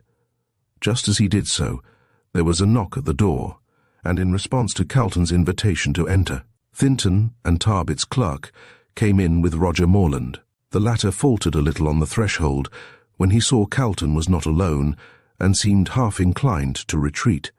But, evidently, thinking there was no danger of his secret being discovered, he pulled himself together and advanced into the room in an easy and confident manner. "This is the gentleman who wants to know about the cheque, sir," said Thinton and Tarbit's clerk to Calton. "Oh, indeed," answered Calton quietly.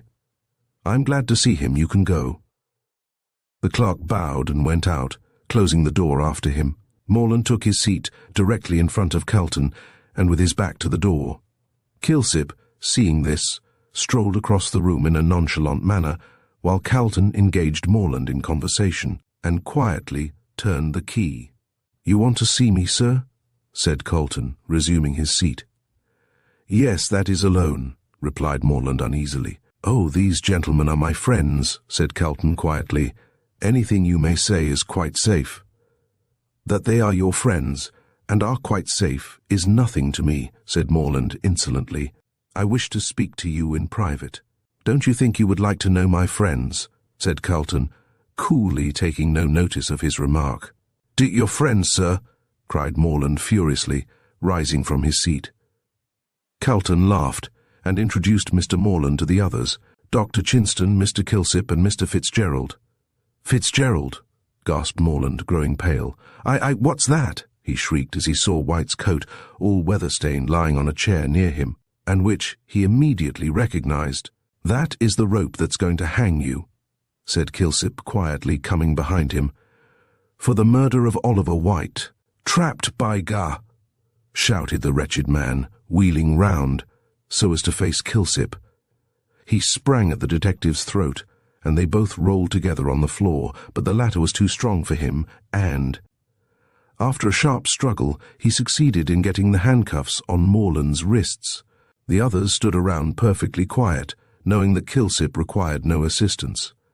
Now that there was no possibility of escape, Morland seemed to become resigned, and rose sullenly off the floor.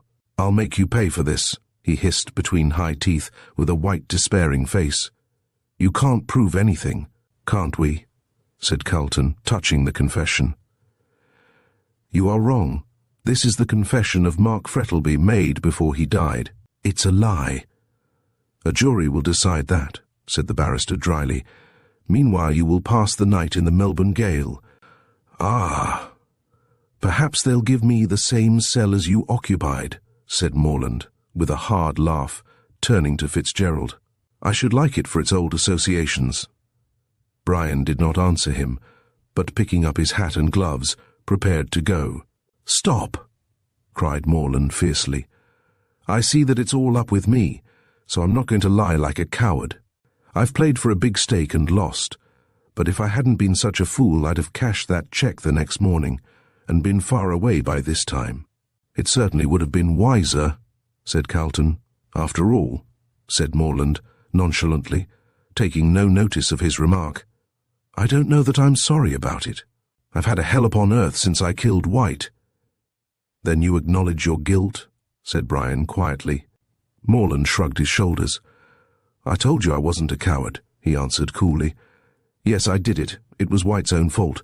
When I met him that night he told me how Frettlby wouldn't let him marry his daughter, but said he'd make him, and showed me the marriage certificate. I thought if I could only get it I'd make a nice little pile out of Frettlby over it. So when White went on drinking I did not. After he had gone out of the hotel I put on his coat which he left behind. I saw him standing near the lamp-post, and Fitzgerald come up and then leave him. When you came down the street," he went on, turning to Fitzgerald, "I shrank back into the shadow, and when you passed I ran up to White as the cabman was putting him into the hansom. He took me for you, so I didn't undeceive him, but I swear I had no idea of murdering White when I got into the cab. I tried to get the papers, but he wouldn't let me, and commenced to sing out. Then I thought of the chloroform in the pocket of his coat, which I was wearing. I pulled it out, and found that the cork was loose. Then I took out White's handkerchief, which was also in the coat, and emptied the bottle on it, and put it back in my pocket. I again tried to get the papers without using the chloroform, but couldn't, so I clapped the handkerchief over his mouth, and he went off after a few minutes, and I got the papers. I thought he was only insensible, and it was only when I saw the newspapers that I knew he was dead. I stopped the cab in St Kilda Road, got out and caught another cab, which was going to town. Then I got out at Powlett Street, took off the coat and carried it over my arm. I went down George Street, towards the Fitzroy Gardens, and having hid the coat up a tree where I suppose you found it, to Kilsip. I walked home, so I've done you all nicely, but— You're caught at last, finished Kilsip, quietly. Morland fell down in a chair, with an air of utter weariness and lassitude. No man can be stronger than destiny, he said dreamily. I have lost, and you have won. So life is a chessboard after all, and we are the puppets of fate. He refused to utter another word, so leaving Calton and Kilsip with him, Brian and the doctor went out and hailed a cab. It drove up to the entrance of the court, where Calton's office was, and then Morland, walking as if in a dream, left the room and got into the cab, followed by Kilsip. Do you know, said Chinston thoughtfully, as they stood and watched the cab drive off, do you know what the end of that man will be? It requires no prophet to foretell that, said Calton dryly. He will be hanged. No, he won't, retorted the doctor. He will commit suicide. Chapter 35. The Love That Lives. There are certain periods in the life of man when fate seems to have done her worst, and any further misfortunes which may befall are accepted with a philosophical resignation, begotten by the very severity of previous trials. Fitzgerald was in this state of mind. He was calm, but it was the calmness of despair. The misfortunes of the past year seemed to have come to a climax, and he looked forward to the publication of the whole bitter story with an indifference that surprised himself.